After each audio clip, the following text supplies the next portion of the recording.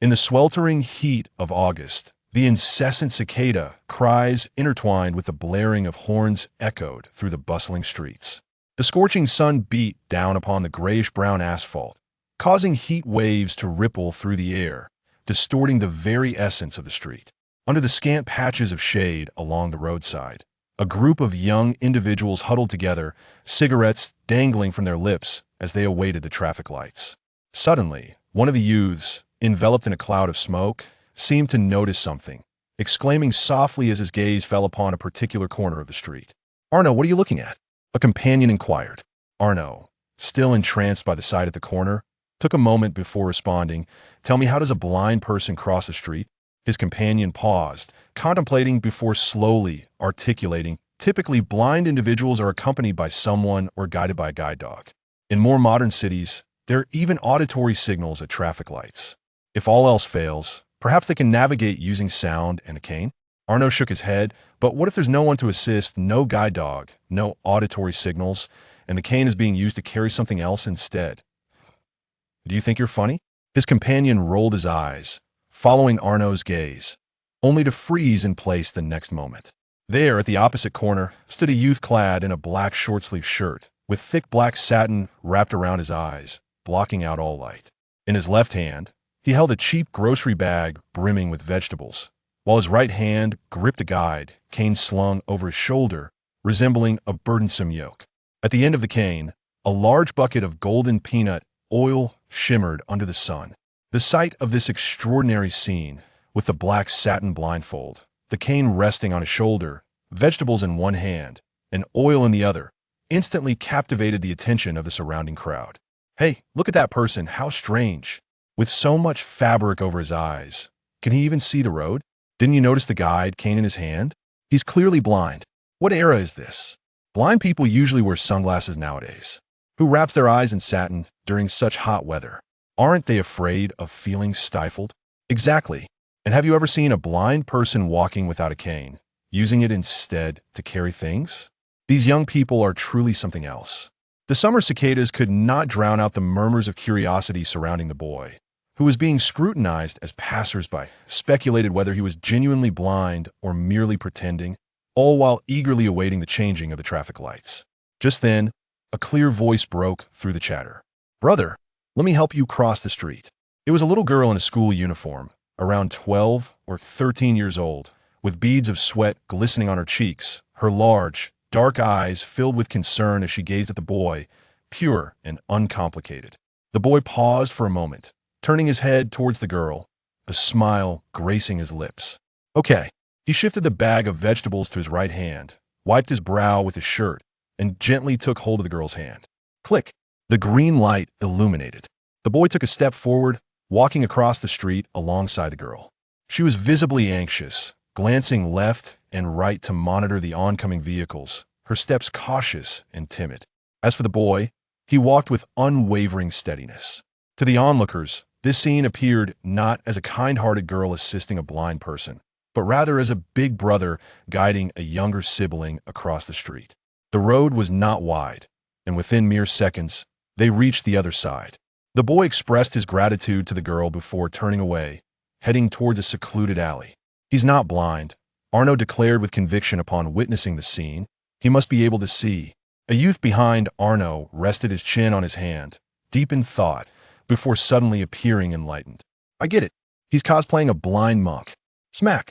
A resounding slap landed on the back of his head, and Arno scolded, "You fool! Do you have nothing better to do than play games? Who in their right mind would cosplay a blind monk in the middle of the street? Are they trying to get themselves killed?" After a brief pause, Arno muttered, "Besides, the blind monk wears a red cloth over his eyes. This cosplay doesn't even match."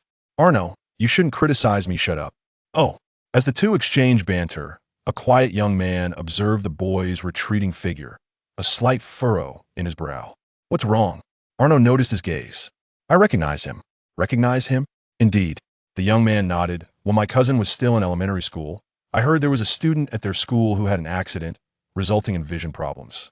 He could only cover his eyes with black satin, and there were rumors of mental issues. Arno blinked, recalling the earlier incident. "He seemed fine to me."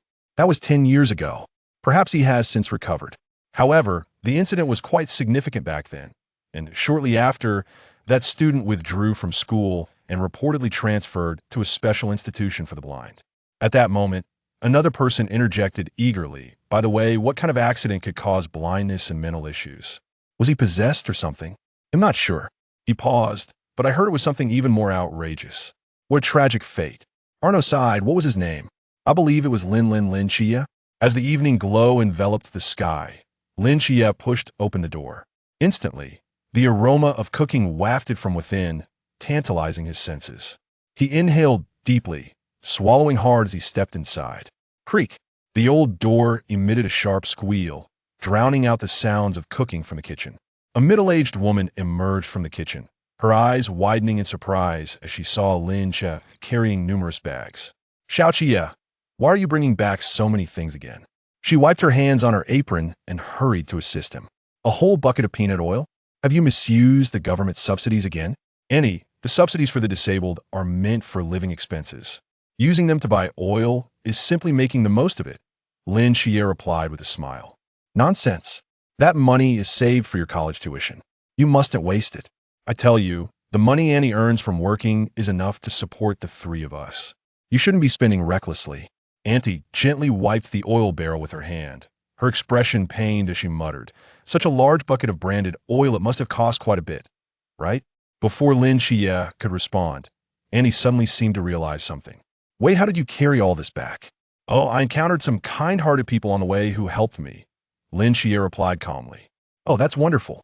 It seems there are still many good people in society. Did you remember to thank them properly?" "I did." Lin Qiye changed the subject. "Annie, where's Jean? He's on the balcony, doing his homework. Oh, by the way, the doctor from the mental hospital is here for the routine checkup. He's resting in the room. You should go see him.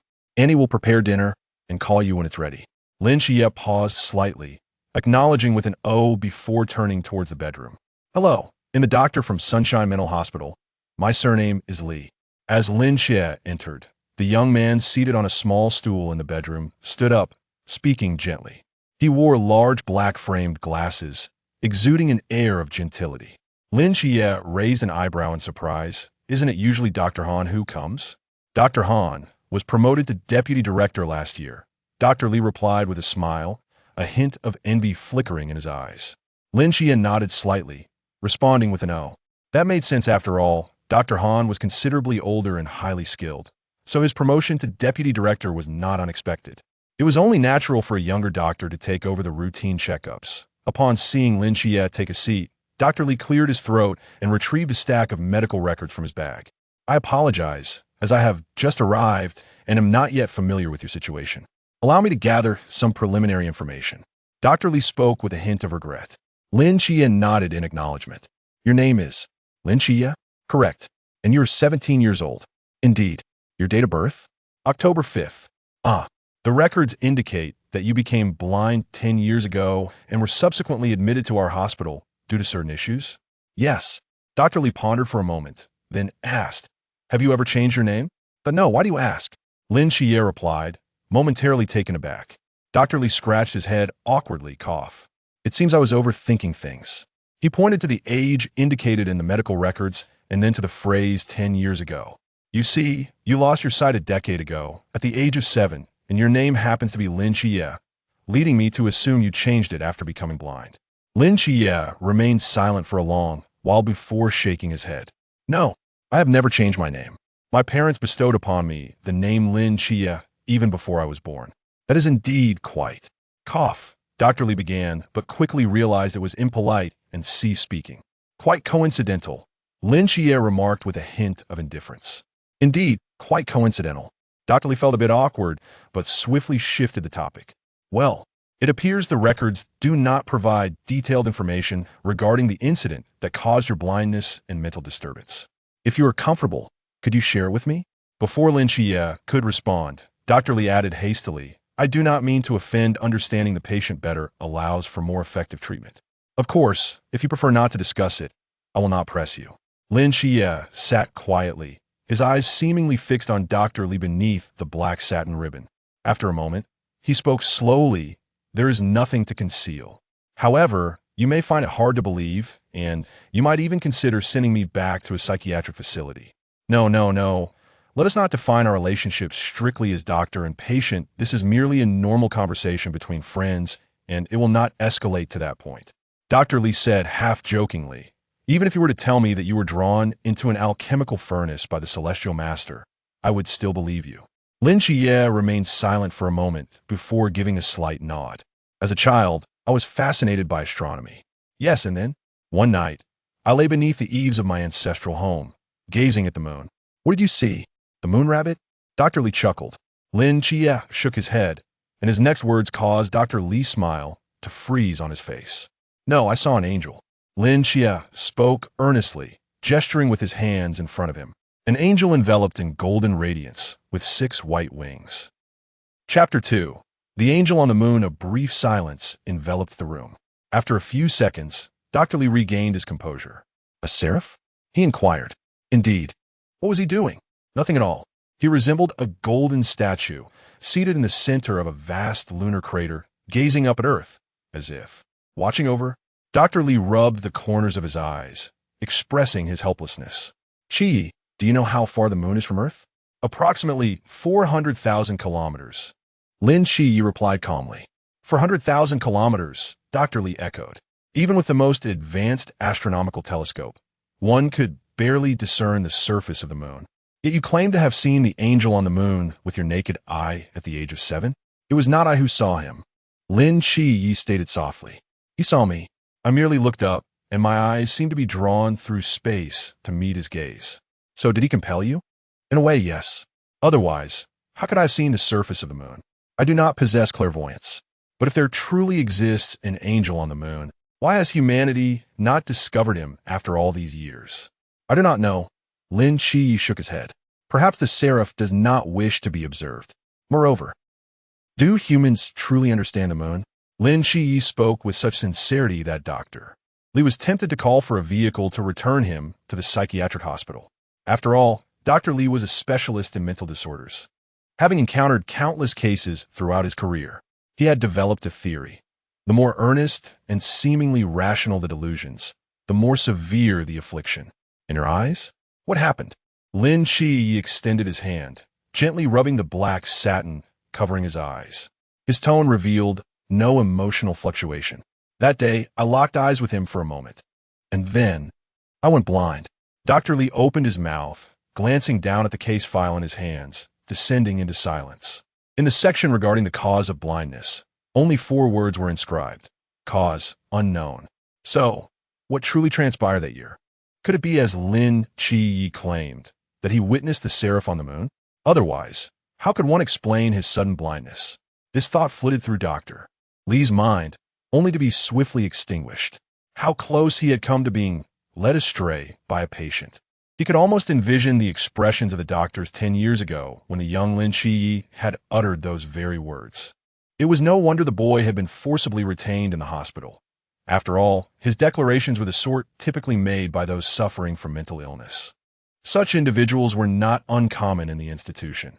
There were those who claimed to be the reincarnation of the Monkey King, idly hanging from the monkey bars all day. Others who believed themselves to be coat racks, standing motionless throughout the night. And those who saw everyone as their spouse, often surreptitiously groping others. The last patient was a rather rotund, middle-aged man. You speak of past events. What the present? What is your perspective on this matter? Dr. Li adjusted his demeanor and continued the examination process. It is merely delusion, Lin Qiye replied calmly. That day, I accidentally fell from the eaves and struck my head on the ground. As for my eyes, perhaps a nerve was damaged, resulting in my blindness. He was unaware of how many times he had recited this explanation, smooth and composed. Dr. Li raised an eyebrow, jotting down some notes in the medical record, and then engaged Lin Qiye in casual conversation about daily life. After approximately 20 minutes, he glanced at the time, standing with a smile. Well, we shall conclude the review here. Your condition has improved significantly. I hope you can adjust your mindset and live well. Dr. Li shook Lin Qiye's hand, offering encouragement. Lin Qiye smiled faintly and nodded. Hey, Dr. Li, why not stay for a meal? His aunt urged warmly as she noticed Dr. Li preparing to leave. No, I have another patient to attend to. I wouldn't want to impose. Dr. Li politely bid farewell to his aunt and exited through the door.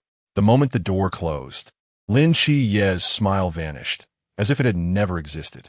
Delusion, he murmured to himself. Brother, it's time for dinner.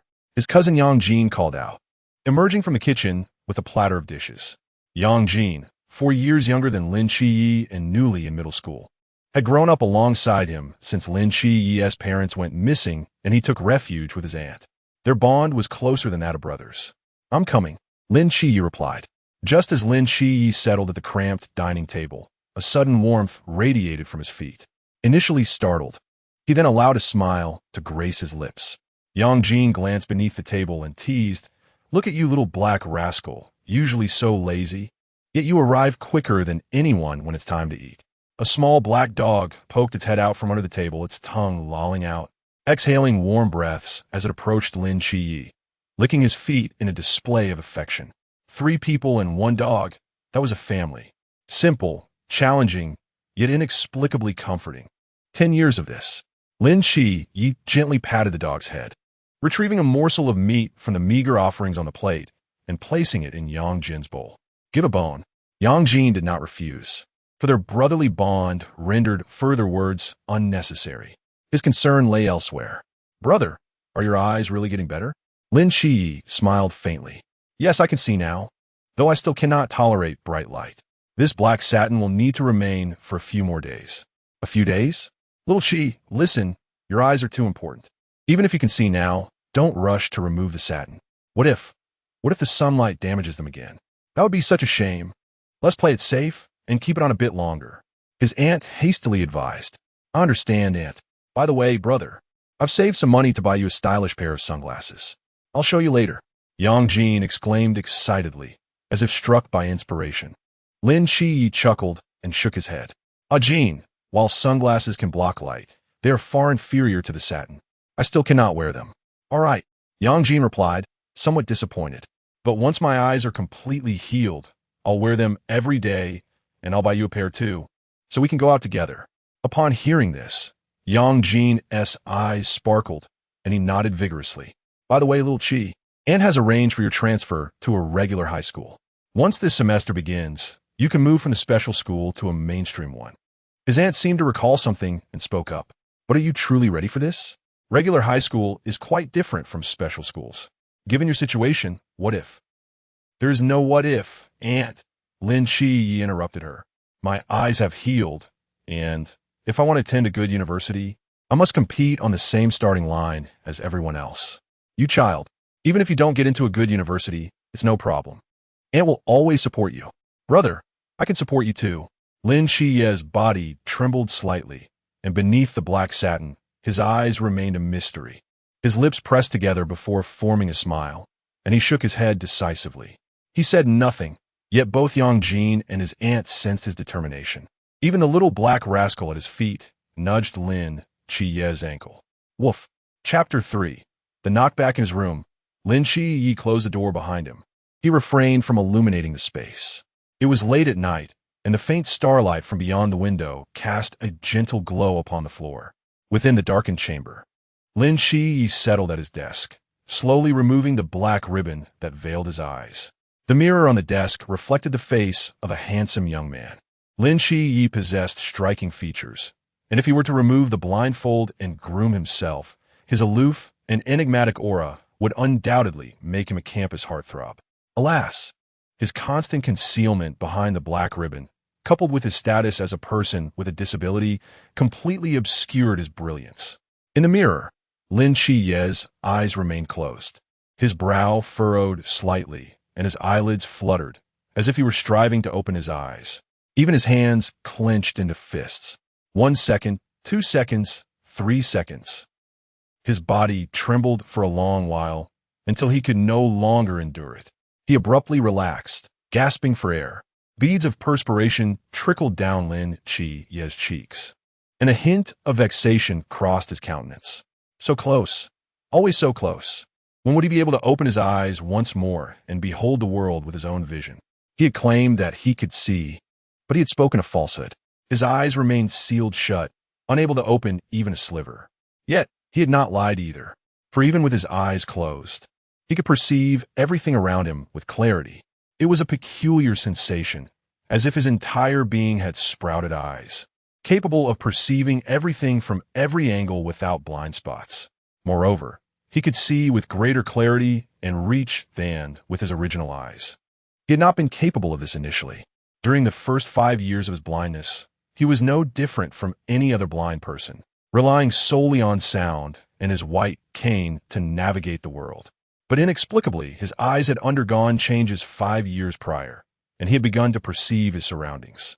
At first, his range was limited to a few centimeters in front of him, but as time passed, he could see farther and more clearly. 5 years later, his range had expanded to 10 meters. For a person with normal vision, a range of 10 meters would render their eyes practically useless. But for a young man who had lost his sight, those 10 meters represented everything. Most importantly, his 10-meter range disregarded all obstacles. In other words, within a radius of 10 meters, Lin Qiye possessed absolute vision. To put it crudely, he could see through things. But to elevate it to a higher plane, he could perceive every particle of dust floating in the air, every component inside a machine, and every subtle movement of a magician's hands beneath a table.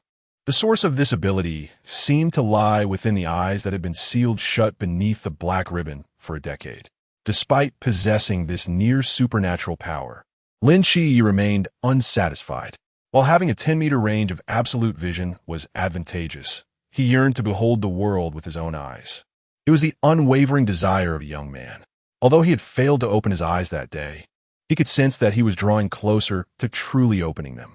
After completing his ablutions, Lin Qiye retired to bed early, as he usually did. The many years of living as a blind person were not entirely disadvantageous, as they had instilled in him the habit of going to bed early. But as he lay in bed, his mind involuntarily conjured up the image once more. Beneath the dark expanse of the cosmos, on the desolate surface of the moon, the gray-white earth reflected the pale starlight. At the center of the largest lunar crater stood a figure resembling a statue. The figure stood there serenely, as if it had existed since time immemorial. A sacred golden radiance emanated from it, and its divine might was enough to make all creatures prostrate themselves in reverence. Behind it, 6 enormous wings unfurled, obscuring the sunlight that streamed from behind, casting a vast shadow upon the silver-gray ground.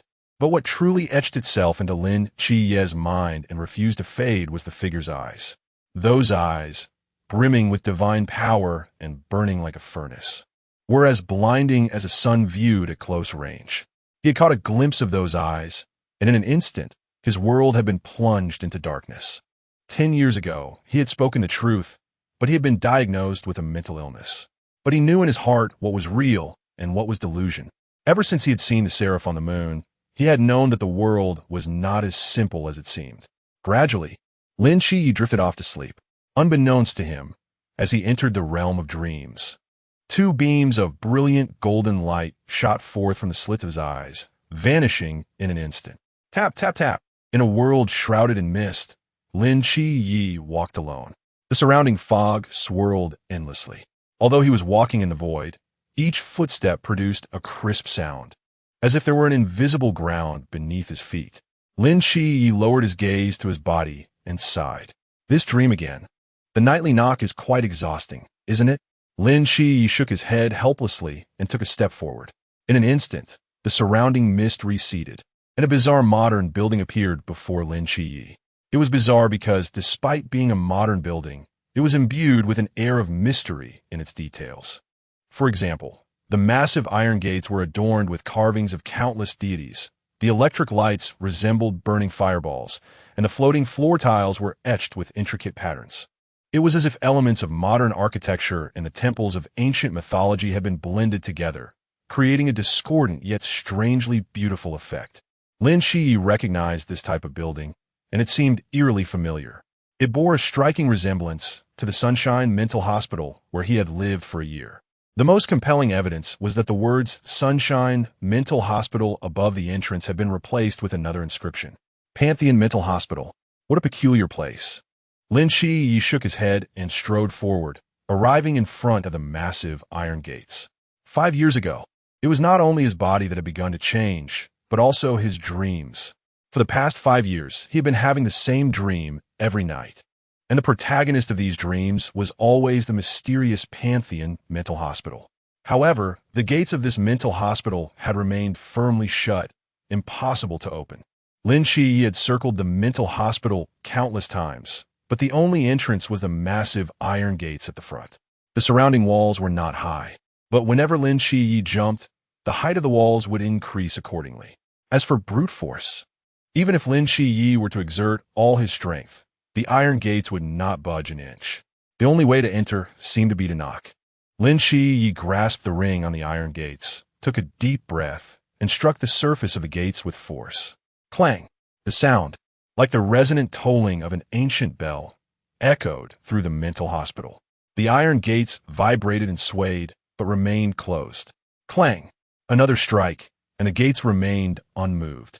Lin Qiye seemed unfazed and unperturbed, patiently continuing to knock. Over the past 5 years, he had come to deeply understand the rules of this dream. Aside from knocking, no other means could open the iron gates. Moreover, in this dream he could do nothing but knock, or so it seemed. Fortunately, he did not experience fatigue in the dream. Otherwise, his body would have collapsed long ago. And so, like a diligent worker, Lin Qiye diligently knocked on the door throughout the night. Chapter 4. The Day of Survival, a week later, at Songnan's second middle school. Hey look, is that person from our school? Why is there a cloth covering his eyes? Dressed in our school uniform. He must be one of us. He is holding a white cane. It appears he is blind. How odd. I have never seen him before. He must be a new student in the first year of high school.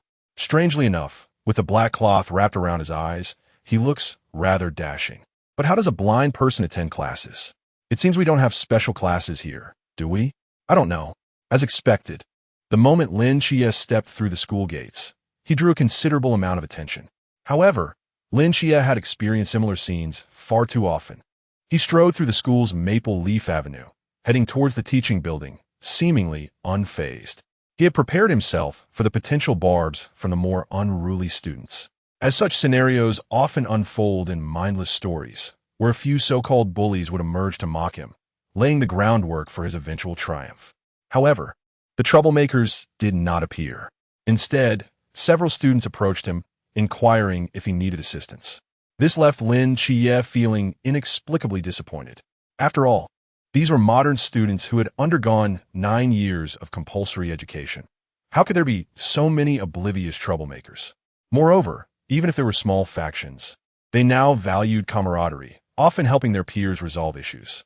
To truly bully a disabled person would result in a public backlash, leading to irreversible disgrace. Ascending the stairs, Lin Qiye quickly located his classroom, Class 2 of the second year. He had spent a year in a special school for his first year of high school, and now, as a transfer student, he was considered an interloper. For most films and novels, transfer students were typically depicted as isolated and forlorn, as various cliques had already formed during the first year. Unless one took the initiative, it would be challenging to integrate into the class. Lin Qiye was acutely aware that he was not the proactive type.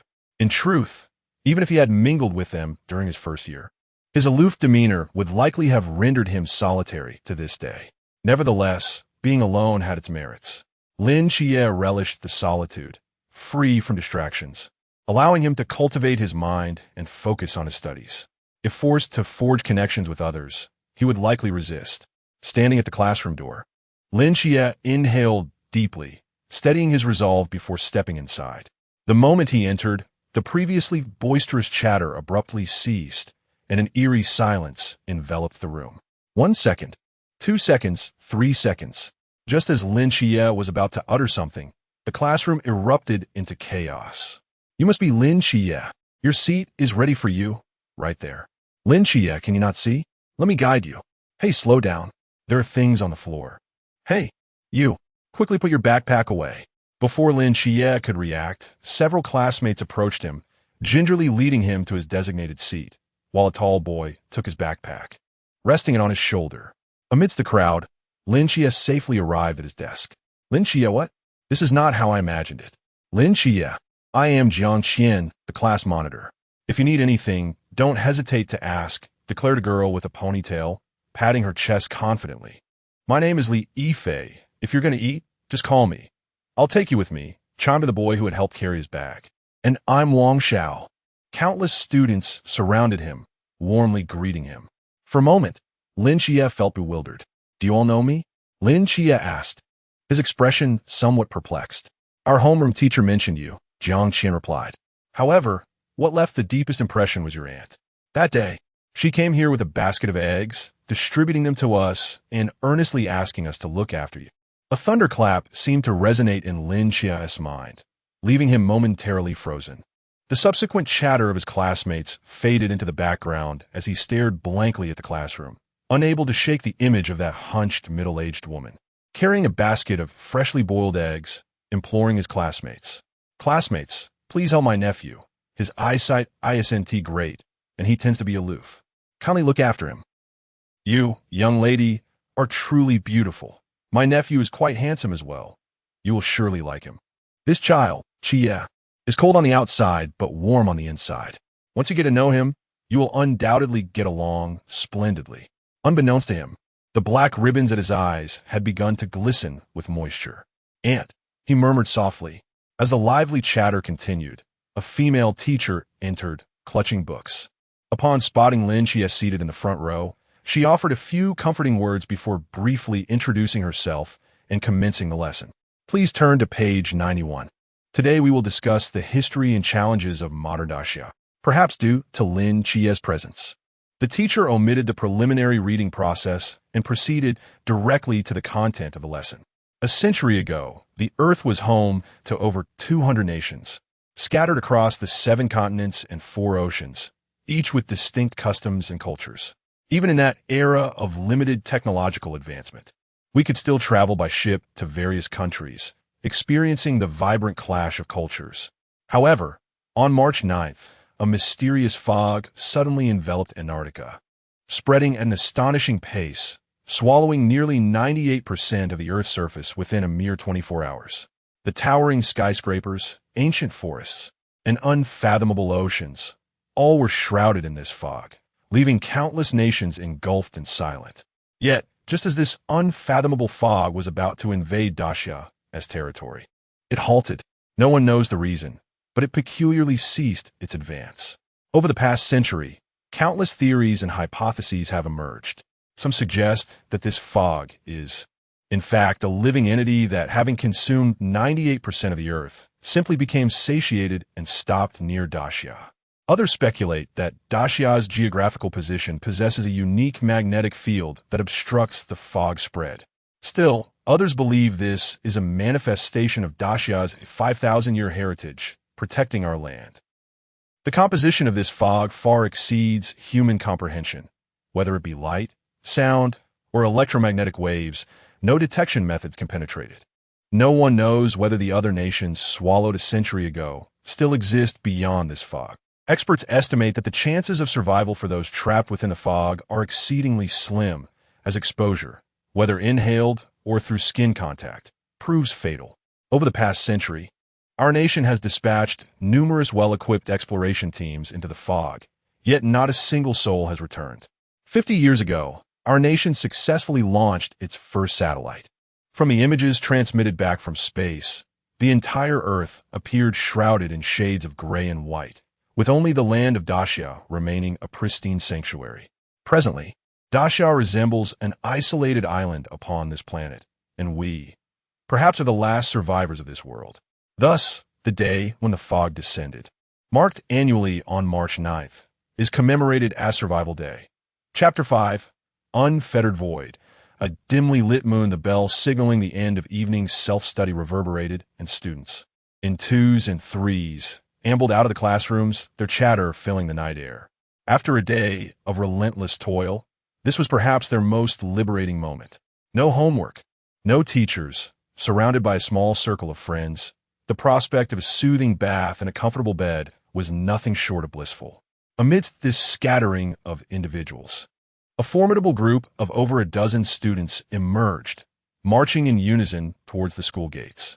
At their center, a young man with a black ribbon obscuring his eyes was ensconced like the filling of a dumpling, thoroughly enveloped. Such a sizable entourage inevitably captured the attention of all those nearby. Actually, I can walk back on my own, really. Lin Qiye remarked with a wry smile, a hint of helplessness in his voice. I can see it's just that my eyes are sensitive to light. No need to say any more. Lin Qiye, Jiang Qian interjected, her tone resolute. We promised your aunt we'd take good care of you, and we intend to keep that promise. Yeah, Qi, it just so happens our homes are in the same direction, so it's no trouble at all. I'm heading that way too. Lin Qiye. Truth be told, he now yearned to be the isolated one. Having dwelled in darkness for so long, he found this overwhelming concern from others unsettling. It made him feel awkward. Of course, his aunt and Yang Jin were exceptions, for they were his family. However, given the genuine kindness of these classmates, he couldn't bring himself to voice his discomfort and could only follow them in silence. I need to turn right at the intersection ahead, but I can walk a bit further with you guys. I'm turning here. See you tomorrow. See you tomorrow. As they ventured further from school, Lin Qiye's companions gradually bid farewell and departed. Within minutes, only 5 individuals remained to decide. The once boisterous atmosphere subsided, and the space around him expanded, allowing Lin Qiye to exhale a sigh of relief. Do you guys think that the mist will really resurge and engulf Great Xia?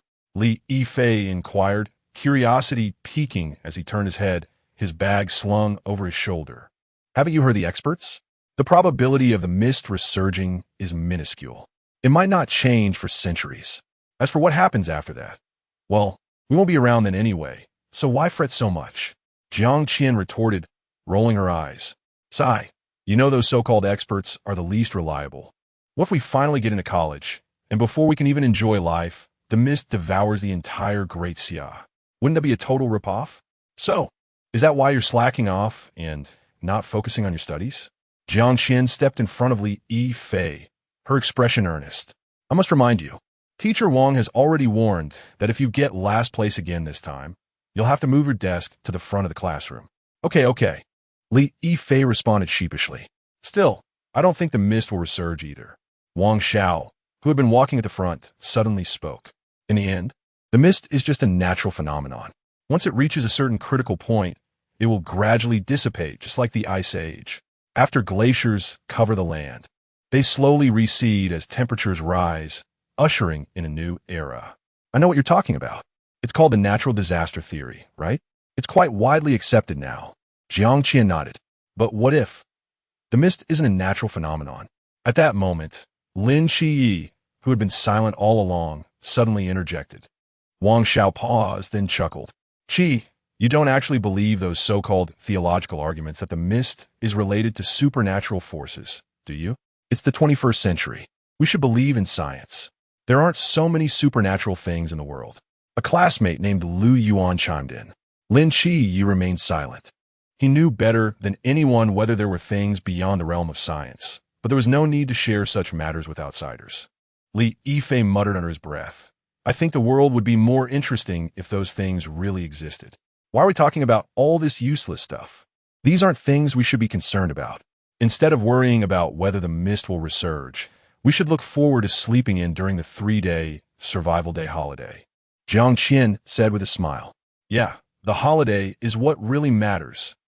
Meanwhile, in the old district of Tsangnan City, a man was carrying a sign, walking unhurriedly along the deserted and dimly lit streets. The antiquated streetlights cast a faint glow, stretching his shadow ever longer. He glanced at his phone and stopped at a narrow alleyway. This is it, he muttered to himself, setting down the sign he had been carrying on his shoulder and straightening it. Under the flickering streetlight, the sign's shadow danced, and the crimson characters emblazoned on the black background were strikingly conspicuous. In no entry ahead, the man leaned against the lamppost, lit a cigarette, and took a deep drag before activating his earpiece. Captain, the 3rd sign is in place. Roger, commence. Understood. The man, cigarette in mouth, strode to the sign and pressed his thumb to his tooth, biting down hard. A droplet of blood welled up from the wound.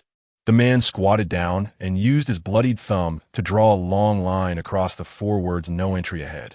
His gaze sharpened, and an inexplicable aura emanated from him. He lifted his head to gaze at the black night sky, murmuring inaudibly, forbidden territory, unfettered void.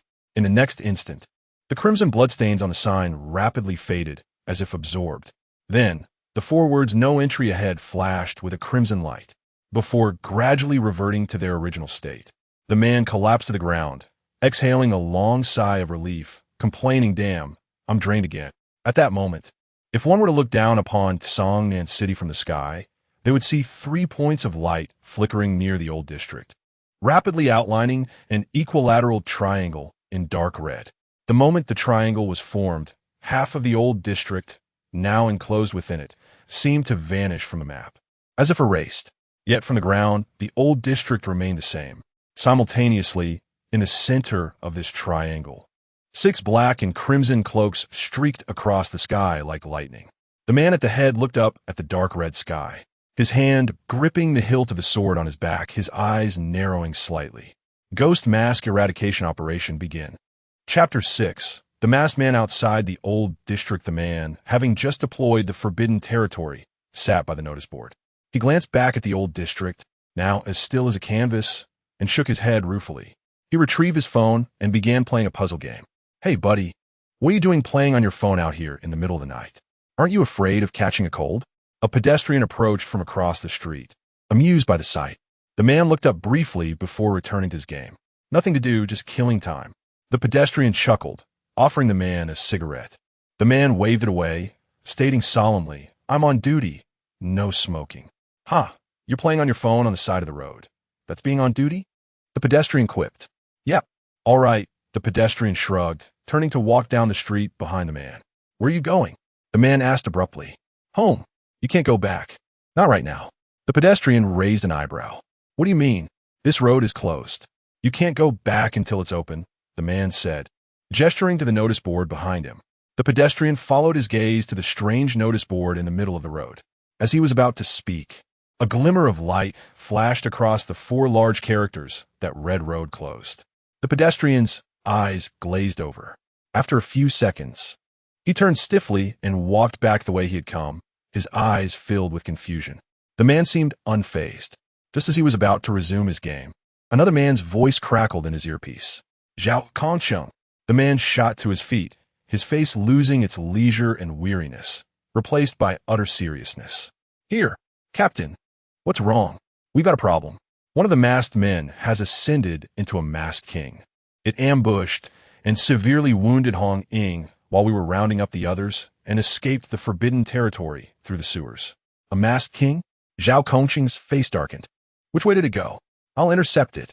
"No, Kongsheng, you're not suited for combat. You can't defeat a masked king. I'll pursue it." Zhao Kongsheng paused. "Then what about me?" After the masked king escaped, 2 more masked men took the opportunity to flee into the sewers. The others are still busy clearing out the remaining masked men and can't spare anyone. "Which direction?" "Southeast." "All right." Zhao Kongsheng's eyes gleamed with determination. He sprinted to the other side of the street, jumped into a black van, and sped away with a roar of the engine. On the passenger seat was a neatly folded black and crimson cloak and a sheathed straight sword.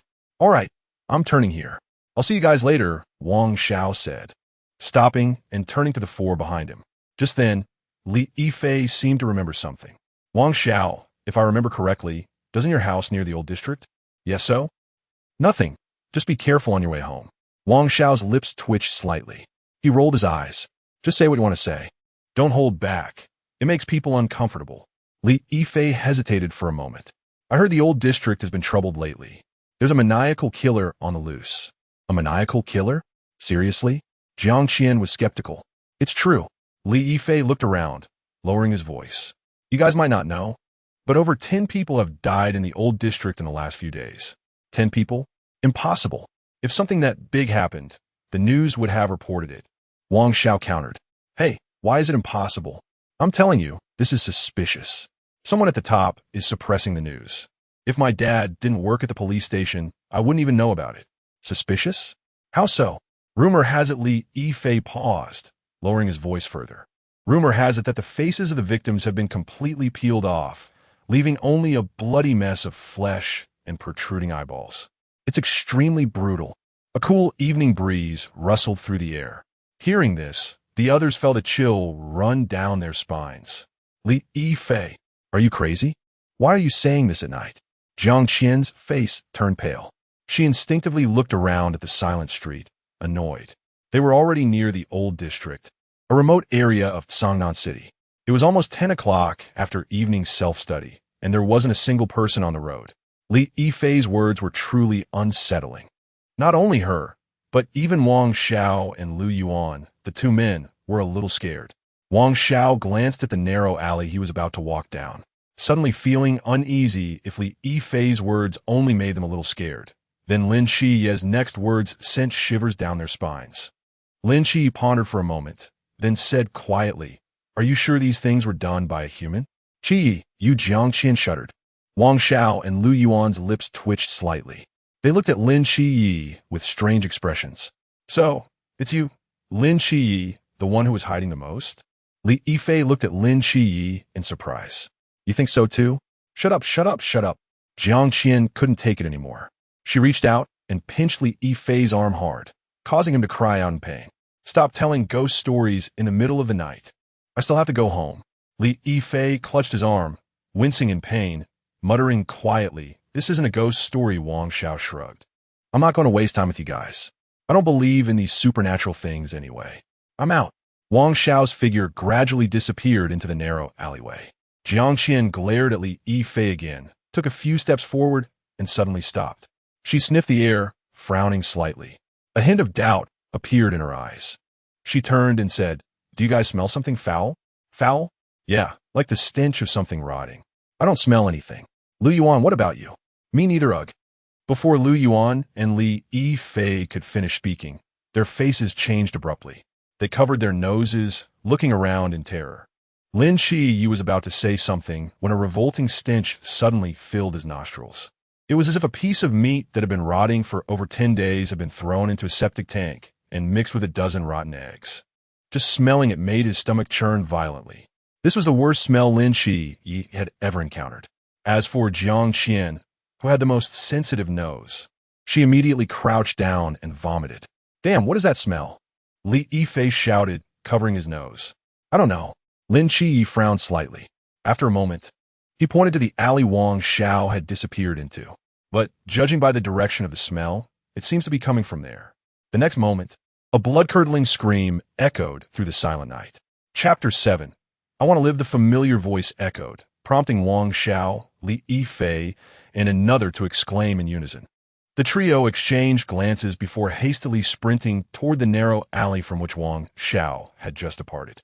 Lin Qiye remained rooted in place, his brow furrowed as he gazed into the dimly lit passage, a heavy sense of foreboding weighing upon him.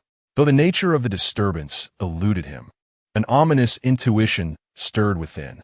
The old city outskirts were plagued by a deranged murderer, a sinister stench, and piercing screams. Something was amiss. After a moment of hesitation and an internal struggle, he sighed in resignation, ultimately grasping his white cane and dashing towards the alley. Under normal circumstances, Lin Qiye would have shunned involvement in such affairs, opting instead to retreat in the opposite direction as far as possible. The very fact that someone had screamed indicated that it was certainly no trivial matter. Trouble awaited, whether it be robbery, murder, or witnessing a gruesome crime scene. Any of these scenarios was one he wished to avoid. His curiosity was not insatiable, nor did he possess an overflow of compassion. He had no desire to play the hero. Above all, he lacked combat skills, and the thought of risking his life was daunting. Yet, this situation felt different. Had they not taken it upon themselves to escort Lin Qiye home, Wang Xiao might have chosen another route or returned a few minutes earlier, avoiding this predicament altogether. While he generally detested meddling, he despised being in debt to others even more. Thus, he felt compelled to ascertain the unfolding events, if only to fulfill a moral obligation. Should danger arise, he would make a swift exit. Though blindfolded, Lin Qiye moved with surprising agility. As he approached the source of the screams, his expression tightened further. The foul odor intensified. A second scream erupted from around the corner, this time a woman's voice. "Jiang Qian." Lin Qiye abruptly halted at the alley's bend, sensing the figures of Jiang Qian and her companions within his mental awareness. Jiang Qian was collapsed on the ground, her mouth agape in terror as she gazed ahead. trembling uncontrollably. Lu Yuan and Li Yifei stood frozen like statues, their eyes fixated on the same ominous sight, equally quaking with fear. Beyond them, Lin Qiye could sense nothing. His eyes remained closed, rendering him unable to perceive the world visually. His mental awareness extended only 10 meters, resulting in an excruciatingly awkward predicament. Within that range, he could discern everything, yet beyond it, he was utterly blind. What had Jiang Qian and the others witnessed to inspire such dread? Although he cannot see, his hearing was acute, allowing him to detect the faint rustling nearby, akin to someone ravenously gnawing on something, reminiscent of a dog devouring a bone. What is happening? Lin Qiye whispered. Startled by his sudden presence, Jiang Qian grasped his clothing in a panic, her teeth chattering. A monster! A monster is gnawing on Wang Xiao's face. Lin Qiye's expression shifted dramatically. Run! Both he and Li Yifei shouted in unison. The moment the word escaped their lips, Lu Yuan turned and fled like a crazed dog, colliding forcefully with Lin Qiye's shoulder before scrambling back to his feet and sprinting for his life. Monster! Help! Someone! Monster! He yelled as he ran, caught off guard by Lu Yuan's collision. Lin Qiye stumbled, but quickly regained his balance as a heavy thud echoed from the distance. Akin to a bear thundering toward him, Jiang Qian's pupils dilated in fear. Propelled by an unknown surge of strength, she sprang to her feet and fled, screaming. As for Li Yifei, he had already taken off the moment he uttered the word run, moving faster than Lu Yuan had when he shoved Lin Qiye aside. Had Lu Yuan not knocked Lin Qiye off balance, he would have already been far ahead. In that fleeting moment of delay, it seemed everyone had forgotten Lin Qiye's disability. The classmates who had ardently vowed to escort him home had completely abandoned him in the face of such a horrific and bloody spectacle, fear consuming their hearts. As Lin Qiye took a few hurried steps, something intruded upon his mental awareness. It resembled a human, yet was distinctly different.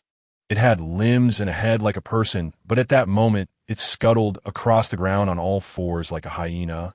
Its bulk reminisced Chapter 8. His gaze, Jiang Qian perished. Lin Qiye bore witness to her demise in its entirety. A grotesque entity descended from the heavens, its claws slicing through her neck with the ease of cleaving tofu before ravenously devouring her. Until her final moment, terror and despair consumed Jiang Qian's eyes. Lin Qiye's senses acutely registered every gruesome detail, causing his stomach to churn, nearly prompting him to vomit. Despite enduring considerable hardship, his maturity surpassed his peers. Yet such a sanguinary spectacle was unprecedented for him. Moreover, this was not the time for retching.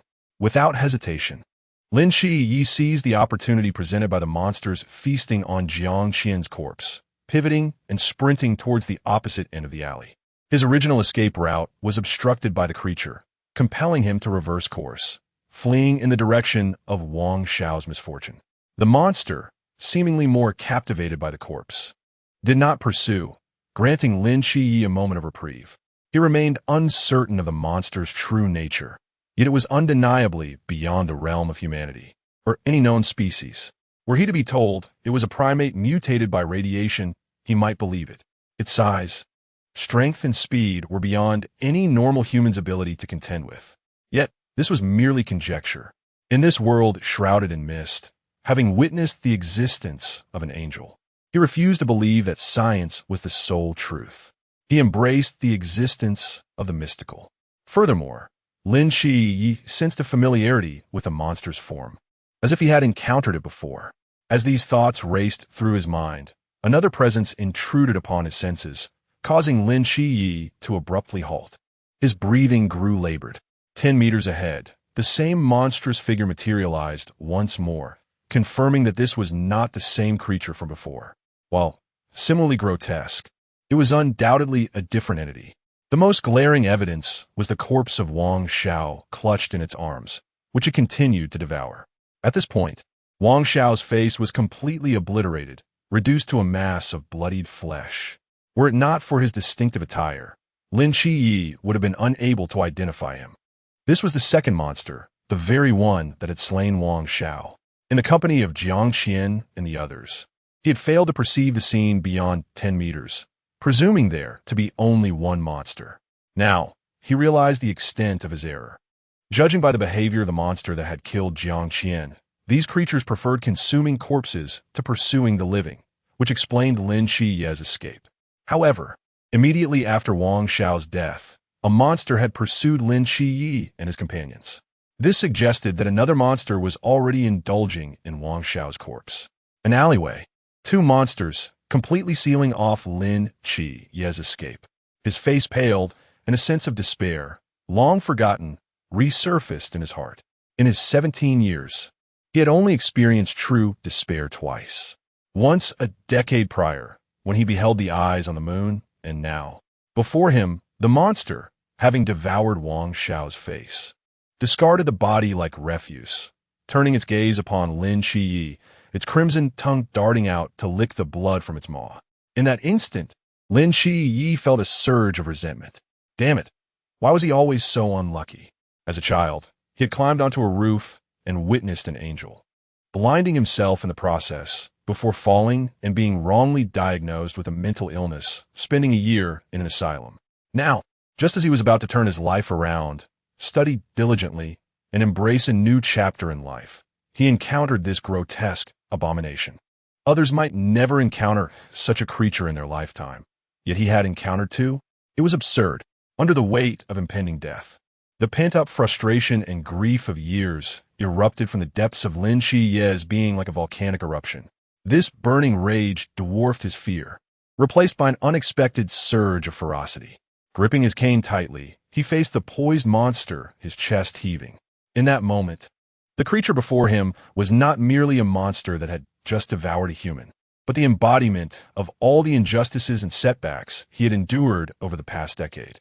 Even his aunt and Yang Jin were unaware of the depths of rage concealed within the heart of this repressed young man. He refused to yield, perhaps unbeknownst to himself. His tightly shut eyes began to tremble violently amidst the turbulent emotions, as if on the verge of opening. Qiye, the monster, eyeing the tender flesh of Lin Qiye, emitted a piercing shriek, leaping forward like a rogue spotting a beautiful woman. Damn it, I'm not afraid of you. Lin Qiye roared, charging towards the leaping monster. Wielding his cane, the distance between them rapidly closed. Just as the monster's claws were about to tear through Lin Qiye's throat, he swiftly sidestepped, narrowly evading the attack. However, while Lin Qiye could perfectly anticipate the monster's movements, his physical abilities were lacking. The claw grazed his temple, leaving a shallow gash. Simultaneously, the black ribbon was severed, swept away by the swirling wind. With his eyes still closed, Lin Qiye seized the opportunity, bellowing as he thrust the cane towards the monster's abdomen. Snap! A crisp sound echoed as Lin Qiye felt the weight in his hand lighten, followed by a tremendous force from behind as the monster's tail struck him. Lin Qiye tumbled to the ground, enduring the pain as he rose to his feet. Sensing that the cane in his hand had been snapped in two, the cane, designed for guidance, was not particularly durable and proved no match for the monster's unyielding hide. Crap! He cursed, hurling the broken cane to the ground. The one opportunity he had managed to seize had been squandered. The cane's breakage served as a catalyst, igniting Lin Qiye's emotions. He stood there, fists clenched so tightly that his nails dug into his flesh, leaving bloody marks. I refuse to accept this, he roared. In that moment of emotional turmoil, a peculiar sensation washed over him. Like a gentle spring rain, a cool stream flowed from his heart, reaching the stagnant area in his mind, and with a gentle touch, the barrier shattered. Lin Qiye felt as if a sun had exploded within his body, an unprecedented heat coursing through him, scorching the eyes beneath his eyelids.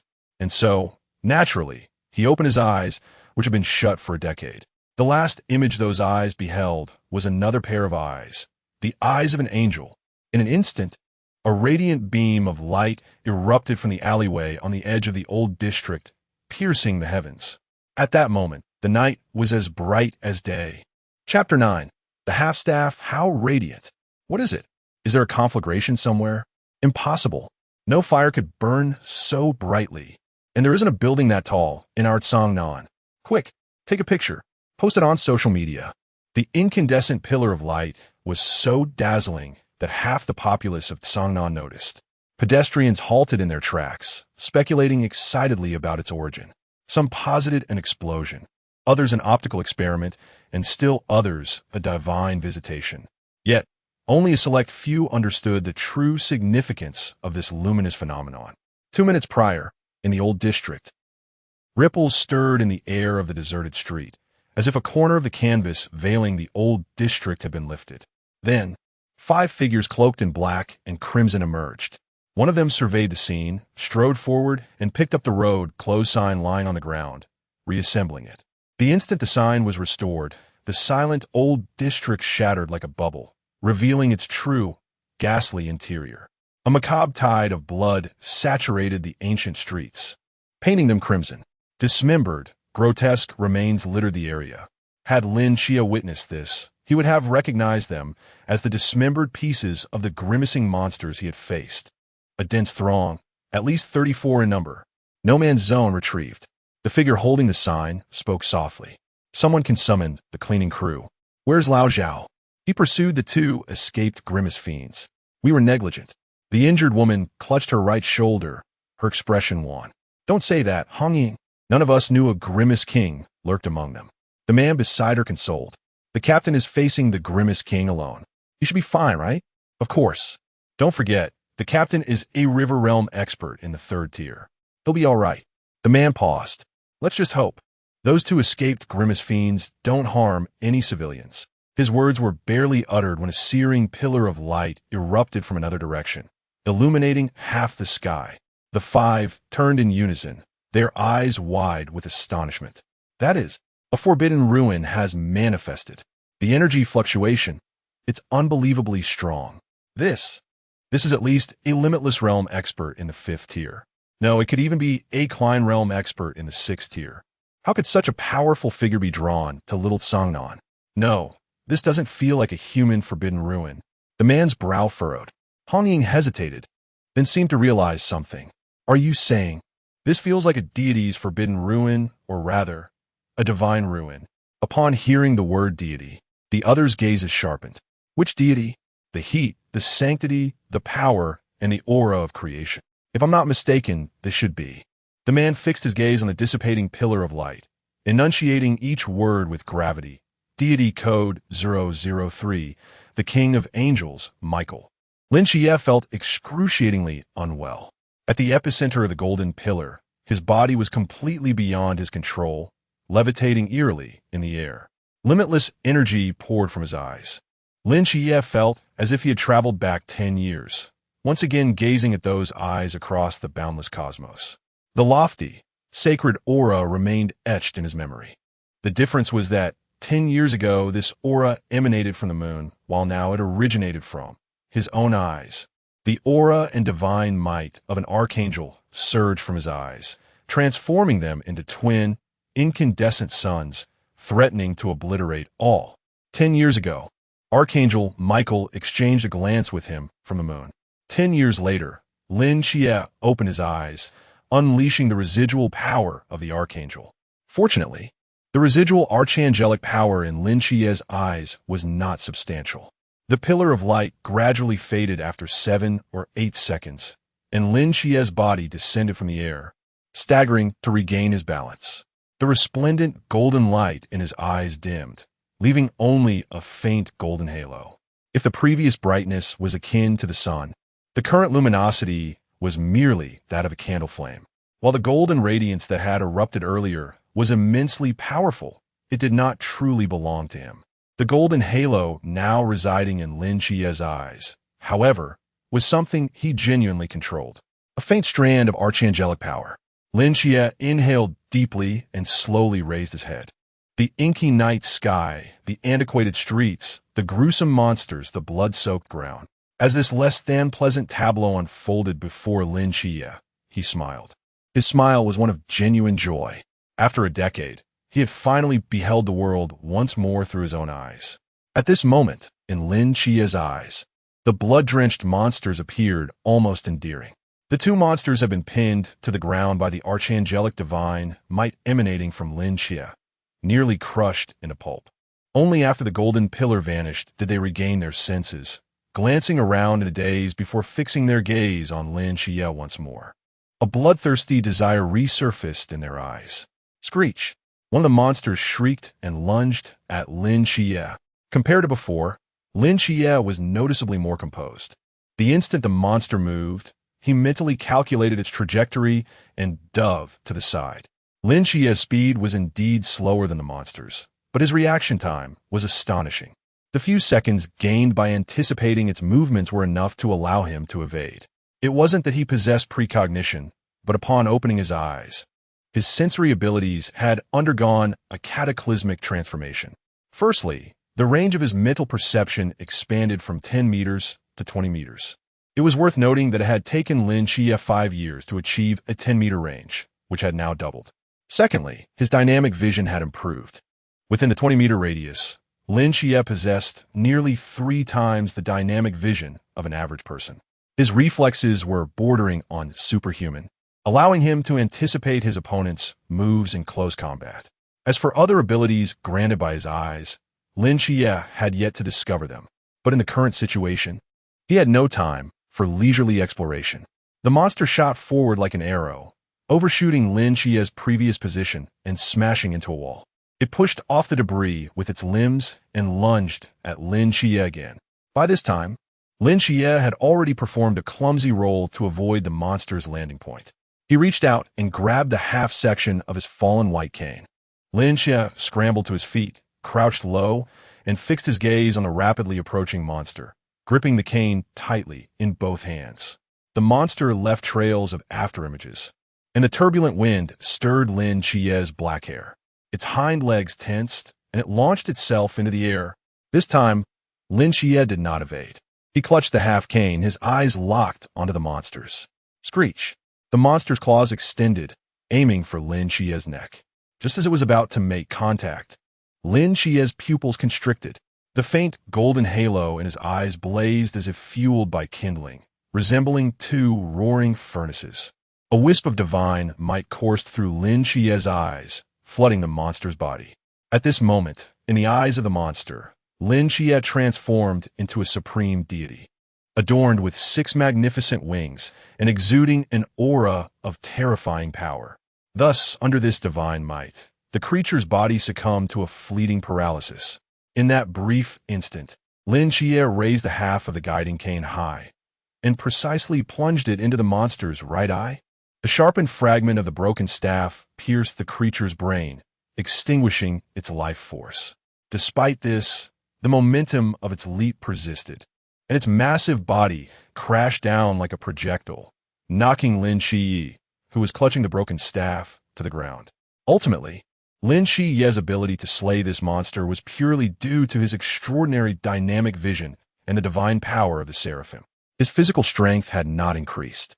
The monster weighed at least 200 kilograms, and he was unable to break free from it in short order.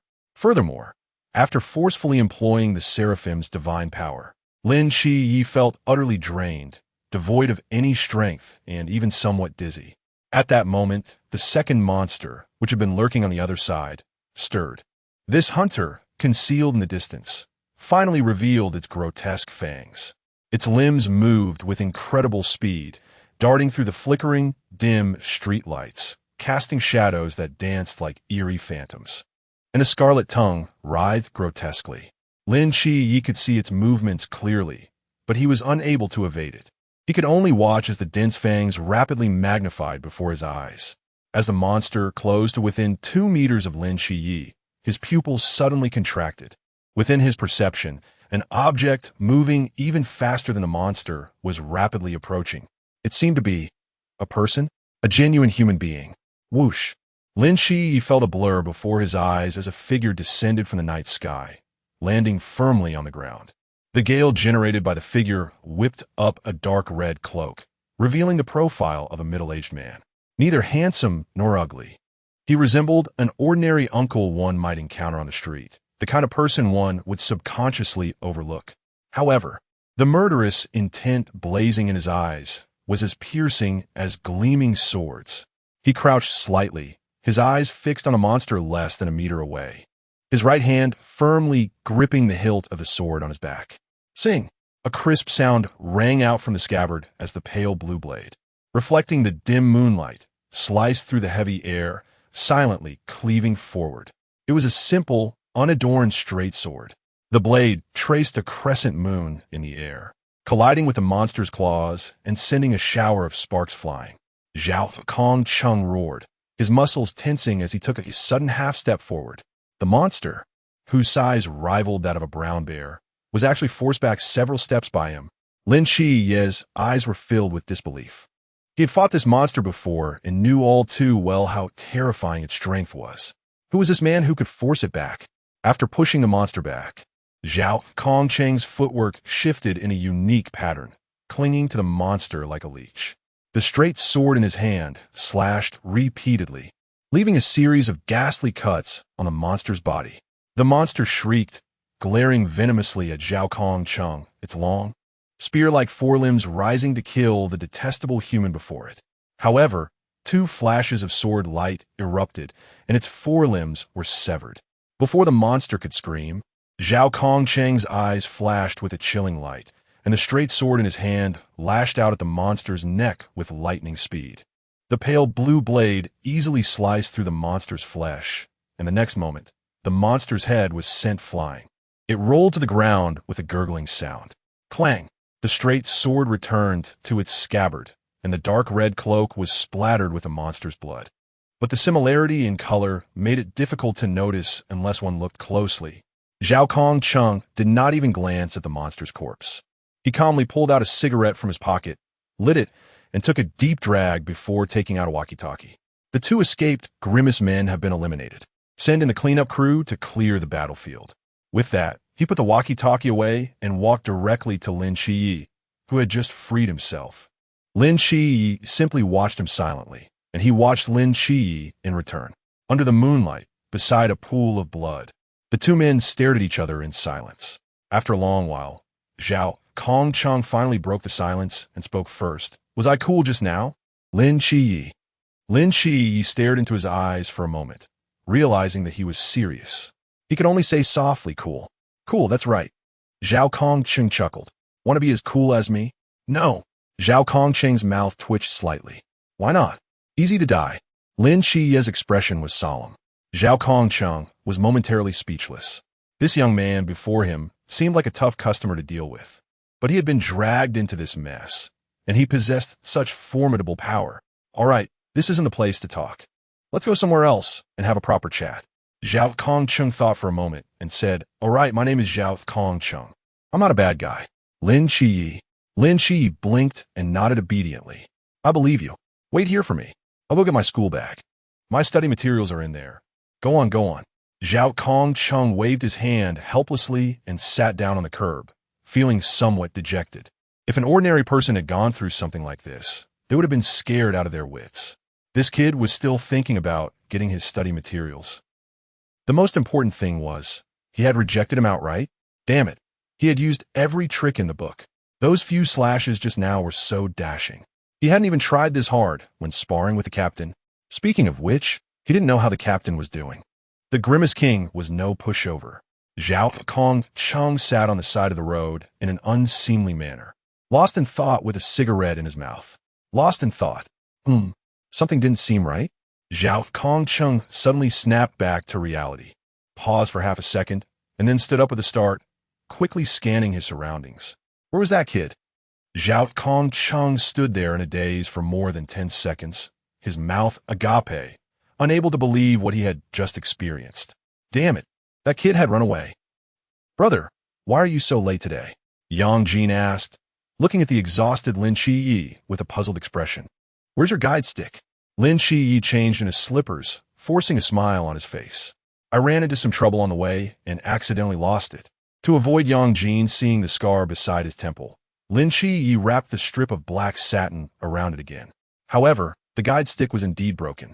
Rather than bring it back and worry his family, he chose to throw it away directly. It's okay, we can just get another one. Did you resolve the matter? Yeah, I resolved it. Little Black Light trudged over from the balcony, rubbing its head against Lin Qiye's calf before lying down on the ground and exposing its belly. Lin Qiye sighed and squatted down, rubbing its belly as he asked, and he hasn't come back yet?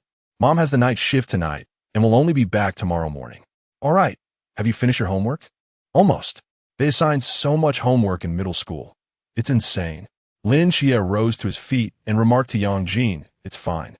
If you're tired, don't feel compelled to write. If the teacher scolds you, just let me know, and I shall speak on your behalf. Yang Jin smiled faintly, affirming with a soft mm, and soon he would complete his work. Lin Qiye nodded, feeling a bit weary. I'm going to rest now. Make sure you retire early as well once you finish. All right, he replied. Lin Qiye, dragging his fatigued body, entered his room and was about to close the door when Yang Jin's voice echoed once more. Brother, is everything truly all right? Everything is fine. Just go to sleep, he reassured. By the way, the milk is in the fridge. If you wake up early tomorrow, warm it up yourself. Got it, brother. Good night. Good night. The door gently closed, and Yang Jin stood outside with the little black dog, quietly gazing at Lin Qiye's room. He tenderly stroked the dog's head, pondering. Do you sense it too? The dog barked softly in response. He lifted his gaze to the dim moonlight outside, murmuring to himself. There's a scent of blood about him. The author has a message. This new book has truly launched. Sanjiu keeps his word, delivering 8 updates tonight. I'm releasing 4 chapters now. This book is participating in a competition, so data is crucial. I hope everyone can refrain from hoarding and leave more comments. Sanjiu will read the comments daily and respond randomly. I hope everyone can give this book a 5-star rating. When rating, be sure to write a few words, otherwise, it won't count. Additionally, readers who wish to support or gift can feel free to do so. If this book becomes popular in the future, we shall all be renowned, laughs. Let us go for it. Chapter 11. Opening the door. Lin Qiye was genuinely fatigued, both mentally and physically. He never anticipated that his first day at a new school would unfold into such chaos. Encounters with monsters, betrayal by classmates, perilous battles, inexplicable awakenings, and the sudden appearance of a superhuman figure who stealthily vanished. Lin Qiye was no fool. He understood that his experiences tonight had undoubtedly brushed against the hidden facets of this world. Man-eating monsters, the radiant golden light emanating from him, and a man who single-handedly vanquished the beasts. This man was not ordinary, and from his communication via the intercom, it was clear that a vast organization lay behind him, one likely concealed from the world, specializing in confronting such bizarre events. He had seen the light upon himself, perhaps even witnessed his own feats of monster slaying, thus seeking to recruit him. It would be a lie to say he was devoid of curiosity about the arcane. He yearned to comprehend the nature of tonight's encounters and the events transpiring within him. Yet, he was reluctant to be ensnared in this whirlwind due to his inquisitiveness. Some secrets, once unveiled, become inescapable. He had no desire to be heralded as a guardian of humanity. His only wish was to protect his home. Soon, he succumbed to slumber. The familiar fog descended once more. In his dream, Lin Qiye surveyed his surroundings and sighed helplessly. Will they not relent? Battling monsters while awake. And now they come knocking in my sleep. How unfortunate. Navigating with ease, he took a few strides before the outline of a psychiatric hospital materialized before him. On an ancient plaque to his right, a large inscription read, Asylum of the Gods. Upon reaching the entrance, he grasped the circular knocker. The moment his fingertip brushed against it, the ground trembled slightly. The surrounding mist suddenly roiled. Grasping the knocker, Lin Qiye was bewildered. What on earth? I haven't even knocked yet, and it begins to shake? It never did this before. Suddenly, a thought pierced his mind like lightning. Could it be because he had opened his eyes today? He lowered his gaze upon the body in his dream, and his eyes gradually brightened. Previously, his form in dreams was translucent, fragile as drifting mist. Yet today, his presence had solidified considerably. While still intangible, he was no longer transparent. He abruptly lifted his head, fixating on the great door that had barred him for 5 years, his gaze intensifying with fervor. Perhaps today could be different. Drawing a deep breath, he clenched the knocker tightly and forcefully struck it against the door. Clang! The ancient bell tolled from within the asylum, resonating with multiplied intensity. Fortunately, Lin Qiye lacked a physical body now. Otherwise, the sound would have surely pained his ears. As the bell rang out, The entire psychiatric hospital quaked violently once more. There was hope. Lin Qiye's eyes sparkled. Clang, clang, clang. Without pause, he struck 3 more times, the asylum trembling as though an earthquake had struck. Finally, after his last blow, a tremendous sound erupted from within, followed by an eerie silence. Just as Lin Qiye prepared to knock again, a deep creaking sound emanated from the door, which began to move slowly. The door opened. Buzz thud. Once the door fully swung open, an ancient, dimly lit corridor unfolded before Lin Qiye. The floor was composed of an unknown material, emitting a faint glow, while luminous orbs flickered mysteriously on the surrounding walls. As Lin Qiye proceeded down the corridor, he soon encountered a fork in the path, marked by a modern sign overhead. To the left lay the patient rooms, while to the right was the activity area. Lin Qiye murmured to himself as he examined the sign. This layout is strikingly similar to the psychiatric hospital I resided in years ago. After a brief hesitation, he ventured into the activity area. The room count was limited, yet it contained all essential amenities: a multimedia room for watching films, a lounge for chess and recreation, and a study for reading and learning. There was even an open circular lawn within the building, adorned with various sports equipment.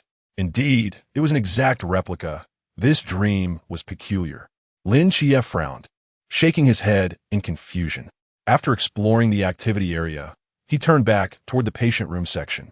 Upon arriving at the entrance of the patient area, Lin Qiye abruptly halted. This was different. He gazed at the dim, monotonous corridor before him, murmuring to himself. He distinctly recalled that during his stay at the Sunshine Psychiatric Hospital, the patient rooms spanned multiple floors, and while the facilities were not luxurious, they were at least tidy. However, the patient area before him contained only a single level with merely 6 rooms. Each room door was adorned with peculiar symbols and shapes, densely populated, resembling some form of seal. Merely glancing at them left Lin Qiye dizzy. He forcibly diverted his gaze from the doors, steadied his nerves, and looked elsewhere. In the upper right corner of the patient area hung an ancient sign, with each door bearing a distinct emblem. For instance, the door of room 1, where Lin Qiye stood, was marked with a large black circle, while room 2's door bore a design resembling a staff or pen. As he walked down the corridor toward the 6th and final room, he remained perplexed by the door signs. He pondered the enigmatic doors before him, lost in thought. In this dream-esque psychiatric hospital, the patient area diverged from his memories of the Sunshine Psychiatric Hospital. Thus, did actual patients reside within these rooms? Or, as the asylum's name suggested, were they inhabited by gods? Lin Qiye hesitated for a moment before slowly extending his hand toward the doorknob of the 6th room. It was not recklessness. On one hand, this was merely a dream, and any consequences would not significantly affect him. On the other hand, he had knocked on this door day after day for 5 years, and he did not wish to depart in utter bewilderment. Moreover, he felt deep within his subconscious that perhaps this psychiatric hospital held secrets connected to him. Otherwise, why would it resemble the Sunshine Psychiatric Hospital so closely? His hand inched closer, fingertips brushing the doorknob, a cool sensation coursing through him. There was no anticipated resistance or sharp pain. His hand naturally settled on the knob. With a firm tug, he pulled. The door remained immovable. He steadied himself and exerted all his strength for another pull. Still, it did not budge. Relinquishing the 6th room, he moved to the 5th room, pulling vigorously at the door. It remained locked. Then to the 4th, 3rd, 2nd. One by one, he attempted each door, none yielding to his efforts, until he finally arrived at the entrance of room 1. With a mindset of inevitable failure, Lin Qiye grasped the doorknob of the 1st room and pulled with all his might. Crack! A faint sound emanated from the doorknob, and the intricate engravings and designs on the door suddenly fractured, gradually dissipating into the air. Lin Qiye was taken aback, retreating several steps as he fixed his gaze intently ahead. The door creaked open. Chapter 12. The Goddess of the Night in the Hospital. Only the 1st room's door could be opened. Was it that only this room was designated to be accessible, or was it a reflection of his current limitations? Akin to the door he had knocked on for 5 years? Lin Qiye had waited for 5 years to break through that door, and, upon awakening, his spiritual perception had heightened, enabling him to enter the hospital. Would he need to enhance his own abilities to access the second, third, fourth, fifth, and sixth rooms as well? Uncertain, he had no time to dwell on these thoughts. Before him, the door of the room, once sealed with numerous enchantments, was slowly creaking open. The room was small and dimly lit, with a single chair at its center, upon which sat a woman clad in a starry black gown, gazing vacantly ahead. Apart from her and the chair, the somber chamber held nothing else. Lin Qiye cautiously approached the door, contemplating before donning a rather formal smile and waving at the woman within. "Hello, I am Lin Qiye." Regardless of who she might be, it would not hurt to be polite. As the saying goes, one should not strike a smiling face. A touch of courtesy should suffice, even if she were a goddess. However, Lin Qiye's smile soon stiffened as the woman in black remained motionless like a statue. Gritting his teeth, he stepped into the room. At that very moment, lines of text suddenly materialized on the wall behind the woman. Room 1. Patient. Nick's task. Assist Nix in treating her mental illness. When the treatment progress reaches specified values, 1, 50, 100, a portion of Nix S abilities may be randomly extracted. Current treatment progress. 0 Nix? Lin Qiye gasped as he read the writing on the wall. Although he was not well versed in mythology, he had certainly heard of Nix, the goddess of the night, one of the 5 primordial deities in ancient Greek mythology. She stood among the apex of the mythological hierarchy. Thus, the seemingly dazed woman before him was the illustrious goddess of the night. Her ethereal elegance, flawless features, and flowing black hair cascaded down her back like a waterfall, while her gown, reminiscent of the night sky, accentuated her fair skin to resemble the delicate snow upon a mountain. Though her eyes were vacant, the aura she exuded was far beyond that of any mere mortal. Even the most renowned empresses in history could not be compared to her. Nix was a deity, a sovereign, the sovereign of the night. Lin Qiye stroked his chin, scrutinizing Nix up close. He had encountered divine beings before, and compared to the radiant angel on the moon, he felt Nix lacked something. Was it divinity? Power? Authority? Or perhaps all of these? He could not discern, but he surmised that Nix's current state was closely tied to her ailment. Yet, how could a goddess, a being at the pinnacle of mythology, fall ill? Was her affliction a natural occurrence, or a result of external forces? If it were a natural occurrence, Lin Qiye found it difficult to believe. But if it were induced, what kind of entity could cause the goddess of the night to suffer? Moreover, a mental illness at that. According to the text on the wall, Lin Qiye was now tasked with aiding Nix in her recovery, but what precisely was her ailment? As a former mental health patient, he possessed some understanding of mental illnesses, which could generally be categorized into depression, obsessive-compulsive disorder, schizophrenia, delusions, and so forth. To help Nix, he first needed to determine the nature of her illness. After a moment's contemplation, Lin Qiye crouched before Nix and waved his hand before her eyes. "Can you hear me?" He whispered near her ear. Suddenly, Nix's body trembled, startling Lin Qiye, who instinctively stepped back a few paces. Almost immediately, Nix's head stiffly turned toward him, her vacant gaze fixated upon him. Lin Qiye swallowed hard, paralyzed with trepidation. 1 second, 2 seconds, 3 seconds. Just as he felt the hairs on the back of his neck stand on end under Nix's unwavering stare, her expression began to shift, from vacant to puzzled, from puzzled to astonished, and finally from astonished to tearful. Nix's body quivered slightly, tears welling in her eyes as her lips parted with great difficulty. After a prolonged pause, she rasped, "I finally found you, my child." In that moment, Lin Qiye felt an electric jolt surge from his feet to his brain, leaving his mind utterly blank. She? Me? Child? Huh? Lin Qiye could hardly recall the appearance of his parents, having been entrusted to his aunt shortly after birth, leaving him unaware of their fate. However, his mother should, perhaps, be human, not the goddess of the night. No, wait. How could this foreign goddess speak fluent Chinese? All right, this is a dream. It wouldn't be strange for me to comprehend the language of the divine. Perhaps this is a transmission of brainwave signals? While Lin Qiye was lost in his thoughts, Nix stood up, arms outstretched, staggering towards him.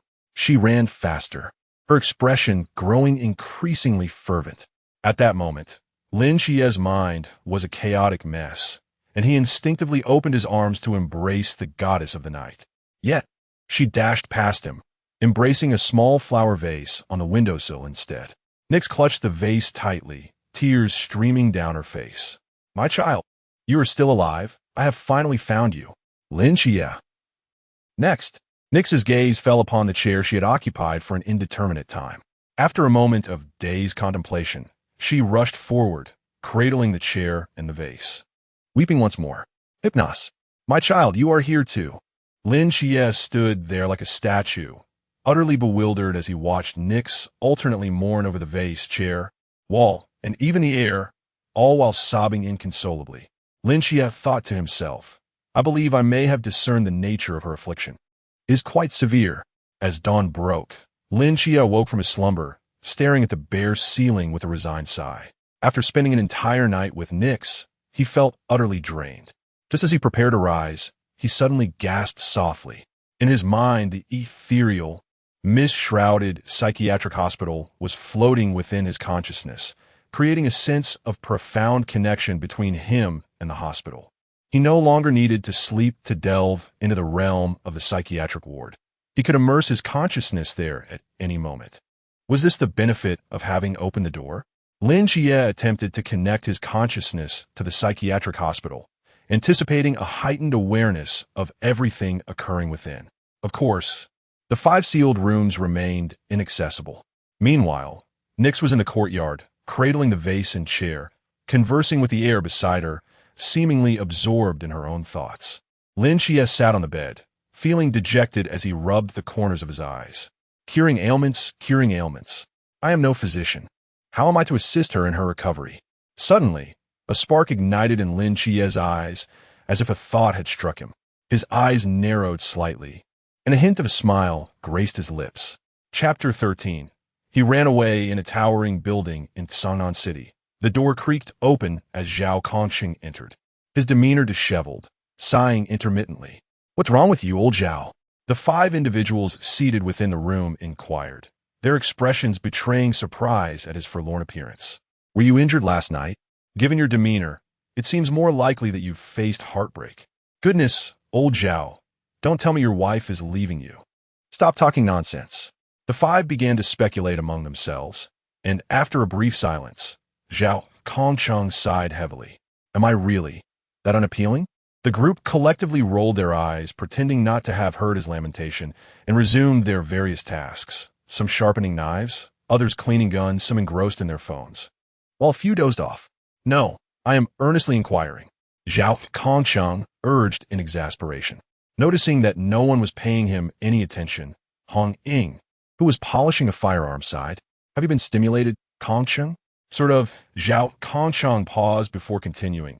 "I encountered the owner of that golden forbidden ruins last night." Upon hearing this, everyone abruptly turned their heads, halting their activities, their eyes alight with excitement. That individual suspected to be the agent of the Seraph? Indeed. Is he exceptionally powerful? Who is he? "You are overthinking it." Zhao Kongqing shook his head. "He is merely an ordinary high school student. The Klein-level energy fluctuations are likely just remnants left by the Seraph. He has only just embarked on the path of Lan." At this revelation, disappointment flickered in their eyes. They had hoped a Klein-level powerhouse had emerged in Sangnan City. However, it was reasonable to conclude that if that immensely dangerous deity had indeed chosen an agent and he had ascended to Klein level, the higher-ups would undoubtedly be informed. The man seated on the sofa narrowed his eyes slightly, regardless of circumstances. The Seraph selection of an agent and the granting of the Forbidden Ruins was significant news that needed to be reported promptly to the higher authorities. "By the way, old Zhao, since you encountered him, where is he now? You didn't bring back such an important individual?" "He ran away," Zhao Kongqing replied, his tone forlorn.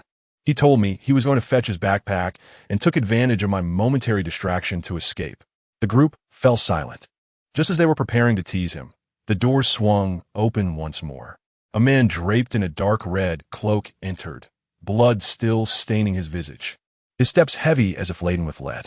Upon seeing him, everyone, including Zhao Kongqing, sprang to their feet. "Captain! Captain! Are you all right?" The captain waved his hand. shedding the bloodied cloak, and seated himself on a small stool by the door, fatigue etched across his features. I am fine, but the ghost-faced king has escaped. The atmosphere grew tense. The captain continued, I pursued the ghost-faced king to the outskirts of the northern city last night, engaged in battle, and inflicted severe injuries upon it. Ultimately, it resorted to self-harm to forcefully escape. Does that mean the ghost-faced king has likely fled Songnan City? No, not necessarily. The man on the sofa interjected suddenly. Everyone turned to him, the captain's brow slightly raised. Go on, Xiangnan. Wu Xiangnan rose slowly, retrieving a map of Songnan City from beneath the sofa and unfurled it on the ground. Songnan City is somewhat isolated, distant from nearby cities. The captain had fought the ghost-faced king in the northern outskirts, and the nearest city beyond Songnan was several dozen kilometers away. Wu Xiangnan marked a circle on the map. What does this imply? Hong Ying asked, confusion evident in her eyes. At that moment, the captain's eyes brightened. The ghost-faced king is gravely injured. It cannot traverse such a distance without recovering its strength. Wu Xiangnan continued. Moreover, to regain its power, the ghost-faced king must consume humans, which means it will undoubtedly return to Songnan City. Precisely. Zhao Kongsheng furrowed his brow. But Songnan City is vast. We have no idea where it might reappear. The sewers. Wu Xiangnan adjusted his glasses, tracing a curvy line on the map with a red pen. The ghost-faced king has a penchant for lurking in sewers, and it previously escaped via the sewer system. There is only one sewer connecting the northern outskirts, which means the ghost-faced king's reemergence location is likely along this route. Immediately dispatch personnel to search through the sewers. This time, we must not let it escape. The captain's eyes glinted with determination as he issued the command. Understood. By the way, there is one more matter. Wu Xiangnan turned to Zhao Kongsheng. We must ensure the Seraph's agent is brought back. His potential is immense and must not fall into the hands of the ancient God Church. In a sense, this task takes precedence over eliminating the ghost-faced king. Zhao Kongsheng straightened his posture. Leave this matter to me. I will personally capture this young man. But didn't he just run away? How will you find him? Hong Ying murmured. He is wearing the uniform of number 2 high school. I will be waiting for him at the school gate today. I am confident I will intercept him. A self-assured smile graced Zhao Kongsheng's lips. Brother, why aren't you going to school today? Yang Jin asked Lin Qiye, who was neither in his school uniform nor carrying his backpack. I have some matters to attend to today. I won't be going. Lin Qiye replied, slipping on his shoes as he opened the door. Is Aunt still asleep? She just returned an hour ago. I see. Make sure to head to school early. Don't follow my example. Okay. Lin Qiye closed the door, quietly removing the black satin from his eyes and placing it in his pocket. His eyes had returned, but he had yet to inform Aunt and Yang Jin.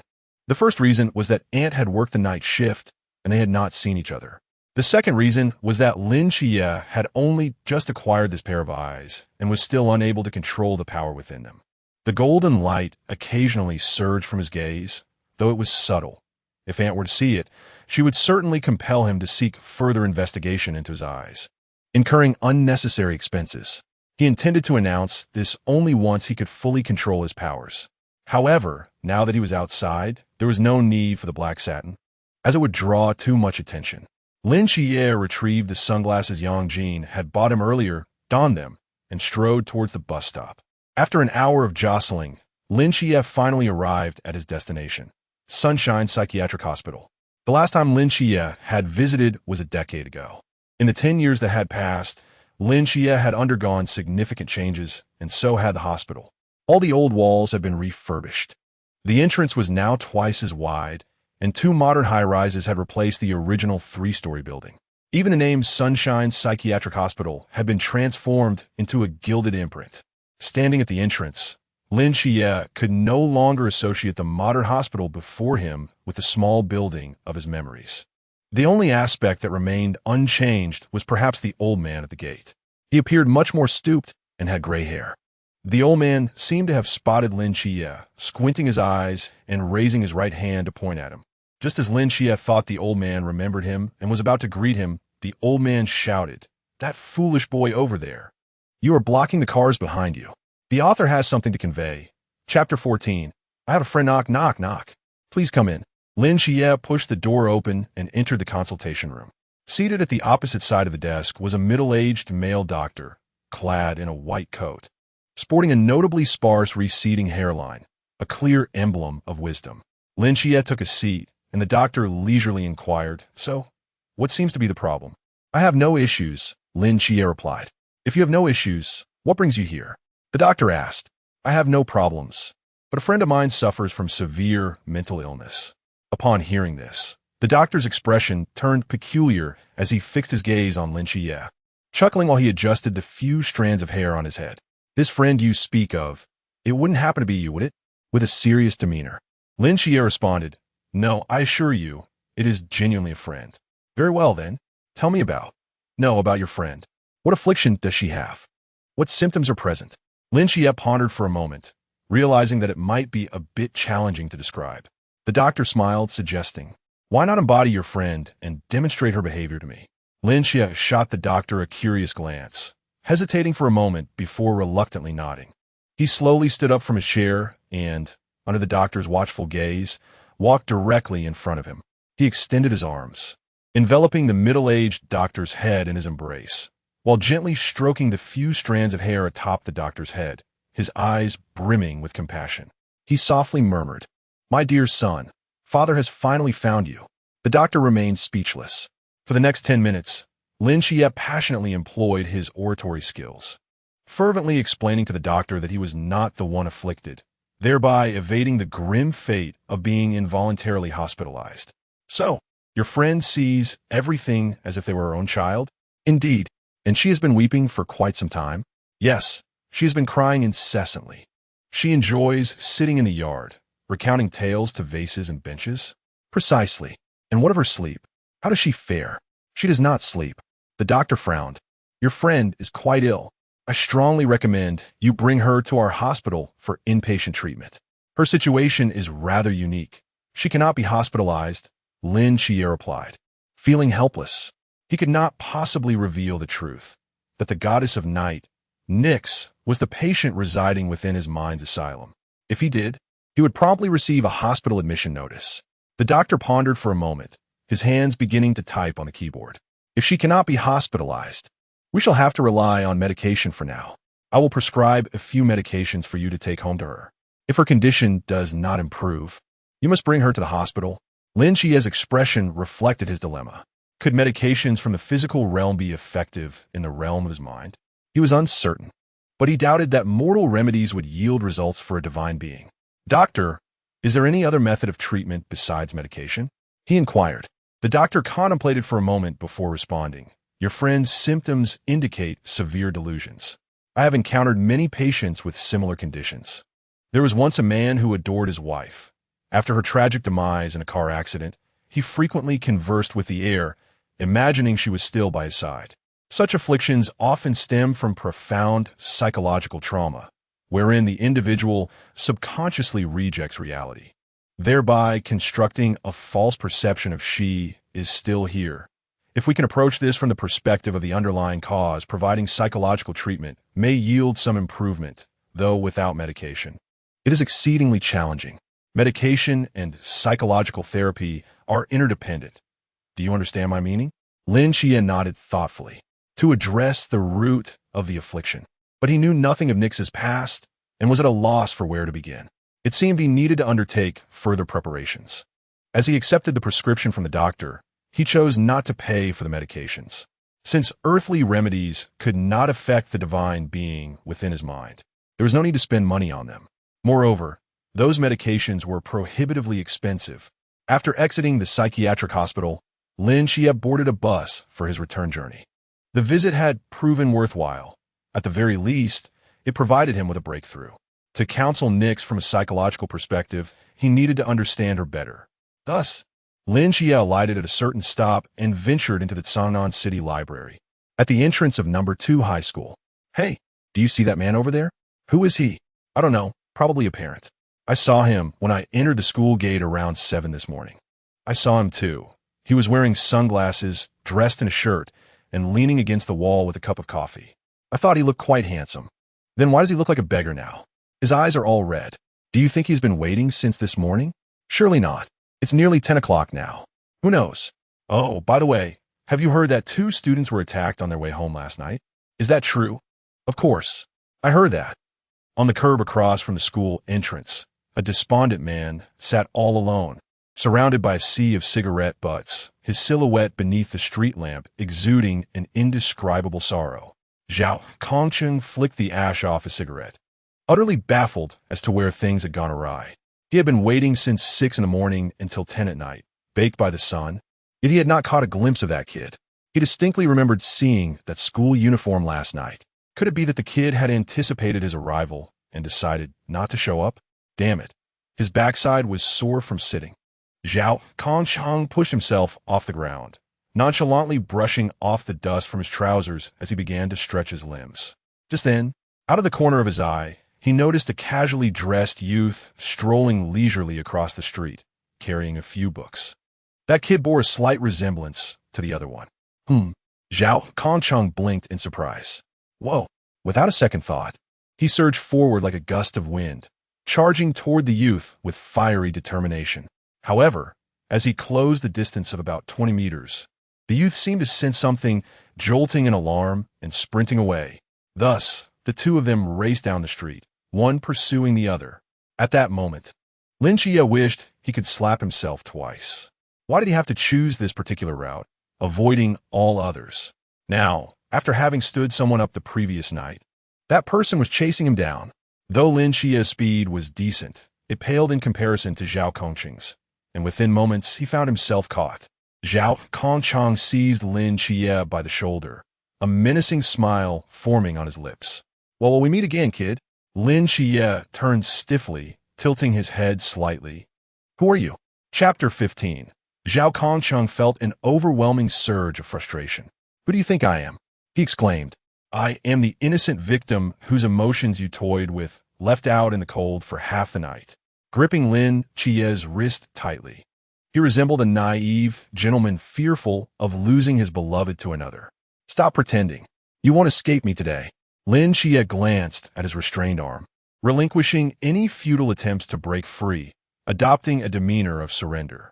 All right then, where shall we converse? Follow me. Zhao Kongcheng took hold of Lin Qiye's hand and strode purposefully toward an undisclosed destination. As they approached a couple's hotel, Lin Qiye's expression shifted dramatically, and he turned to flee. Yet, Zhao Kongcheng was unyielding, pulling him back firmly toward the hotel. What do you intend to do? I must warn you, I have hemorrhoids, so don't get any ideas. What are you high school boys thinking? Zhao Kongcheng retorted.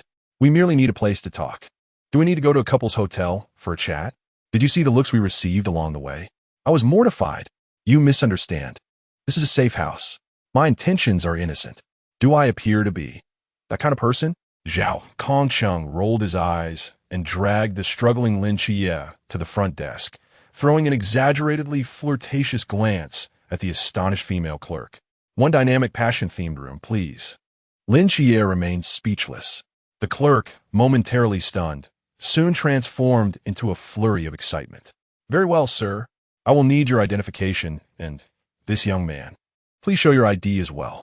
Reluctantly handing over his identification, Lin Qiye regarded the overly enthusiastic clerk with confusion, wondering what romantic scenarios she was concocting in her mind. It was understandable, though, in the dead of night, a middle-aged man dragging a young boy into a couple's hotel for a chat raised eyebrows. Here is your room key. Your room is 3966. Enjoy your stay. The clerk beamed at Lin Qiye, who wore a look of despair, her eyes nearly squinting with delight. Lin Qiye clenched his fists. What are you standing there for? Come upstairs with me. Zhao Kongcheng pulled Lin Qiye toward the elevator. Once inside the room, Lin Qiye was taken aback by the array of extravagant amenities. He realized that the wealthy indulged in such lavishness. Indeed, it was quite passionate. Zhao Kongcheng secured the door and finally released Lin Qiye, heading straight for the electric bed and sinking into it, his rigid body relaxing after a long day. Don't be so tense. We're merely chatting. Seeing Lin Qiye's apprehensive expression, Zhao Kongcheng chuckled lightly. With a sigh, Lin Qiye settled onto the sofa by the door. What do you want to discuss? Naturally, I want to talk about you. Lin Qiye, male, 17 years old, single, height 175 centimeters, weight. I know that's not what I meant. Zhao Kongqing interrupted, gesturing toward Lin Qiye's eyes. I was referring to your eyes. Lin Qiye fell silent. Have you encountered Michael? At this question, Lin Qiye's body quivered slightly, and after a moment's hesitation, he nodded. Indeed, the man before him possessed substantial knowledge, and the forces backing him were undoubtedly formidable. This revelation also imparted a crucial piece of information to Lin Qiye. The seraph he had seen a decade prior was none other than the renowned Archangel Michael. Seeing Lin Qiye's affirmation, Zhao Kongqing's heart finally settled, his gaze on Lin Qiye growing increasingly intense. Why did he seek you? What did he say? To what extent can you utilize the Forbidden Ruins now? Zhao Kongqing's questions came rapid fire, causing Lin Qiye to furrow his brow and shake his head. You have too many questions. Zhao Kongqing realized he had become a bit overzealous and chuckled awkwardly. Of course, you must have many uncertainties. Allow me to clarify. Feel free to ask whatever you wish. After a moment's contemplation, Lin Qiye met Zhao Kongqing's gaze and posed his first inquiry. Do gods from mythology truly exist in this world? They do, Zhao Kongqing replied without hesitation. Though not all deities are real. What do you mean? Zhao Kongqing pondered, contemplating where to begin. What do you believe mythology is? Lin Qiye considered. It is an ancient people's spiritual solace, a manifestation of their fears and fantasies surrounding the unknown forces of nature. You are correct, Zhao Kongqing affirmed. Until a century ago, everyone believed that way. A century ago? Indeed, prior to the emergence of the fog, there had never been any trace of deities in this world. Zhao Kongqing's eyes narrowed slightly. However, since that fog enveloped the earth, everything seems to have changed. In September 1922, merely a year after the fog's appearance, a reconnaissance team dispatched by the Great Xia observed a colossal dragon soaring through the skies above the Maria Trench, marking humanity's first encounter with a mythical creature. Through research, they identified this dragon as the Leviathan from the Bible, a being said to have been created by God. The discovery of this dragon fundamentally altered the perceptions of the Great Xia's leadership, who realized that with the onset of the fog, the world had transformed utterly. In the wake of the fog's emergence, the Great Xia fell into panic, and to maintain national stability, the leadership concealed the results of this exploration. The Leviathan, as the first mythical creature observed by humanity, was designated as Code 001, and further discoveries of mythical beings were subsequently numbered. The seraph Michael, whom you encountered, was the third mythical creature observed by humanity in 1928, designated as Code 003. 1928? Lin Qiye exclaimed, astonished. At that time, we had yet to master lunar travel. So how did they discover the seraph on the moon? It was not we who found him, Zhao Kongqing clarified, shaking his head. In March 1928, a beam of golden light emanated from the moon, traversing the cosmos and obliterating a volcano in North America. Only then did we realize that a deity existed on the moon. North America? What was there? Subsequently, our reconnaissance team spent a year reaching that volcano, where they discovered the sealed deity known as Code 004. Zhao Kongqing paused before continuing. The fallen angel, Lucifer. Chapter 16, Always with Lucifer. Lin Qiye remained in a daze for quite some time, unable to process the vast information transmitted from Zhao Kongqing. So, you are suggesting that ever since the appearance of the mist, deities from mythology have inexplicably emerged one after another? Indeed, the higher-ups have been investigating the reasons behind this phenomenon and have speculated two possibilities. Zhao Kongqing extended two fingers. The first possibility is that these gods did not exist in the first place, but upon the emergence of the mist, some mysterious transformation occurred that manifested them from mythology. The second possibility posits that mythology is not merely a figment of ancient imagination, but rather, these beings genuinely exist, having remained concealed somewhere on Earth for some reason, and the sudden onset of the mist has awakened them. Lin Qiye nodded. Then what do you mean when you say not all gods exist? The number of deities currently residing on Earth is rather limited. Not every mythical entity has descended here. What has appeared is merely a minuscule fraction of the vast pantheon, and we do not understand why it is precisely these beings. It is unrelated to their strength, the prevalence of their stories, moral alignment, or national boundaries. Their emergence appears entirely arbitrary, a random occurrence.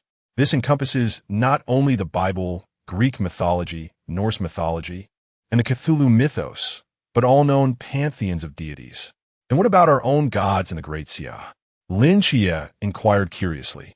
For instance, the Monkey King, the Third Prince, the Four Heavenly Kings, the Jade Emperor. Were they? If they exist, surely they could contend with the Western pantheon? After a brief silence, Zhao Kongsheng shook his head. These thoughts you have are ones we have also entertained. Over the past century, we have relentlessly searched within the borders of the Great Xia, attempting to uncover their whereabouts. Yet for a full 100 years, we have found nothing. Not even a land deity. Some say it is because the mist has yet to engulf the Great Xia. Hence, its mythology does not manifest. Others suggest. Lin Qiye could not help but interject. Others suggest what? Others say, they have always been here. Always here? Why do you think that? While the entire earth is consumed by the mist, only the Great Xia remains unscathed. The mist has encroached upon the borders of the Great Xia, yet has been held at bay, unable to breach even an inch. Lin Qiye's mouth fell agape. Are you saying this is merely conjecture, or perhaps a beautiful fantasy? Zhao Kongsheng replied, shaking his head. Regardless, we have never discovered any trace of the deities of the Great Xia. Very well. Just from the information he had received, Lin Qiye felt as though his worldview had crumbled. Had he not personally witnessed the existence of the seraph, he might have called an asylum to take Zhao Kongsheng away. The condition was worse than his own back then. Then what was the golden beam of light emanating from me last night? Lin Qiye posed the next question. That is the forbidden ruin, Zhao Kongsheng explained.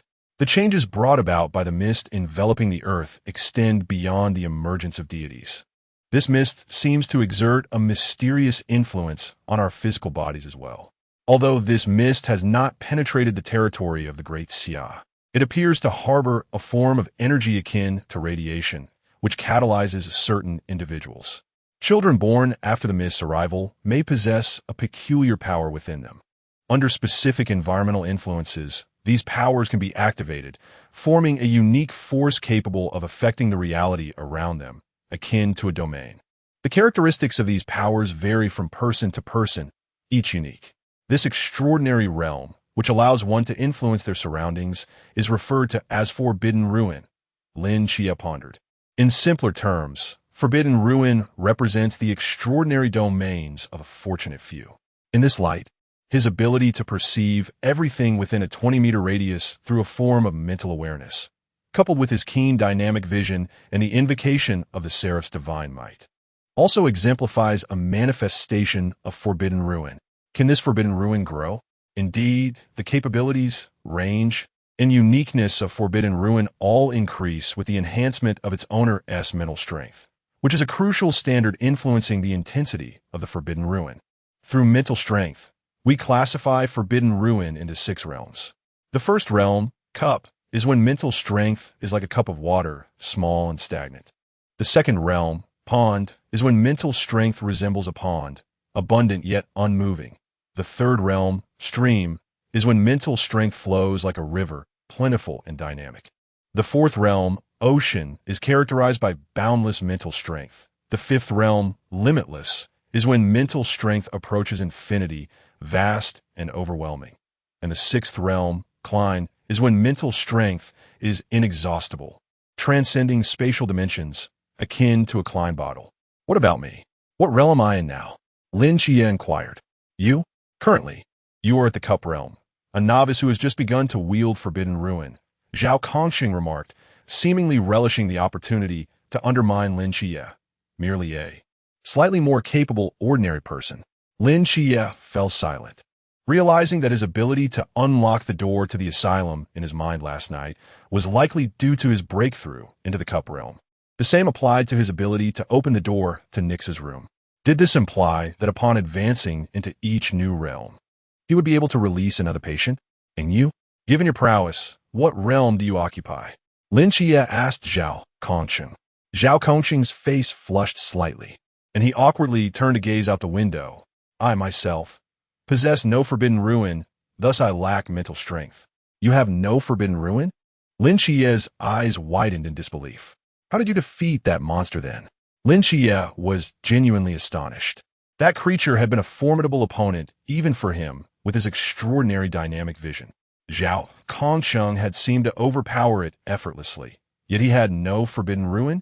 That creature is known as the Ghost-Faced Man, Zhao Kongcheng corrected. I defeated it solely through years of training and extensive combat experience. Before joining the Nightwatch, I was a special forces soldier proficient in close combat. Zhao Kongcheng continued. There are 3 ways to acquire forbidden ruin.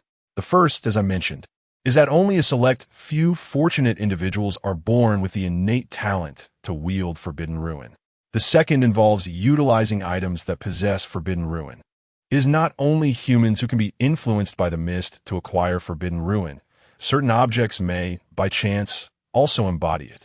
These forbidden ruins are often exceptionally unique and rare, and if humans can master them, they too can harness forbidden ruin's power. I belong to this second category. However, the item I possess is not offensive in nature, but rather a specialized auxiliary item unique to the Nightwatch, the signboard. Its sole purpose is to open the void without boundaries. Chapter 17, My Home, the Realm of the Forbidden Void, which can isolate the inner domain from the outer, serves to prevent our battles with foes from affecting ordinary citizens. Each city's night watchmen are equipped with 3 signs capable of invoking the forbidden void, entrusted to a single individual. Since we typically do not engage directly in combat, we are referred to as watchers. Lin Qiye raised an eyebrow, implying you are merely a lookout. Speak less if you have nothing worthwhile to say, Zhao Kongcheng retorted, rolling his eyes. You mentioned there are 3 methods to obtain the forbidden void. What is the last one? The final method is bestowed by the divine, which pertains to your case. Zhao Kongcheng's expression turned grave. Some deities grant portions of their power to selected humans, allowing them to act as their representatives in the mortal realm. This divine bestowed forbidden void is known as the divine void. However, correspondingly, the recipient of such power must obey commands from the deity, which may include destroying human society, protecting it, or assisting the deity in searching for something. In general, each deity has only one representative, embodying their will. Currently, among the dozen or so divine representatives that have emerged, most strive to obliterate the new order of humanity, aiming to plunge the world back into chaos. They have formed an organization called the Ancient God Church. There are indeed representatives of benevolent deities, though they are exceedingly rare, while the number of neutral deity representatives remains unknown. Zhao Kongcheng stood and approached Lin Qiye, locking eyes with him. Lin Qiye, what command did Michael give you? Which side do you belong to? Lin Qiye's gaze was filled with confusion. I don't know. He didn't say anything. This was the stark truth. At that moment, Michael merely cast a glance at him from the moon, and then he lost consciousness. Not a word was exchanged. Zhao Kongcheng furrowed his brow. He said nothing? You didn't hear his voice in your heart? No, truly not. Zhao Kongcheng scrutinized Lin Qiye for a long while, seemingly searching for signs of deceit. After a moment, he averted his gaze and sat down slowly. Based on our speculation, Michael should belong to the neutral or benevolent camp. Otherwise, we would have eliminated you long ago. Yet, if he granted you the divine void, why did he say nothing? What does he intend? Lin Qiye frowned slightly. I don't know what he wants. However, even if he commanded me, I would not comply. I wish to stay out of such chaotic matters. I can simply return this pair of eyes to him. With that, he stood. If there is nothing else, I shall take my leave. Before Zhao Kongcheng could respond, he turned to open the door. Wait, hold on. Zhao Kongcheng abruptly stood, blocking the doorway, and stared into Lin Qiye's eyes. You're leaving after asking your questions? What about me? You can indulge in your own passion. Lin Qiye replied earnestly. No, don't you want to ask me anything? Who I am? Zhao Kongcheng felt conversing with his fellow was genuinely exhausting. Who you are is of little consequence to me. Lin Qiye continued to push the door open. Zhao Kongcheng firmly grasped the doorknob. Why do I know so much? What kind of organization is behind me? What are we doing? Aren't you curious about any of this? Not curious. Why not? According to the logic of films and novels, once I learn of your existence, I am left with 2 choices. Lin Qiye raised 2 fingers. Either join, or become someone who can never divulge the secret, like being killed, imprisoned, or brainwashed. Stop watching so much television, Zhao Kongchang exclaimed, exasperated. Besides, you don't understand us. How can you know joining us isn't a good choice? Lin Qiye raised an eyebrow. So if I were to learn about you and chose not to join, I would not face danger? Of course not. We are like soldiers. At most, we'd have you sign a confidentiality agreement. What you mentioned is pure nonsense. Then I might be willing to listen. Hearing this, Lin Qiye sat back down. Zhao Kongcheng sighed. Conversing with this young man felt more tiring than a whole day of vigilance outside. In 1922, after our expedition team discovered the first mythological creature, the chaotic dragon Leviathan, the upper echelons of the Great Xia urgently established a military organization, perpetually prepared to confront the invasion of mythological beings, known as the Special Biological Response Team 139. At that time, our technology was relatively primitive, and we were utterly ignorant of the world before us. Thus, the so-called Special Biological Response Team was merely a FAAD, largely ineffective.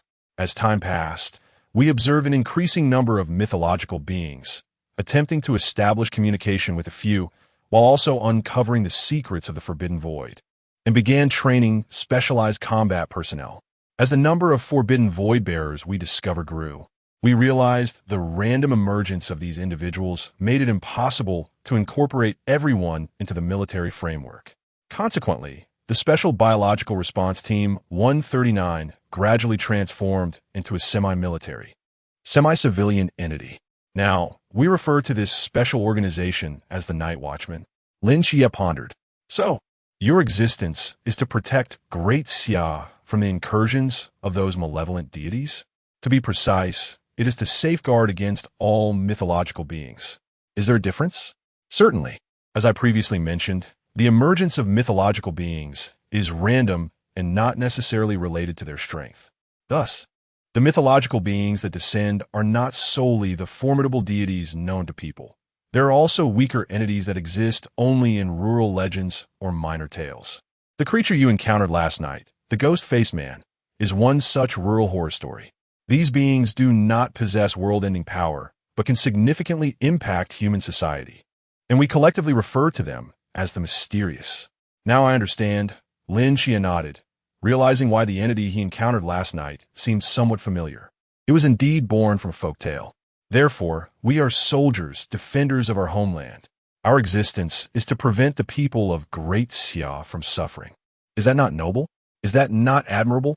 Zhao Kongcheng passionately argued. Very noble, very admirable. I truly respect you all. Lin Qiye's expression turned serious, and it was evident from his gaze that he held genuine respect. A smile gradually appeared on Zhao Kongcheng's face. Then you. I will not go. Zhao Kongcheng's smile froze. Why not? I cannot leave. Lin Qiye's eyes were filled with sincerity. I have many matters to attend to. What could be more important than defending your homeland? I have an aunt and a cousin. Lin Qiye gazed out the window, his expression calm. My aunt is not old. Yet for the sake of my cousin and me, a burden, she has worked tirelessly in the factory for 10 years, day in and day out. Her health is deteriorating. She is quite stubborn, despite the tears she sheds from her neck pain while massaging it on the living room stool. She insists on claiming she is doing yoga to stay healthy. I sit across from her, and she thinks I cannot see. Her life is so cautious and exhausting. My cousin is intelligent and dutiful, but unfortunately, he is still too young to bear the weight of this family. I have many things to do. I yearn to earn a living to support my family. I aspire to purchase a spacious home for my aunt and cousin, liberating my aunt from the torment of that dark factory. I am determined to provide for my cousin's university education, enabling him and my aunt to enjoy a better life together. Throughout the past decade, they have never abandoned me, despite being a burden. Now that I have found my footing, how could I possibly forsake them? Your ideals are noble and your aspirations commendable. Should circumstances permit, I might consider joining your ranks. Yet, for the time being, my sole desire is to remain steadfastly by their side, safeguarding our home. The author has spoken. Chapter 18. Welcome back, Zhao Kongcheng was taken aback. He truly did not anticipate that this seemingly ordinary high school student would articulate such profound thoughts, demonstrating such maturity. At that moment, he recognized the absurdity of his earlier attempts to evoke the typical adolescent fervor and shinibu tendencies in the young man. Lin Qiye was no ordinary high school student. Lin Qiye rose and walked directly to the door. After a moment's hesitation, he paused. "Thank you for sharing so much with me. I will sign the confidentiality agreement," he stated before pushing the door open and stepping outside. This time, Zhao Kongqing merely sat silently by the bed, his body slightly rising as if he intended to stop him, but after a brief pause, he resignedly sank back down. He understood the significance of this young man and was acutely aware of his mission to bring him back. Yet, he found himself unable to do so. "Lil Qiye, you're finally back. Why aren't you in your school uniform today?" "Aunt, I woke up in a hurry this morning and forgot to put on." "You silly child. The teacher scolded you for not wearing your uniform. They just said a few words. It's fine." "Sigh, Lil Qiye, you just transferred to a new school. You mustn't leave a bad impression on the teachers. Be a little more careful." "I understand, Aunt. How are you getting along with your classmates? They haven't ostracized you, have they?" "No, we get along quite well. They even walked me home, and I returned the favor." That's good, that's good. I'm heading back to my room now, Aunt." "All right, sleep early." With a thud, Lin Qiye closed the door, lay back on his bed, and gazed out at the night sky, letting out a long sigh. This world was far more complex than he had ever imagined. However, it mattered little to him. After resting for a while, Lin Qiye sat up and began to undress when a hard object fell from his pocket. Clang! Lin Qiye looked down, picked it up, and his brow furrowed in confusion. It was a metal ornament, resembling a crest, slightly larger than a 1 yuan coin, made of an unknown material that emanated a faint chill upon contact. On the front of the crest, 2 straight blades crossed each other, their surfaces glowing with a soft blue light, while the background depicted a starry night sky, exquisitely crafted. Below the design were etched the 3 characters, Zhao Kongsheng. "What is this?" Lin Qiye squinted slightly. He recalled that during Zhao Kongqing's earlier insistence on taking him to the hotel, he had seemingly brushed against his pocket. Did he accidentally drop it? As Lin Qiye fiddled with the crest, he flipped it over and found a few lines of small text engraved on the back. "If the dark night should come, I shall stand before 10,000 men, wielding my sword against the abyss, staining the heavens with blood." What a magnificent spirit. Did Zhao Kongqing write this himself? Or is it a saying of the Nightwatchers? Lin Qiye murmured, observing his demeanor, which did not appear to belong to someone capable of such eloquence. After toying with it for a while, he placed it on the table, changed his clothes, and climbed into bed. He had something of great importance to do tonight. He closed his eyes and sank his consciousness into the asylum of the gods within his mind. At that moment, in the small courtyard of the asylum, Nyx sat in a rocking chair, cradling a collection of jars and bottles, seemingly murmuring something, with a smile occasionally gracing her lips. If one were to overlook the murkiness in her eyes and the strange objects in her arms, her graceful demeanor would present a stunning tableau. Before long, Lin Qiye, donned in a white coat, approached slowly. To better embody the role of a psychiatrist, he had borrowed a lab coat from the director's office and even tucked a pair of plain glasses into the collar. At first glance, he indeed resembled a doctor. He walked to the side of the rocking chair and silently observed the murky and vacant gaze of Nyx, letting out a soft sigh. From the mythological texts he had perused, it was clear that Nyx was among the oldest and most powerful deities in Greek mythology, her status and power unparalleled. However, compared to other gods, she had one notable characteristic: a penchant for motherhood. According to Lin Qiye's estimates, Nyx had at least 20 offspring, including the infamous god of death, Thanatos, the god of sleep, Hypnos, as well as deities of space, fate, and misfortune, among others. Except for a few, the vast majority of Nyx's children were malevolent gods, wreaking havoc upon the world after their birth, with many meeting tragic ends. From the fragmented tales of mythology, Lin Qiye could not glean more detailed information about the goddess of night, but he speculated that Nyx's current condition might be related to her progeny. The doctor from Sunshine Asylum mentioned a male patient who, due to an overwhelming longing for his wife, imagined her presence beside him. Could Nyx's affliction stem from a similar yearning? Perhaps she longed for her children so deeply that she mistook those jars and bottles for them? But what had transpired with her children to elicit such an intense reaction from Nyx? Moreover, as an ancient deity, could she truly harbor such profound emotions? Or was it possible that, before her affliction, her divine form was stripped away and her divinity was taken from her? Lin Qiye was uncertain. Hypnos, don't worry, your brother will return soon. He just got caught up in some play. Nyx caressed the vase in her hands, staring vacantly into the distance. A glimmer of hope flickering in her eyes, only to be clouded once more. She paused, her raspy voice trembling slightly, but it's been 3,000 years. Why hasn't he returned yet? Witnessing this scene, Lin Qiye felt an inexplicable pang in his heart. Who could have imagined that the once mighty goddess of night now appeared so helpless and humble? She was the goddess of night, yet she was also a mother yearning for her children's return. To heal her affliction, one must address the root cause. Lin Qiye's mind echoed the doctor's words as he lowered his head, contemplating earnestly. The root of Nyx's affliction lay in her lost children. To heal her, he would have to seek out her offspring, but how could he possibly locate the renowned Greek gods and bring them before Nyx? He had no idea whether they had been brought into this world by the mists, nor did he know where to find so many deities. Even if he did find them, would those malevolent gods willingly follow him? Furrowing his brows in thought, Lin Qiye suddenly experienced a flash of inspiration. Perhaps this could work. He stood up, gazing intently at Nyx for a long moment. Finally resolute, he stepped forward. In the vacant gaze of Nyx, Lin Qiye walked step by step until he stood before her. Gently crouching down, he extended his arms and embraced Nyx, whispering in her ear, "Mother, I have returned." In that instant, a radiant light ignited in Nyx's eyes, a brilliance never before seen. She trembled as she extended her hands, tightly embracing Lin Qiye.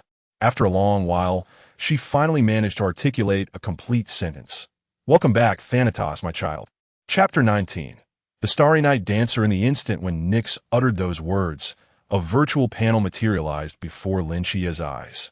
Nyx's healing progress. 3. The conditions for obtaining rewards have been met.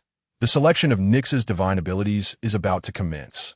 Immediately afterward, a virtual lottery wheel emerged, spinning rapidly. Lin Qiye observed that the wheel was divided into over 20 segments, each of roughly equal size, indicating that the probability of acquiring these divine abilities was uniform.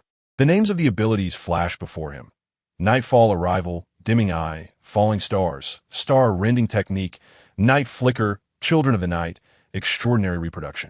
The dizzying array of abilities on the spinning wheel left Lin Qiye somewhat bewildered, yet he sensed something peculiar amidst them. What on earth is extraordinary reproduction? Is that truly a divine ability? If I were to obtain that power, would I not need to seek a wife, as I could spontaneously produce a multitude of divine offspring? That doesn't sound too shabby. Simultaneously, Lin Qiye noticed a slender black segment in one corner of the wheel, distinct from the others, occupying approximately one of the total area. This divine ability was labeled as unknown. Unknown, what does that signify? Yet, this was inconsequential. Lin Qiye believed that, given his abysmal luck, he could spin 1,000 times and still fail to land on that unknown. Taking a deep breath, Lin Qiye focused intently on the wheel, and with a mere thought, the spinning began to decelerate. The pointer glided over each ability before finally coming to rest on one. Starry Night Dancer. Upon seeing those words, Lin Qiye let out an exasperated sigh. Judging by its name, this ability seemed far inferior to Star Rending Technique or Falling Stars, but at least it wasn't extraordinary reproduction. Such luck is truly befitting of me.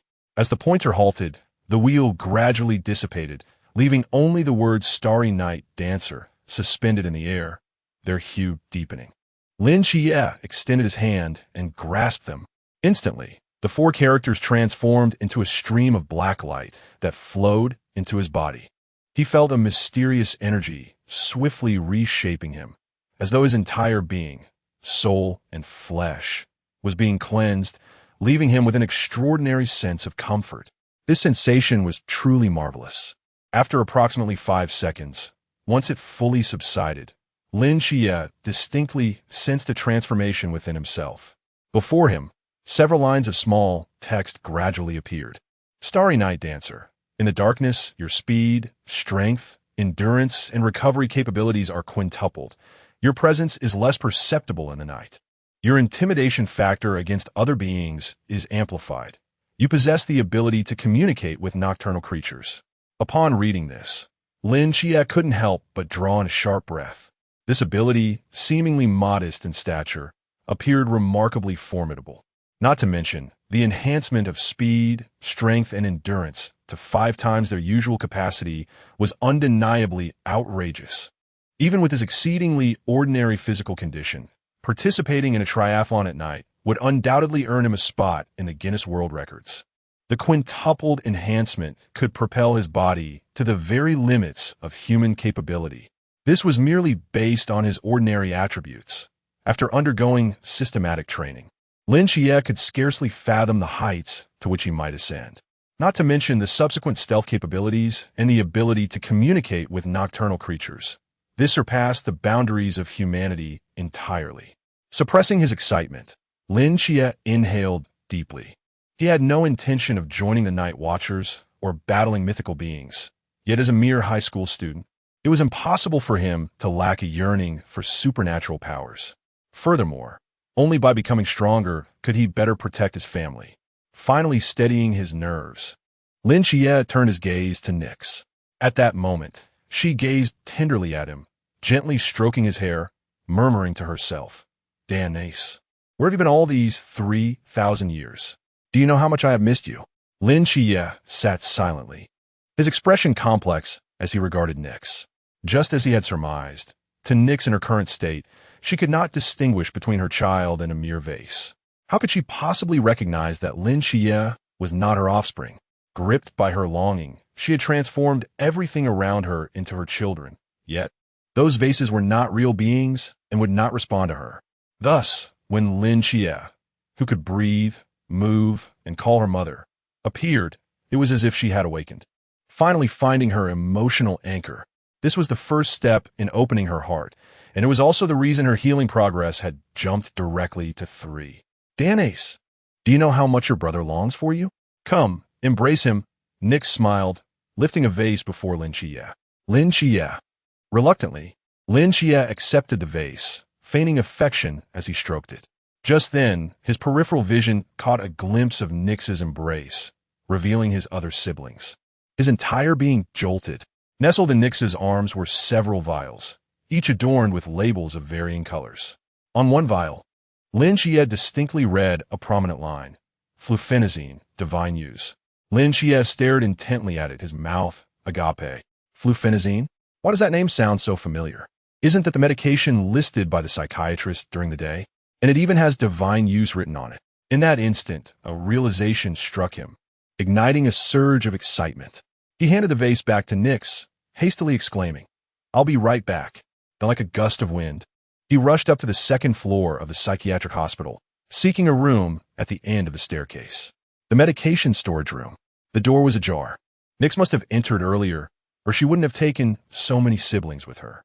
Lin Qiye hurried inside, searching diligently until he halted before a massive metal cabinet, his eyes sparkling with anticipation. Before him lay an entire wall of medications. The assortment was vast, with the majority intended for psychiatric treatment, including flufenazine, chlorpromazine, and numerous tranquilizers.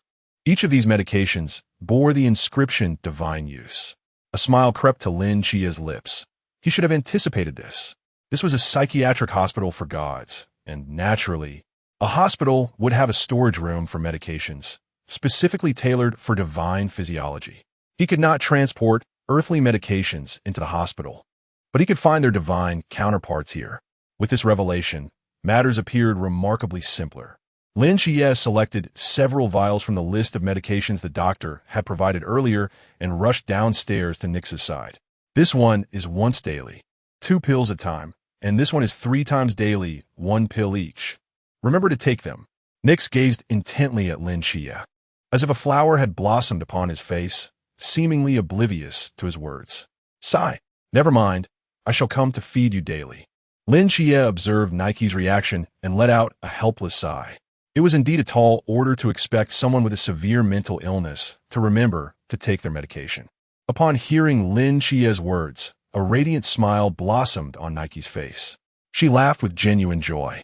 Chapter 20. I am well after administering medication to Nike's. Lin Qiye withdrew from his thoughts and gradually succumbed to the realm of dreams. This time, he was liberated from the tiresome dream of knocking on doors. Ever since the merging with the divine mental hospital, he seemed to have entirely shed the shackles of that nightmare and embraced genuine slumber. He dreamt of glorious visions, picturing himself having gained admission to a prestigious university, thriving in his career, and living in a grand house with his aunt and Yangjin. He envisioned their family of 3 finally embarking on journeys to see the mountains and waters he had only encountered on television. For the past 17 years, due to his physical disability and the financial strain on his family, Lin Qiye had yet to travel beyond the confines of Songnan City. Deep within, he yearned for the outside world. When the alarm rang, he reluctantly rose, donned his clothes, and prepared to head to school. As he opened the door, he spotted his aunt hurriedly changing her shoes at the entrance. "Aunt, why are you leaving for work so early?" he inquired. "We have a new batch of parts arriving in the factory that need urgent processing. I must leave now. You continue having breakfast with your brother. And make sure you're not late." His aunt replied, her words flowing rapidly. "All right." Just as she was about to close the door, Lin Qiye spoke again. "Aunt, what is it?" She paused, looking at him with curiosity. "It's nothing," he hesitated, shaking his head, a smile breaking across his face. "When you return, I have good news to share." His aunt regarded him with a puzzled expression, playfully scolding, "You child, still playing riddles with me. Very well, I'm in a hurry. Tell me tonight." With that, she swiftly shut the door and hurried down the stairs. Lin Qiye stood silently at the doorway, head bowed, lost in thought. Suddenly, he lifted his head sharply, as if having made a resolute decision, and, still in his slippers, flung open the door. Standing in the corridor, he shouted down the stairs, "Aunt, I can see."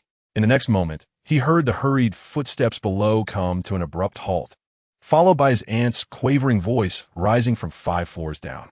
"W, what did you say?" "I can see. I'm well, Aunt." After a brief pause, a flurry of footsteps rushed up the stairs, and soon, panting and breathless, his aunt stood before Lin Qiye. Her lips trembled slightly, yet her smile could not be contained. "You can see? Really?" she asked, astonished. "Indeed," Lin Qiye replied. "Is it blurry? Are there shadows? Does it hurt? Does it sting in the light?" "No, none of that." "Aunt," he smiled broadly, reaching up to untie the black satin blindfold from his eyes. As he slowly opened his exceptionally beautiful eyes, he declared, "I am truly well, Aunt." His aunt stared at his eyes in disbelief, tears cascading uncontrollably from her eyes. She smiled, her wrinkles blooming like flowers, and, at over 40, she grinned like a child. For 10 years, Lin Qiye had never seen her wear such a smile. She embraced him tightly, and Lin Qiye could distinctly feel her slight tremors. Good, our little Qiye has finally made it." Releasing him, she wiped her tears and said cheerfully, "Qiye, I must go to work now. When I return tonight, let's buy some extra groceries to celebrate properly." "Thank you, Aunt." "Well then, I'll take my leave.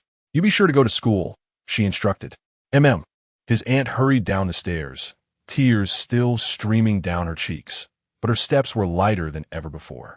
Lin Qiye watched her depart, his eyes reddening as he turned back inside. In truth, he had intended to wait for his aunt to return before formally announcing his recovery. But he recalled that in films, those who made such proclamations often faced unfortunate fates. He did not want anything to befall his aunt. Even if it was merely an inexplicable superstition, he refused to take that risk. Thus, he resolutely discarded that notion, casting it away like refuse into the Pacific. As Lin Qiye turned around, he noticed Yangjin standing behind him, cradling Lil He with reddened eyes. The two brothers exchanged glances for 2 seconds before bursting into laughter. "Brother, congratulations." "Thank you. Now the sunglasses you gifted me can finally be put to good use," Lin Qiye chuckled, ruffling Yangjin's hair. "Let us eat, brother. We'll have a feast when Aunt returns." "Absolutely." Little He poked his head out from Yangjin's arms, licking Lin Qiye's hand. "Woof." At No. 2 middle school, when Lin Qiye entered the classroom, an immediate hush fell over the class. After a moment of bewildered stares among his classmates, someone tentatively ventured. "Are you Lin Qiye?" With the blindfold removed, Lin Qiye raised an eyebrow and nodded slightly. Following a brief silence, the classroom erupted into fervent chatter, even more animated than before. "His eyes are better?" "Of course they are. He can see now. His eyes are so beautiful." "Indeed. How did I not notice before?" "He is actually quite handsome." The girls' gazes shifted towards Lin Qiye, their expressions altering as they huddled together, whispering and occasionally glancing his way. Meanwhile, the boys nearby crowded around him, bombarding him with questions about his eyesight. Upon confirming Lin Qiye's recovery, they were left astounded. "I could always see, but light was unbearable. After a visit to the hospital yesterday, I'm fine now," Lin Qiye explained. The classmates then recalled that he had indeed been absent the previous day, their understanding dawning upon them. Amidst the commotion, two individuals stood out, their demeanor contrasting sharply with the others. Lu Yuan sat in the corner, head bowed, casting furtive glances at Lin Qiye, his expression utterly awkward. He clearly remembered how he had collided forcefully with Lin Qiye while fleeing for his life. Once he had escaped, he had thought Lin Qiye, the blind boy, would never elude the grasp of that monster. Although guilt had flickered within him, it was fleeting and soon forgotten. What he hadn't anticipated was that Jiang Qian would perish, while the least promising Lin Qiye had survived. Moreover, his eyesight was restored. In a moment of confusion, Lu Yuan found himself unable to articulate his feelings. Awkwardness? Guilt? Disappointment? Or perhaps regret? Though Lin Qiye's back was turned to Lu Yuan, he could perceive the latter's complex expressions through his mental awareness, his eyes narrowing subtly. At that moment, another figure approached Lin Qiye. Li Yifei stood awkwardly beside Lin Qiye's desk, his demeanor somewhat uncomfortable. He glanced around before leaning closer to Lin Qiye and whispering, "Qiye, could we step outside for a moment? I have something to discuss." Lin Qiye hesitated, but ultimately nodded. Chapter 21. Apologies in the corridor. "I'm truly sorry, Qiye. I am genuinely remorseful." Li Yifei stood there, head bowed, repeatedly expressing his regret. At that moment, I was overwhelmed with fear. I didn't think it through. I just ran away. I left you and Jiang Qian behind, and I caused her harm. I don't expect you to forgive me, but we are classmates, and I still hope to apologize. Li Yifei dared not meet Lin Qiye's gaze, yet his words resonated with sincerity. Once he finished, Lin Qiye slowly responded, "In the face of danger, fleeing for one's life is a natural instinct. There is no shame in that." He patted Li Yifei's shoulder and added, "If I had been in your position, I would have run even faster." Li Yifei scratched his head as if struck by a thought. "By the way, did you also sign that confidentiality agreement?" Lin Qiye paused, hesitating for a moment before nodding. It appeared Zhao Kongsheng had not deceived him. Indeed, they would not take action against witnesses. It was only natural for Li Yifei, having escaped from the monster that night, to sign the confidentiality agreement upon their discovery. If he was not mistaken, Lu Yuan had likely signed the same document. Although he himself had not yet signed, it was only a matter of time. Revealing this to Li Yifei would complicate matters unnecessarily. "Even if they don't allow me to sign, I wouldn't disclose anything," Li Yifei sighed. "That scene is something I never wish to recall. Moreover, if I breach the agreement, I could end up in prison for life. I have no desire to bury my own future." Li Yifei leaned against the corridor railing, gazing down at the bustling campus below, a flicker of yearning in his eyes. "In truth, I would love to join them." Lin Qiye, surprised, inquired, "You wish to join them?" "Yes," Li Yifei replied. "When I signed the agreement, I expressed my willingness to abandon my studies and join them, but unfortunately, they turned me down. Why do you want to join? Your grades aren't exceptional. Yet aren't you about to be admitted to the sports academy? Being a student-athlete is rather mundane." "No, rather, being an ordinary person is quite dull." Li Yifei's eyes sparkled with enthusiasm. To join a mysterious and powerful organization, to silently battle the enemies lurking within human society, to achieve countless feats. When the day comes that all is revealed, the world will remember my name. His fists clenched with excitement. This is the dream of countless men. This is what constitutes a meaningful life. You have an overly romanticized view. Lin Qiye bluntly shattered his fantasy. You might very well perish on your first mission, torn to shreds by a monster, buried nameless in a remote mountain, and your parents may never learn of your demise. You would depart this world all alone. Li Fei responded. Qiye, your imagination is rather gruesome, isn't it? This is not mere imagination. Lin Qiye shook his head. What you just described is the reality. Li Fei sighed helplessly. Regardless, they did not want him, and there was no need to dwell on it further.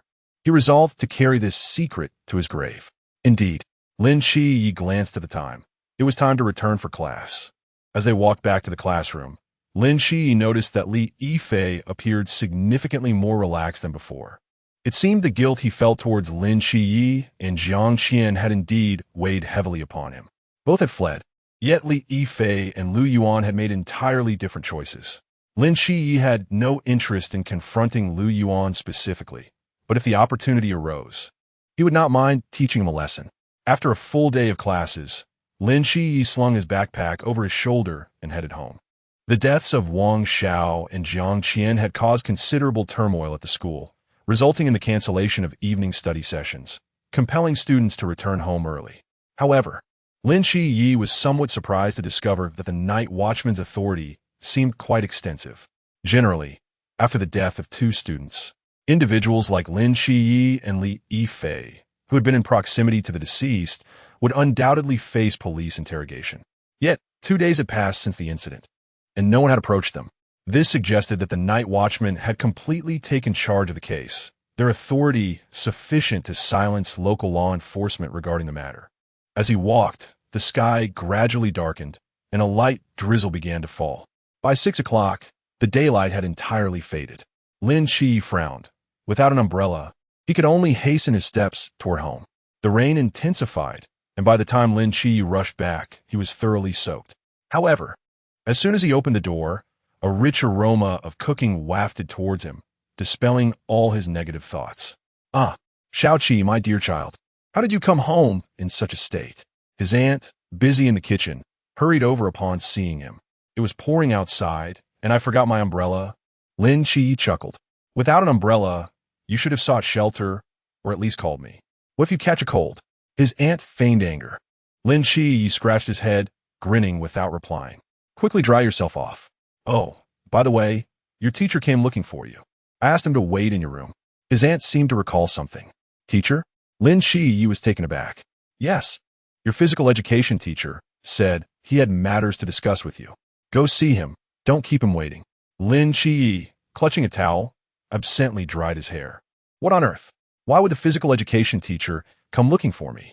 I just transferred and haven't even attended a single class. Could it be? A thought flashed through Lin Qiye's mind as he dropped the towel and hurriedly entered his room. Inside, a familiar middle-aged man lounged in a chair, holding a teacup and smiling at him. Lin Qiye frowned slightly. You? How did you find my home? Zhao Kongcheng smiled faintly, picking up a talisman from a table and shaking it. Ever since you dismissed me that night, I've been cautious. I slipped this into your pocket last night. It has tracking capabilities. Locking the door behind him, Lin Qiye sat on the edge of his bed. I told you I won't join you. I understand, which is why I'm not here for that. Then are you here to have me sign the confidentiality agreement? Not that either. Zhao Kongcheng shook his head. I reported to others that you had gone missing. Since I've decided to let you go, I cannot have you sign the agreement. Otherwise, they would realize you were never missing and would send others to persuade you. They are not as easy to deal with as I am. Lin Qiye was taken aback. So you came too. Zhao Kongcheng pulled out a roll of parchment from his pocket and placed it on Lin Qiye's desk, slowly unfurling it. The benefits of being a night watchman are far greater than you might imagine. After years of service, I have accumulated quite a savings. As the parchment unfolded, Lin Qiye's gaze sharpened. Inside lay a substantial stack of money. Chapter 22 General Zhao Lin Qiye furrowed his brow, questioning, what do you mean by that? Zhao Kongcheng offered a faint smile, leisurely retrieving a cigarette from his pocket. Do you mind? I do mind. Zhao Kongcheng sighed, reluctantly putting the cigarette away. Leaning back against his chair, a flicker of nostalgia appeared in his eyes. When I was young, I was just like you. Frankly, this opening feels rather cliché. Never mind, please continue. When I was 6, my father passed away due to illness. My mother worked 2 jobs, barely managing to raise me. Zhao Kongqing's fingers rubbed the cigarette case, his tone remarkably calm. In those days, life moved at a leisurely pace. My mother's expectations for me were simple: complete middle school, return to become a village official, marry a young bride, have a few children, and live a happy life together. You see, young people often go through a rebellious phase. When I graduated middle school, my grades were decent. Returning to be a village official wouldn't have been difficult. Yet I disregarded her objections and resolutely enlisted in the army. She didn't outright oppose it. She merely appeared somewhat displeased. On the day I left home, she stood silently at the door, watching me. As I walked along the path behind the house, she was still gazing in my direction, even at the village entrance. Her eyes remained fixed on me. Later, at the bus station in the city, I couldn't shake off my worry and secretly returned to take a look, only to find her still standing there, staring vacantly in the direction I had left. Honestly, at that moment, I contemplated staying behind, not leaving. Yet in the end, I steeled my heart and joined the army. Zhao Kongqing sighed deeply before continuing.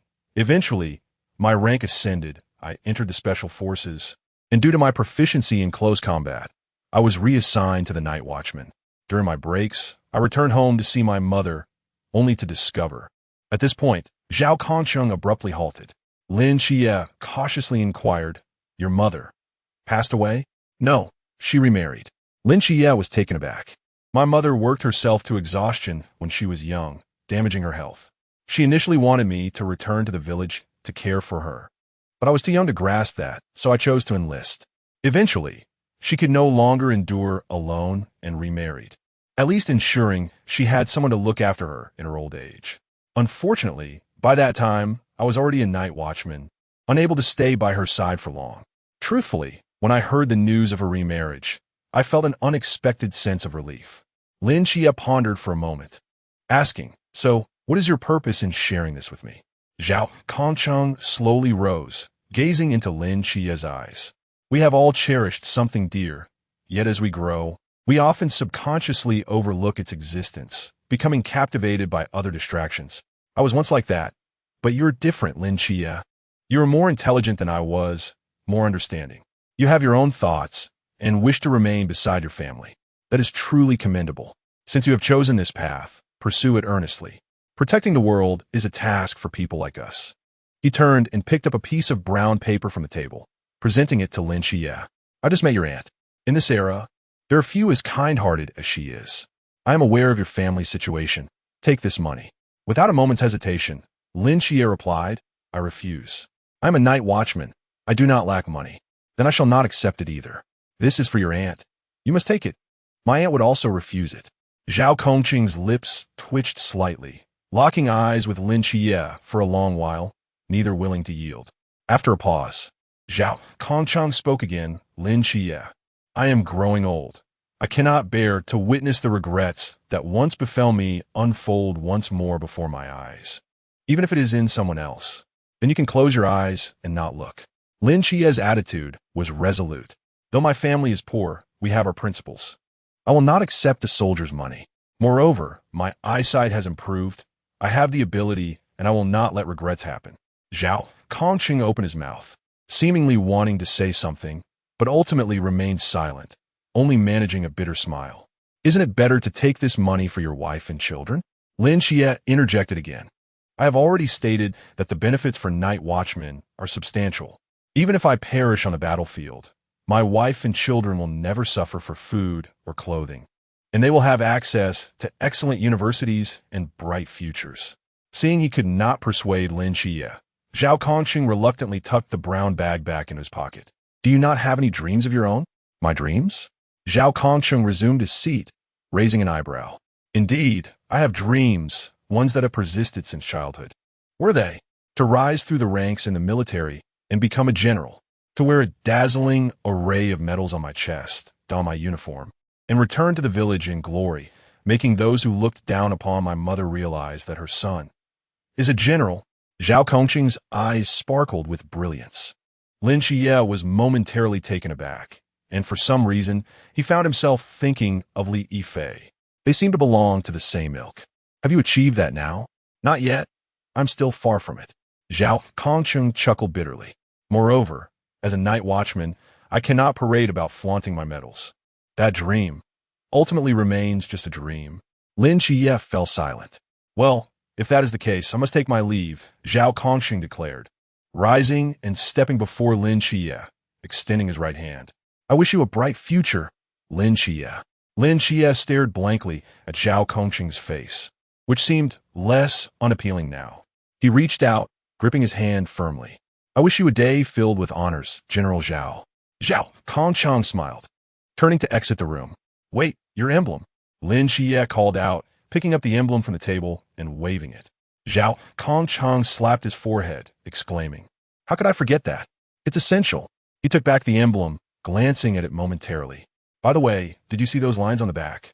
I did. What do you think? Isn't it impressive? Very impressive. Did you write it? Not at all. It is the oath we took upon joining the Night Watchmen. Zhao Kongchang tossed the emblem like a coin, catching it deftly before placing it back in his pocket. However, I do like it. Wait, what now? The rain is heavy outside. Take this umbrella. Thank you. I'll 1T be returning this umbrella. You may keep it, consider it. A reward for protecting the earth. How amusing. All right, I shall take my leave. Goodbye. Zhao Kongcheng, holding the black umbrella, stepped outside into the rain, while Lin Qiye stood by the window, silently watching him depart. In the rain, he rubbed the emblem in his pocket, softly reciting, If the dark night descends, I shall stand before countless others, sword drawn against the abyss, blood staining the heavens. The rain fell heavier. Zhao Kongcheng sat in the black sedan, unfazed as he opened the umbrella, retrieving his cigarette case to indulge in a moment of tranquility. Just then, his earpiece crackled to life, a man's voice emerging from within. His hand holding the cigarette trembled violently, and his pupils dilated in shock. Chapter 23. The Phantom King Shao Qi. Has your teacher left? After seeing Zhao Kongxing off, Aunt hurriedly exited the kitchen, exclaiming, Oh dear, why didn't we invite him to stay for a meal? Lin Qiye shook his head. He had matters to attend to and wouldn't stay for dinner. What did your teacher say? Nothing much, just inquire about my condition due to some sports test. Zhao is truly a good man, coming all the way to check on his students. By the way, before you returned, he was even in the kitchen helping me wash vegetables. He may look rough, but he's surprisingly meticulous. Aunt wiped her hands on her apron, turned off the humming range hood, and said to Lin Qiye, Dinner is almost ready. Call your brother to join us. All right. A moment later, the family of 3 gathered around the table, which was adorned with 7 delectable dishes that tantalized the senses. Scrambled eggs with tomatoes, chicken soup, sauteed egg green beans, and sweet and sour ribs. Yang Jin gazed at the bountiful spread and swallowed hard. Mom, when was the last time our meals were this sumptuous?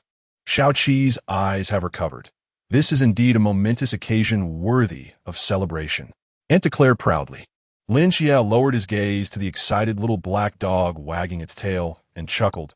It seems tonight, even Shao Hailai will indulge himself. Let him enjoy. Aunt laughed as she raised her teacup to celebrate Shao Qi's recovery. Cheers! Cheers! Cheers! Beneath the somber clouds, the twilight glow had long vanished, leaving the world shrouded in darkness. Rain danced in the wind, while distant city lights sparkled brilliantly. In this dilapidated, old residential area, a figure cloaked in dark crimson was sprinting through the rain, clutching a large suitcase. Raindrops streamed down Zhao Kongxing's cheeks. Though it was summer rain, an inexplicable chill lingered. Are you certain the Phantom King is approaching from this direction? Zhao Kongxing's brow furrowed. In his earpiece, Wu Xiangnan's voice resonated, uncertain. 10 minutes ago, our search team discovered traces of the Phantom King's blood in the nearby sewer system. Based on its movements, its destination can only be this old residential area or the city center. 2 potential locations? Precisely. What shall we do? Should we divide into 2 teams? Theoretically, yes. But the city center is densely populated, making crowd dispersal challenging. If the Phantom King appears there, it could lead to significant casualties and panic. Thus, we have dispatched the majority of our forces to secure the city center. And what about the old residential area? If the Phantom King shows up here, The residents will be in danger. The old residential area has fewer residents, and they are more dispersed, making evacuation easier compared to the city center. Moreover, even if the Phantom King arrives here, it won't cause significant damage, correct?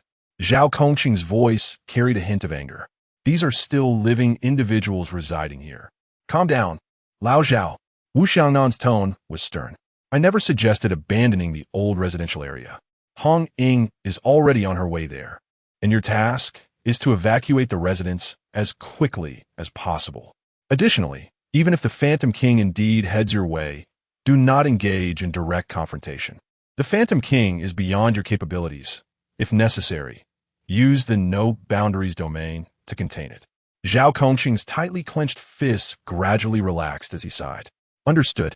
Despite his discontent, Zhao Kongqing recognized the wisdom of the course of action.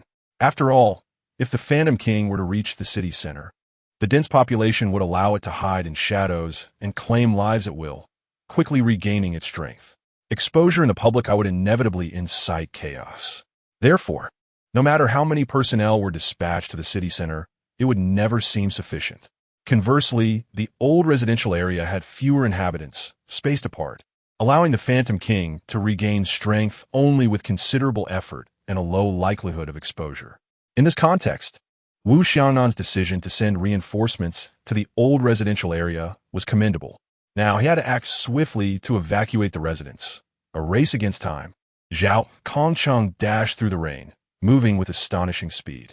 Raindrops splattered against his suitcase, sending glistening droplets flying. Ahead, through the mist, the familiar old house grew clearer. Moments ago, he had just emerged from there. A complex mix of emotions filled Zhao Kongqing. Calculating the time, that family should be starting dinner now. He recalled the sweet and sour ribs, the scrambled eggs with tomatoes, the sauteed green beans. All right, he had washed the green beans. Damn it. I just boasted in front of that kid about safeguarding the world, and now I have to knock on their door to urge them to evacuate. How embarrassing. Yet, this was not the time to quibble over pride. Zhao Kongqing surged forward through the rain, when suddenly an utterly repulsive stench assaulted his nostrils. His pupils constricted as he abruptly halted. The cacophony of rain echoed in Zhao Kongqing's mind as he cautiously turned his head. His eyes wide in fear of missing any detail.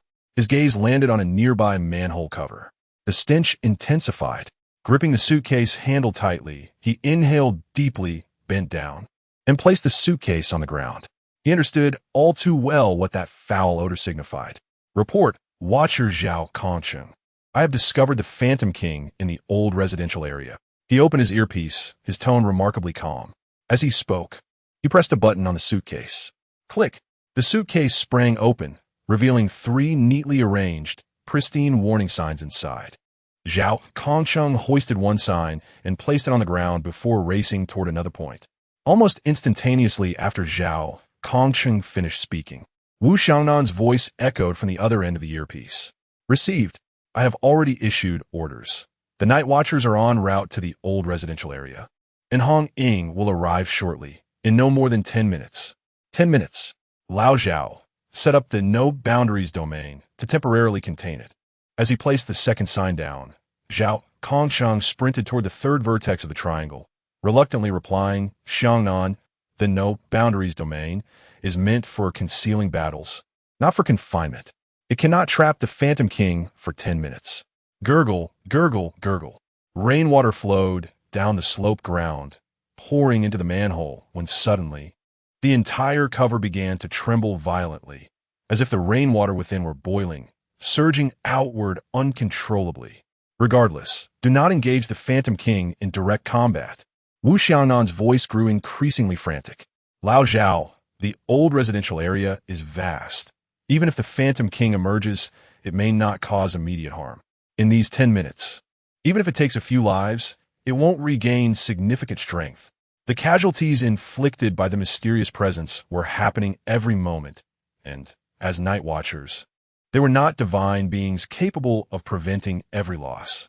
However, losing a core team member due to a severely injured Phantom King would be an irrefutable loss. Lao Zhao, can you hear me? Bang! The manhole cover was propelled into the air like a cannonball, revealing a gaping, darkened sewer opening. Suddenly, a monstrous arm surged forth, followed by a creature far larger than the original ghoul, leaping out from the depths.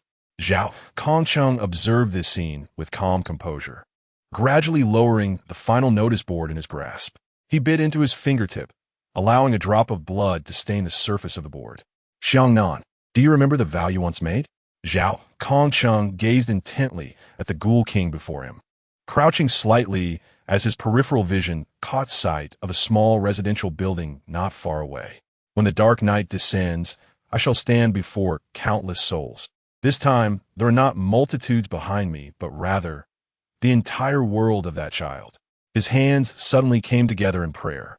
An invisible canvas enveloped this small triangle. Forbidden Ruins. Unbound Void. Chapter 24. The Deluge. Shao Qi. Eschew not the ribs. And partake of some sustenance beyond mere greens.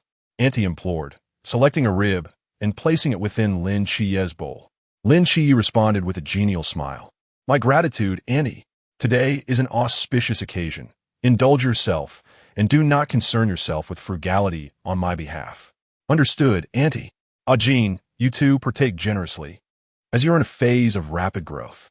Jean, Lin Qiye, observing Yang Jin's absent-mindedness, called out twice. Oh, I shall partake presently. Yang Jin, jolted back to reality, scratched his head. That child, why so preoccupied? Has his palate become so refined as to spurn even meat? Auntie remarked, casting a sidelong glance at Yang Jin before adding more meat to his bowl.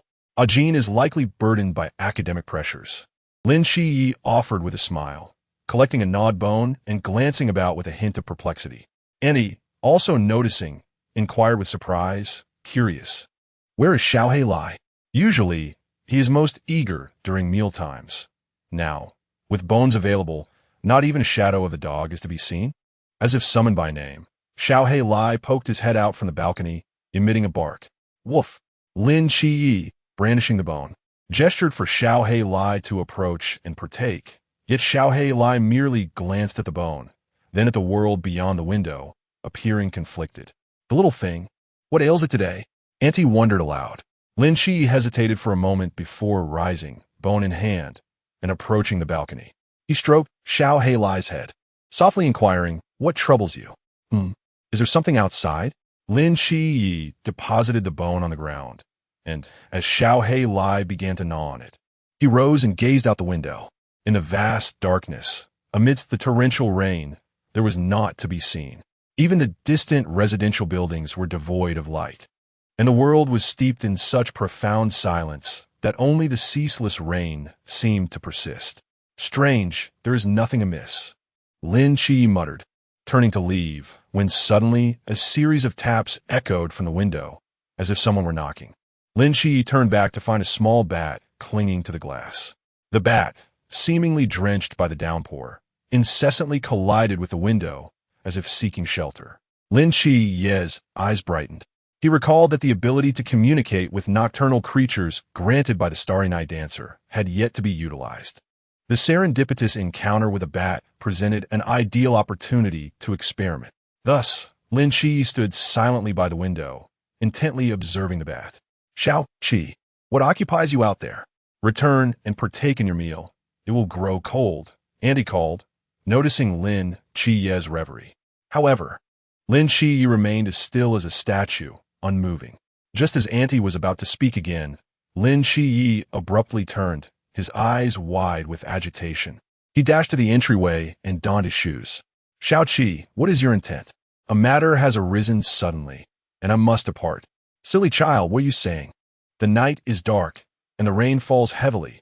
Why would you venture out? It is imperative. Then what of your meal?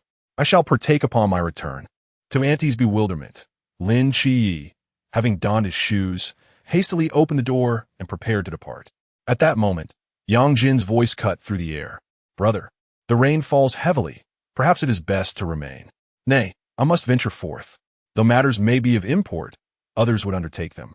The world continues its rotation regardless of your presence. Yet, some matters are mine and mine alone to address.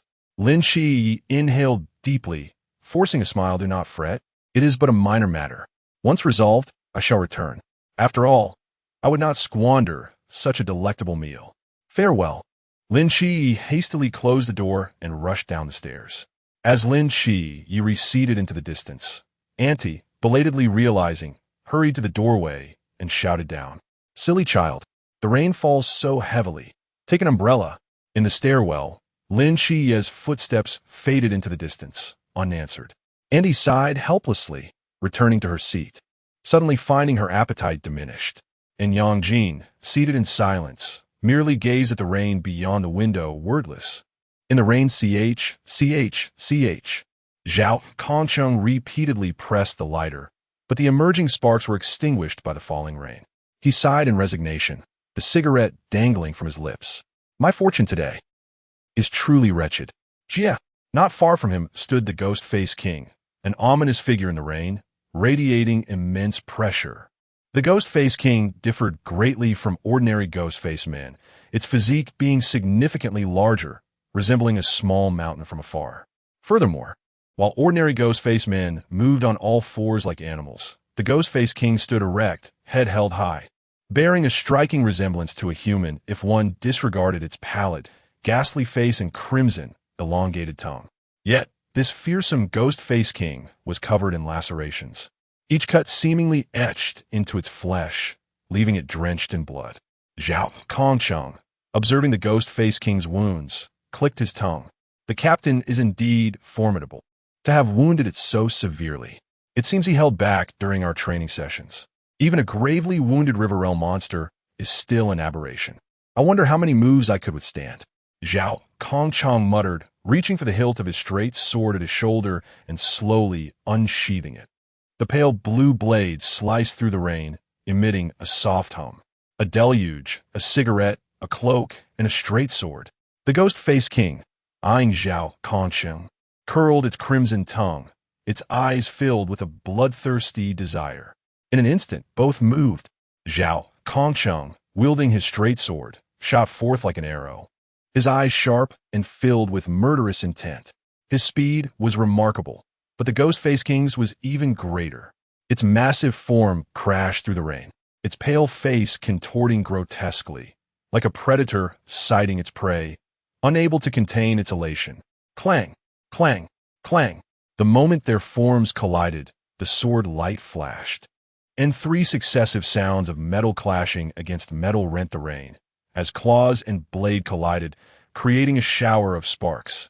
Zhao Kongcheng, true to his reputation as a master of close combat, delivered 3 precise strikes at the ghost-faced king's vitals, only to have them blocked by the ghost-faced king with even greater speed. Zhao Kongcheng unleashed only 3 strikes, for after the third, he was sent flying by the ghost-faced king's terrifying power, landing heavily in the muddy ground. The disparity between them was too great. One was a mythical being who had reached the River Realm, possessing a forbidden domain and formidable physical prowess. The other was a mortal, possessing only skill and experience. Zhao Kongcheng, rising from the mud, spat out the wet cigarette, muttering, "Damn it. So what if you're a mythical being? So what if you're strong?" The ghost-faced king, with no intention of a fair duel, roared at Zhao Kongcheng, its voice like thunder. Roar, roar, roar. Then, with the ghost-faced king as the epicenter, a massive, hideous ghost face gradually emerged on the ground. Zhao Kongcheng's expression changed drastically. Forbidden Domain Sequence 176, Ghost Face Topography. Chapter 25. The haunted countenance. The moment the ghastly visage manifested, Zhao Kongcheng felt as though the very heavens and earth had been turned upside down. An unprecedented wave of vertigo surging through him. His brow furrowed deeply, his body tensed, as he struggled to maintain his balance. Before his eyes, everything resembled a swirling kaleidoscope, chaotic, fragmented, and elusive.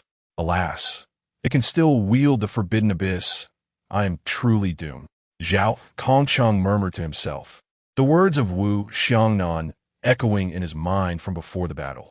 Forbidden Abyss Sequence 176, Haunted Countenance, within its bounds, is capable of deceiving the perceptions of any creature whose realm is lesser than or equal to its own, distorting the very concept of space. In the haunted countenance, The notions of up and down, left and right, forward and backward can shift at the whim of the Countenance King. Although one may resist to some extent through consciousness and experience, it is undeniable that within this abyss, all of one's offensive capabilities would be compromised, drastically diminishing combat effectiveness. Thus, other than the captain, who is also of the Chuan realm, no members can engage the Countenance King directly, lest they meet a certain demise. Indeed, this is a profoundly nauseating abyss. As a first-hand witness, Zhao Kongqing truly grasped the grotesque nature of this forbidden space. So, the captain managed to severely wound the Countenance King here?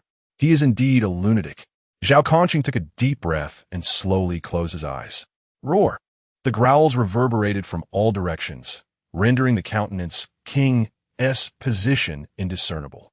The ground quivered slightly, and Zhao Kongqing could sense the Countenance King rapidly approaching. From where will it come? In reality, before the grotesque and menacing visage, Zhao Kongqing stood as still as a statue, his hands gripping his blade, brow furrowed. He remained utterly unaware that the Countenance King had stealthily maneuvered behind him. In Zhao Kongqing's perception, all senses, sight, hearing, smell, touch, swiftly morphed, as if he had been thrust into a superpowered washing machine, inundated with erroneous information that rendered the reality around him indistinguishable. The Countenance King's eyes fixated on the oblivious Zhao Kongqing, its pallid face contorting into a sanguinary grin. It leaned forward slightly, and then, like a colossal cannonball, burst. Chapter 26. Vanishing Flash Moon. Zhao Kongqing was perplexed. Why would this kid be wandering around in such heavy rain? And how did he know I was here, even with my unfettered void active? Moreover, why now, just when I'm getting pummeled? How embarrassing. I just told him to protect the world, and now I'm dragging Lin Qiye into this. If anything happened to him, I'd never forgive myself. What's it to you why I'm here? I know you're fighting that ghost mask guy in there. Let me in. I can hold my own. Lin Qiye's voice echoed from outside. Hold your own, my ass. Zhao Kongqing retorted. That's not just some ghost mask guy. That's the Ghost Mask King. River Realm. 2 whole realms above your measly cup realm. What can a high schooler like you do against that? Besides, aren't you usually afraid of death? Why are you rushing in now? Just go home and eat dinner. I'm telling you, as long as I, Zhao Kongqing, am here, nothing will harm your family. That's different. I may fear death, but I hate owing people favors even more. Lin Qiye shouted from outside. Our family is enjoying a cozy dinner while you're in there fighting the Ghost Mask King alone. You want to be an unsung hero? Not on my watch. If we eat, we'll eat together after we've dealt with the Ghost Mask King. Lin Qiye pounded on the air near the notice board, but it was like an invisible barrier was separating the inside and outside of the void. No matter how hard Lin Qiye tried, it wouldn't budge. Inside the void, Zhao Kongqing was once again sent flying by the Ghost Mask King. He lay on the ground for a long time before barely managing to prop himself up with his blade. Don't waste your energy, he coughed. Even though I don't have a realm, my unfettered void is more than enough to block anyone below the pond realm. There are only 2 ways to get in here. Either I let you in, or you wait for me to die. You can't even break through my unfettered void. What's the difference between coming here to face the Ghost Mask King and throwing your life away? Zhao Kongqing's eyes were fixed on the Ghost Mask King, his voice growing weaker. After he finished speaking, the commotion outside ceased. No one continued to batter the unfettered void, and there were no other sounds. Zhao Kongqing waited 1 second, 2 seconds, 3 seconds. A smile crept onto his face. That's right. Go home and eat your dinner. Leave the rest to us Nightwatchers. Zhao Kongqing struggled to stand up straight, gasping for breath. Blood trickled from the corner of his mouth, and each breath sent tremors of pain through his body. His body had reached its limit. In front of him, the Ghost Mask King stood like a small mountain in the rain, covered in wounds, old and new. It remained vigorous, showing no sign of falling. Such was the freakish constitution of a mythical creature.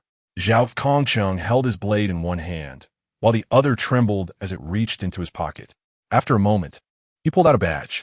The badge bore the image of 2 crossed straight swords, and below them was a name. Zhao Kongqing. In a daze, Zhao Kongqing felt as though he had returned to the days when he had just joined the Night Watch, a green recruit. Badges are a Night Watcher's life, not just in terms of faith, but also in battle. On the inside of the badge was a small needle. When activated, it would spring out, and the tip of the needle was coated with a drug called deity enticement. When injected, this drug would burn all of a person's potential in a short period, greatly enhancing the power of a person who already possessed a forbidden enclave. If a person did not possess a forbidden enclave, deity enticement would forcibly stimulate their body, unleashing the forbidden enclave hidden within the depths of their life's origin. In other words, for the duration of the drug's effects, it could grant a person without a forbidden enclave one. It was a means of mutual destruction, a way to turn the tables in a desperate situation, and the only opportunity for those warriors without forbidden enclaves to experience their own enclaves. It was not to be used unless absolutely necessary. Zhao Kongchang clutched the badge, his body swaying uncontrollably. He looked at the approaching ghost mask king, a smile on his lips. Do you know how long I've been waiting for this day? The rain poured down. Rainwater mixed with blood dripped from Zhao Kongqing's arm onto the surface of the badge, ignoring whether the ghost mask king could hear or understand him. Zhao Kongchang murmured to himself in the rain. Men always yearn for supernatural powers, dreaming of one day soaring through the skies, cleaving mountains with a single punch, and overturning clouds with a thought. As a Nightwatcher for so many years, I've been waiting for my forbidden enclave to awaken. Too bad I'm already in my 40s and still haven't seen it. Honestly, it's hard to get by in the Night Watch without a forbidden enclave. Every time I see the captain and the others fighting with their enclaves, looking so incredibly cool, I can't help but feel a little envious. Later, I thought that if I ever encountered an enemy I absolutely couldn't beat, I would definitely try deity enticement before I died, just to see my forbidden enclave. Even if I died, I could die with a smile on my face. Anyway, thank you for giving me this opportunity. Zhao Kongcheng opened his palm, letting the rain wash over the surface of the badge. His fingers lightly brushed the side of the badge, and a thin silver needle sprang out. He took a deep breath and plunged the needle into the center of his palm. Damn, that stings. Zhao Kongcheng grimaced, cursing under his breath. The moment the needle pierced his skin, Zhao Kongcheng felt the pain in his body recede like the tide, replaced by an unprecedented sense of power. Every cell in his body seemed to be energized, displaying an unparalleled vitality. His heart pounded like a war drum during a battle, rapid and strong. At the same time, a mysterious force field radiated outward from Zhao Kongqing's body. Zhao Kongqing's eyes lit up. Sensing the danger, the Ghost Mask King let out a low roar and charged forward through the rain, propelled by terrifying momentum. Zhao Kongchang gradually straightened his back, his grip on the blade tightening. Rainwater pattered on the surface of the straight sword, producing a light tinkling sound. He stood in the rain, his eyes gleaming with unprecedented brilliance. Then he raised his hand and, with a sweeping motion, unleashed a blade strike toward the rapidly approaching Ghost Mask King.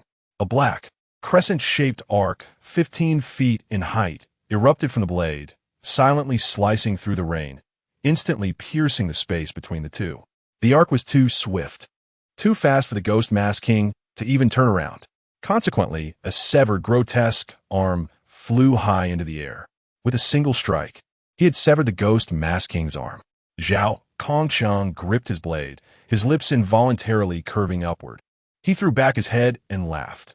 Forbidden Enclave Sequence 083, Vanishing Flash Moon. Ha, I knew it. Zhao Kongcheng. I'm a genius too. Chapter 27. A glare the rain poured down incessantly. Zhao Kongcheng, gripping his straight blade, was drenched in his dark red cloak, his body soaked in blood. A picture of utter disarray.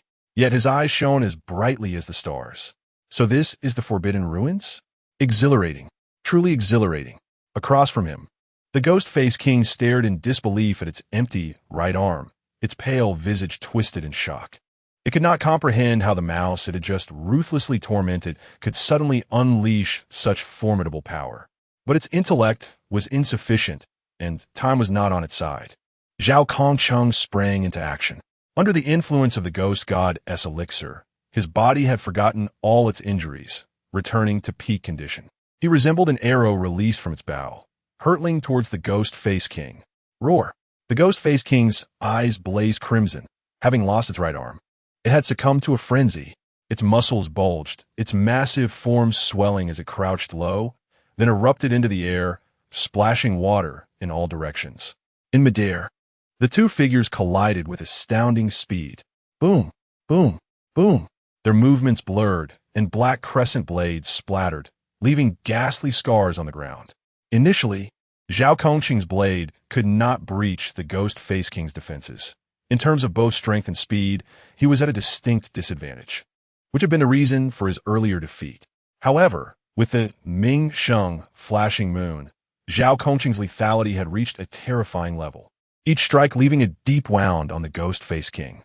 Although Zhao Kongqing still could not match the Ghost Face King's raw power and speed, by compensating for his shortcomings in lethality, he could make up for the other deficiencies with experience. Even with a significantly inferior physique, he could still pin his opponent to the ground. It was evident that Zhao Kongqing had not spoken in vain. With the Forbidden Ruins at his disposal, he could slay the Ghost Face King countless times. Given enough time, defeating the Ghost Face King would merely be a matter of time. But therein lay the crux. He did not possess such luxury. While the Ghost God's elixir could unleash one's full potential, its effects were fleeting. Nearly 10 seconds had passed since Zhao Kongqing activated the Forbidden Ruins, leaving him with little time remaining. Amidst the fierce battle, Zhao Kongqing could distinctly feel his strength waning. The suppressed pain was gradually returning. Even the black crescent blades he wielded were growing smaller. The Ghost Face King seemed to sense the shift in his condition, ruthlessly consuming its essence to unleash an even fiercer offensive. After several exchanges, the Ghost Face King seized an opportunity, delivering a heavy punch to Zhao Kongqing's chest. Boom! A dull thud echoed through the air as Zhao Kongqing was sent flying like a kite with its string cut, crashing heavily to the ground. Ouch! Why does it hurt so much? The sensation of pain surged like a tumultuous tide, washing over every nerve in Zhao Kongqing's body. He gritted his teeth, bloodshot eyes filled with resolve. Despite coughing up blood, he slowly rose from the mud, his gaze fixated on the Ghost Face King, the fire in his eyes still burning fiercely. He could still breathe, the Forbidden Ruins remained, and he could still fight. The Ghost Face King was not dead. He could not afford to fall. Using his blade to prop himself up, he staggered to his feet, but then an unexpected event occurred. Boom! A tremendous sound erupted from behind Zhao Kongqing. The sky above trembled slightly, and a rift split open. What is this? Zhao Kongqing stared blankly at the sky, suddenly recalling something, and swiftly turned around. Not far behind him, a corner of the invisible canvas that obscured the sky had torn open. Within that gaping tear, a youth with golden eyes was slowly approaching. Zhao Kongqing's mouth fell agape, his expression akin to seeing a ghost. You, how did you get in here? Lin Qiye brushed the rain-soaked hair from his forehead, his eyes burning like a furnace, both fervent and sacred. He sighed resignedly. I must admit, this Wujia void is quite resilient, but luckily, I possess these eyes that allow me to find its weakest point. Moreover, it is night. Zhao Kongqing understood only the first part, yet it did not alleviate the confusion in his heart. You just entered the lamp realm. How do you wield such power? No, wait. You have no weapon. How did you break through the Wujia void? You might not believe it, Lin Qiye replied calmly. I glared at it, and it opened. Zhao Kongqing. Lin Qiye spoke no falsehood. Under the cover of darkness, he felt his eyes significantly enhanced. While not as extreme as fivefold, a twofold increase was certainly present. Before acquiring Starry Night Dancer, he could slay ghost-faced people with the Radiant Angel's divine might, and now, bolstered by the night, he could breach the Wujia void. However, this took a tremendous toll on his mental energy. Merely glaring had nearly drained him completely. Lin Qiye glanced at the battered Ghost Face King, then at the numerous blade marks on the ground, his expression turning peculiar as he looked at Zhao Kongqing. You don't have the Forbidden Ruins? Is this what a human can carve out? Zhao Kongqing had no time to explain, for his time was truly limited. Enough chatter. Step aside. I can assist you in battle. I know, just retreat for now. Zhao Kongqing turned to him. I'll strike once more, after I finish this blow. You can lend me your aid. Oh. Lin Qiye moved to the side. Zhao Kongqing took a deep breath, tightening his grip on the hilt of his blade. His gaze locked onto the ghost-faced king, not far away. Kid, this strike you must watch closely. Why? This strike will be very cool. Before Lin Qiye could express his disdain, Zhao Kongqing's legs propelled him off the ground, unleashing a remarkable speed as he charged toward the ghost-faced king. The ghost-faced king, sensing that this man had reached his limit, chose not to confront him head-on, but instead stood on guard, prepared to counter any attack. The light in Zhao Kongqing's eyes burned brighter, akin to a lit torch. He burst through the curtain of rain, advancing toward the ghost-faced king with no embellishments. Raising his hand, he swung his blade. An unprecedentedly colossal crescent sliced through the night sky, moving at an untraceable speed, cleaving every raindrop in its path in two. The speed of this strike was astonishing, so swift that even the formidable ghost-faced king could not evade it with ease. Even if it wished to dodge, its current state rendered it incapable. Thus, the black crescent soared through the sky, gently severing the grotesque head adorned with a pale, ghostly visage. In Chapter 28, Decapitations, the ghastly visage of the ghost-faced king met its demise, its severed head thudding to the earth. Zhao Kongqing, his strength utterly spent, faltered and collapsed. With alacrity, Lin Qiye caught him, only then realizing the extent of Zhao Kongqing's ravaged state. Lacerations, contusions, abrasions.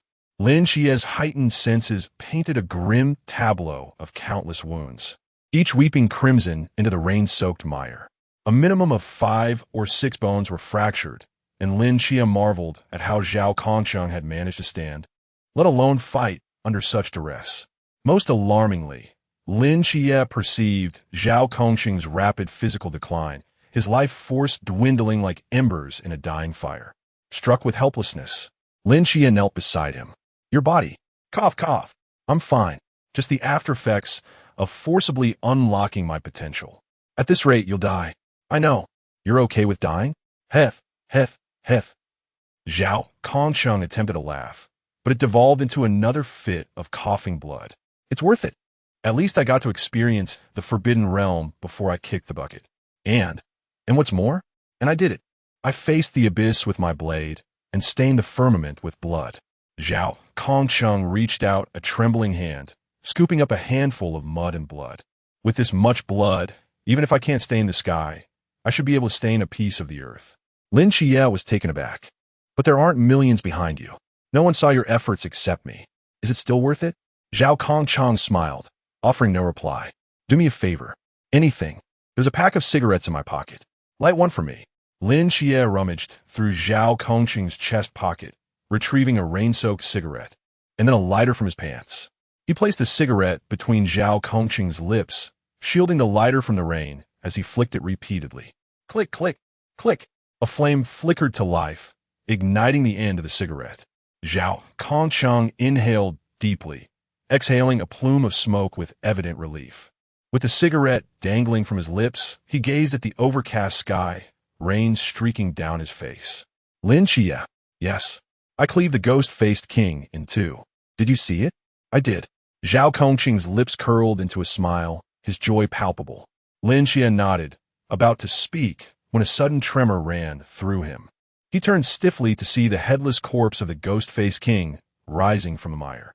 Across its body, the pallid, grotesque visage crawled like a parasite, from legs to back, from back to chest. Finally, it settled upon the king's torso. Meanwhile, the spectral face had vanished from the severed head. Lin Qiye's pupils constricted in horror. The ghost-faced king was not dead yet. The rain persisted. Zhao Kongqing, still savoring the moment, remained oblivious to Lin Qiye's shock. Damn, I killed a guy even the captain couldn't. Lin Qiye, am I awesome or what? Lin Qiye paused, then looked down at Zhao Kongqing and nodded emphatically. Yes, awesome. With a feat like this, if I survive, I'll definitely become a general, right? Definitely. Lin Qiye's eyes shone with conviction. You have to survive. Heh. Zhao Kongqing seemed to envision the scene, his face radiating contentment. But the light in his eyes began to fade. Lin Qiye's hands trembled. He shook Zhao Kongqing gently, his voice urgent. Zhao Kongqing, you haven't become a general yet. You can't die. Zhao Kongqing seemed unable to hear him, his eyes growing distant. He parted his lips, his voice a mere whisper. Was I cool just now? Cool. Lin Qiye's voice trembled, but he nodded firmly. Very cool. Cooler than anyone I've ever seen. A faint smile graced Zhao Kongqing's lips as his eyes fluttered shut, his body relaxing. Zhao Kongqing was dead. Swish, swish, swish. Lin Qiye sat there, stunned, the rain blurring his vision, but his gaze remained fixed on Zhao Kongqing until the heavy footsteps echoed once more. Lin Qiye pursed his lips, inhaled deeply, and slowly rose from the ground. He turned, his eyes locking onto the headless corpse of the ghost-faced king in the distance, his pupils blazing like twin suns. He took 2 steps forward and drew the straight blade from the earth, Zhao Kongqing's blade. Grasping the hilt, Lin Qiye advanced towards the ghost-faced king, the rain soaking him to the bone, yet failing to extinguish the inferno in his heart and the incandescent glow of his golden eyes. The spectral face on the king's torso writhed, emitting a silent scream. Its pace quickened until it charged like a lumbering beast towards Lin Qiye. Having lost its right arm to Zhao Kongqing, the headless ghost-faced king could only lash out with its left claw in a furious assault. Wielding the blade, Lin Qiye seemed to anticipate each attack, dodging with uncanny precision. Like a moth in a tempest, he swayed and weaved, untouched by the storm. With his enhanced dynamic vision and the speed of a starry night dancer, Lin Qiye was a phantom incarnate. After evading over a dozen attacks, Lin Qiye expressionlessly raised his hand and swung the blade. This time, his target was not a vital point, but the spectral face nestled on the king's chest. If he was correct, this face was the true essence of the Ghost-Face King. Although Zhao Kongqing had severed the king's head, he had not harmed the face, allowing the king to resurrect. Lin Qiye danced through the king's attacks, his blade flashing, striking the face again and again. Despite his 5-fold strength enhancement, he could not inflict substantial damage, only leaving shallow cuts. But that did not matter. If one strike could not kill it, he would strike 10, 100 times. This time, he would hack the Ghost-Face King until it was utterly obliterated. 1 strike, 2 strikes, 3 strikes. The Ghost-Face King could not touch Lin Qiye. But Lin Qiye could strike the king. The wounds on the face multiplied, growing increasingly gruesome, and the king's expression contorted in agony. Soon, its attack slowed. Lin Qiye's eyes blazed with murderous intent. Seizing his chance, he reversed his grip on the blade, and, with every ounce of strength, plunged it into the face. A piercing, unearthly shriek echoed through the heavens. Chapter 29. A decade Lin Qiye's blade pierced through the ghostly visage. Yet that was not the reason for the anguished howl of the Ghost-Face King. The source of such heart-wrenching wails stemmed from Lin Qiye's eyes. Beneath the searing golden light, the ghostly figure melted away like a candle in flames, swiftly dissolving. Although this golden radiance flickered for but a moment, it was sufficient to extinguish the last vestiges of life from the already near-death Ghost-Face King. Ultimately, under Lin Qiye's gaze, the ghostly visage solidified into a crumpled, semi-solid mass, vanishing from sight. Simultaneously, Lin Qiye felt a warm current flow from his gripping hand, gradually coursing into his body. He furrowed his brow slightly, stepping upon the body of the ghostly figure and withdrawing his straight blade. After a moment's contemplation, he bent down to pick up the pallid mass, only to be engulfed by darkness, nearly collapsing to the ground. Despite the enhancement from the Starry Night Dancer, the intense battle had severely drained his stamina, and the repeated use of the Eye of the Seraph had completely depleted his already limited mental energy, rendering even walking a laborious task. As Zhao Kongqing had stated, given his current realm, facing the Ghost-Face King would lead to certain death. Had it not been for the Night Watchman inflicting grievous wounds upon the Ghost-Face King, and had Zhao Kongqing not sacrificed himself to cripple the creature, even with the Eye of the Seraph and the Starry Night Dancer, he could not have hoped to contend with the Ghost-Face King. Such was the reality of the mythological beings that had descended upon this world. Such was Chuanjing. Raindrops cascaded down his cheeks as he trudged through the pools of blood, staggering toward Zhao Kongqing's lifeless body. Upon reaching the corpse, he slowly lowered himself to the ground. I had warned you long ago, hero, that being one is not so easy, Lin Qiye murmured, gazing at Zhao Kongqing's already cold visage. You wagered your life here in a relentless struggle. How many truly comprehend your sacrifice? Do you know? Even now, miles away in the city center, the world continues to revel in excess. They sing in KTV, feast in hot pot restaurants, indulge in their hotels, and munch on popcorn in cinemas. And you can only die here, silent and unseen. They remain blissfully ignorant that, amidst this torrential downpour, a man wielding a blade has vanquished a mythological beast. They remain unaware that their carefree revelry is made possible by the sacrifice of another. Is it truly worth it? Lin Qiye gazed into Zhao Kongqing's pallid face, seemingly awaiting an answer that would never come. Do you think I fear death? He continued. You are mistaken. I harbor no fear of death. Does a child, who has witnessed angels, lost his sight, and been confined to a mental institution, still hold reverence for mortality? I have attempted to end my life countless times in the dark, yet light has repeatedly pulled me back. The light that saved me is not from those who scurry through the city, driven by desire, lamenting the injustice of the world. It is my family. Lin Qiye raised his gaze to the pitch-black night sky and spoke softly. The masses have never saved me. Why then should I sacrifice my life to protect them? Thus, I refuse to be a night watchman. He turned his attention to the humble dwelling amidst the rain, his eyes clouded with confusion. Yet, I owe a debt of gratitude that cannot be repaid. You saved my entire world. What can I possibly offer in return? He paused, contemplating, then continued. I know the night watchmen enjoy good benefits.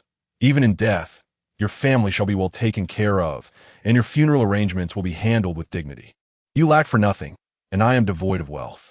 How then shall I repay this monumental favor? Lin Qiye sat in silence for a time, before turning his gaze toward the distant low house.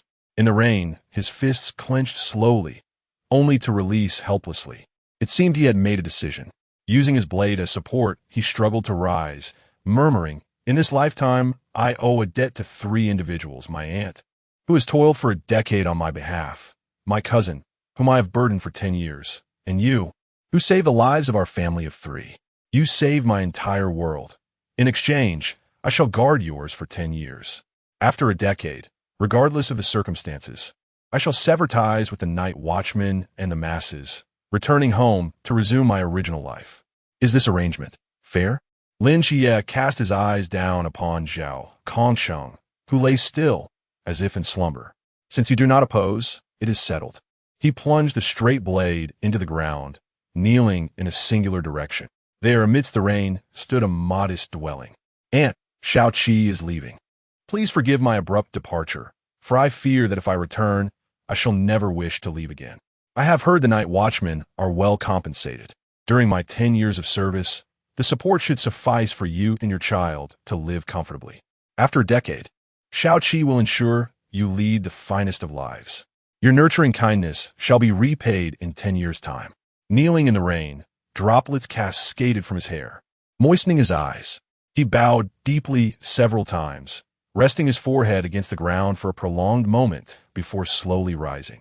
He cast one last glance at the low house, withdrew the blade from the earth, and turned to depart. Xiangnan, I have arrived at the old residential area. Where is old Zhao? Amidst the downpour, a woman clad in a dark red cloak, drenched to the bone, stood in the street, her back burdened by a long black box, gasping for breath. 2 buildings ahead in the vacant lot, Wu Xiangnan's voice emerged through the earpiece. He paused, his tone heavy. Hong Ying, prepare yourself. What preparation? We lost contact with him several minutes ago, and old Zhao's emblem location has not moved for quite some time. Hong Ying's pupils constricted sharply, her body trembling slightly, before she shot forward like an arrow, racing ahead. Don't say such things. Perhaps he is merely fatigued. Hong Ying gritted her teeth, her voice tinged with an impending sob. Hong Ying, do not speak, she shouted in fury. Hong Ying, old Zhao's emblem location has shifted. At this proclamation, light flickered in Hong Ying's eyes. I knew it. I knew he wouldn't perish so easily. Where is he? He is moving slowly, is drawing nearer to you. Hong Ying froze, instinctively halting her steps, her gaze fixating on a nearby corner. The distant rumble of thunder echoed through the clouds. While the rain poured like a cascading curtain, obscuring her vision. Faintly, a silhouette emerged from the downpour. It was a youth, bearing a blade upon his back, cradling a lifeless man in his arms. He paused, summoning all his strength to roar, as if proclaiming to the world, "I, Lin Qiye, returned General Zhao Kongcheng in triumph." Chapter 30. The rain has stopped inside the house. Aunt raised her head to gaze at the wall clock, lost in thought. The dining table before her was laden with an array of dishes, now cold and untouched, almost indistinguishable from when Lin Qiye had departed. Time passed, though how much she could not tell, when Yang Jin extended his hand, using chopsticks to place a piece of meat into Aunt's bowl. "Mom, it's time to eat." Sighing, Aunt shook her head, exhaling deeply. "Your brother left in the middle of his meal and hasn't returned yet. What if something has happened to him? Do not worry. He is safe." Perhaps his classmates noticed that his eyes have healed and insisted on taking him out for a meal. Yang Jin gently reassured her. Upon hearing Yang Jin's words, Aunt S' expression relaxed somewhat, yet her concern quickly resurfaced. "But he didn't take an umbrella with him." "Mom." Yang Jin stood and pointed towards the window, speaking calmly. "The rain has stopped." Indeed, the rain had ceased. The hazy moonlight pierced through the clouds, casting its glow upon the silent night, enveloping everything in tranquility. Not far away, a dilapidated sign had been removed, and the remnants of carnage had been thoroughly cleaned, leaving behind only ghastly knife marks on the ground, silently narrating the events of the previous night. Perhaps by morning, someone would discover these mysterious scars, speculating endlessly. Yet they would never uncover the truth. A few drops of rain slid down the eaves, splashing into the muddy puddle below, creating ripples. Suddenly, a foot splashed into the puddle, sending water flying. In the darkness, upon the scarred ground, a small black mutt strolled leisurely. Around its neck hung a tiny cloth pouch. It navigated through the fissures, halting beside a clean patch of ground. Mere moments prior, a man's corpse lay here.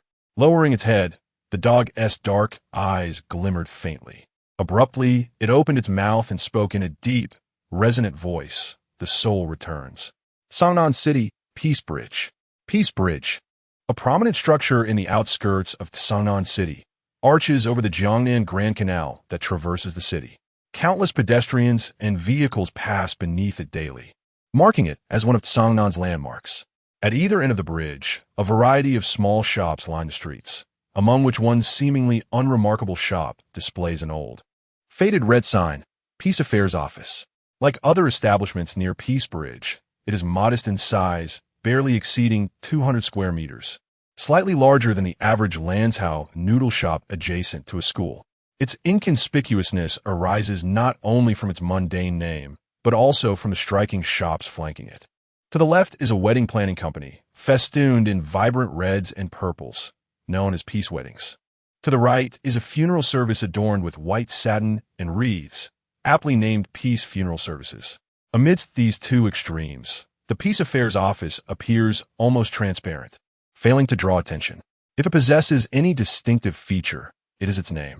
Unlike typical offices that specialize in various fields, law firms for litigation, detective agencies for investigations, accounting firms for bookkeeping, this establishment bears no prefix, merely the word peace, leaving its purpose shrouded in mystery. At this moment, within the Peace Affairs Office, in the spacious and well-lit hall, a young man sat with his head bowed on the sofa, fixated on the floor tiles, enveloped in silence. 6 others occupied the hall as well. "So, you're the agent of the Seraphim that old Zhao referred to?" Wu Xiangnan inquired, observing Lin Qiye from across the sofa. "Indeed," Lin Qiye affirmed. After a brief silence, Wu Xiangnan continued, "I am Wu Xiangnan, the vice-captain of the Nightwatch Team 136 stationed in Songnan City." The man leaning against the pillar in black is Captain Chen Mai. Following Wu Xiangnan's gaze, Lin Qiye noticed a man with his hands in his pockets, quietly watching him from beside a nearby pillar. Acknowledging Lin Qiye's glance, Chen Mai gave a slight nod. Wu Xiangnan turned to the remaining 4 individuals. "Stop standing around. Introduce yourselves." At that moment, a woman sitting alone on a single sofa, hugging her knees with damp hair, lifted her head slightly to reveal her reddened eyes. "Nightwatch Team 136, frontline combatant, Hong Ying." Lin Qiye recognized her. She was the reason he found himself here. After Hong Ying spoke, a man standing beside her with a towel in hand smiled and introduced himself. Nightwatch Team 136, frontline combatant, Wen Qima. Next, a girl huddled in a corner, also tear-streaked, lifted her head softly to say, Nightwatch Team 136, combat support part-time medic, Si Xiaonan. Nightwatch Team 136, long-range fire support, Lung Xian, declared a man seated nearby, cradling a sniper rifle. Once all introductions were complete, Wu Xiangnan resumed. So, Lin Qiye, regarding Zhao Kongqing's death. Do you have anything to add? I have made myself quite clear, Lin Qiye replied calmly. Zhao Kongqing activated unfettered domain and fought the Phantom King to the death, resulting in mutual destruction. Were you present at the scene during their battle? I was. How did you enter the unfettered domain? I merely glared at it, and it opened. Wu Xiangnan's brows furrowed slightly as he opened his mouth to speak, but hesitated. Could you elaborate on the details of their combat? For instance, how did Zhao Kongqing kill the Phantom King? He swung a blade, cleaving a massive black crescent that severed the Phantom King's head. Lin Qiye recounted. A black crescent. Wu Xiangnan pondered, frowning. At that moment, Chun Mai, who had remained silent until now, interjected, it is annihilating life's crescent. Old Zhao utilized the demon god's call, awakening his forbidden domain. When Qima exclaimed in surprise, the sequence 083, annihilating life's crescent? That is a high-risk, forbidden domain. Unexpectedly, Zhao, uncle truly foresaw this. I once thought he was merely conceited, Si Xiaonan murmured softly. No, he is indeed conceited, Chenmai smirked, a hint of nostalgia flickering in his eyes. I believe that when he first beheld his forbidden domain, he could hardly believe it. Had we been there, he would have certainly insisted on sharing how his forbidden domain was the most impressive of all. As Hong Ying seemed to recollect an amusing image, a faint smile graced her lips, though it quickly faded, dimming the light in her eyes. Wu Xiangnan fixed his gaze on Lin Qiye once more, asking, There's one more question. From the Phantom King's corpse, it appears the fatal wound was a series of knife cuts, accompanied by inexplicable burn marks. But annihilating life's crescent does not possess such characteristics. How do you explain this? Lin Qiye's brow furrowed as he met Wu Xiangnan's gaze, speaking deliberately. I have stated it plainly. Zhao Kongqing faced the Phantom King alone, fighting valiantly. Ultimately, he single-handedly dispatched the Phantom King. Chapter 31. Qimo. Upon hearing Lin Qiye's response, Wu Xiangnan's brows furrowed deeper. Just as he contemplated further inquiries, Hong Ying suddenly sat up. Her crimson eyes fixed on Wu Xiangnan as she exclaimed, Wu Xiangnan, what do you mean by this? Zhao Kongqing is dead. Our comrade is gone. Do you not feel even a shred of sorrow within you? Wu Xiangnan opened his mouth, paused momentarily, and then spoke calmly. Old Zhao's death saddens me as well. But the truth holds equal significance. Hong Ying glared fiercely at him, her chest heaving violently. With a cold scoff, she slammed the black box in her hand onto the ground and turned to leave for the basement exit. When Qima, standing nearby, contemplated offering some words of comfort but felt a tug on his sleeve and turned in confusion. Si Xiaonan stood beside him, shaking her head. Thus, amidst the tension, Wu Xiangnan was about to question Lin Qiye when Captain Chun Mai, who had been lingering at the periphery, interrupted him. Lin Qiye has made himself clear. There is no need to delve into details. This matter ends here. Chun Mai placed his hands in his pockets and approached Wu Xiangnan from behind, giving his shoulder a reassuring pat. Startled, Wu Xiangnan turned to find Chun Mai's undeniable gaze, hesitating before reluctantly nodding in agreement. Chun Mai took a seat on the couch opposite Lin Qiye. Now that Zhao Kongqing's affair has concluded, it is time we discuss you, Lin Qiye. What is there to discuss? Lin Qiye replied. As far as I know, Zhao Kongqing once invited you to join the Nightwatchers, yet you declined. He even mentioned that he lost track of you. Had you not emerged with Zhao Kongqing's body, we might never have found you again. Given this, why do you wish to join the Nightwatchers now? Chun Mai's gaze bore into Lin Qiye's, profound and penetrating. To repay a favor, Lin Qiye responded calmly. Chun Mai was taken aback. A favor? We had an agreement. I would join the Nightwatchers. Lin Qiye paused before adding, however, I have one condition. What condition? I will only remain with the Night Watchers for 10 years. After that, I shall depart. At Lin Qiye's statement, the atmosphere shifted and all present wore peculiar expressions. The Night Watchers are not a community volunteer organization. Once you join, leaving is not an option. Therefore, what you propose for 10 years? I cannot acquiesce to that. No one in the Night Watchers can offer you such a promise. Just as Lin Qiye was about to respond, Chen Mai interjected, however, if after 10 years you possess the capability to leave the Night Watchers and the higher-ups are powerless to stop you, then that would be a different matter altogether. In any case, there is no conventional route for departing the Night Watchers. It's simply not feasible. Very well. Surprisingly, Lin Qiye nodded decisively. If I cannot leave after 10 years, then that shall be my issue. The audacity of Lin Qiye's response left Si Shaonan and Wen Qima astonished, their mouths agape. While even the usually stoic Long Xian raised an eyebrow, casting additional glances at Lin Qiye. Given this, I shall promptly submit your application to the higher-ups. However, until you complete your training, you shall not be considered a formal member. Training? The Night Watchers are organized in a semi-military manner. All newcomers must undergo a year-long training session before officially joining, where they learn combat, firearms, operational strategy, and other essential skills. When does it begin? Every September, which is merely a month away. Until you complete the training, you will be regarded as a temporary member of our squad. Chen Mai recalled something and solemnly cautioned. As a temporary member, we do not provide room and board. Lin Qiye, no room and board? I thought the Night Watchers offered excellent benefits. How can they be so stingy? So, where'll I stay for this month? Lin Qiye fretted. Back to my aunt's house. No, if I return, there's a 99% chance I won't come out again. She might even decide to flee with the whole family.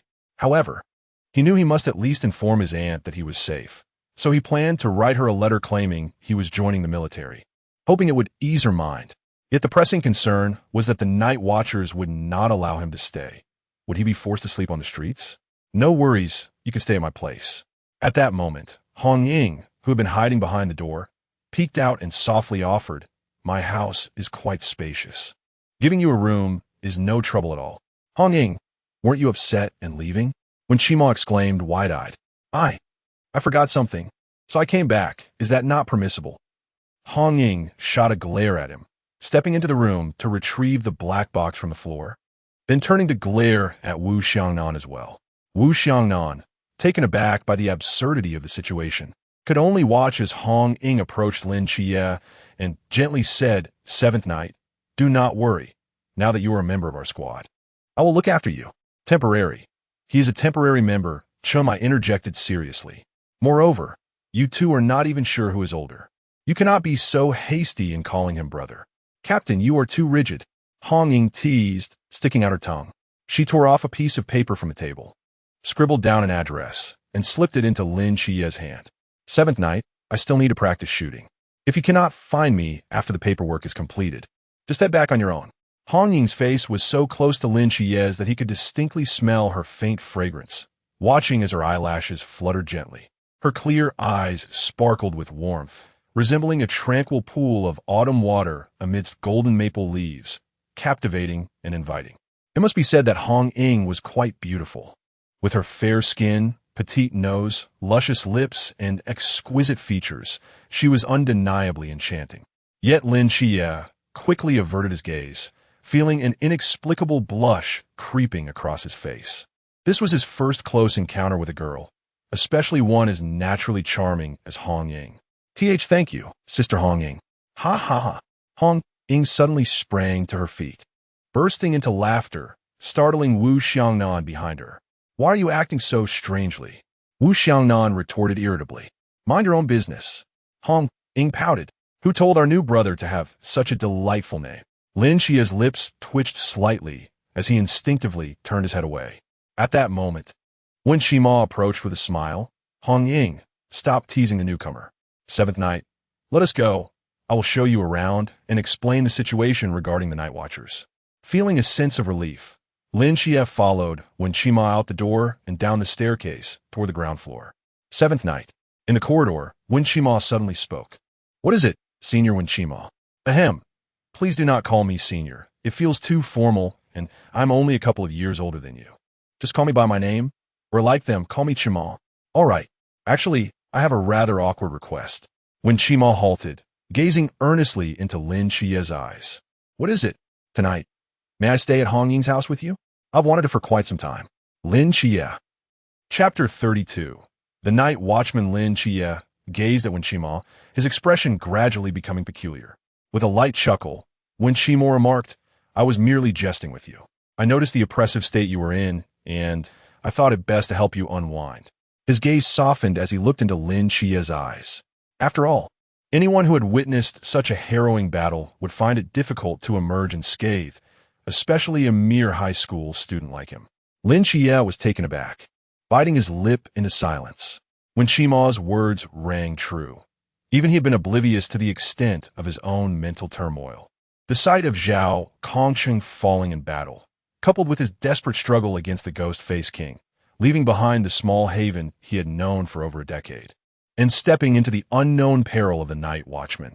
Despite his relative maturity, he was, at his core, still just a boy. The immense burden of such upheaval pressed upon him, making it hard to breathe. I noticed your distress while you were sitting there. It wasn't just me. Hong Ying saw it too. Otherwise, she wouldn't have invited you to stay at her home. Nor would she have suppressed her own sorrow to banter playfully with the captain and vice captain. You are still new here and unfamiliar with her. But once you get to know her, you will realize just how kind she truly is. Lin Qiye paused, recalling the image of Hong Ying weeping in the rain as he carried Zhao Kongsheng out. Reflecting on her earlier faint smile, now seemed to reveal a profound sadness beneath the surface. Yet, if she was already so heartbroken, why would she still concern herself with his feelings? It wasn't just he and Hong Ying, aside from the straightforward Xiangnan and the stoic Lung Xian. The others had also noticed, though the captain's pride kept him from addressing it directly, opting instead to rely on Hong Ying to lighten the mood. Xiangnan, too shy to speak up, remained silent. When Shima turned and continued up the stairs, speaking leisurely, perhaps before you arrived, you imagined the night watchman to be a cold, mechanical force of killing machines. However, as you spend more time here, you will discover that it is anything but. As Lin Qiye followed Wen Qimo to the first floor, they passed through the lobby of the makeshift office before stepping outside. It was now deep into the night. The once bustling and vibrant Hepping Bridge lay silent and deserted, the rain-soaked ground reflecting the remnants of the recent downpour. Only the Hepping Affairs office remained operational along the entire street. Before I came, I thought the Night Watchmen were a vast organization, hidden away in a military no-go zone, complete with aircraft and tanks, frequently engaging in military drills. Lin Qiye mused, surveying the tranquil scene. When Qimo paused, turning to Lin Qiye, unable to suppress a laugh. How amusing. I thought the same before joining the Night Watchman, influenced by those science fiction films. He looked up at the hazy moonlight. While there may be no military zone with aircraft and tanks, the Night Watchmen are undoubtedly a large organization. Why are there only 6 of you here? Lin Qiye inquired. The Night Watchmen differ fundamentally from military forces, Wen Qimo explained, shaking his head. The centralized management you mentioned, while efficient, suffers from a critical flaw. It lacks mobility. For instance, if a mythological creature were to appear in Sangnan City, the local police would need to confirm it and send a message to the base in Shanjing City. Following verification, they would dispatch a team to investigate, which would take at least 2 days. In that time, many lives could be lost. Thus, the optimal solution is to station a team of night watchmen in every city. When a potential mythological creature is detected, the local team can respond immediately. We are the night watchmen stationed in Sangnan City. Lin Qiye pondered this, understanding the clarity in their division of roles and strengths. That explains the clear delineation of duties among your team. Indeed, Wen Qimo affirmed, from primary combat capabilities to support roles, to long-range assistance and overall leadership, each member possesses unique strengths that complement one another. This is the standard model for every station team. What if a mythological creature appears that the local team cannot handle? Lin Qiye asked. In that case, we would request support from the upper echelon. When Qimo raised 4 fingers. In Daxia, in addition to the station night watchmen in each city, there are 4 special teams. They do not reside in any city, but when a local team faces an insurmountable challenge, these teams are dispatched. They lack team numbers, possessing only their unique code names, a mark of honor for the special teams. Special teams, you say? Lin Qiye inquired. Have you ever encountered one? I haven't seen them firsthand. But 2 years ago, in the neighboring Huaihai city, 3 mythological creatures of the Xia realm manifested simultaneously, nearly leading to catastrophe. Subsequently, the special team, known as Mask, appeared and eradicated them all within a single night. A glimmer of yearning appeared in Wen Shima's eyes. It is said that when dawn broke, the blood of the mythological creatures stained the bay, and the Mask team had quietly moved on to the next city. That sounds rather impressive, Lin Qiye remarked. Indeed. Are there any requirements for joining them? Certainly, and they are quite stringent. Wen Shima sighed. First, members of the special teams must at least be at the pinnacle of the Chuan realm. The pinnacle of the Chuan realm. What is the highest level among the 6 of you? Lin Qiye asked. The captain is at the Chuan realm, but he is still a long way from reaching the pinnacle. Wen Shima continued. Moreover, merely having the requisite strength is insufficient. One must also possess uniqueness. What sort of uniqueness? Lin Qiye probed. Uniqueness is something that sets one apart from other night watchmen, such as having an ultra-high-risk forbidden sequence, like being in the top 80, or excelling in a particular field, like being a grandmaster in swordsmanship or knife techniques, or being an agent of a deity. An agent of a deity? Is that considered uniqueness? Lin Qiye questioned. What a Navi notion. Wen Shima shot Lin Qiye a glance filled with envy. Do you think being an agent of a deity is as common as cabbages in the market? It is certainly not. Agents of deities who side with humanity are exceedingly rare. Within the entire Night Watchman, there are only 8 or 9, typically scattered across various special teams or serving as captains in major cities. They are of utmost importance. Goodness, I truly envy you, Wen Shima exclaimed, a rare expression of frustration crossing his face. You, my friend, possess immense potential. Once you mature, Sangnan will hardly be able to contain you. Perhaps in the future, you will become the captain of the Night Watchman in Shangjing City or join a special team, traversing the world as a leader of one of those elite squads. In any case, your future is limitless. Chapter 33. The Tombstone O. Lin Qiye's expression remained serene. Wen Shima looked at him in astonishment. Oh, that's it. Aren't you feeling the slightest surge of excitement or passion? Just a hint, Lin Qiye replied nonchalantly. I have little interest in promotions. Wen Shima cast him a peculiar glance, recalling that he was a heretic destined to betray the Night Watchers in 10 years. Lin Qiye remained non-committal and continued. So, according to you, these 4 special teams represent the pinnacle of the Great Xia's combat strength? Not all. They may be the apex of teamwork among the Night Watchers, but they are certainly not the zenith of Great Xia's strength. Are you suggesting that there are organizations akin to the Night Watchers within Great Xia? No, there's only one Night Watcher in Great Xia, but above the Night Watchers, there are 5 paragons of humanity. Paragons of humanity? As the term suggests, they embody the utmost combat prowess attainable by humankind, drawing close to the ancient deities of myth. They are often referred to as demigods, to stand shoulder to shoulder with the divine in mortal form. Though I recognize your appropriation of cinematic dialogue, that is indeed the case. When Shima gazed up at the night sky, his eyes brimming with reverence. These 5 individuals are the pillars of humanity and the sole glimmer of hope amidst the vast fog. Who are they? I do not know. They're too distant from us. Very few have glimpsed their faces or known their names. However, there are intriguing rumors. What rumors? The 5 paragons of humanity are known as one sword, one rider, one figure, one void, and one sage. Sword, rider, figure, void, sage. What kind of rumors are these? They hardly provide any useful information. It is said that our highest commander of the Night Watchers is identified as one figure among these 5 paragons. Yet, it has been ages since anyone has witnessed him in action. I have a question. Ask away. Has humanity ever slain a god? Lin Qiye pointed to the sky, not referring to bizarre mythical creatures, but to the ancient deities of legend. When Shima paused, then shook his head, I do not know, but I feel there has been none. In the midst of the dense fog, humanity resembles blindfolded lambs, oblivious to the happenings of this world, unaware of when the apocalypse may strike. In an age where the existence of deities has been confirmed, if humanity were to truly slay a god, It would undoubtedly incite panic among all other gods, compelling them to unite in exterminating humanity. The situation humanity would then face would be even more dire. Lin Qiye nodded. I understand. Any further inquiries? Lin Qiye pondered for a moment. Do temporary team members receive benefits? Yes. Then I have no more questions. So, after all your inquiries, the last one is what concerns you most? Of course. Lin Qiye nodded matter-of-factly. Those special teams and paragons of humanity. Those matters are far removed from me. I prefer to remain grounded. Very well. When Shima turned and asked, Are you tired? Not at all. Then allow me to take you somewhere. In the dead of night. Is this appropriate? Absolutely. When Shima's lips twitched.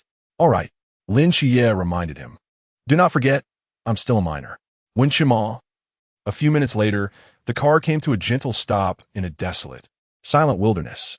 Lin Qiye opened the door and stepped out, scanning the surroundings with a vigilant gaze. Why have you brought me here? When Shima rolled his eyes and pointed to a nearby cemetery, over there, Lin Qiye followed his finger and fell silent. He could vaguely guess that when Shima had brought him here for a reason. The two walked along a narrow path, soon arriving at the cemetery's periphery. This cemetery was not large. Compared to the city's outskirts, it was significantly smaller. Yet the craftsmanship of the tombstones and the spacing between them far surpassed that of an ordinary graveyard. The tombstones here appeared more exquisite and orderly. This is the burial ground for the Nightwatchers of Sangnan City, Wen Qima stated calmly.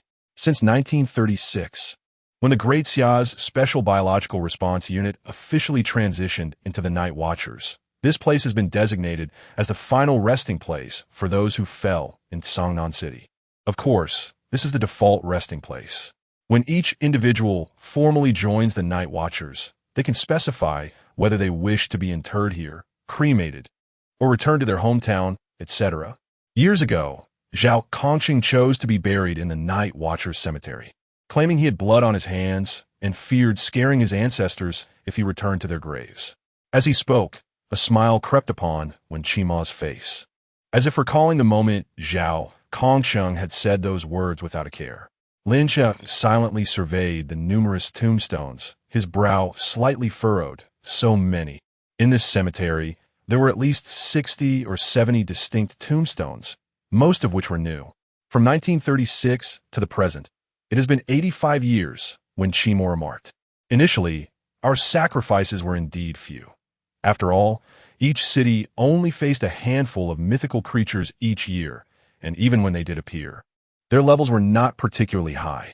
However, as time passed, the emergence of mythical beings accelerated, and their powers grew increasingly terrifying, leading to a rise in our casualties. Nearly half of these tombstones represent those who fell in the past 20 years. Before Captain Shun Mai arrived in Sangnan City, it was said that 2 team members would die each year until he came, at which point the death rate significantly decreased. The image of that taciturn figure in black flashed in Lin Qiye's mind, and he couldn't help but feel a sense of admiration. But Zhao Kongqing just sacrificed himself tonight. Has his tombstone already been prepared? Lin Qiye suddenly thought of something and asked in confusion. Not yet. Then why are we here? When Shima raised his hand and pointed into the distance, look over there. Lin Qiye followed his gaze and saw a faint glow amidst the dark cemetery. Under the dim light, Hong Ying, with red-rimmed eyes, sat beside an empty patch of ground, cradling a blank tombstone in her arms, meticulously carving it with a stylus. Tears streamed down her cheeks, falling onto the stone, only to be hurriedly wiped away. In that moment, she bore none of her previous vitality. Didn't she say she was going to practice shooting? Lin Qiye stared at the scene in a daze. She lied. When Qima shook his head. It is an unwritten rule that the tombstones of the Nightwatchers are carved by their comrades. This stone was originally meant for me to carve. Although she didn't say it, I knew full well that she was the one who most wanted to help Zhao Kongqing with his tombstone. Their bond was profound, truly profound. Thus, even though she lied so blatantly, I turned a blind eye and allowed her to secretly carve the stone. Lin Qiye and Wen Qima stood quietly, observing Hong Ying as she focused on her carving, lost in thought, beneath the hazy moonlight in the stillness of the graveyard. Only the carving knife in Hong Ying's hand emitted a faint lament. Shall we not go over to greet her? After a moment's hesitation, Lin Qiye inquired of Wen Qima. Approaching now would only serve to render her uncomfortable, as her disposition was rather delicate.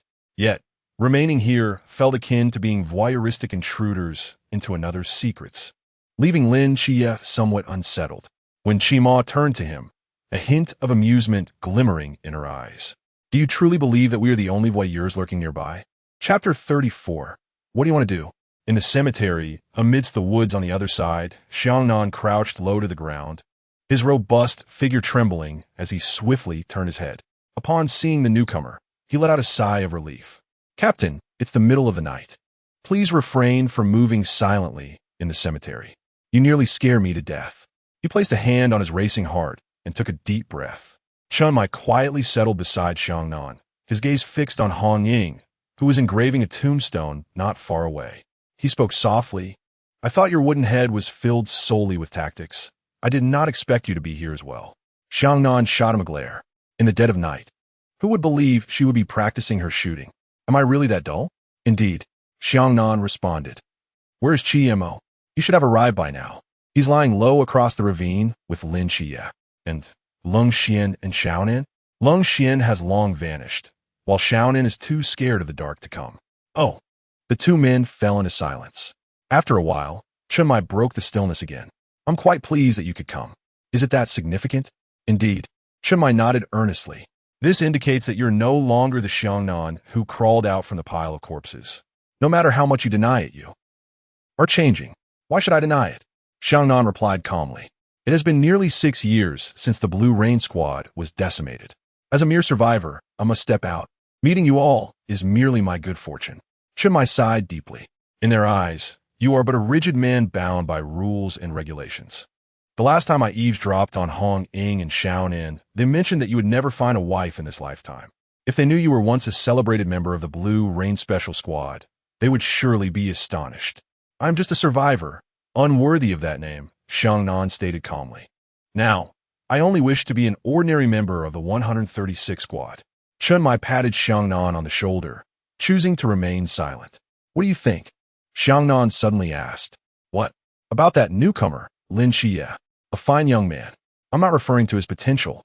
I mean his character. That is precisely what I meant. Xiangnan hesitated before continuing. He killed the Ghost-Face King. If I'm not mistaken, Zhao Kongqing merely inflicted severe injuries, but did not deliver the fatal blow. Is that important? Is it not? Chun Mai locked eyes with Xiangnan and spoke slowly. That boy chooses to attribute the credit to Zhao Kongqing. That is his decision. Why must you be so fixated on it? After spending so long with old Zhao, do you not know what his dream is? To eliminate a mysterious being from the Chuan realm is a monumental feat. This would greatly benefit that boy's future. Do you think he cares about such things? Xiangnan was rendered speechless. Chun Mai shifted his gaze from Hong Ying to the distant ravine and spoke calmly. I've said it before. That boy is quite admirable. At this moment, dozens of miles away from the cemetery, Lung Xian crouched on a hilltop, lowering his binoculars with a slight smile. One after another, lacking any skill in hiding, I've captured them all again this time. Click, click. The binoculars emitted a few soft sounds as several high-definition photographs fell from below, featuring Hong Ying engraving the tombstone, Lin Qiye conversing with Wen Qima, and two large men engaging in playful antics in the woods. He cherished these images, carefully placing them into a locked box. Inside the box lay a collection of photographs, exclusive to the 136 Squad, humorous, awkward, yet heartwarming. 2 hours later, Lin Qiye stood before a luxurious villa, utterly astonished. He glanced down at the address on the note, then looked up at the villa, gasping in disbelief. So she is wealthy. If Lin Qiye was not mistaken, this was indeed Hong Ying's home. Vaguely, he recalled her words, "My house is quite large." Quite large. Lin Qiye hesitated at the villa's entrance for a long moment before finally mustering the courage to knock on the door. Earlier, he and Wen Qima had quietly observed Hong Ying engraving the tombstone until she finished, then they departed. To avoid raising her suspicions, he deliberately arrived half an hour late. He knocked twice, then quickly withdrew his hand. A series of soft footsteps could be heard approaching from behind the door, and soon after, the villa's entrance swung open. Standing there in a plush pajama set was Hong Ying, her eyes slightly red.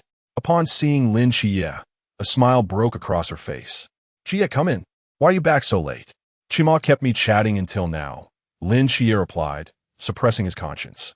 As he entered the house, he noticed that Hong Ying had already prepared a pair of slippers for him. I didn't clean the house today. It might be a bit messy, so please don't mind," Hong Ying said, nervously twirling a lock of hair around her fingers. "It's quite tidy already," Lin Qiye remarked, glancing around, "and honestly, I'm just happy to have a place to stay." It must be said, Hong Ying's home exuded an air of elegance and grandeur, making Lin Qiye, who had never stayed in a villa before, feel somewhat out of place. Moreover, he had never stayed overnight at a girl's home. "Sis Hong Ying, is Qiye here?" A soft voice called from the second floor. It was Si Xiaonan, sleepily leaning over the railing. "Yes," Hong Ying nodded. Lin Qiye was taken aback and turned to look at Hong Ying. She smiled at him. "I don't usually stay in the dormitory, and I wouldn't feel at ease leaving Xiaonan alone there, so she stays here with me." "Oh, I see." Just then, Lin Qiye seemed to recall something. "What about your parents? Is it okay for me to stay here without disturbing them?" "Not at all."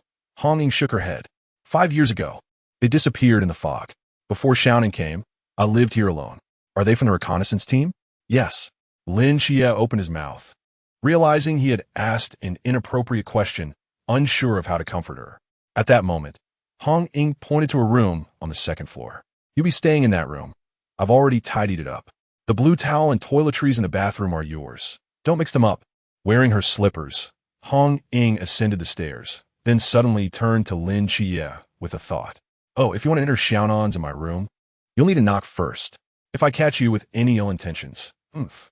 With a swift motion, Hong Ying rolled up the sleeves of her pajama top, revealing her fair arms, and gave an exaggerated swing. "Don't forget, I'm the frontline combatant of the squad. No one can defeat me except the captain. Sister's long gun does not possess eyesight." With that, she gracefully turned, her long, dark hair cascading down as she strode into her room. Lin Qiye observed as Si Xiaonan yawned languidly beside him, waving a hand in farewell, bidding him good night. With a thud, the two doors slammed shut, plunging the corridor back into silence. Suddenly, an idea struck Lin Qiye. He hastened to the door of Hong Ying, rapping on it several times. Creak! The door creaked open slowly, revealing Hong Ying, armed with a long spear, her expression stern as she stood behind the threshold, lifting her chin defiantly. "We want?" she inquired. Chapter 35. We are regular troops under the warm glow of the lamps. The tips of the long guns glimmered with a faint chill. "This is outrageous. She actually concealed a long gun in her room?" Lin Qiye swallowed hard and hurriedly spoke up. "No, Hong Ying, I just wanted to ask, do you have any paper and a pen?" Hong Ying was taken aback, wondering what he needed paper and pen for at this late hour. "To write a letter." I think I have some. Just wait a moment." With that, Hong Ying set aside the long gun and rummaged through her room. Standing at the door, Lin Qiye could clearly see the state of her room. Unexpectedly, it was quite simple, even shabby. In this room, there was only a hard bed, a desk lamp, a writing desk, and a plush toy resting by the bed. There were no superfluous decorations. No expensive mattresses, no sofas, no air conditioning. It was hard for Lin Qiye to imagine that within such a luxurious villa, Hong Ying's room could be so bare. Rather than a master bedroom, it resembled the humble abode of an ascetic. Only that adorable plush toy was the sole item reflecting Hong Ying's age. "Paper! Paper! I found it." Hong Ying's eyes lit up as she emerged with a pen and several sheets of paper, handing them to Lin Qiye. "Sister Hong Ying, do you usually sleep here?" Hong Ying glanced back and nodded, explaining that as a night watchman, one should not indulge too much in material comforts, but rather constantly hone one's will. If this villa were not a relic of her parents that required regular upkeep, she might have sold it long ago and returned to live in the dormitory. Lin Qiye fell silent for a moment. "I understand. Thank you. Good night." "Good night. You should rest early too." Hong Ying smiled and waved as she gently closed the door. Lin Qiye descended the stairs and sat in the living room, turning on a lamp above him. On the table lay a sheet of paper and a pen. The lonely chirping of cicadas faintly echoed outside, and the summer night's heat had dissipated after the rain. With shadows of leaves casting patterns on the table in the moonlight, Lin Qiye grasped the pen, sitting motionless at the table. Time seemed to pass unnoticed until he gently put pen to paper, writing the first line. To Aunt Yangjin. Mom. Yangjin shook his aunt, who had dozed off at the dining table, gently calling her. His aunt blinked her bleary eyes, slowly lifting her head while rubbing her sore neck, and asked, "What's wrong? Is your brother back?" Yangjin shook his head. "No, but there is a letter under the door." "A letter?" "Yes. It seems to be from my brother, Xiao Qi. Hurry, open it and see," his aunt urged, watching Yangjin as he opened the letter. This child, out all night without a word. Even at our doorstep, he doesn't come in. What does he mean by stuffing a letter? Yangjin unfolded the letter, and his aunt leaned in closely as they both scrutinized it together. After a long pause, his aunt trembled, lowering the letter in a daze. "Mom, brother says he has enlisted." Yangjin turned to look at his aunt. "Enlisted? Enlisted? How could he suddenly enlist?" His aunt murmured, having never heard him mention it before. "No, he has mentioned it." Yangjin nodded seriously. "He mentioned it? In the past. He often confided in me that his greatest dream was to enlist, but he had to set it aside due to his eyesight issues." Yangjin paused, pointing to some words in the letter. "And look, brother also wrote that after his eyesight improved, he secretly enlisted. But didn't he tell you because he feared you would stop him? Last night, he quietly boarded a train to Qiqihar. Wait, something doesn't add up. What's wrong? You received this letter only this morning, but according to what it says, he should be on the train by now." His aunt's mind suddenly cleared with a spark of realization. Yangjin scratched his head. "Actually, I only discovered this letter this morning. It might have been there last night. I just didn't see it. But this is too sudden." His aunt struggled to accept the reality. Worried about Xiao Qi's eyesight. What if it flared up again while he was serving? "No, I can't accept this. I must go to the government and bring my nephew back." His aunt stood up in a hurry, disregarding her slippers, and rushed out the door. Suddenly, she halted in her tracks. Outside, two men in military uniforms stood awkwardly, seemingly ready to knock. If Lin Qiye were present, he would immediately recognize them as Chun Mai and Wen Qima. "Who are you?" his aunt asked, frowning. Chun Mai and Wen Qima exchanged glances. And Wen Qima's face broke into a gentle smile as he saluted her with a less-than-perfect military gesture. "Hello, may I ask if you are Ms. Wang Fong, the guardian of Lin Qiye?" "Yes, that's me. We are from the Tsangnan Military Political Office, here to deliver some paperwork and subsidies regarding Lin Qiye's enlistment." "Military Political Office?" His aunt questioned suspiciously. "What is that?" "It is specifically responsible for the enlistment of new recruits." "Oh, then please come in and have a seat." His aunt stepped back, allowing them inside, turning to brew tea for them. "I was just about to look for you." "Something feels off." As Chun Mai and Wen Qima sat down, the latter broke into a cold sweat upon hearing her words. Wen Qima leaned in closer to Chun Mai, whispering, "Captain, can we really pull this off? What's there to fear? Our paperwork is all authentic, issued by the regular army. But you only submitted Lin Qiye's application yesterday. How can the documents arrive so quickly? Are you certain these are real?" Chun Mai's lips twitched slightly. "Soon, it will all become real. But I don't understand. We could have waited for the official documents to arrive before coming. Why the rush?" "It's not us who are in a hurry. It's Lin Qiye. He worried that his aunt might not believe the content of the letter and would go to the government for verification. But the lower-level officials there are unaware of our existence. Do you understand what I mean?" "I understand." When Qima nodded, straightening up to display a standard smile. "Ms. Wang Fong, rest assured, we are regular troops, and Lin Qiye's enlistment in Uramuki has been duly approved. There are no issues whatsoever." Nearby, Yangjin helplessly held his forehead. Just as his aunt was pouring tea, her body trembled, and the teacup slipped from her hand, spilling onto the table. She stiffly turned around, her eyes wide open, exclaiming, "Didn't he go to Qiqihar?" Chapter 36. The fool Chun Mai cast a sharp glance at Wen Qima. With utmost seriousness, Wen Qima explained, "Madam, Lin Qiye initially applied for a position in Qiqihar, but later he consented to reassignment and went to Uramuki." The aunt, skeptical, inquired, "What about his documents?" Wen Qima retrieved a thick stack of papers from his briefcase, placing them meticulously on the table before pushing them toward the aunt. "All of Lin Qiye's paperwork is here. Please take good care of it." After a moment's thought, Wen Qima continued, Additional documents may arrive subsequently, and we shall visit again then. With narrowed eyes, the aunt held the documents at a distance, scrutinizing each word, fearful of missing any vital information. After a considerable pause, she set the papers down with a heavy sigh. This child has only just recovered his eyesight. I worry that during his military service, something might go awry. Rest assured, we have conducted thorough examinations of Lin Qiye's vision. There will be no further issues. He is in excellent health.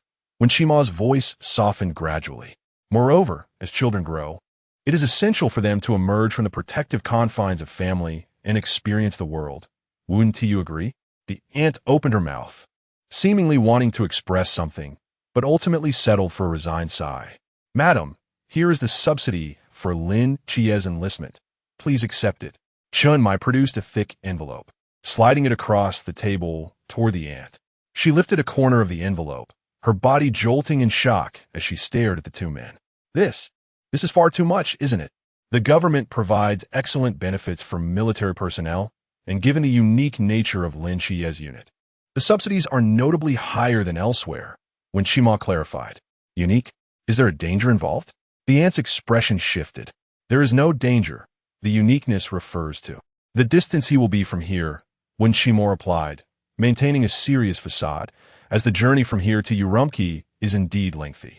Ah, I see. The aunt, clutching the envelope, fidgeted restlessly. It was her first encounter with such a sum of money. Comrade, could you help me send this to him? I worry about him traveling alone to such a distant place without any funds, and leaving so much money at home. I cannot rest easy. The military does not require such vast sums, and we have regulations stipulating that these funds are designated for the family. Please, you must accept it. When Shima's eyes narrowed slightly, his tone growing increasingly serious. As for safety, you need not worry. As long as we remain, no one can harm your family. When will he return? The aunt asked, a hint of desperation in her voice. In 10 years, Chun-Mai interjected suddenly. His eyes filled with earnestness. He will surely return after a decade. 10 years. The aunt murmured, glancing back at Yangjin, whispering to herself by then, Jin should be ready for university. One Shima and Chun-Mai engaged the aunt in conversation for a while longer, and when the time is right, they prepare to take their leave. By the way, can you make phone calls from there? The aunt suddenly recalled. Of course, when Shima nodded. I will provide you with a number. As long as it is not during training, you will be able to reach him. Good. The aunt escorted the two men to the door, then lingered alone for a moment before slowly returning to her room, staring blankly at Lin Qiye's belongings. Her eyes began to glisten with unshed tears. Mom, brother is going to join the army. This is a good thing, Yangjin consoled, approaching with the little black dog in his arms. Yes, I know. The aunt wiped her tear-stained eyes. Children grow up and must venture out to experience the world. It truly is a good opportunity for him to train in the military. When he returns as a veteran, I shall certainly have many suitors vying for him when I seek a bride for him. Yangjin remained silent. Mom just can't help but worry. The aunt gazed out the window, lost in thought. It is time to go. Chun-Mai descended the stairs, giving Lin Qiye a gentle pat as he caught him gazing at the aunt through the window. How is she? Lin Qiye asked softly, his eyes fixed on his aunt. She believes, Chun-Mai replied. Did you give her the money? I did. Lin Qiye paused. That was all my subsidy and a year's worth of overdrawn salary. How will you manage? I have saved a bit over the years. I'll make do. A year won't be a problem, Lin Qiye reassured, observing his determination. Chun-Mai added after a moment of silence. If you find yourself with time, you may come to the office for meals. Lin Qiye, taken aback, questioned. R&T temporary recruits not provided meals or accommodation. While that is true, my cooking is an exception, Chun-Mai said, patting Lin Qiye on the shoulder as they walked toward the nearby van. A smile crept on Lin Qiye's face at that remark. Ding, ding, ding. At that moment, Lin Qiye's newly acquired phone chimed. Hello, is this Xiaoqi? It's me, Aunt. You child, off to the army without even a word to me. If you wanted to go, I wouldn't have stopped you. Do you not consider me your aunt anymore? I'm sorry, Aunt. I was wrong. Sigh, are you already on the train? Yes. How long until you arrive? I heard it takes 2 days. The little green train is rather slow. Once you reach the barracks, be sure to eat well. Don't exhaust yourself. I understand, Aunt. Oh, and I receive your subsidy. I'll keep it safe until you return. We'll use it for your wedding. Aunt, our unit has excellent benefits. We receive ample funds every year. You should use that money for yourself. You child, you know nothing of saving. Keep that money for yourself. And make sure you live well. Do you hear? I hear you, Aunt. Well, if there is nothing else, I will hang up now. All right, goodbye, Aunt. Wait, when you arrive in Qiye, be sure to let me know you're safe. I will, Aunt. Goodbye. There was a long silence on the other end before her slightly hoarse voice returned. Yes, goodbye. Beep, beep, beep. The line went dead, and the aunt gripped her phone tightly, sitting still like a statue, motionless. Soon, 2 streams of hot tears cascaded down her cheeks. She slowly leaned over the table, burying her face in her arms, weeping silently. Nearby, Yang Jin sighed softly and turned to gaze out the window, murmuring, "Brother, you fool." Outside the old residential area, "Qiye, it's time to go." Shimai turned back, speaking calmly. Lin Qiye stowed his phone away, casting one last glance at the distant low houses, responding with a soft hum. The wind began to rise. Lin Qiye's black hair fluttered gently in the breeze as he tightened his collar and turned to walk into the wind. Their clothes billowed dramatically in the gusts. Chapter 37. The Girl Who Triumphed Over the Gods in the Asylum of the Deities. In the spacious and tidy courtyard, Nix sat in a rocking chair, lost in thought while cradling a vase. A young boy clad in a white coat traversed the corridor, carrying several bottles of medicine, and approached her. "You have come to see me, Donatus, my child." Nix turned her gaze towards Lin Qiye, a smile illuminating her face. Lin Qiye settled beside her, uttering a soft acknowledgement. "It is time for your medication." He poured the contents of the bottle, meticulously dividing them into small heaps and placing them in Nix's hand. "Now, dear, please take your medicine." Without hesitation, Nix swallowed the medication and then gazed at Lin Qiye, her eyes brimming with affection. "Donatus, you seem troubled." Lin Qiye was taken aback. He did not expect this patient to discern his state of mind so effortlessly. After a brief moment of hesitation, he nodded. "I suppose so. Is there anything I can assist you with?" "Regrettably, this is something you cannot help me with," Lin Qiye replied, shaking his head. The pain of leaving home and enduring heartache was not something an outsider could remedy. Nix appeared somewhat disheartened, yet shortly thereafter, she seemed to recall something and spoke. "In that case, Donatus, I have a gift for you." "A gift?" Lin Qiye was momentarily taken aback. "Indeed, I shall bestow upon you my bracelet. From now on, wear it close to you, and you will." Nix reached to touch her wrist, but as she looked down at her bare wrist, confusion clouded her brow. "Where's my bracelet?" Lin Qiye responded. Indeed, it seems Nix is not in a sound state. Nix tilted her head, furrowing her brow, seemingly deep in thought. Just as Lin Qiye was about to rise and leave, Nix suddenly exclaimed, "I remember. What have you recalled? My bracelet was one from me." "One from you?" Lin Qiye was momentarily stunned, pondering if he had ever encountered a tale of a bracelet being won in any myth. "Which deity won it?" "Not a deity." Nix shook her head, pointing at Lin Qiye. "She's like you. Like me. Also your child?" Lin Qiye endeavored to align his thoughts with Nix's reasoning. "No, she is like you, wearing this white garment." Lin Qiye's pupils constricted, his brow furrowing deeply. "Are you suggesting that before my arrival, someone else donned this attire, entered your room, and won your bracelet?" Nix nodded.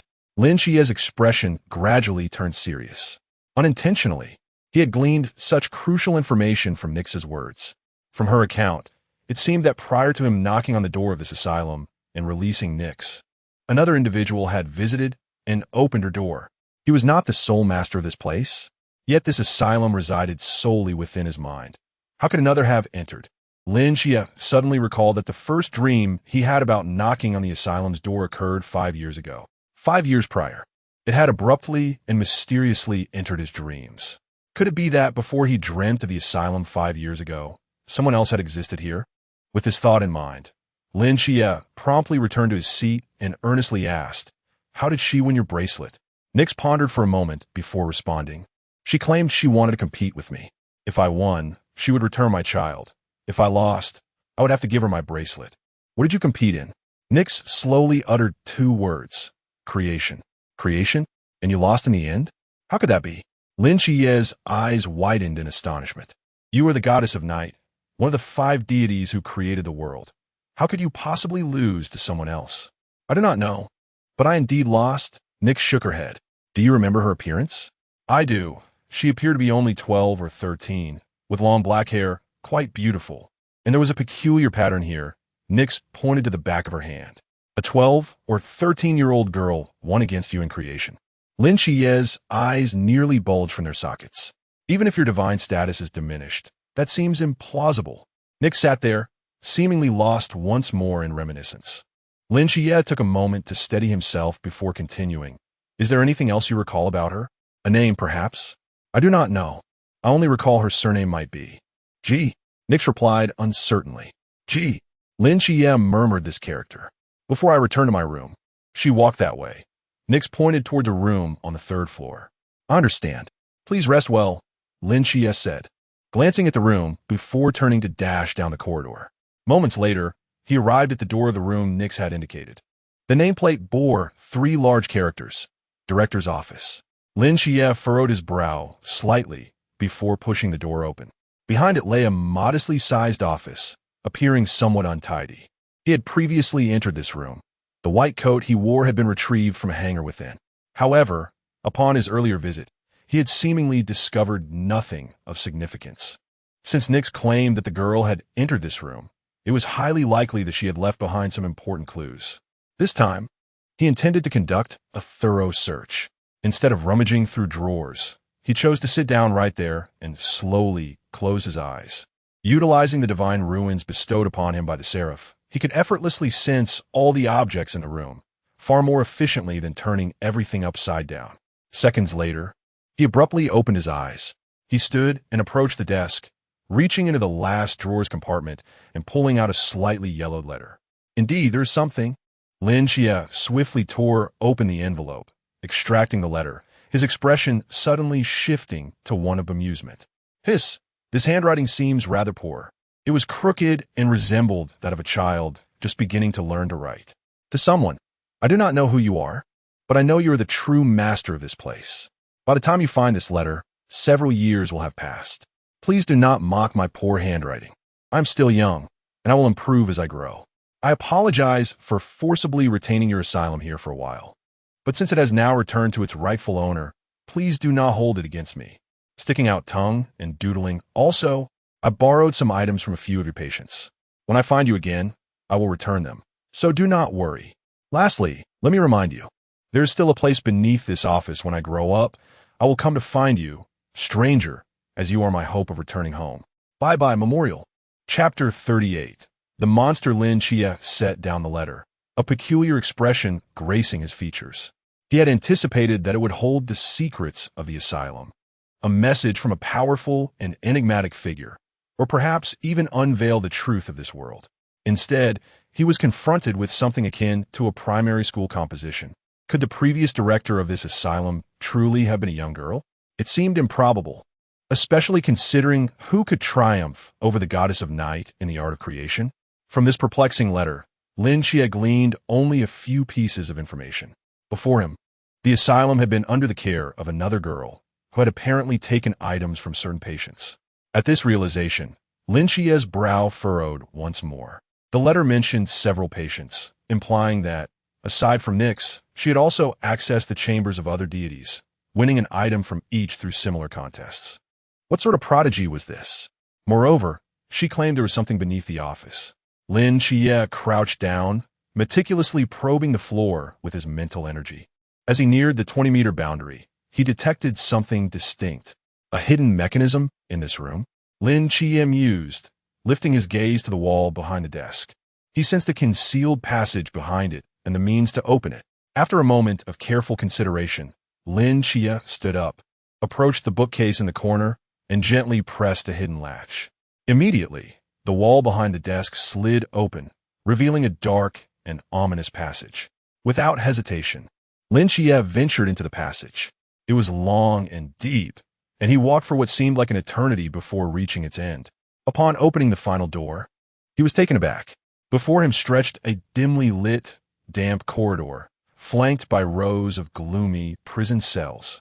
Unlike the patient rooms in the ward above, these were true prison cells complete with iron bars adorned with intricate patterns, their purpose unknown.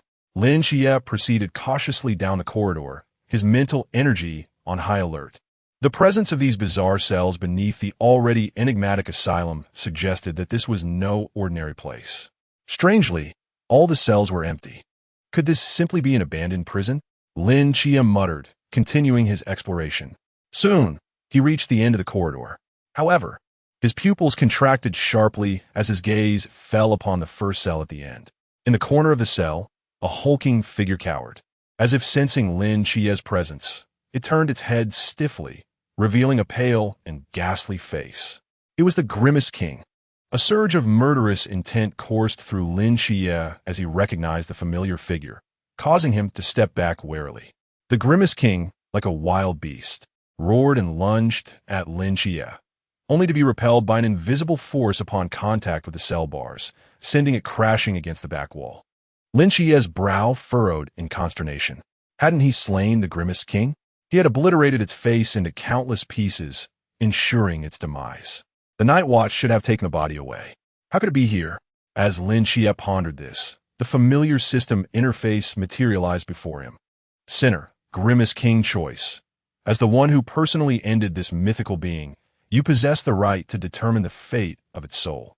1. Obliterate its soul, causing it to vanish from existence. 2.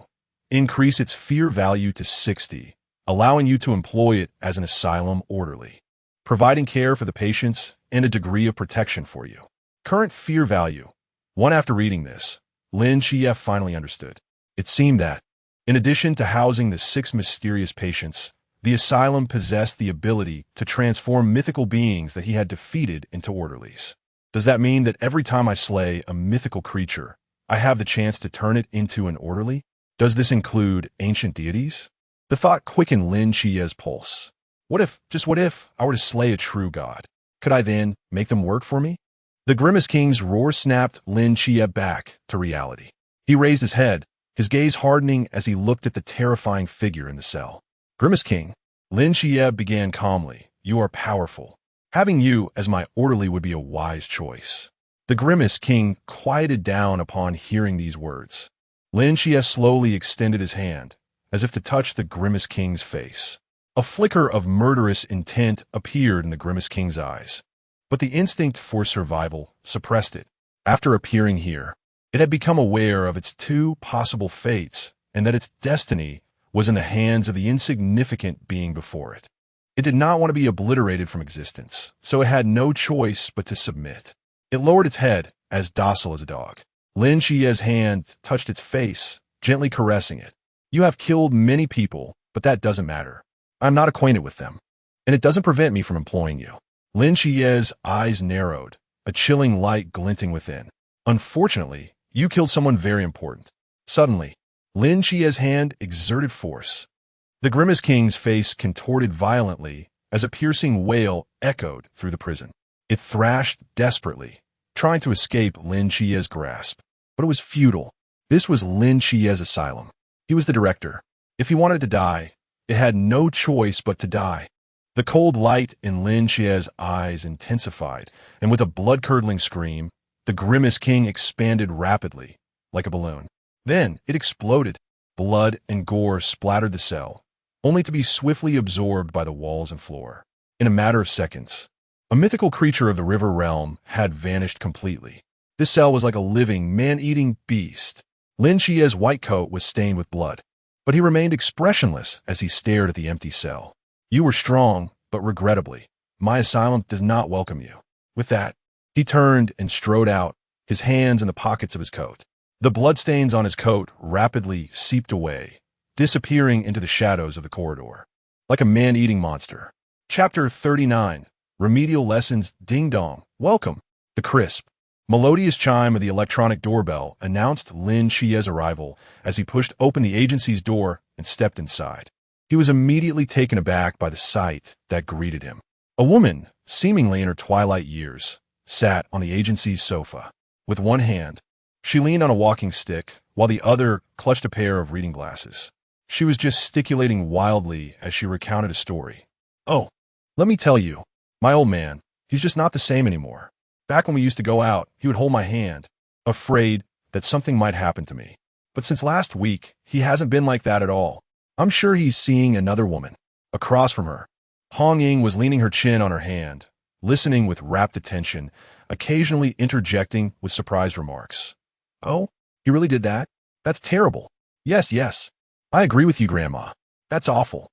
Don't worry, our agency will definitely take care of this. Beside her, Wen Qima sat with an earnest expression, maintaining his affable smile. I think you're right, Grandma. I think Hong Ying is right. Yes, I think you're all right. Seeing Lin Qiye standing bewildered at the door, Wen Qima gave him a knowing look, stood up, and followed Lin Qiye to the back of the shop. Hong Ying remained seated, chatting animatedly with the old woman. What's going on? Lin Qiye finally asked as they entered the stairway to the basement.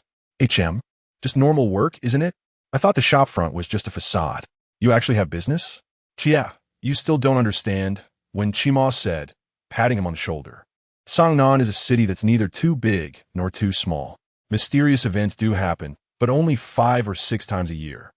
What do you think we'd do if we were just sitting around here with nothing to do but train and chat when there aren't any mysterious events to handle?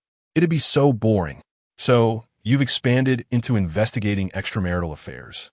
Lin Qiye asked, his expression peculiar. And with a 60-year-old woman? The client is 60 years of age. You see, taking on some minor, harmless cases can give us something to do and earn us some extra money. It's great. I see. Lin Qiye mused. So, besides investigating extramarital affairs, what other services do you offer? We have a wide range of services, a very wide range. When Qima's eyes lit up, helping people rescue cats and dogs stuck in trees, tutoring kids below junior high school level, providing legal aid to those in need, rescuing abducted children, and even donning masks to subdue bank robbers. Wait, that's a bit too broad, isn't it? Lin Qiye exclaimed, his eyes wide. Rescue, education, law, relationships. You're even doing the police's job? Standard procedure. I'm suddenly curious. Who among you knows law? Lung Xian. Before joining the Nightwatchers, he was a doctor of law from the University of Political Science and Law. Lin Qiye. The two reached the underground activity area, and when Qima patted him on the shoulder. Oh, right, the captain said to go to the training ground to find him when you arrive. Where is that? Go straight down the hallway to the end. All right. Lin Qiye passed through the activity room and walked down the hallway. He hadn't paid attention last time, but now he realized just how vast this underground space was. Rows of corridors, mysterious rooms. Lin Qiye roughly estimated the size of the space to be at least 2 streets wide. Finally, Lin Qiye reached the end of the hallway, where a large iron door stood. Lin Qiye pushed it open and entered a large, bright training ground, at least 3 football fields in size. Did they dig through the entire canal bottom? Lin Qiye murmured to himself. Seeing Lin Qiye arrive, Chun Muyue, who was meditating in the center of the training ground, opened his eyes and beckoned him over. Captain, yes, how do you like it here? I feel the contrast is a bit much, Lin Qiye said honestly. The shop front is just an inconspicuous little place, but there's such a large space underneath. It feels like something out of a sci-fi movie. Chun Muyue nodded slightly.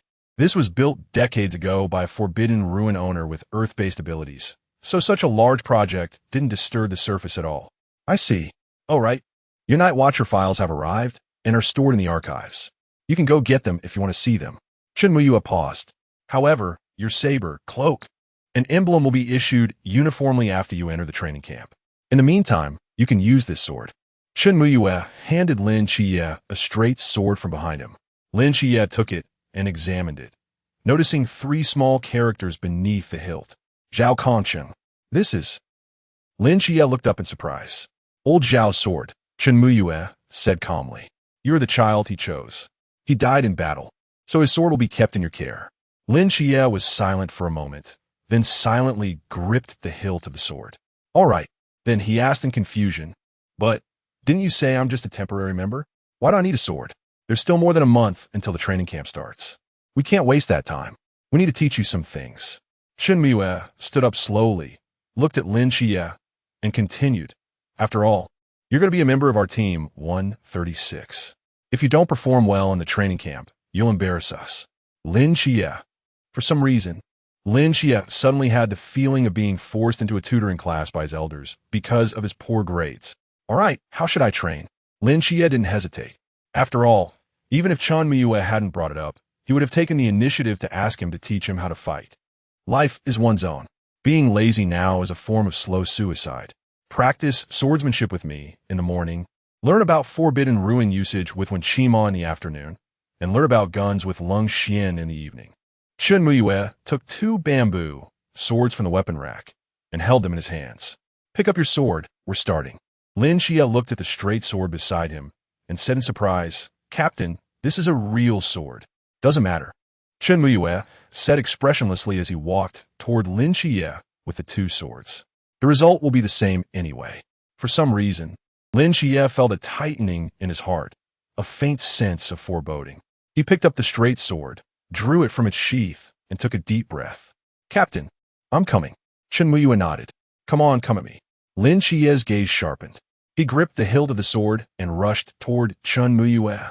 3 seconds later, his screams echoed throughout the basement. Chapter 40. The Mundane Domain of Divinity Afternoon. Wen Qima sat languidly in the Forbidden Ruins training ground, glancing at the time. Where on earth is that fellow? Barely had he spoken when a figure slowly pushed open the door, shuffling towards him like a zombie. By heavens! Wen Qima exclaimed upon seeing the newcomer. Lin Qiye, what happened to you? The bruised Lin Qiye waved his hand, about to speak when he stumbled slightly, nearly falling to the ground. Wen Qima rushed to support him. Did you spar the captain? Yes. It seems you have some talent. Lin Qiye fixed his gaze upon him. You call this talent? The first time I spar with the captain, I lay on the training ground for a day and a night before I could recover. Wen Qima sighed, noting that the only one who could barely contend with the captain in close combat now was Hong Ying. I heard Zhao Kansheng is a master of close combat. He couldn't manage either? Wen Qima paused for a moment before responding. His match with the captain cannot be described as barely contending. It was more of a stalemate, of course. This was under the condition that neither used the Forbidden Ruins. All right, Lin Qiye winced through the pain, forcing himself to stand. If he lifted his shirt, one would find his body marred with bruises. Chen Mai's strikes are too swift, too heavy, and too ruthless. Moreover, he shows no mercy. Don't worry, we'll have Xiao Nan treat you later, and by tomorrow morning, you'll be ready to take another beating, Wen Qima reassured him. Lin Qiye merely responded with silence. Now, let us commence the lesson. Wen Qima cleared his throat. Lin Qiye straightened his posture. First, we will begin with what the Forbidden Ruins are. I already heard this from Zhao Kansheng. In that case, let us discuss the Divine Ruins. Already covered. Very well. Let's talk about the Forbidden Ruins generated by objects. Already mentioned. Wen Qima rubbed his forehead. How much has this guy disclosed to you in secret? What about the sequence of the Forbidden Ruins? Has that been addressed? Not yet. Wen Qima sighed in relief and began. The so-called sequence of the Forbidden Ruins is a classification of their danger levels determined by humanity, arranged in a sequence list, similar to the divine codes. It starts from 001, with lower numbers indicating greater danger. Isn't that similar to the divine codes? Not quite. The divine codes reflect the order in which humans discovered the deities, unrelated to their battle prowess or danger levels, while the Forbidden Ruins sequence ranks them by peril. I understand. Those beyond sequence 600 are termed harmless Forbidden Ruins. Their effects are minimal, at most aiding in watering plants, combating cavities, or conjuring a stick of spicy strips. Sequences 400 to 599 are called low-risk Forbidden Ruins. They possess lethality, but are not overly dangerous. If used wisely, they might yield miraculous results. Sequences 200 to 399 are categorized as dangerous Forbidden Ruins, capable of posing a significant threat to human society while possessing the ability to engage in mysterious combat. Sequences 90 to 199 are labeled high-risk Forbidden Ruins, which can cause large-scale threats to humanity and possess extraordinary combat prowess. Most within this range are elite fighters. For instance, the captain belongs here. As for those below sequence 89, they are referred to as super high-risk Forbidden Ruins. Such ruins either wield tremendous destructive power or possess incomprehensible special abilities. In short, these sequences have transcended the realm of humanity, often holding the capability to annihilate entire cities. When Shima emphasized again, this is not mere alarmism. A few years ago in the northwestern desert, a formidable mythical entity with the Forbidden Ruins Sequence 063, named Luo Tianmi Sha, nearly buried several cities in a sandstorm. It was only due to a specialized squad's intervention that it was ultimately subdued. Lin Qiye was taken aback. I recall Zhao Kongqing mentioning that his Forbidden Ruin sequence is 083. Min Sheng Shanyu, which ranks among the super high-risk Forbidden Ruins. Although it is among the last few, it remains exceedingly rare. When Shima's expression grew somewhat melancholic, had he truly possessed this Forbidden Ruins from birth perhaps, he would have joined a specialized squad and become a general by now. Is this the ranking of Forbidden Ruins? What about the Divine Ruins? Lin Qiye inquired curiously. The Divine Ruins are also a type of Forbidden Ruins and thus included in the sequence. When Shima paused, casting an envious glance at Lin Qiye, of the top 30 in the Forbidden Ruins sequence, 23 are Divine Ruins. The power bestowed by deities is naturally beyond that of mere mortals, far surpassing our imagination in terms of danger and uniqueness. But does that mean there are still 7 human Forbidden Ruins among the top 30? Indeed, when Shima's eyes sparkled. Moreover, one of the top 5 Forbidden Ruins belongs to humanity. Which one? I do not know. Don't look at me like that. I've only been a night watchman for a few years. Such confidential matters are beyond my knowledge. When Shima replied innocently, raising his hands in surrender. What about my Forbidden Ruins? Lin Qiye pointed to himself. What is its sequence? When Shima glanced at him, replying softly, the divine code is 003. That of the Archangel Michael, and the Forbidden Ruins is likewise 003. The Forbidden Ruins sequence 003, mundane domain of divinity. Lin Qiye murmured. However, do not rejoice too soon. 003 is the sequence of the Archangel's Forbidden Ruins, not yours, Lin Qiye, when Shima added. Only in the hands of the Archangel does it hold the designation of 003. In the hands of a newcomer like you, who has only just stepped into the realm of the mysterious, its power may merely be classified as high-risk Forbidden Ruins. It is only when you reach a sufficiently elevated realm, one that allows you to stand shoulder to shoulder with the deities, that it will truly be 003. Lin Qiye nodded. I understand. By the way, I have another question. Go ahead. Is it possible for the same individual to serve as a proxy for multiple different deities? Impossible. When Shima shook his head without hesitation. At least in human history, there has never been a precedent for such a thing. Oh, Lin Qiye nodded. From this moment on, it has occurred. In addition to the Archangel's mundane domain of divinity, Lin Qiye also possessed Starry Night Dancer, acquired from the Night Goddess. In a certain sense, he had become the proxy for 2 deities. Of course, such matters could not be disclosed to others for the time being. If the higher-ups of the Night Watchman caught wind of it and subjected him to scrutiny, it would spell disaster for him. Presently, he was far too weak. Perhaps when he became strong enough, he would no longer fear exposure. Having completed our discussion on foundational knowledge, let us now turn our attention to your Forbidden Ruins. What capabilities does your mundane domain of divinity possess? Within a circular domain of 20 meters radius centered on me, I can perceive everything. Oh, when Shima raised an eyebrow. What color is Hong Ying's underwear today? In the training ground, the 2 men briefly exchanged glances and shared a smile. Chapter 41. The incomplete Divine Ruins. The exceptional capabilities in reconnaissance and combat assistance may not currently exhibit significant advantages. However, as your strength escalates, they are likely to evolve into an extraordinarily formidable force. As when Shima meticulously recorded the information, he inquired, what else? The dynamic vision is approximately several times more effective than before. The close combat lethal abilities are commendable. And further, in a state of considerable mental exertion, I can wield a fragment of the Seraph's divine might.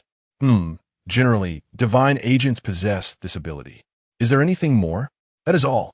Is that all? When Shima raised his head in astonishment.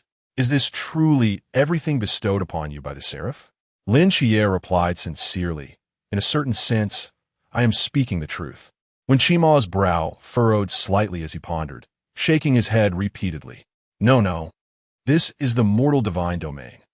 Even in the cup realm, The exhibited powers should far exceed this. Are you suggesting that my current abilities are incomplete? Lin Qiye was taken aback. When Shimon nodded, to put it succinctly, the Athena agent from Team Phoenix could demolish a building with a single punch upon entering the Cup realm and tear apart mythological beings of the Pool realm with bare hands. Your abilities, while commendable, are merely adequate. The most crucial aspect is that what you currently display are primarily combat assistance skills. But this is the domain of Michael. How could it possess such limited power? Lin Qiye gazed at his hands in confusion. Yet, I genuinely only perceive these abilities. After a moment of contemplation, Wen Qima continued. There are two possibilities. The first is that when the Seraph chose you as its agent, it granted you only this small portion of power, which I presently believe to be the most plausible scenario. The second possibility is that the other abilities of your divine ruins have always existed, yet you are currently unable to sense them, or perhaps you have subconsciously overlooked them. Subconsciously overlooked? Lin Qiye pondered. For instance, if your ability allows for skin respiration, due to long-term usage, you may have become so accustomed to it that after a significant duration, even while maintaining this ability, you begin to subconsciously disregard it, as employing this ability has become instinctive. Are you implying that I might have been using this ability all along without realizing it? Precisely. Reflect carefully on your life. Is there anything that distinguishes you from others? Lin Qiye mused for a moment. Blindness? That doesn't count. When Qima sighed in exasperation, personally, I lean towards the first possibility. The Seraph did not grant you the complete divine ruins from the onset. After all, it is the domain of the Seraph. Even if the second conjecture holds true, if you have always been utilizing it, there is no reason for it to remain so ordinary. You should be able to unleash a tempest with a mere sneeze. Lin Qiye. Ultimately, when I previously mentioned your current mortal divine domain being of high-risk caliber, it appears I have overestimated you. Given the abilities you now exhibit, it likely falls into the ordinary danger level. When Shima continued to jot down notes in the documents, offering consolation, however, do not be disheartened. As your strength increases, subsequent abilities will gradually manifest. After all, you are the agent of the Seraph, and he shall not permit you to suffer disgrace. Lin Qiye shrugged. I suppose so. Although Lin Qiye felt somewhat disheartened, it was merely a fleeting sentiment. With the Asylum of the Gods at his disposal, he did not rely excessively on the Seraph, for he still had 6 deities confined within his institution to choose from. Now that we have preliminarily understood your capabilities, it is time to commence training. When Shima summarized the documents and swiftly devised a training regimen for him. How shall we practice? In general, your current abilities emphasize perception and anticipation. Such capabilities are relatively easier to train compared to those that explosively unleash power. You merely need to allow your body to gradually acclimate to your abilities.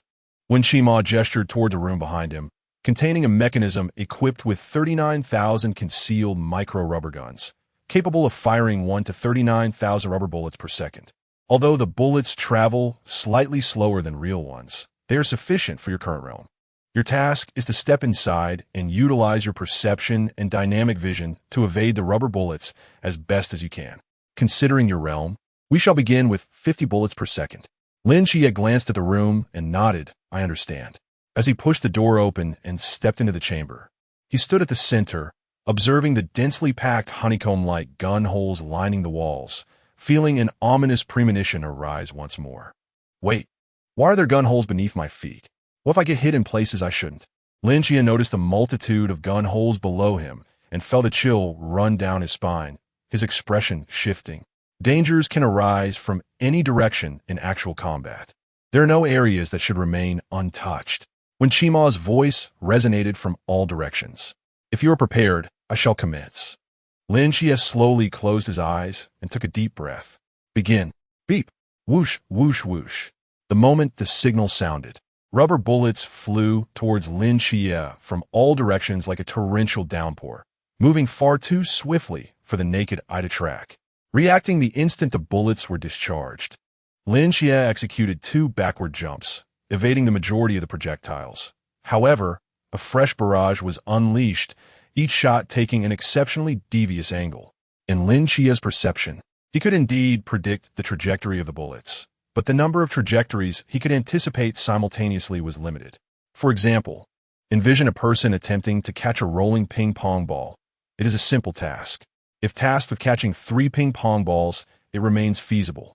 However, should 20 ping-pong balls roll in varied directions concurrently, the human brain cannot respond swiftly enough to accurately ascertain each one's path. Lin Qiye faced a similar dilemma. Merely 3 seconds into the training, he had already been struck by over 10 bullets. While rubber bullets do not inflict injury, the rapid speed results in discernible pain. Thus, he finally comprehended the profound essence of this training. Why am I getting hit again? In the activity room, Chen Mai donned an apron and gloves, carrying a bowl of fragrant bone soup to the table, gently setting it down. Gurgle. Hong Ying's eyes widened as she gulped audibly. Captain, when was the last time you personally cooked? Did the sun rise from the west today? Wu Xiangnan, standing nearby, smiled slightly. Haven't you realized? This is primarily prepared for Lin Qiye. We are merely supplementary. Uncle Chun, you are biased. Si Xiaonan pouted indignantly. Chun Mai's lips twitched slightly as he spoke expressionlessly. I have simply grown weary of boxed lunches and desire change of flavor. It has nothing to do with that kid. Is that so? Hong Ying's eyes sparkled as she extended her chopsticks toward the bone soup. Then I shall not hold back, he... Smack! Chun Mai swatted Hong Ying's hand away with his chopsticks, speaking coolly. Lin Qiye has not finished his class yet. All of you wait. Hong Ying. 3, Captain. Do you not love us anymore? Chapter 42. How is my talent? The aroma. Lin Qiye staggered out of the training room, his body aching all over. The scent wafting from the activity room reignited the embers in his lifeless eyes. Wen Qima's lips curved into a subtle smile. Looks like that beating you took this morning wasn't for naught. Lin Qiye headed straight for the activity room. As he pushed the door open, 4 pairs of resentful eyes swept over him in unison. Lin Qiye sensed that something was amiss. What's wrong? Nothing. Sit down and eat. Chen Muyue said flatly, glancing at him. Oh. Once Lin Qiye was seated, Hong Ying gazed longingly at Chen Muyue, her expression pitiful. Let's eat. Finally, Chen Muyue uttered the words they had all been waiting for. The group pounced on the food, like wolves starved for days, their eyes gleaming with hunger. Sister Hong Ying, is the Watcher's food always this lavish? Lin Qiye asked softly, eyeing the table laden with dishes. Hong Ying retorted, I don't want to talk to you right now. After a moment's thought, she added, I'll talk to you after I finish eating. Lin Qiye. Lin Qiye. Yes, Captain. Did you gain anything from today's training? Yes, I learned a lot. Chen Muyue nodded, paused, and continued, does it hurt? A little. Xiaonan. Give him a healing session later. Si Xiaonan pouted, but obediently nodded. Okay. Chen Muyue pondered for a moment, then added, don't heal him completely. Just enough so he can take another beating tomorrow. Lin Qiye. Clatter. 2 pairs of chopsticks collided in the bone broth, creating a soft sound. The chopsticks remained locked in a fierce stalemate, each pair gripping a piece of meat, neither willing to yield. Hong Ying and Wu Xiangnan glared at each other, their eyes locked in a silent battle, as if sparks were flying in the air between them. Wu Xiangnan, I had my eye on this piece of meat first, Hong Ying declared, her eyes wide. Wu Xiangnan calmly replied, I grabbed it first. Let go. I won't. Let go. No. Sizzle. The sparks between the two grew more intense.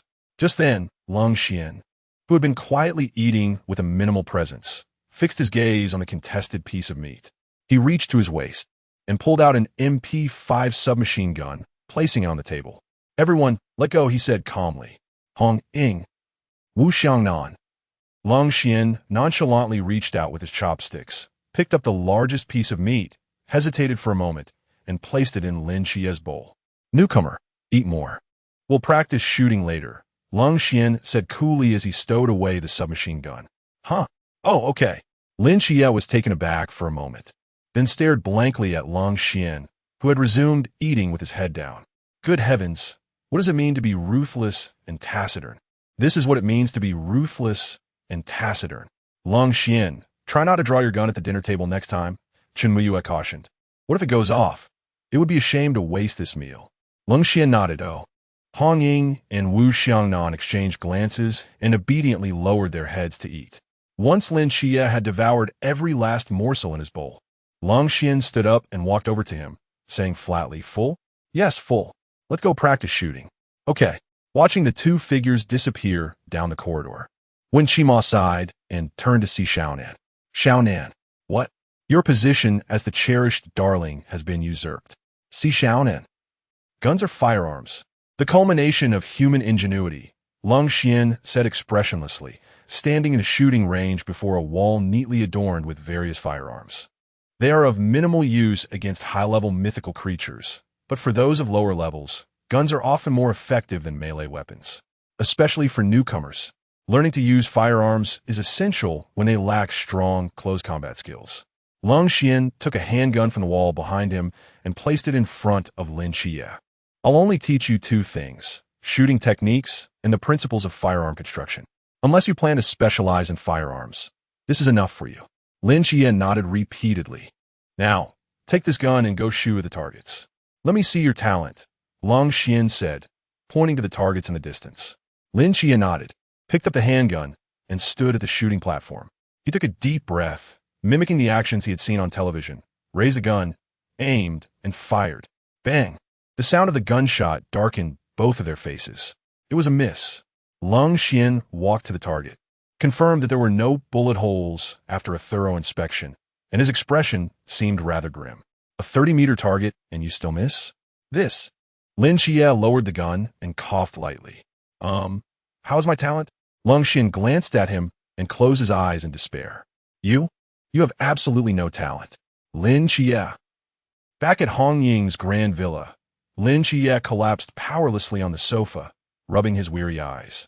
The day's training had been a double torment, both physically and mentally. First, he was brutally beaten by the captain, then riddled with rubber bullets. The evening's firearms lesson, while not physically exhausting, repeatedly crushed his self-esteem. He truly had no talent for guns. After the evening's training, Lin Qiye could clearly sense that Lin Qiye was even more exhausted than he was. Most importantly, the light in his eyes was gone. In the end, Lin Qiye had even tried to comfort him, saying that it wasn't too outrageous for a beginner to be this bad, and told him to work hard in the future. But as he spoke, it turned into Lin Qiye comforting him. "Don't worry. I think my lack of talent is only temporary. I'll get better with practice. You have to have faith in me, and also in yourself. Your marksmanship is so amazing. There's no reason you can't teach me, right? Time is the most important thing. You have to be patient. Be optimistic. At least I can still hit the target within 20 meters. There's still hope for me." Just as Lin Qiye was feeling dejected, a graceful figure quietly approached him. "Little Qiye, are you very tired?" Hong Ying asked with a smile, dressed in a fluffy bathrobe and holding a cup of tea, which she handed to Lin Qiye. Lin Qiye forced a smile and took the tea. "Thank you. It's actually okay. Although it's tiring, it's very fulfilling." Lin Qiye took a sip of tea and looked around. "Where's Xiaonan? She seems a little upset that you've taken her place as the cherished darling. She's gone back to her room. No wonder she kept pinching my flesh when she was healing me earlier. I thought it was a normal procedure." Lin Qiye touched the bruises on his arm, realizing the truth. Hong Ying chuckled. "Actually, the captain is strict with everyone. When I first came here, even though I was a girl, he didn't hold back at all and beat me until I cried." Hong Ying looked out the window, as if reminiscing about something, a smile playing on her lips. "A bit ruthless." "Not ruthless, not at all." Hong Ying shook her head. The frequency of deaths among the night watchmen in Sangnan City had diminished, largely due to the captain's efforts. His formidable strength was one reason. The other was his profound sense of responsibility towards his teammates. The more fiercely he struck, the more vividly the pain was etched in their memories, propelling them towards rapid growth. He preferred to be hated by his team rather than see them perish on the battlefield due to insufficient strength. "Do you understand?" Lin Qiye remained silent for a long while, seemingly recalling Chun Mai's piercing gaze from that morning, and he slowly nodded. "I understand." A faint smile graced Hong Ying's lips as she affectionately ruffled Lin Qiye's hair, speaking softly. "All right, if you're tired, you should rest early. Good night." "Good night." Lin Qiye bid farewell to Hong Ying and returned to his room, dragging his weary body onto the bed, staring blankly at the empty ceiling. After a while, he rose slowly from the bed, drawing the straight blade from its sheath. He gripped the sword in one hand and the sheath in the other. Closing his eyes to recall every technique Qian Mai had demonstrated that day, and under the dim moonlight, he executed strike after strike. As the school bell echoed, droves of high school students streamed out of the gates, their chatter filling the air as they made their way home.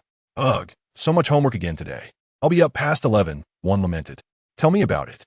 That moronic teacher assigned 12 comprehension exercises. Does he want us to live? Comprehension is a breeze. Just pick answers randomly. How can you say that? When in doubt, the shortest answer wins. If lengths vary, go with the longest. When choices are uneven, C is your haven. If two options seem plausible, D it shall be. Hold on, let me jot that down. Suddenly, a student turned to address Li Fei, who was lagging behind. Li Fei, why are you so slow? Hurry up. Startled, Li Fei replied, Oh, coming. He hastened to catch up, his eyes darting around warily. What's wrong? What are you looking for? Wang Liang inquired, puzzled. After a moment of hesitation, Li Fei sighed. Ever since that incident, I've been unnerved by the thought of going home after school. Even though there's no evening study session now, and it's still light out. I can't shake this creepy feeling. Wang Liang rolled his eyes. It was just a run-in with a murderer. Why are you being so dramatic? For such a burly guy, you're quite the scaredy cat. You wouldn't understand.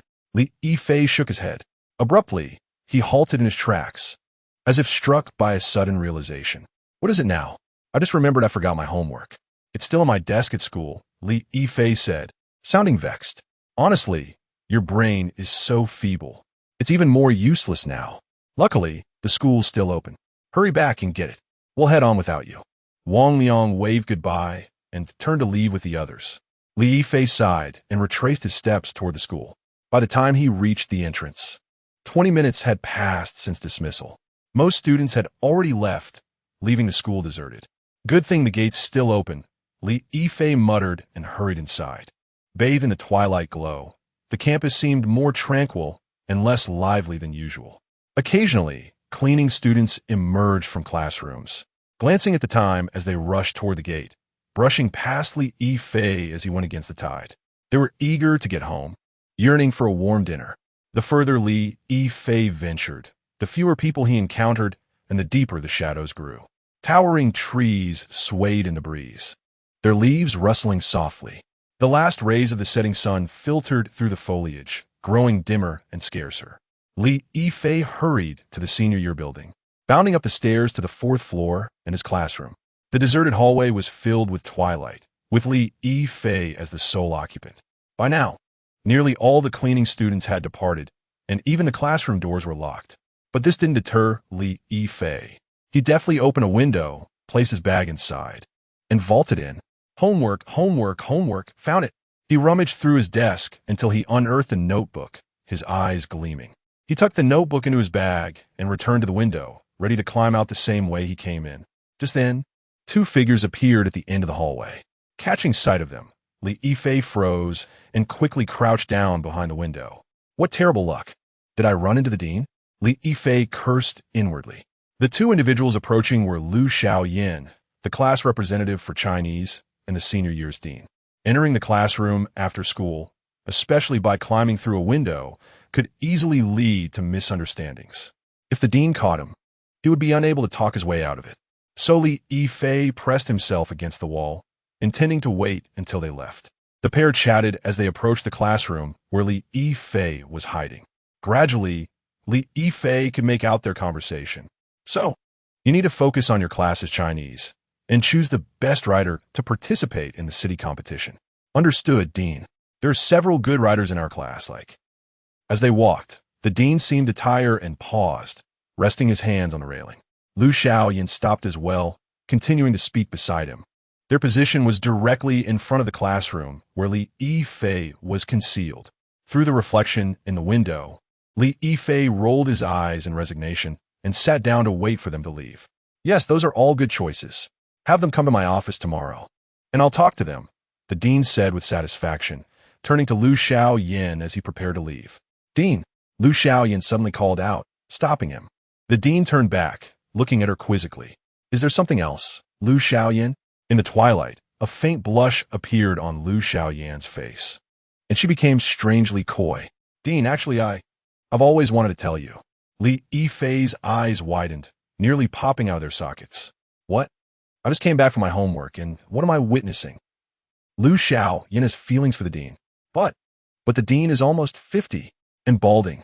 Does she have such peculiar taste? The dean frowned, growing more and more perplexed. Actually, I've always wanted to devour you. The final words were spat out as Lu Xiaoyan's mouth stretched into a horrifying grin, as if forcibly torn apart, revealing rows of jagged teeth. Her pupils vanished, leaving only the whites of her eyes, which looked ghastly. Yet the dimples on her cheeks retained an eerie, wine-red hue in the twilight. The dean's eyes widened, and he instinctively opened his mouth to scream. In an instant, Lu Xiaoyan's entire head split open from the mouth, revealing a dense array of fangs that glinted menacingly. The mouth was so enormous that it could easily swallow a person whole, and so the gaping maw engulfed the dean almost instantly, his flesh writhing and twisting in a nauseating spectacle. Li Yifei, who had witnessed the entire scene, clamped his hand over his mouth, his body trembling as he stared in horror. After chewing for a long moment, Lu Xiaoyan abruptly opened her maw and regurgitated the dean, completely intact. Aside from a bit of slime, not a hair on his head was out of place.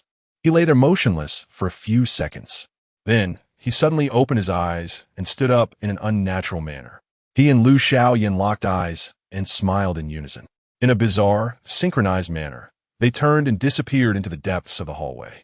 Only after confirming that they were truly gone did Li Yifei remove his hand from his mouth, collapsing weakly to the ground, gasping for air. In his heart, there resided but two words. Again? Chapter 44. The Mysterious Arrival Ding Dong. Welcome. Lin Qiye pushed open the door of the office, only to find Hong Ying sitting upright on the sofa, lost in thought as she waved at her. Good morning, Sister Hong. Qiye, you have finally arrived. Hong Ying sprang from the sofa upon seeing Lin Qiye. What happened? Something has occurred. Hong Ying spoke with a grave demeanor, grasping Lin Qiye's wrist and leading her swiftly downstairs. It was the first time Lin Qiye had seen Hong Ying display such seriousness, her brow slightly furrowed. The mystery has descended? Indeed, and it is quite complicated. As they opened the door to the activity room, Lin Qiye realized that the members of Team 136 had already gathered. Leaning against a pillar, Chun Mai approached the conference table as Lin Qiye entered, taking a seat with an expressionless face. Everyone is here. We are ready to begin the meeting. Once seated, Chun Mai tapped the table with his knuckles, gradually commencing. Last night, we received word of another suspected mythical creature sighting. The location is Songnan's second high school. Second high. Lin Qiye was taken aback. Yes, the very school you attended. Chun Mai nodded, adding, moreover, it appears the one who reported it is an old acquaintance of yours. Chun Mai called out to the back room. Hey, has that kid woken up? If he is awake, let him come out. Everyone turned to look, and soon, the door to the room creaked open, revealing a youth with bloodshot eyes. Lin Qiye gasped. Li Yifei? Li Yifei was taken aback, rubbing his eyes as he confirmed it was indeed her. Lin Qiye? What are you doing here? Did you also see that monster? No, he is one of us. Wu Xiangnan shook his head. A temporary team member, Chun Mai corrected. Li Yifei gaped at Lin Qiye, eventually exclaiming, Wow, I heard you joined the army. I didn't know you became part of this team. Lin Qiye shrugged. Some unexpected events occurred. You can discuss your matters later. Let us focus on the case for now, Chun Mai urged. Then, as if recalling something, he added, Usually, when a case involving the mysterious arises, it is first reported to the police, who then relay it to us. However, this kid experienced the ghost face case last time, came into contact with us, and signed a confidentiality agreement, so he called us directly, skipping the intermediary process. This is an exception. Our normal procedure does not operate this way. Everyone nodded, but Lin Qiye understood that Chun Mai's explanation was primarily directed at her. Please continue. All right. Li Yifei swallowed hard, recalling last night. I returned to school to pick up my homework and happened to see. Li Yifei recounted his observations from the previous night in detail, and with each word, the frowns of the team members deepened. Once Li Yifei finished, Wu Xiangnan nodded. If what this kid says is true, there's a 95% chance this matter involves the mysterious. He turned to Li Yifei. You understand the consequences of reporting false information, right? I know. Everything I said is absolutely true. Li Yifei responded earnestly. Very well. Shall I turn to Wu Xiangnan? What are your thoughts? From the information we have so far, this mythical creature possesses an extraordinary ability to disguise itself, able to transform into others while engaging in normal conversation without revealing its true nature. Beside him, Lin Qiye sighed. Disguise, another troublesome entity. Additionally, it seems to have the ability to assimilate any creatures it consumes, which is what we truly need to be wary of. Wu Xiangnan stated. Like the zombies in the movies? Infinite infection? Hong Ying inquired. Though the methods of infection differ, the effects are indeed quite similar. Then should we just rush into the school and eliminate Lu Xiaoyan? Hong Ying's eyes lit up. It's not that simple. Lin Qiye interjected suddenly. Since it can infect others, we cannot determine whether Lu Xiaoyan is its true form, as she might also be infected by someone else. You are correct. Wu Xiangnan nodded. The greatest challenge in this mysterious incident lies in our ignorance of the source of this bizarre infection pathway. It is akin to hunting zombies. If we cannot locate the source zombie, eliminating all other smaller ones is futile. Moreover, we do not know how long this mythical creature has existed or how many people it has infected. When Shima added, Lu Xiaoyan could be its first victim or possibly one of many. We must prepare for the worst. The worst? Hong Ying questioned. That the entire second high has transformed into a school of monsters. Wu Xiangnan spoke slowly, his eyes filled with seriousness. Moreover, the reach of this creature's infection may extend beyond the school, affecting other areas of Sangnan City. At this, Li Yifei shuddered. What do you mean by that? Have you considered? Wu Xiangnan slowly rose, locking eyes with Li Yifei as he calmly stated, that in your school, aside from you, all the other teachers and students might be transformed into monsters? No, even you standing right here could unknowingly have become part of the mysterious. Li Yifei's pupils constricted suddenly, a chill coursing from his feet to his brain, leaving his mind blank. All right, Xiangnan, stop scaring him. When Shima chuckled as he stood. If that were the case, the Calamity Raven would have already sounded the alarm. Since it hasn't, it indicates that the situation isn't that dire yet. Calamity Raven? What is that? Lin Qiye asked, looking puzzled at Hong Ying. It is a raven, a cursed object possessing a forbidden realm. When a great disaster is about to befall Sangnan City, it will cry out in warning beforehand. Serving as a kind of detector, Hong Ying explained patiently. Lin Qiye nodded. In any case, since the mysterious has emerged, we must investigate thoroughly. If we allow this creature to develop unchecked, it won't be long before we face the future Xiangnan described. Chun Mai said slowly. Xiangnan, do you have a plan? Wu Xiangnan sat down, adjusting his glasses, and stated solemnly. I believe our immediate priority is to locate the true entity of the mythical creature and ascertain how many individuals it has already infected. Therefore, I propose we split into two teams. One team will focus on the area surrounding Second High, searching for any signs of other infected individuals.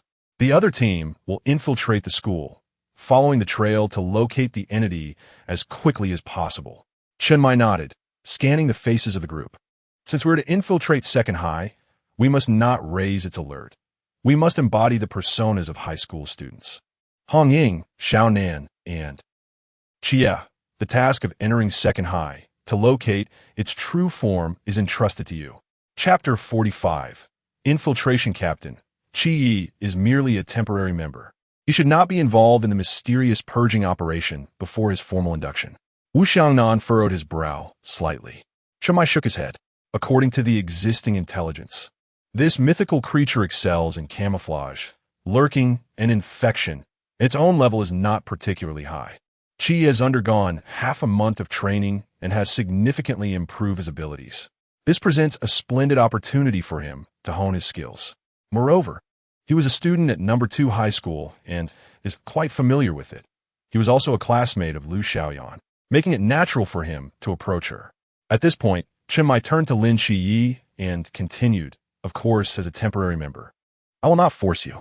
If you are unwilling to participate, you may stay here. I'll go, Lin Qiye replied without a hint of hesitation. Chen Mai was correct. After this past half-month of training, his combat prowess had grown considerably, and he eagerly sought an opportunity to apply what he had learned. In a perilous era, one must acclimatize to danger early on. Although Lin Qiye preferred to maintain a low profile, he would never forfeit any chance to cultivate his capabilities. Then let us commence, Chen Mai proclaimed, rising to his feet and turning to Li Yifei. You will accompany Qiye and the others. Li Yifei looked taken aback. Me? I'm just an ordinary person. What if? They will ensure your safety, Chen Mai stated with unwavering calm.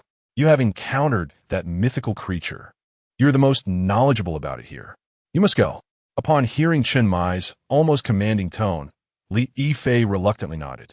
If this operation is successful, I will offer you a chance to join the Night Watch. As Chen Mai made his way toward the door, he spoke slowly. Li Yifei's eyes instantly sparkled with interest. Just as Lin Qiye was about to depart, Lin Qiye, who had been standing quietly in the corner, suddenly called out to him. Lin Qiye. Lin Qiye approached him, retrieving a sleek black pistol from behind his waist and handing it to Lin Qiye. Take it. The magazine is full. Lin Qiye said coolly. However, my marksmanship. What if I accidentally injure someone? Lin Qiye's expression grew somewhat troubled. Lin Qiye regarded him meaningfully before turning to leave.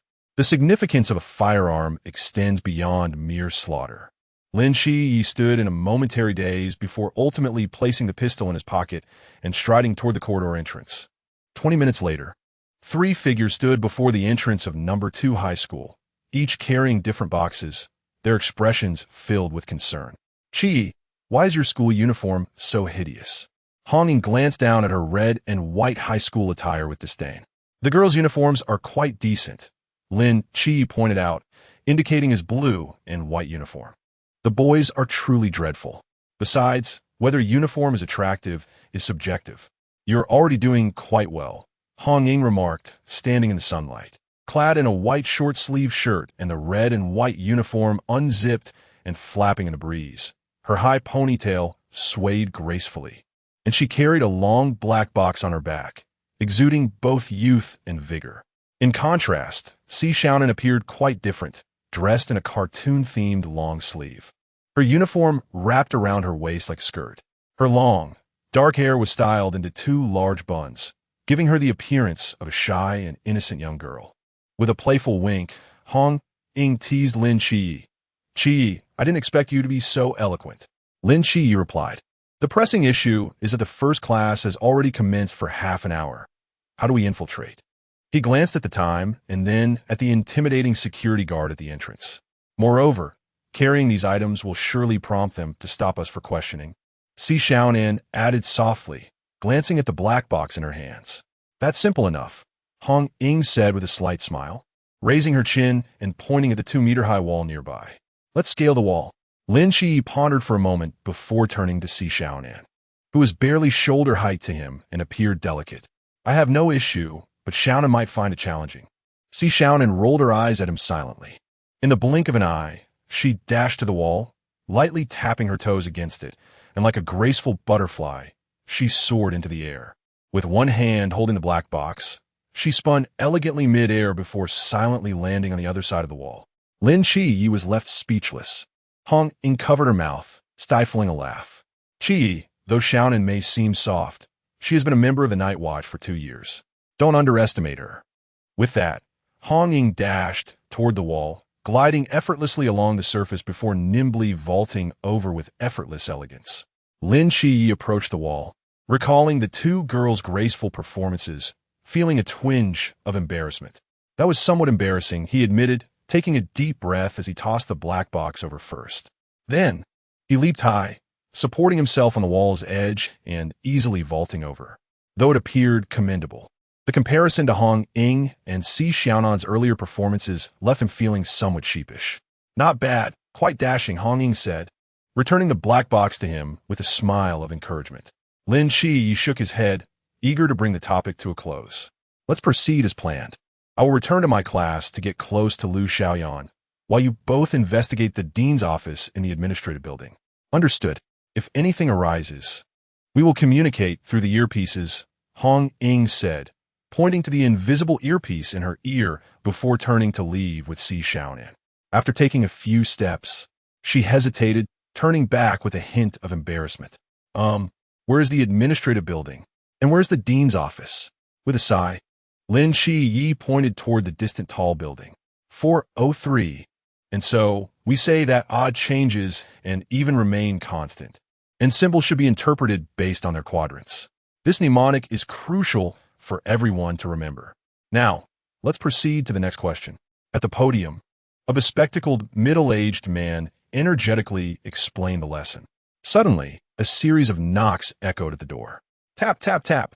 Everyone turned to the entrance, where Lin Qiye stood quietly, holding the black box and slightly bowing. Report, Lin Qiye. The math teacher's eyes widened in surprise upon seeing him. Why are you only arriving now? Where have you been these past few days? I had another issue with my eyesight and was hospitalized for 2 weeks. I see. Please come in and take a seat. The math teacher adjusted his glasses, exhibiting considerable tolerance toward Lin Qiye, a previously disabled student, and chose not to make things difficult for him. Amidst the astonished gazes of his classmates, Lin Qiye calmly returned to his designated seat and sat down. His mental energy swept across the surroundings, and his brow furrowed slightly. Classmates, let us continue with the lesson.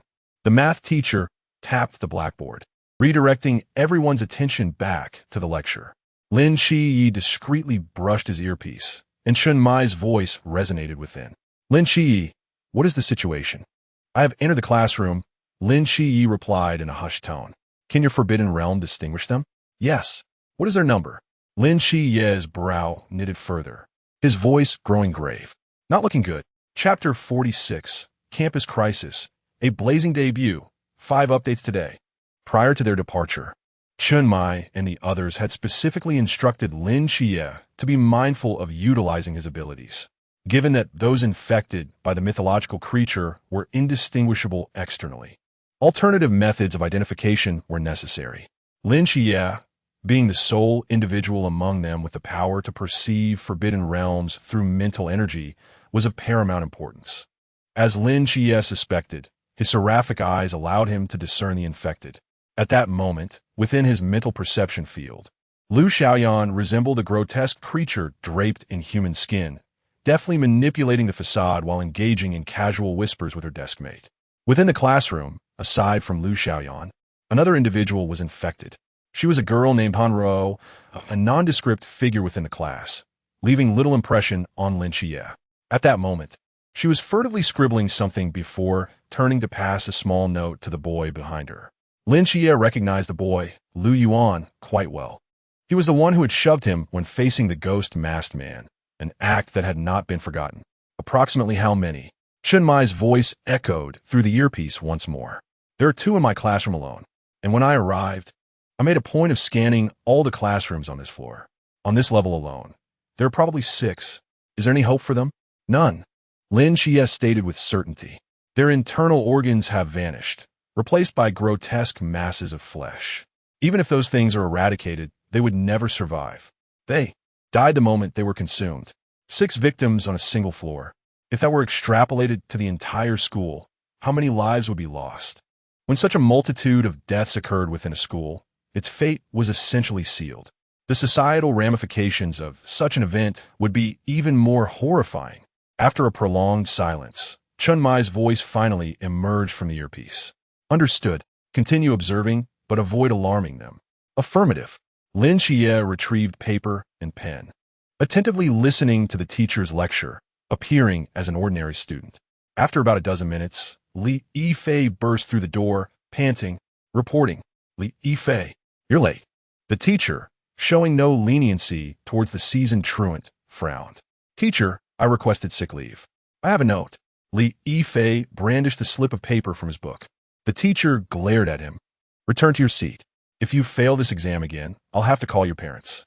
Li Yifei hastily returned to Lin Qiye's side, grabbing his book while whispering, What's the situation? I've learned a little, but not everything. Lin Qiye glanced out the window. I need an opportunity, a chance to perceive all the teachers and students in the school. Li Yifei was taken aback. You mean, after this class, there's the flag-raising ceremony. At that time, I can get a preliminary grasp of the situation. Lin Qiye's eyes narrowed slightly. Office building. 403, 403. 403. Found it. Han Ying and Si Xiaonan halted in unison before the door of the dean's office, exchanging a glance before assuming their positions. Si Xiaonan, carrying the black box, stood at the door, while Han Ying took cover behind the door's blind spot, ready to breach at any moment. Si Xiaonan cleared her throat and knocked on the door. Knock, knock, knock. After the 3 knocks, both held their breath, waiting for a response, but the room remained silent. Han Ying frowned slightly, giving Si Xiaonan a look. Si Xiaonan knocked a few more times, but still there was no response.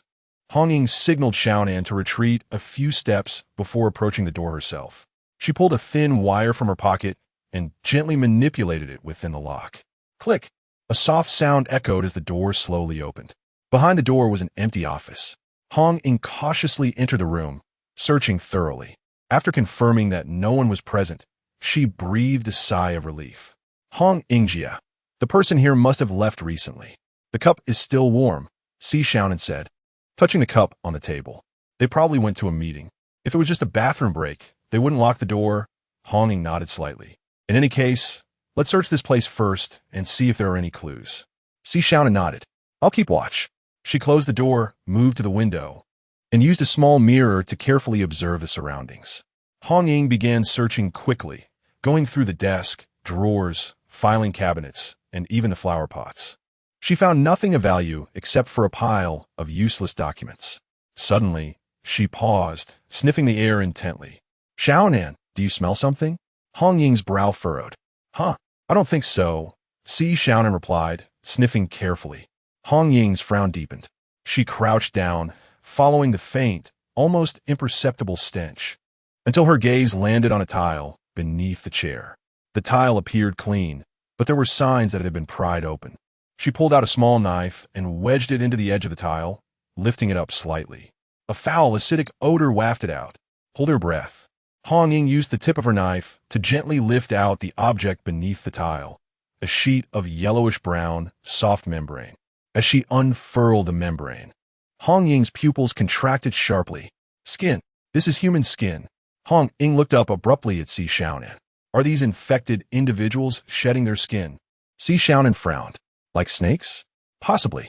Report this information to Wu Xiangnan. Perhaps we can find information about this mythological creature. Han Ying quickly stuffed the skin back under the tile and replaced it, just as Han Ying was covering up all traces of her presence. A sudden melody from outside the window startled her. Hearing the familiar tune, Han Ying walked to the window, looking down at the growing number of students emerging from the hallways below, and muttered to herself, the flag-raising ceremony? Is the music for the flag-raising ceremony the same throughout Great Xia? At that moment, Lin Qiye and Lin Qiye were in the hallway, slowly moving down with the bustling student body. Lin Qiye cautiously looked around before leaning in close to Lin Qiye's ear. Qiye, does your joining them mean you also have that special ability? Yeah, damn, I'm so jealous. What's your ability? To perceive things nearby with mental energy. Something like that, Lin Qiye answered vaguely. So, can you identify monsters and humans? I can. Then, tell me the truth. How many are there in our class? 2. Lu Xiaoyan and Han Ruo. Hearing these 2 names, Lin Qiye seemed to breathe a sigh of relief. Fortunately, Wu Shujie isn't one of them. I've had a crush on her for so many years. If she turned into a monster, I probably wouldn't date for the rest of my life. Lin Qiye. What about now? How many are around me? Lin Qiye asked anxiously. The 5th person in front of you, the girl, is also one. Her? Lin Qiye thought for a moment. She's from the class next door. I think her name is Tianli. She's also been turned into a monster. That's not too surprising. Lin Qiye was taken aback. Why? Lin Qiye raised his eyebrows and said, have you not noticed? Oh, that's right. You've only just transferred here a few days ago, so you and T know about this. Notice what? Lu Xiaoyan, Han Ruo, and Tianli. They all share the same dormitory. Chapter 47. The flag-bearer Lin Qiye stood frozen at the sound of those words. Indeed, during his previous exploration of the floors, he had noted that the majority of those infected by the monsters were female. With Lin Qiye's remark, he realized that something was amiss. Could it be that the mythical creature emerged from the girls' dormitory? Lin Qiye murmured to himself. He activated his earpiece and lowered his voice. Sister Hongying, where are you? Just left the office building. What's up? Lin Qiye shared his suspicions, and on the other end, Hongying nodded immediately. All right, while everyone goes to raise the flag, we will head to the girls' dormitory. Understood. As the march music played, Lin Qiye's class filed out of the corridor, gradually making their way toward the flag-raising platform. The ceremony took place in a small open area in front of the teaching building, densely packed with students from all 3 grades, leaving little room to maneuver. Students at the back, hurry up. Don't push me. Hey, could you walk a bit faster? How fast can I go? The person in front of me is stuck. Wait, where's the person ahead of me? Who is in front of you? Lin Qiye, where'd he go? Not sure, he was just here. Hey, Li Yifei is missing too. As several classmates expressed their confusion, Lin Qiye and Li Yifei had already slipped out of the line early, weaving swiftly through the chaos of students. Lin Qiye's mental perception extended only 20 meters. To encompass all over 2,000 students, he had to remain in constant motion. Lin Qiye, have you finished your search? The music is ending. The flag raising is about to start. Li Yifei struggled to push through the crowd, calling out to Lin Qiye ahead. Not yet, still halfway to go. What should we do then? Everyone needs to line up. We will be discovered once the music stops. At that moment, the repeatedly played march music grew fainter, and the 2 students navigating through the crowd became increasingly conspicuous, drawing the attention of many. Lin Qiye frowned. Li Yifei was correct. If they continued to weave through the throng after everyone had lined up, it would certainly attract suspicion. If they forced their search, they risked being intercepted by a teacher. But if they ceased their efforts now, they would have to wait until after school to gather information on all the students and teachers from the 3 grades. The wait would be too long, and the variables too many. They could not afford a delay. Lin Qiye's mind raced, and suddenly, he caught sight of the flag-bearer team in the distance, his eyes lighting up. He altered his course, swiftly parting the crowd and approaching the lead student of the flag-bearers. Hello, classmate, Lin Qiye greeted politely. The flag-bearer paused. Hello, you're off duty. The student looked at him in confusion. What are you talking about? The school leadership just issued an urgent notice for outstanding student representatives to raise the flag. And after the ceremony, there will be speeches, so we need to temporarily replace the flag-bearer, Lin Qiye stated earnestly, reaching out to grasp the flagpole from a student's hand. But this, I am Li Yifei, the outstanding student representative from the 2nd year. Please hand me your flag. If you have any questions, you can address them to the leadership after the ceremony. Lin Qiye, with an impassive demeanor, seized the flagpole and took his place, his expression grave. Li Yifei. The student scratched his head in bewilderment, contemplating for a while before opting to return to his class's line. What do you think you're doing, Lin Qiye? Li Yifei couldn't help but ask. You know this could get us in trouble. No, wait, I'll also be in trouble. I'm the one who misused your name to acquire the flag. It has nothing to do with you, Lin Qiye replied calmly. Moreover, I am no longer a student and am not bound by school rules. I am a night watchman. The solemn music resonated and all students, teachers, and leaders present fell silent, their eyes fixated on the flag and the flag-bearer's grasp, awaiting its ascent. In rhythm with the music, Lin Qiye raised the flag, stepping forward with precise military strides. Hey, doesn't that flag-bearer look somewhat familiar? Yeah, he is quite handsome, a bit like Lin Qiye. Are you sure it's just a bit? I think it's definitely him. It really might be.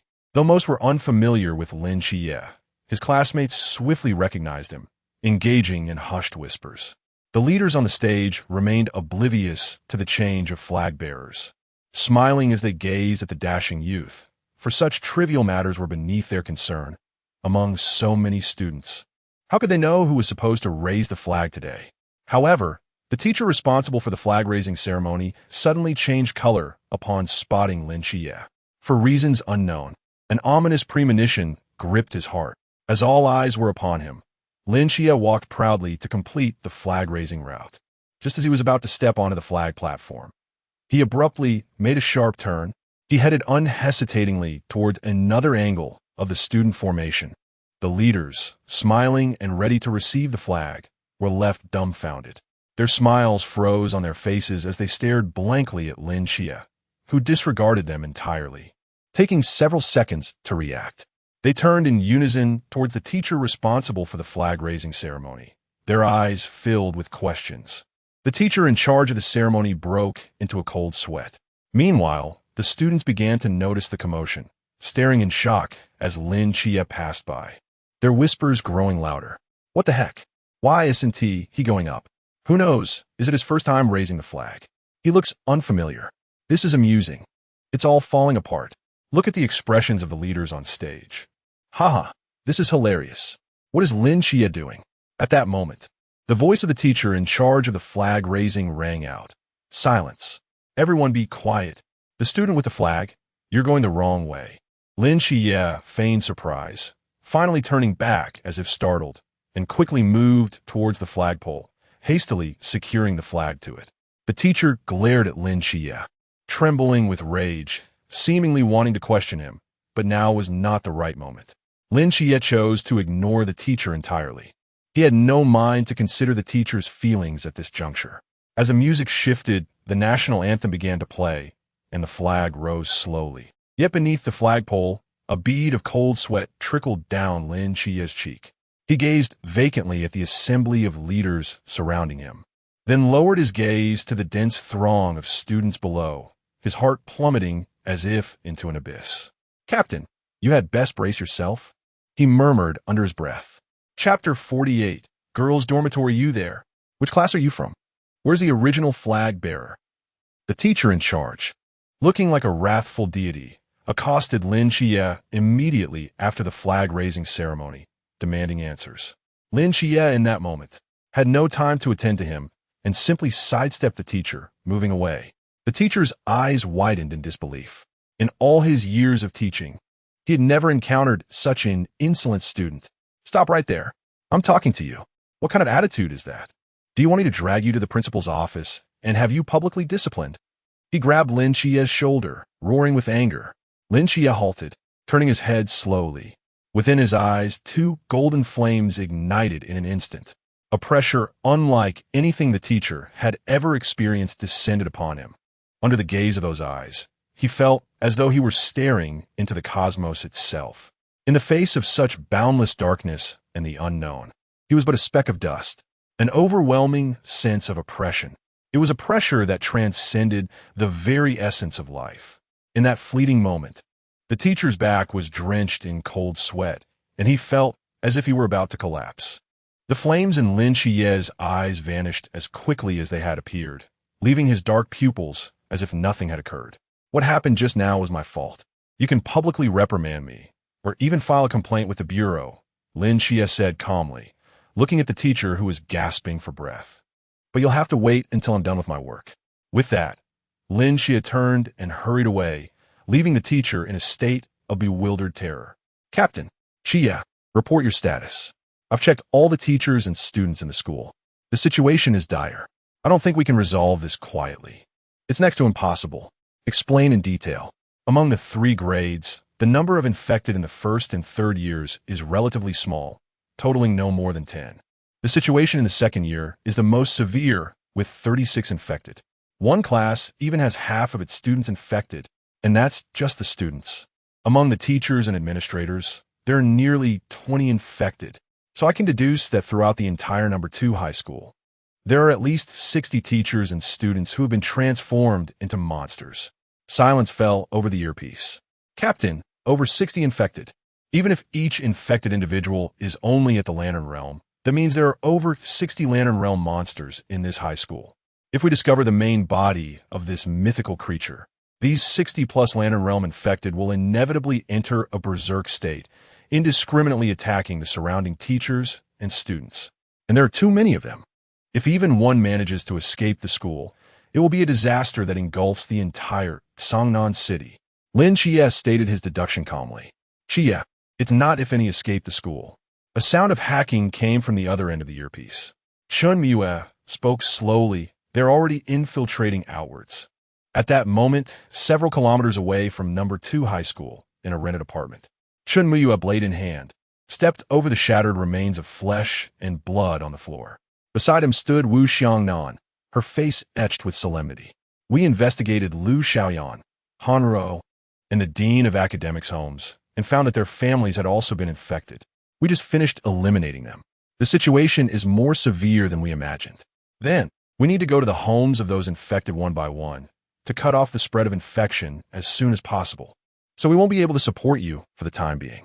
But such a formidable mythical creature must not be powerful itself. I believe with the three of you should be able to eliminate it. But if we do that, it will inevitably cause chaos in the school and may expose our existence and the existence of the mythical creature. Don't worry about that. We have an artifact called Dream Whisper, which can create a dream within a certain range and erase parts of people's memories. Also, I will have Lin Qiye temporarily take over as the Watcher and spread out no interference zone around the number 2 high school. No one can enter or exit in the time that follows. No, 2 high school will become an isolated island, cut off from the world. Chen Miyue walked to the window, gazing in the direction of Lin Qiye and the others, and said calmly, "This time our enemy is very difficult. No need to hold back. No need to hide. Be sure to find its body in the shortest possible time. Kill it. At the same time, protect the safety of the teachers and students. We can't have too many victims. This time, you could go all out." On the other end of the earpiece, Lin Qiye was silent for a moment, then nodded heavily. "I understand." Lin Qiye cut off the earpiece.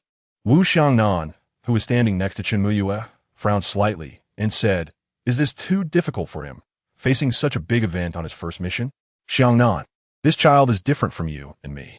Chen Miyue shook his head slightly. "He has potential, he has character, he has resilience. All we need to do is give him a clear path, a broad stage, and he will soar into the sky on his own." "No." 2 high school, girls' dormitory. Hong Ying peeked her head out of the window, glanced inside, and waved to the back. "Hurry, the dorm aunt isn't here." Si Xiaonan quickly ran in from the outside, lightly jumped over the gate, and flashed behind the duty room. Hong Ying did the same, and after avoiding the duty room, they ran straight up the stairs, taking 3 steps at a time, moving like the wind. In an instant, they arrived on the 5th floor. At this time, the flag-raising ceremony had just ended, and the students had returned directly to the classroom to prepare for class. The dormitory building was empty. The doors on both sides were all locked, dark and cramped, and the entire corridor only had a ray of sunlight projected from the front terrace. Hong Ying cautiously leaned against the wall, using the dim light to look at the floor. "Which room did Lin Qiye say those girls' dormitories were?" Hong Ying turned her head and asked softly. "The second to last room on the north side," Si Xiaonan replied. Hong Ying looked at the dormitory on the north side and quietly stepped towards it. Si Xiaonan tightly grabbed her clothes, and a trace of fear appeared in her eyes. "Sister Hong Ying, slow down. I know. You girl, you're not afraid of killing monsters at all, but you're afraid of the dark." Hong Ying replied helplessly. The two gradually approached the dormitory door, and Hong Ying once again used a thin needle to pick the lock, and the dormitory door slowly opened. As Hong Ying expected, there was no one in the dormitory. The two walked into the dormitory and quickly searched. "TSK, the school's dormitory is not bad. The balcony is quite big." Hong Ying opened the door and walked onto the balcony, sighing. Suddenly, she seemed to have seen something, and her pupils suddenly contracted.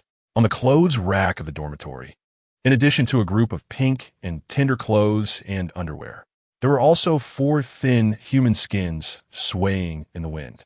Chapter 49. The long gun emerges. Sister Hong Ying. Si Xiaonan, too, beheld this scene, her complexion paling noticeably.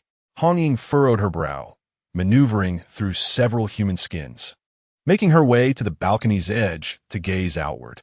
This dormitory building stood at the farthest edge of the school, and across the balcony lay nothing but an expanse of undeveloped land, devoid of any other structures.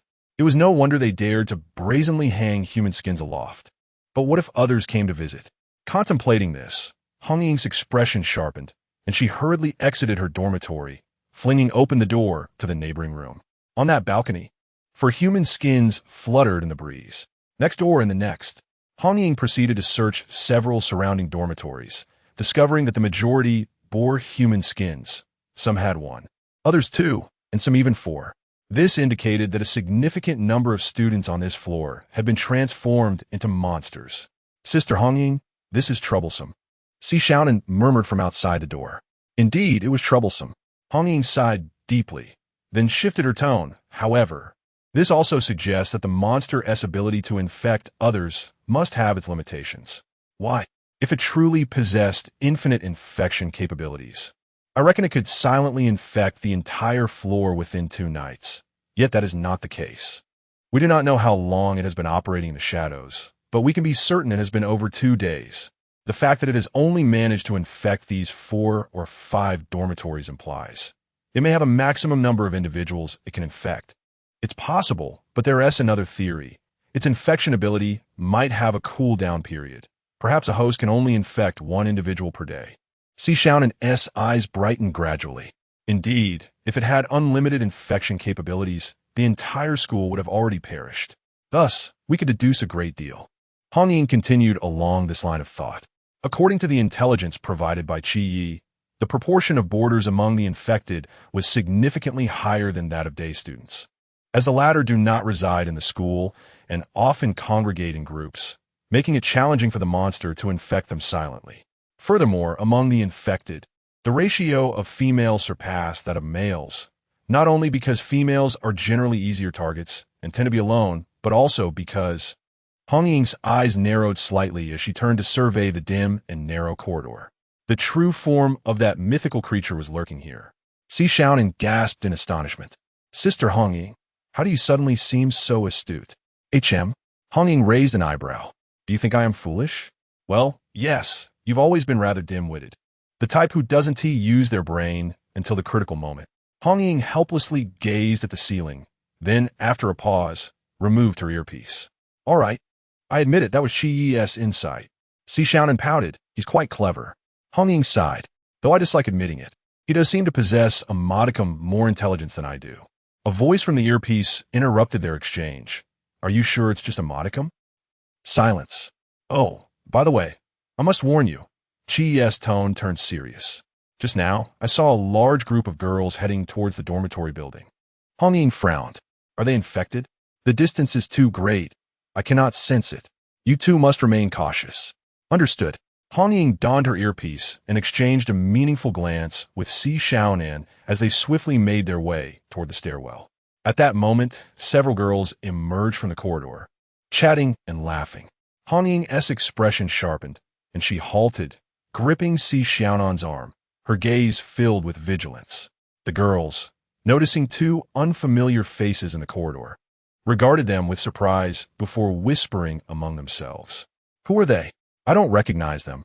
Perhaps they're from another class? But this floor only has our few classes, right? I've never seen them before. Maybe they're here looking for someone? Perhaps. Let me ask.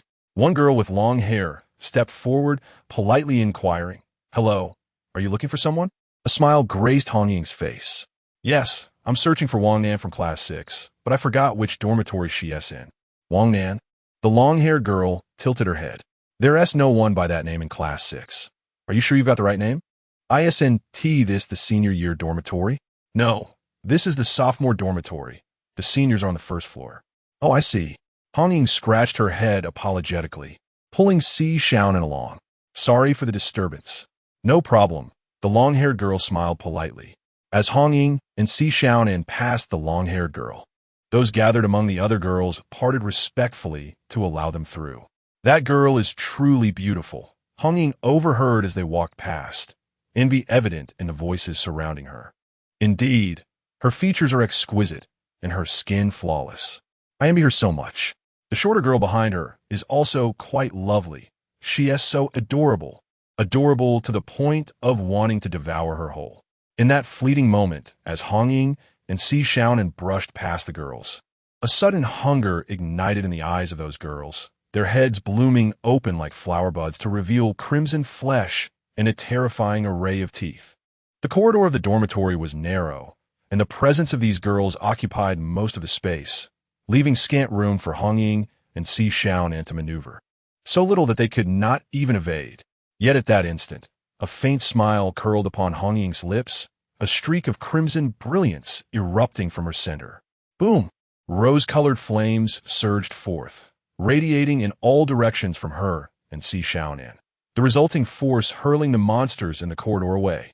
Crack! Crack! Crack! Crack! Flames rolled, the intense heat causing the emergency lights on either side of the corridor to explode, plunging the entire corridor into darkness. Only the flames continued to burn alone. Then, a girl with a long box strapped to her back slowly ascended the stairs, her face illuminated by the firelight. She gently tapped the long box behind her, a soft hum emanating from within, and a long spear sprang forth from the side of the box, landing steadily in her hand. Hong Ying elegantly waved the spear, creating a blooming pattern of weaponry, unhurriedly traversing through the rose-hued flames, proudly gazing at the terrified monsters before her. "Humph, I knew you were not good people."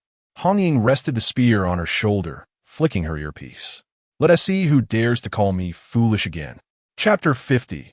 Incomplete Rescue. Si Xiaonan, with a hand pressed against her chest, approached Hong Ying from behind, her expression one of lingering fright. They looked quite fearsome indeed. Hong Ying nodded slightly, yet remarked that their strength appeared rather unimpressive. With that, she stomped her feet forcefully against the ground, propelling herself like an arrow released from its bow. The tip of her spear ignited with a rosy flame, leaving a trail of fire in the air. Hiss, hiss, hiss. The monsters in the corridor, upon seeing Hong Ying charging towards them, opened their grotesque mouths wide, revealing their terrifying, gaping maws, intent on devouring her whole. Hong Ying narrowed her eyes slightly, her form not faltering in the slightest as she charged headlong into that monstrous maw. How?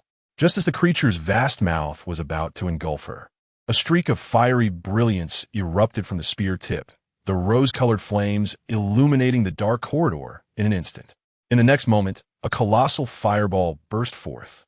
The spear tip effortlessly sliced through the monster's body, and the flickering flames consumed the mangled flesh in mere breaths. Standing firmly, Hong Ying casually rested the spear on her shoulder, the flames still dancing at the tip. With a light chuckle, she gazed at the dumbfounded monsters before her, teasingly waving her fingers. "You lot together don't even measure up to my strength." Si Xiaonan clapped excitedly from the side. "Sister Hong Ying, you are so cool." The monsters roared, fixating their glare upon Hong Ying, and in the next moment, an increasing number of figures appeared at the corridor's entrances. Some wore school uniforms. Others donned casual attire. Some held water basins, while others clutched books. Their long, dark hair cascaded down, and pairs of eyes watched Hong Ying in the center, silently observing her. Tick, tick. The sound of water dripping echoed from a nearby restroom, and faint rustling could be heard from the ceiling above. Outside the window, the distant murmur of students chatting reverberated, rendering the entire corridor eerily silent. The number of girls lining the corridor continued to swell. They stood in perfect unison, resembling a silent legion. This scene sent shivers down the spine. Si Xiaonan stealthily crept behind Hong Ying, drawing a dagger from the black box in her hand. 16, 17, 18. Hong Ying counted the numbers meticulously, murmuring to herself, 18. This number presents a bit of a dilemma, albeit just a bit. Ruo, during the last class you mentioned wanting some AD calcium. I happened to buy a bottle at the convenience store just now. Here you go. In the classroom, Lu Yuan handed a bottle of AD calcium milk to Han Ruo, his cheeks slightly flushed. Han Ruo turned around, offering Lu Yuan a sweet smile as she accepted the AD calcium. "Thank you, Lu Yuan, you are so kind to me." Seeing Han Ruo smile, Lu Yuan felt as if he were floating on air, immediately patting his chest with assurance. "Don't worry, whatever you wish for in the future, just tell me, and I'll get it for you." "All right." Han Ruo nodded, hesitating for a moment before leaning toward Lu Yuan and speaking in a soft, gentle voice. Lu Yuan. After school, could you wait for me at the garage?" "Ah." Lu Yuan seemed to recall something, his heart racing wildly. I have something I want to say to you." Han Ruo's cheeks flushed crimson as she cast him a coy glance, leaving everything unspoken. Lu Yuan excitedly nodded. "Great. I'll definitely wait for you after school tonight." Just then, Han Ruo froze, as if sensing something, and suddenly stood up. "What's wrong?" Ruo, where are you going?" Lu Yuan asked, puzzled. "I just remembered I forgot something. I need to return to the dorm," Han Ruo said coldly, without a trace of her previous softness, before striding towards the door. At that moment, a boy approached her desk, blocking her path. "Lin Qiye?" Lu Yuan frowned slightly at the newcomer. The irritation in Han Ruo's eyes flickered momentarily, but she quickly donned a simple, innocent smile. Lin Qiye, do you need something? Ignoring Lu Yuan's gaze, Lin Qiye pondered for a moment before solemnly stating, Actually, I've liked you for quite a while. Han Ruo was taken aback. Lu Yuan nearly spat blood, resolutely standing up and glaring at Lin Qiye. Lin Qiye, don't do this. Han Ruo has someone she likes already. You can't keep pursuing her. Before Lu Yuan could finish, Lin Qiye forcefully pushed him back into his seat, covering his mouth in the process. After a brief moment of reflection, Han Ruo seemed to arrive at a conclusion, and two faint blushes appeared on her cheeks. So, be my girlfriend, Lin Qiye stated naturally. Lin Qiye's voice was not loud, but the impact of his words was profound, resonating throughout the classroom and inciting a ruckus. Wow, who would have thought Lin Qiye liked a girl like Han Ruo? Didn't he see that coming? But upon closer inspection, Han Ruo is indeed quite lovely. It's clear Lin Qiye is even more handsome. Wow, c'est domineering. I really like it. What a pity, look at Lu Yuan's expression. It's priceless. I agree. Together, together, together. In the midst of the commotion, Han Ruo lowered her head, seemingly examining her toes. Her face flushed deep into her neck.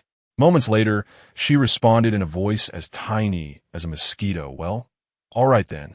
Beside her, Lu Yuan stared at her in disbelief, his mind reeling as if struck by a thunderbolt. His world had collapsed. Lin Qiye nodded expressionlessly. If that's the case, see you at the garage tonight. Okay. Lin Qiye released his hand from Lu Yuan's mouth, who sat there like a statue, staring blankly at the blushing Han Ruo, utterly motionless. Lin Qiye cast a sidelong glance at him before quietly walking away. Witnessing the entire scene, Li Yifei approached Lin Qiye and whispered, Qiye, why did you save him? He pushed you before. I truly didn't want to save him. Had I been my former self, I certainly wouldn't have meddled. But now that I am on duty, Lin Qiye patted his shoulder. I didn't want to save him, but from the perspective of a night watchman, saving lives is imperative. Therefore, I saved him, yet not entirely. Li Yifei was taken aback. What does that mean? Lin Qiye turned to glance at the dazed Lu Yuan, speaking with profound significance. Do you think, with his character, he will give up on pursuing Han Ruo? Li Yifei's eyes widened. You mean? He won't give up? From the duty of a night watchman. I saved him once, Lin Qiye replied calmly. But if he insists on seeking his own demise, that is no longer my concern. By then, I might even applaud from the sidelines. Chapter 51. I understand you. Premiere Day 2. Quadruple update today. Let's go. An error occurred in the previous chapter regarding a character's name. Wang Xiao should be changed to Lu Yuan. Ahem. It has been corrected. Li Yifei smacked his lips to speak of ruthlessness. You truly take the crown. Just as Lin Qiye was about to respond, a voice echoed through his earpiece, causing his expression to shift subtly. What's wrong? Something happened on Hong Ying's side. Without hesitation, Lin Qiye seized the black box and bolted out of the classroom. Hey, class starts in 1 minute. Li Yifei instinctively reminded him, before realizing that these were no longer the days of peacefully attending class. He strode out, following Lin Qiye, and collided head-on with the English teacher. Li Yifei, class is about to begin. Where are you rushing off to? The English teacher glared at him, a hint of annoyance in her tone. Class. Li Yifei brushed past the teacher, sprinting away, and yelled back, There's no time for class now. Times have changed. Teacher. English teacher. Li Yifei sprinted after Lin Qiye, arriving at the girls' dormitory, where a large crowd had already gathered. Did you hear that? There was an explosion inside. I heard it. There was also something wailing. It was terrifying. Impossible. I only heard an explosion. Someone probably had an illegal appliance that caused a fire, right? Did anyone call the police? Someone is on the phone. The fire truck should be here soon. Let's seal off the area first. Huh? No signal. Me neither. Strange. Outside the second high school, Lung Xian sat in a secluded corner, placing the notice board down. He gently sliced his fingertip with a blade, causing a few drops of blood to seep out. With an impassive expression, he extended his hand and drew a long line on the surface of the notice board. How did old Zhao do it again? Lung Xian muttered, recalling the process for a moment. He then clasped his hands together and pressed down. Forbidden enclosure. Unrestrained void. 1 second, 2 seconds, 3 seconds. 10 seconds passed, and the notice board remained inert. Lin Qiye's lips twitched slightly. He wondered if there wasn't enough blood. So, he drew the blade again, cutting his left hand and adding another line to the notice board. Forbidden enclosure. Unrestrained void. Still no response. Lin Qiye impatiently tapped the surface of the notice board, as if striking a malfunctioning television. After a few taps, the notice board trembled slightly, and an invisible canvas extended from its center, connecting with the other 2 notice boards, enveloping the entire second high school. That's right. Lin Qiye stood up with satisfaction, looking into the distance, but suddenly paused. Huh, why is the color of this unrestrained void different this time? Holy crap, look, the sky turned green. Really? How bizarre. Quick, take a picture. Which unfortunate soul was betrayed so profoundly that the sky turned this color? How badly does one have to be cuckolded for such a phenomenon to occur? The suddenly discolored sky immediately captured everyone's attention. Even the teachers and students in class came out, pointing and exclaiming. Qiye, what's going on? Lin Qiye asked, feeling uneasy looking at the verdant sky. Lin Qiye furrowed his brow. I don't know, but it might be related to unrestrained void. That's not important. They sealed off the girls' dormitory. I can't get in easily with everyone watching. Create a diversion to draw their attention away. Create a diversion? Lin Qiye was taken aback. What kind of diversion? Anything.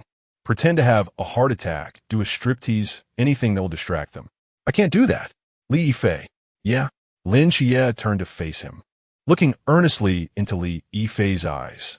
If you intend to join the Nightwatchers after this incident, you must be prepared to sacrifice everything, including your chastity. Wait, why does joining the Nightwatchers require sacrificing chastity? Lin Qiye asked, bewildered. Suddenly, his gaze fell upon someone in the crowd.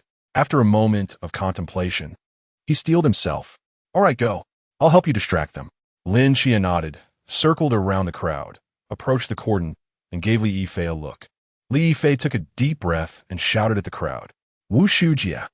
The loud cry immediately silenced the clamoring crowd, and everyone turned to look at the boy who had suddenly appeared in front of the girls' dormitory. Wu Shuji and the crowd also turned, looking at the solemn Lin Qiye with confusion. Lin Qiye's lips twitched slightly. This guy, is he going? Wu Shujia. Lin Qiye shouted again. I like you. Hearing these words, the crowd erupted in cheers. High school students are like that. They exhibit an unusual interest in everything but studying, such as sudden fires or someone confessing their love in public. Clearly, the latter was more appealing than the former. The flames of gossip blazed in everyone's hearts. They turned their fervent gaze to Wu Shujia in the crowd, even taking a few steps back to give her space. Seizing the opportunity, Lin Qiye swiftly vaulted over the cordon and dashed into the girls' dormitory. Wu Shujia lowered her head, unable to meet Lin Qiye's gaze. After a moment of silence, she slowly said, I'm sorry. I already have someone I like. Hearing these words, Lin Qiye's mind went blank. In a daze, he seemed to understand Wang Xiao's feelings. Who do you like? A hint of shyness appeared on Wu Shujia's face. I like Lin Qiye. Hearing the name Lin Qiye, Lin Qiye's expression became incredibly complex. He glanced instinctively at the entrance of the girls' dormitory, but Lin Qiye was gone. After a long silence, he slowly raised his head, looking at the verdant sky above. His eyes welled up with tears. Lu Yuan, don't cry, I understand you. Lin Qiye. Boom! The dancing spear tip created a dazzling ribbon of fire, like a long, red tassel adorning the spearhead. Crimson sparks bloomed in the dark corridor. Hong Ying's figure darted swiftly among the monsters, her spear sweeping, instantly sending a monster's head flying, burning to ashes. The remaining monsters seemed to be fearful and instinctively retreated. Before them, Hong Ying stood, wielding her fiery spear, her long hair swaying as she slowly strode forward. The crimson flames illuminated the corridor like daylight. Red Tassel, with her spear in hand, crouched slightly, her eyes fixed on the four monsters before her, a circle of fiery heat radiating from her. Suddenly, she transformed into a blaze, darting forward. The rosy embers dissipated rapidly in the air, leaving a scarlet afterimage. her speed too swift for the naked eye to follow. In an instant, she materialized before the monsters, with a quiver of her spear. Countless fiery spear shadows blossomed like flower buds, piercing the four monsters, who hadn't even had time to react, turning them into sieves. Rose-colored flames erupted, consuming the screeching monsters entirely. Sparks fell from the sky like withering cherry blossoms, blanketing the corridor. Red Tassel slung her spear behind her and snapped her fingers lightly, extinguishing the flames in the corridor, plunging it back into darkness. "Little Nan, are you all right?" "I'm fine. I even managed to slay one." Si Xiaonan gestured towards the mangled monster on the ground, giggling. "Little Nan, you're amazing." Red Tassel stepped forward, patting her head with a smile. "I can't compare to you. Red Tassel, with your rosefire plume garment, even dozens of monsters wouldn't stand a chance. You're such a flatterer." At that moment, hurried footsteps echoed from the stairwell. Red Tassel frowned, gripping the spear on her back, her gaze wary. "What's going on? Why are there still students here?" The flustered dormitory supervisor rushed up the stairs, exclaiming when she saw the two standing in the scorched corridor. Seeing the newcomer, Red Tassel relaxed slightly, removing her hand from a spear. "We're students who came to put out the fire. It's already extinguished," Red Tassel responded. Due to the dim lighting, the dormitory supervisor didn't seem to notice the spear on her back, waving her hands frantically. "Which class are you students from? Why are you so fearless? Come with me. The fire trucks will be here soon." Red Tassel and Si Xiaonan exchanged glances, stowing their weapons in their black cases, and hurried towards the stairwell. As the two approached the dormitory supervisor, she seemed ready to say something. Bang! The deafening sound of a gunshot erupted, a bullet piercing through the railing, striking the supervisor in the waist. Red Tassel and Si Xiaonan's pupils contracted, instinctively distancing themselves from the supervisor. The powerful recoil slammed the supervisor against the wall, her eyes widening in disbelief as she stared at the youth slowly ascending the stairs below.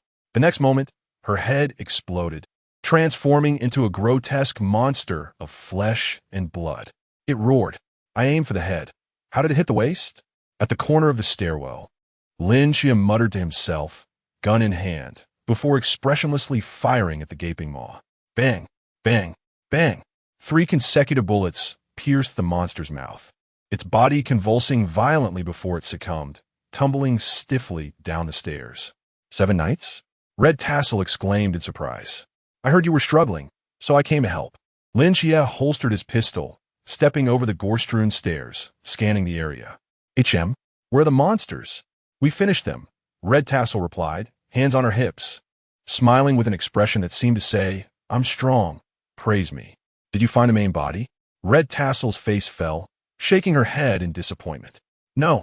Lin Qiye meticulously examined the floor, pondering to himself. Logically, this is where the first infected person appeared. Could it be that after infecting someone, the main body left? Is it that clever? This mythical creature must possess considerable intelligence, Lin Qiye asserted. It can perfectly replicate a person's personality and habits, making it impossible to distinguish the real from the fake. That's not something a beast can do. Moreover, its infection strategy thus far has been highly logical. Logical? Is it? Si Xiaonan asked, puzzled. Yes, it chose to start the infection in the girls' dormitory, not only because women are physically weaker and easier to control, but also because it cleverly utilized their unique charm to lower people's guard. It used these women to interact with other men, gaining their favor, and then lured them to secluded locations to infect them, unnoticed. Even the teachers fell victim. Its behavior seems random, but it's actually extremely subtle and calculated. If Li Yifei hadn't stumbled upon Lu Xiaoyan infecting the dean, we might not have realized its existence for another 6 months, and by then, the number of infected would have reached a terrifying level. After hearing Lin Qiye's analysis, Red Tassel and Si Xiaonan felt a chill run down their spines. This is the first time I've seen a mythical creature with such high intelligence, Red Tassel said, her brow furrowed. If what you say is true, it must have known we were coming and wouldn't have stayed here. That's likely the case. Lin Qiye nodded helplessly. Then, what's that over there? Si Xiaonan tilted her head, pointing towards the end of the corridor. Lin Qiye and Red Tassel were taken aback, turning their heads simultaneously, their pupils contracting. At the end of the corridor, on the small balcony, a snake-tailed, human-bodied monster was coiled, its dark scales radiating a chilling aura in the dim sunlight. Its pair of eerie green eyes fixed on the three. Hiss, hiss, hiss. Its scarlet tongue flicked, and its lips curled into a mocking smile. Lin Qiye and Red Tassel were stunned for a moment, exchanging glances before sprinting towards the balcony. Chase it! The snake-tailed monster raised its head, opening its maw and emitting a piercing shriek towards the sky. Hiss, hiss. Immediately after the shriek, screams echoed from the distant classrooms. Lin Qiye abruptly halted, looking up into the distance. The infected have gone berserk. Red Tassel leaped effortlessly onto the balcony edge, her spear on her back, turning to shout at Lin Qiye. You protect the students, I'll chase it. As soon as she finished speaking, she jumped down, disappearing from the balcony. Lin Qiye slammed on the brakes, turning and dashing towards the stairwell. With Red Tassel's skills and realm, jumping from the 5th floor was no problem, but at his current level, jumping would be a disaster. Lin Qiye sprinted down the road with the black box on his back. Along the way, many students screamed and ran around like headless flies, and in the distance, the roars of monsters could be heard faintly. Don't run. Follow me. You can't leave the school right now. Lin Qiye shouted. Unfortunately, in the midst of the chaos, no one listened to him. Everyone was running madly towards the school gate, only to be blocked by an invisible barrier. This was the unrestrained void domain to prevent the monster's main body and the infected from escaping. Quiet, quiet, listen to me, Lin Qiye shouted a few times. But no one paid attention to him. Suddenly, Lung Xian's words before he left came to his mind again. So, Lin Qiye took out his pistol from his pocket. He pulled the trigger at the sky. When the gunshot reverberated throughout the campus, the frantic students were stunned. Lin Qiye pointed the gun at the statue-like students, raised his chin expressionlessly. I said, everyone be quiet. The efficacy of firearms extends beyond mere carnage. They serve as a deterrent. Amidst the overwhelming dread instilled by the sudden emergence of monstrous entities, only an alternative form of fear can briefly restore composure. Who are you? Why are you armed? Are you a police officer? Save us. There are monsters in the school. Help. Following a momentary daze, the students erupted in renewed clamor, surging towards Lin Qiye, their voices echoing throughout the school gate. Lin Qiye furrowed his brow, advancing rather than retreating. With a gentle press of his finger on the handle of the black box, its side swiftly opened, ejecting a sheathed straight sword. In a flash, Lin Qiye grasped the hilt. Clang! The straight sword was drawn. The blade, shimmering with a faint azure luminescence, sliced through the air, producing a subtle hum as it struck with lightning speed at the head of the approaching male student. The boy's pupils contracted as his entire head swelled, as if something were about to burst forth. However, Lin Qiye's blade preemptively severed his head. A grotesque, fleshy head with fangs soared into the air, its viscous blood splattering the surrounding students, who stared blankly at the scene, frozen in place. From a moment, they senselessly charged at Lin Qiye to his drawing, wielding, and beheading. Only a fleeting moment passed. The students were unable to recover from the visually jarring reality. Seconds later, piercing screams erupted. Had the monster been lurking among them all along? Silence. Lin Qiye roared, a glint of golden light flashing in his eyes. The chaotic crowd instantly fell silent. At the instant Lin Qiye spoke, an unprecedented pressure crashed upon their minds like a tidal wave, stunning them into submission. Now, there are no more monsters concealed among you. You may exit the school. Someone will open the gate for you, Lin Qiye stated calmly, sheathing his straight sword. However, you will exit in an orderly fashion. Do not push. If I see anyone breaking the rules. Lin Qiye slowly raised the muzzle of his firearm, brandishing it before the crowd. Upon hearing these words, the students immediately turned and ran towards the school gate. Though they appeared somewhat frantic, they maintained a semblance of order. Several girls, their legs weakened by fear, were supported by male students as they made their way towards the gate. At that moment, a corner of the no was lifted, revealing a path to the outside world. Beyond the no dash, individuals would be stationed to erase their memories, a task that did not concern Lin Qiye. This wave of students alone numbered approximately 400, and a large number of students continued to stream from the teaching buildings. These were primarily first and third-year students. The number of infected individuals among the first and third-year students was already low, and the location of the teaching buildings was relatively close to the school gate. Escaping the teaching buildings after the emergence of the monsters was not particularly difficult. However, the problem lay in the fact that some infected individuals remained unexposed, concealed among the chaotic student body. They were like unstable bombs, their detonation times unknown. Yet, without a doubt, their explosion would be the final straw that broke the students' psychological backs.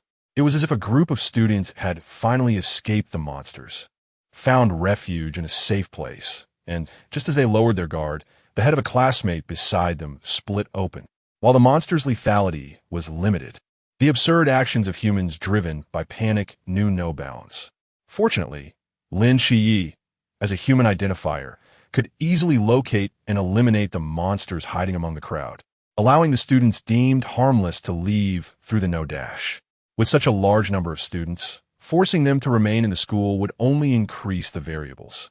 Lin Qiye could not guarantee the safe passage of all students, but he would send as many as possible. Fortunately, the high school students were in relatively good physical condition. Within minutes, approximately 13 or 1,400 students had reached the school gate and, after being identified by Lin Qiye, departed the school. The first and third-year buildings were now virtually empty. The passage can be closed.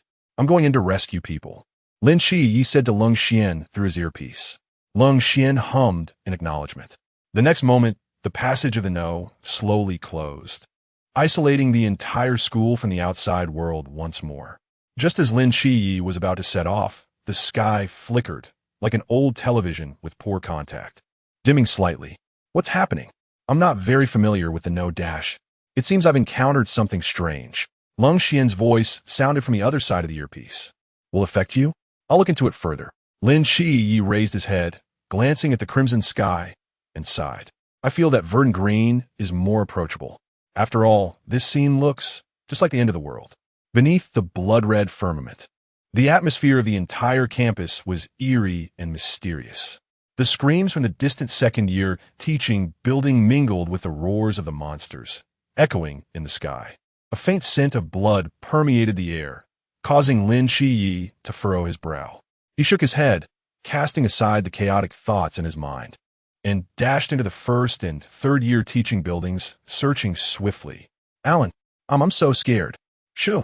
Alan peeked out from the toilet stall, glanced around, and then slowly retreated, lowering her voice. Keep it down. Don't attract those monsters. But why aren't we running outside with them? Why are we hiding here? Another girl asked. 3 girls were crammed into the narrow, dimly lit toilet stall, their faces pale with fear. Alan lowered her voice, her eyes gleaming with an unexpected excitement. Haven't you seen those disaster movies? In the apocalypse, those who blindly rush out usually die. Based on my years of movie-watching experience, the wisest course of action is to separate from the main group, hide in a safe place, and await rescue. But this isn't a movie, the girl beside her said with a sob. And, are you sure the toilet is a safe place? I wanted to find another place. But this huge teaching building is nothing but classrooms and toilets. Where else can we go? Alan sighed helplessly. But don't worry, we'll be fine hiding here. Creak. Before Alan could finish her sentence, the door to the toilet stall was suddenly pulled open. The 3 girls hiding inside screamed simultaneously. When they saw that the person opening the door was not a monster, but a young man carrying a sword, they simultaneously covered their mouths and fell silent. Fine? Far from it, Lin Qiye said indifferently. The straight sword in his hand was drawn in an instant, and in the terrified gazes of the 3 girls, he instantly severed the head of one of them. A large, grotesque, fleshy head fell to the ground. Chapter 54. The ingenious, silence. You have killed Xiao. She is no longer herself. Cannot you perceive this? Witnessing a sister, who moments ago was hiding in the cubicle, transformed into a monster and severed in 2, left the 2 girls utterly petrified, their legs trembling beneath them. Lin Qiye, feeling helpless, assisted them out of the restroom, where a small gathering of men and women had already formed at the entrance. Upon seeing Lin Qiye emerge with the two girls, their eyes brimmed with admiration. Is there truly someone inside?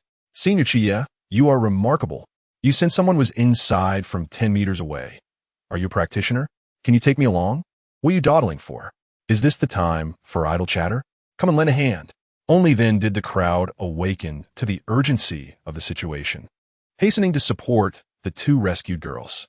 They were survivors whom Lin Qiye had saved during his first year, many of whom, like these two, were paralyzed by fear. Fortunately, most of the boys remained steadfast, not succumbing to terror. What shall we do next, Senior Qiye? The search of these two teaching buildings is complete. You should retreat to the auditorium we just passed. I've cleared out. Lin Qiye spoke casually. And you? The second-year building is the epicenter of the disaster. I must go rescue more people. May I accompany you? I also repelled a monster with a fire axe. I can be of assistance, a robust-looking boy asserted. No need. I shall go alone, Lin Qiye replied, pointing at the trembling girl among them. You should use your fire axe to protect them instead. Very well. Lin Qiye offered no further delay, issuing a few instructions before dashing down the stairs towards the depths of the second-year building. The monsters hidden there occupied about 60% of the entire school, and with nearly 10 minutes having passed since the outbreak, one could only wonder what horrors awaited in the second-year wing. I hope they possess some semblance of intelligence. Hurry, push the desks and chairs into the hallway. Block it off. Come on, put in some effort. We cannot let them break through. What about the girls? Enough with the screams. Quickly attend to the injured.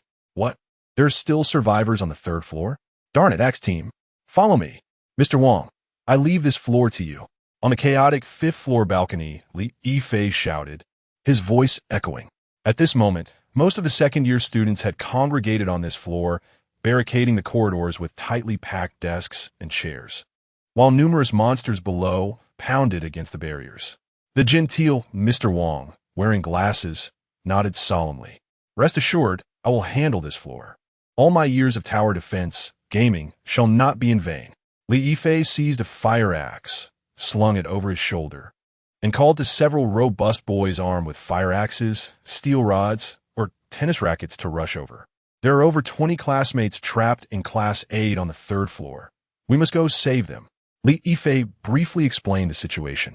A few boys swiftly fashioned a thick rope from their clothing, securing it to the railing of the corridor, letting it dangle down. After tugging on it to ensure its strength, Li Yifei was the first to climb onto the railing, gripping the rope tightly and mimicking the scenes he had seen on television, inching downward. The other boys followed suit. Though somewhat anxious, they maintained order. Mr. Wong, do you think Li Yifei and the others will be in danger? A girl anxiously watched the scene unfold. Mr. Wong cast a long glance at them, sighed, and replied, how could there be no danger? Yet I trust in his abilities. Li Yifei is so cool. How did I never notice before? The girl beside her whispered. Throughout history, in every dark era, there have always been nameless individuals who rise to become leaders for the masses. Li Yifei and his peers, who seemed hopeless in ordinary times, exhibited unparalleled potential in such dire circumstances. Do not underestimate anyone, no matter how inconspicuous they may appear. They may one day shine with resplendent brilliance. Mr. Wong adjusted his glasses, then seemed to recall something, turning to admonish the girl. By the way, no early romances, please. Li Yifei and his companions successfully descended to the corridor of the third floor, where most of the monsters had been drawn to the chaotic fourth and fifth floors, leaving only two monsters lingering at the entrance of Class 8. At this moment, all doors and windows of Class 8 had been barricaded with desks and chairs, preventing the two monsters from breaching the classroom. It was not only Li Yifei who was clever. The noise from Li Yifei and his friends as they landed in the corridor was minimal, and the two monsters did not immediately notice their presence until the boys stealthily crept up behind them. The monsters abruptly turned, revealing their gaping maws, ready to spring into action. Hold firm, Li Yifei shouted. 4 or 5 boys seized chairs from the classroom, shouting as they charged towards the two monsters. Though the monsters excelled at devouring flesh, their strength was not vastly superior to that of ordinary humans. Thus, they were effectively halted by the boys wielding chairs.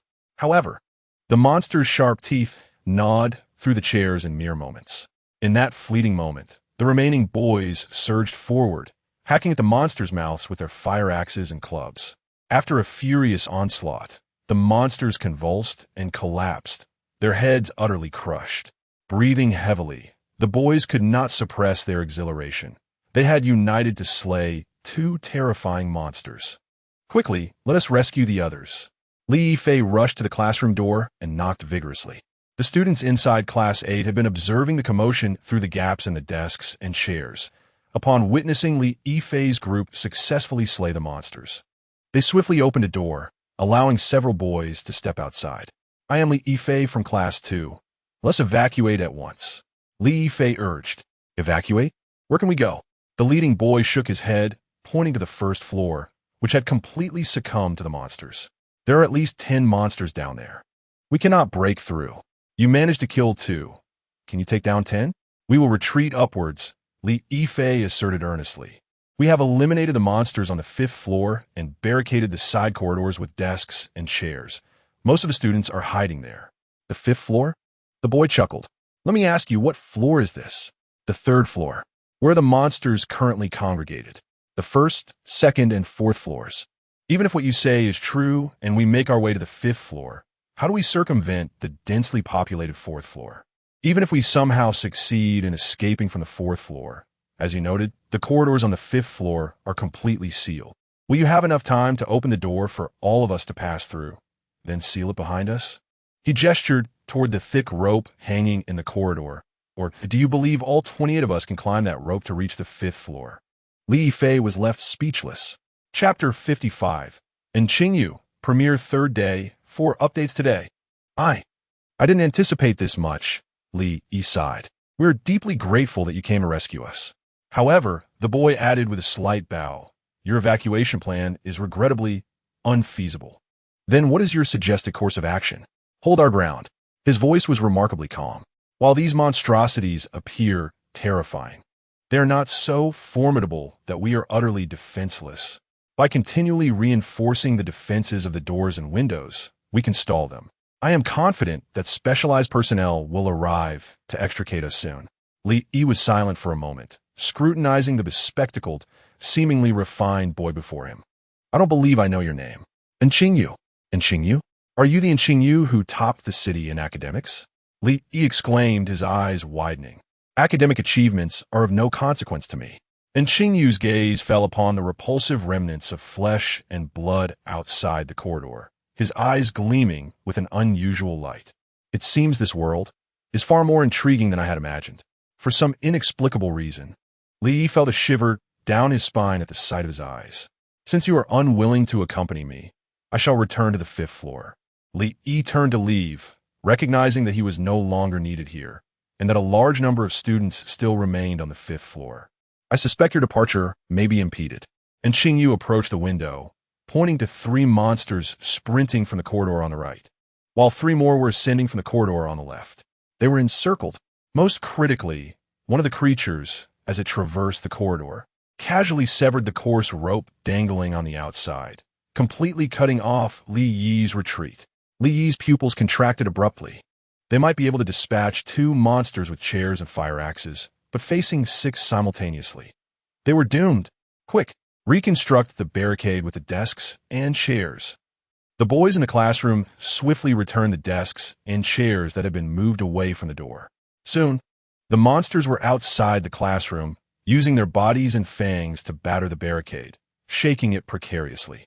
The 20-odd boys exerted every ounce of strength, desperately holding the barricade in place, their faces flushed. Inside and outside, it was a contest of strength with dozens of lives at stake. The girls in the classroom, their faces ashen, screamed and huddled in the corners, while the other boys also looked grim. Only the slender and Qingyu stood aside, frowning as he observed the scene, seemingly lost in thought. Killing 2 monsters results in the immediate appearance of 6 more, suggesting that these monsters possess an interactive mental network, ruled by a central brain that governs all subbrains, and the central brain possesses intelligence comparable to humans. But the question is, how do they know to sever the rope? Assuming all the monsters share a common visual perception, they shouldn't have been able to see Li Qiye and the others descending the rope from their perspective.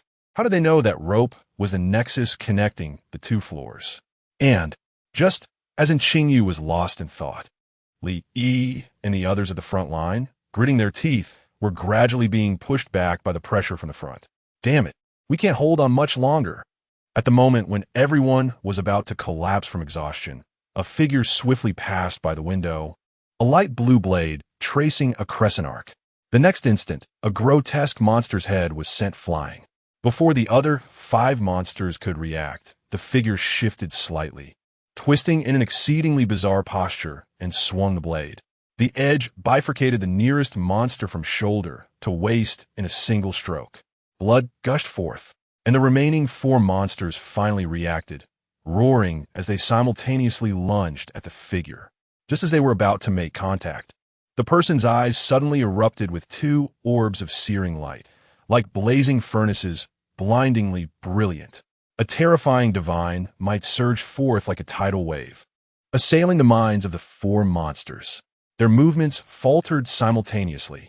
Thus, a light blue blade flashed out once more, tracing a crescent arc, simultaneously severing the necks of all 4 monsters. The entire process was as fluid as flowing water, without the slightest pause. Although the youth retreated swiftly, the splattering blood still stained his school uniform crimson. He frowned slightly, and the furnaces in his eyes slowly dimmed and vanished. The straight blade returned to its sheath. A large group of students stood nearby, dumbfounded. What had they just witnessed? A high school student in the same uniform had felled 6 monsters with a few strokes? Qiye, you've finally arrived, Lin Qiye said, his voice tinged with a hint of aggrieved sobbing. I thought you had abandoned me. Spare me the sentimental drivel. Lin Qiye retorted, rolling his eyes. Are you here to save us, classmate? Someone in the crowd asked excitedly. I suppose so. Lin Qiye nodded, turning to Lin Qiye. Briefly tell me the situation. All right. Lin Qiye organized his thoughts and began. After that strange cry, most of the monsters went berserk, and the entire building descended into chaos. The 4th floor is relatively better. On the 1st floor, half of a class transformed into monsters, slaughtering the other students and completely blocking the stairs. We couldn't escape the school. Some tried to jump from the 2nd floor, but they were torn to pieces as soon as they landed. So, basically, all the students started running upstairs. I led a group of boys with combat capabilities, killed a few monsters on the 5th floor, and then led most of the students from the 2nd, 3rd, and 4th floors to barricade the stairwells and hold out. Later, we heard there were survivors on the 3rd floor, so we came down. Lin Qiye asked, what did you do with the people who might be monsters? Fortunately, you told me earlier that Han Ruo was also a monster. She didn't transform, but blended into the crowd. I spotted her immediately, to avoid alerting the others. I locked her and a few boys who had interacted with her, along with some girls from the same dormitory, in a classroom under guard. Lin Qiye nodded repeatedly. It's fortunate you were here, or even more students would have died. Lin Qiye scratched his head and grinned sheepishly. With such a good performance, I should have no problem entering the Night Watch, right? It shouldn't be an issue. Lin Qiye seemed to sense someone's gaze, turning his head to meet the eyes of the bespectacled, bookish boy. From his eyes, Lin Qiye discerned emotions unlike those of the others. The others mostly looked at him with fear, awe, admiration, and affection. But the gaze of the boy before him was as if he had discovered a rare species and wanted to take him back for vivisection and research. You are? Lin Qiye asked, puzzled, and Qingyu stepped forward, extending his right hand in a courteous manner. Hello, my name isn't Qingyu. Lin Qiye hesitated for a moment before clasping his hand. Lin Qiye. Chapter 56. The Nanda Serpent Demon and Qingyu opened his mouth, seemingly poised to inquire about something, but after a moment's hesitation, he wisely chose to remain silent. He harbored a keen interest in Lin Qiye's identity and his extraordinary combat prowess. However, under the watchful gaze of the crowd, he believed that questioning him would likely elicit a negative response. Qiye, he is a prodigious talent that emerges once in a decade in Songnan City, a gem of our 2nd high school. Have you heard of his name? Lin Qiye interjected. Not at all. Now is not the time for such discussions. Lin Qiye replied with a calm demeanor. First, we must escort these students to the auditorium. It is the safest location. Lin Qiye was taken aback. But we can't descend. There are numerous monsters on the first floor.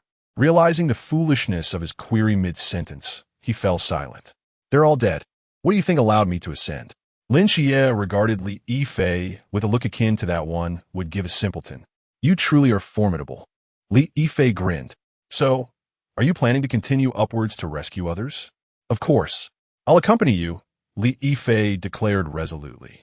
Rest assured, I will not hold you back. Moreover, they trust me now. I can help you manage the situation. After a brief moment of contemplation, Lin Qiye nodded slightly. Very well. Then bring your axe-wielding squad and join me. Although there appeared to be no visible change, after a day of fierce combat, Lin Qiye had already vanquished nearly 20 monsters. His physical and mental strength were severely depleted. Exhaustion had begun to set in. The presence of Li Yifei and his team would alleviate some of the burden. I wish to join as well, and Xingyu suddenly spoke. You? I can assist you with strategies and analyze the monster's behavioral patterns. And Xingyu gazed steadily into Lin Qiye's eyes, displaying no signs of retreat. Li Yifei leaned closer to Lin Qiye and whispered, I think this kid is quite clever. Lin Qiye pondered for a moment before giving a slight nod. All right, but I must make it clear that I cannot guarantee your safety. After all, he had already brought an entire axe squad. Adding one more person would hardly make a difference. No problem. I fear no death, and Xingyu's eyes sparkled with excitement. After Lin Qiye instructed the rest of the class to proceed to the auditorium, a location not far from the sophomore building, he reassured them that the path was relatively safe, especially since he had just cleared it of monsters. Li Yifei, what is it? How is the situation upstairs? Should be fine. Blocking those monsters on the 4th floor shouldn't pose a problem. Good. Then let us take a moment to rest. Lin Qiye casually sat on a nearby bench. There were many monsters on the 4th floor, and a straightforward assault would require ample physical and mental stamina. How about you, Honging? Lin Qiye activated his earpiece. I didn't catch it. I chased it all over the school, but it slipped into the woods behind your school and vanished. Honging's voice carried a hint of frustration. Lin Qiye's heart sank.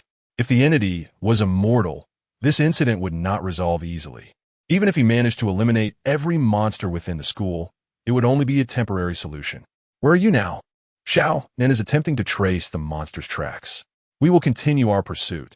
As long as Boundless Void remains active, it cannot escape this school. Understood. By the way, Wu Xiangnan has identified the nature of this monster. Lin Qiye's eyes brightened at that revelation. This creature is known as the Nanda Serpent Demon, likely originating from rural folklore. Wu Xiangnan searched through all mythological texts but found no mention of it until he stumbled upon a fragment in a tattered ancient book. The Nanda Serpent Demon? This serpent demon possesses exceptional camouflage abilities and intellect comparable to that of humans. After consuming a creature, it can implant serpent seeds within its body, transforming the host into its offspring and controlling their actions. However, the production of these seeds is limited. Even the original can only produce 1 seed per day, while offspring take 3 days to mature. Moreover, both the original and its progeny possess low combat prowess, especially in their juvenile stage. I see. Lin Qiye stroked his chin thoughtfully. This indicated that the serpent demon had existed longer than he had anticipated. With such a quantity of offspring, it had likely been residing within this school for over a month. It is exceedingly cautious and prudent. As Lin Qiye contemplated this, and Xingyu quietly approached him. Is there something you wish to ask? I have a question. If you were about to inquire whether I am a superhero or a cultivator, I suggest you refrain. No. What I wish to ask is, do such monsters exist in places we remain oblivious to? And Xingyu pointed toward the dismembered corpses of monsters outside. Lin Qiye hesitated momentarily before nodding. Then why do we continue to live in such tranquility? Lin Qiye cast a glance at him before responding slowly. Because there are those who watch over humanity in the darkness. Logically speaking, Lin Qiye should not have answered that question. However, they would inevitably uncover the truth in due time, so it mattered little how he responded now. Yet, he felt he had reached the limits of what he could say. I understand, and Xingyu nodded. Are you not afraid? Afraid? Why should I be? And Xingyu's lips curled into a slight smile. I merely find it intriguing. Intriguing? So, this world harbors not only science, but also these extraordinary beings. And Xingyu licked his lips his gaze fixated on the corpses of monsters in the corridor.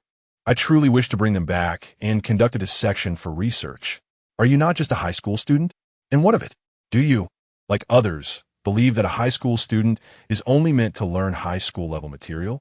And Xingyu chuckled lightly, spending 3 years acquiring dull, monotonous knowledge is merely a waste of life. What about you then? I recently completed my master's coursework in biology. In the latter half of this year, I plan to pursue a doctorate focusing primarily on genetic inheritance and mutations, with some studies in clinical medicine. Lin Qiye stared at Xingyu in astonishment. Finally managing to utter a few words, I apologize for the interruption. In this world, such a prodigy truly existed? Lin Qiye had always considered himself reasonably intelligent. Yet compared to the young man before him, his intellect seemed utterly insipid. Glancing at the time, he rose from his seat and strode toward the classroom exit. Let us go. It is time to rescue others. The group promptly gathered their weapons and, with fervor, followed Lin Qiye outside. Even Xingyu retrieved a fruit knife from his drawer, smiling as he joined the fray. His expression suggested he was not preparing to battle monsters, but rather to dissect them into 18 pieces for further study. Chapter 57. Wishing you happiness on the 5th floor. Lu Yuan. Ruo, I'm here. In the corner of the classroom, Han Ruo moved closer to Lu Yuan. Her eyes rimmed with red, lips pressed together, resembling a frightened fawn. Lu Yuan, why are they locking us up? Li Yifei said there might be monsters among us. Lu Yuan gritted his teeth, staring intently out the window at a few boys. Lu Yuan, I'm so scared. Lu Yuan gazed into her pitiful eyes, feeling his heart melt. Within him, the hatred for Lin Qiye burned fiercely, an uncontrollable blaze. Why? Han Ruo was supposed to be mine. How dare you, an outsider who has only been here for a few days, be with her? I refuse to accept it. Suppressing the flames of anger within, Lu Yuan gently reassured Han Ruo, do not be afraid. I am here with you. Everything will be all right. Lu Yuan, you are so kind. Han Ruo leaned her head against Lu Yuan's chest, her gaze somewhat mournful, unlike Lin Qiye, who had only run away when danger approached, showing no concern for me. Lin Qiye? He is nothing but scum. Lu Yuan scoffed. I have made up my mind. Han Ruo lifted her head, looking into Lu Yuan's eyes, a faint blush appearing on her cheeks. I want to break up with him. A man like that is utterly unreliable. Lu Yuan shuddered, a glimmer of joy lighting up his eyes. Then you. I still prefer someone like you, who can give me a sense of security. Han Ruo shyly lowered her head. Upon hearing this, Lu Yuan felt as though he could soar. He abruptly pulled Han Ruo into his embrace and solemnly declared, Ruo, I like you. Be my girlfriend. I will surely be 100 times better than that Lin Qiye. Han Ruo murmured in agreement, slightly nodding, and leaned back into his embrace. Lu Yuan's heart bloomed with joy. Lu Yuan, what's wrong? I don't want to stay here. I'm so afraid. Lu Yuan was taken aback.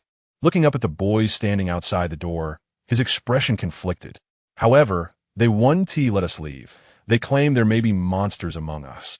Lu Yuan, do you think I'm a monster? Han Ruo looked into Lu Yuan's eyes, her expression filled with grievance, as if she might cry. Lu Yuan swallowed hard and resolutely shook his head. No. Then are you a monster? I am not. Why then are we forced to remain here? Does Li Yifei have the authority to confine us here? On what grounds does he say we have issues? Han Ruo grasped Lu Yuan's hand, sobbing as she spoke. Lu Yuan, I really don't want to stay here. Please take me out. Each of Han Ruo's words struck Lu Yuan's heart deeply, and coupled with her pitiful gaze, it ignited Lu Yuan's desire to protect her. He took a deep breath, stood up, grasped Han Ruo's hand firmly, and declared, Rest assured, I will take you out. I will prove to you. I am a man braver than Lin Qiye. With that, he led Han Ruo to the classroom door and began knocking loudly. Lu Yuan, what are you doing? Shouted one of the boys from outside the window. Let us out. Lu Yuan bellowed. You cannot leave. Li Yifei says there are monsters among you. You're talking nonsense. Lu Yuan pointed accusingly at the boy, Li Chong, and said, Open your eyes and look. I am Lu Yuan. She is Han Ruo. We are classmates. Just because of one word from Li Yifei, you lock us up here? Do you realize what this is called? This is called illegal imprisonment. If you don't let us out, you are committing a crime. Lin Qiye is a madman. If he breaks the law, do you also intend to follow him in a crime? Lu Yuan's voice echoed throughout the floor, instantly capturing the attention of all the students. The expressions of the few students guarding Lu Yuan and the others shifted, wavering in their resolve. After all, they were students too, and felt uncomfortable with the idea of imprisoning their peers. It seemed rather excessive. Lu Yuan, do not slander us. This is a special situation. You've seen it. So many classmates have turned into monsters. Who can guarantee that none of you are? Li Chong stood his ground. Why should it be us?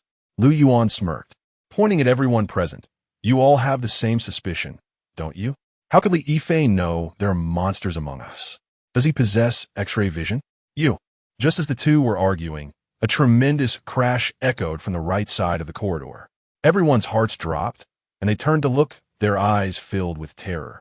Could it be that a monster has breached the defenses? It's Lin Qiye. Lin Qiye is crazily slaying monsters, and Lin Qiye and the others are following behind. Gasps arose from the corridor, and everyone exchanged incredulous glances, seemingly unable to believe their ears. Lin Qiye? Killing monsters? Boom! Another loud crash sounded, as desks and chairs in the hallway toppled like hills, the clattering noise causing the surrounding students to retreat in fright, the dust rising, obscuring their vision. Amidst the swirling dust, a blood-stained boy in a school uniform, wielding a knife, slowly emerged, his eyes ablaze like a furnace. Upon seeing those eyes, everyone felt as if they were being scrutinized by an ancient ferocious beast, too terrified to even breathe. The golden glimmer in Lin Qiye's eyes gradually faded. The heavy stone pressing on everyone's chest finally vanished. Behind him, a few boys hurriedly followed, including Lin Qiye and Qingyu. Lin Qiye, how did you come up from there? What about tea? I shall not hinder you. You may take your leave. Additionally, I wish you all happiness. Chapter 58. Appreciation. Lu Yuan was taken aback, seemingly surprised that Lin Qiye would so decisively let him go. Could it be that he feared him? Hadn't his earlier demeanor been particularly imposing? With this thought, Lu Yuan unconsciously straightened his posture, cast a sidelong glance at Lin Qiye, snorted disdainfully, and strode out while holding Han Roro's hand. Once their figures vanished down the corridor, a male member of the Axe team leaned closer to Lin Qiye and whispered, "Brother Qiye, are you really letting them go? He just stole your girlfriend. Should we teach him a lesson?" The members of the Axe team had personally witnessed Lin Qiye's formidable combat prowess, and at this moment, they regarded him with reverence. Seeing Lu Yuan's brazen exit with Han Roro ignited a spark of anger within them. "No need," Lin Qiye replied with a faint smile, his gaze lingering on the direction the two had departed. "In fact, I'm quite pleased right now, truly." The boy looked at Lin Qiye in astonishment, his expression turning peculiar. Goodness, could it be that Brother Qiye has such a penchant? Lin Qiye stifled a laugh and patted Lin Qiye on the shoulder. "Congratulations on getting your wish." "Yes." Lin Qiye turned his attention to the students in the corridor. "Is this everyone?" "Indeed. All the survivors from the second year are here," Lin Qiye confirmed, then leaned in closer to Lin Qiye's ear. "Among them, is there anyone?" "No." Lin Qiye's lips curled slightly. "The only one has already eloped with Lu Yuan." "Ha, that's good then. Let us take them to the auditorium. Once the main body of the Nantua snake demon has been eradicated, we can leave." Lin Qiye turned to Lin Qiye and Qingyu and instructed, "All right, I'll inform them immediately." Lin Qiye stepped forward to explain to the gathered students, while Lin Qiye walked alone to the edge of the railing, furrowing his brow as he gazed into the distance. "Have you not found the main body yet?" Lin Qiye turned to see Qingyu speaking and nodded slightly. "You've been following me. Did you discover anything?" After a brief silence, Qingyu leaned in closer and whispered something in Lin Qiye's ear, causing his expression to sharpen and his frown to deepen. "Are you certain?" "Not certain," and Qingyu shook her head. "I lack sufficient knowledge about such creatures to make an accurate judgment." "I understand. I have a request." And Qingyu spoke again. "What is it?" "I want that." And Qingyu pointed at Lin Qiye's waistband. Lin Qiye's expression shifted. "I mean the gun." After a moment's hesitation, Lin Qiye withdrew the handgun from his pocket and handed it to Lin Qiye. It only has 3 bullets left. Do you know how to use this? I learned from television. That should suffice. Your skill should be better than mine. Lin Qiye sighed, and Lin Qiye quietly tucked the handgun into her pocket. I hope I won't have to use it. A moment later, Lin Qiye returned with all the 5th floor students. Everyone's here. You all take them to the auditorium. The monsters in the school should be mostly gone, so there shouldn't be any danger. I need to search for the main body of the Nantoa snake demon. Lin Qiye instructed. Leave it to me, Lin Qiye said, thumping his chest. Lin Qiye nodded and with a swift motion, vanished into the corridor. Once Lin Qiye had left, a throng of people surrounded Lin Qiye, bombarding him with questions. Lin Qiye, you went down to save people. What happened? Yeah, how did Lin Qiye suddenly appear? Did he really kill all the monsters by himself? Of course. Did you not smell the blood on him? It was overwhelming.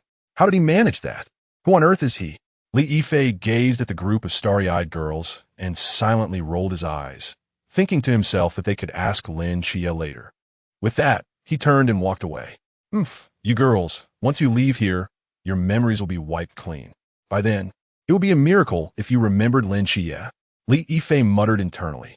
With the monsters vanquished, the tension gradually eased, and the discussions among the girls about the mysterious Lin Qiye grew more fervent.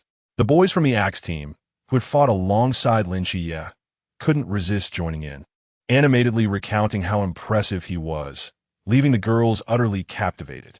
At that moment, Teacher Wang approached them and casually remarked, "No early romances allowed." The girls fell silent. Lin Qiye, armed with a straight sword, sprinted through the campus, activating his earpiece. Sister Hongying, what's the status? We've found some traces. The Nantoa snake demon seems to have headed north. North? Lin Qiye was taken aback. Where in the north? The cafeteria? The arts building? The playground? The teaching building? Not sure. Xiaonan and I are searching the cafeteria. All right, I'll check the arts building. Lin Qiye redirected his path straight towards the arts building. The arts building was one of the newest constructions at the second high school, built around 5 or 6 years ago, following a national initiative to promote cultural and artistic development among students. The school had invested significantly in its construction. However, after its completion, students rarely attended art classes, as it seemed that teachers mysteriously fell ill whenever art class was scheduled. The arts building was not tall, only 3 stories, but it housed a variety of rooms dedicated to different disciplines, some for sketching, others for sculpture, and some for dance practice. Lin Qiye swiftly ran through the corridor on the first floor, detecting no anomalies.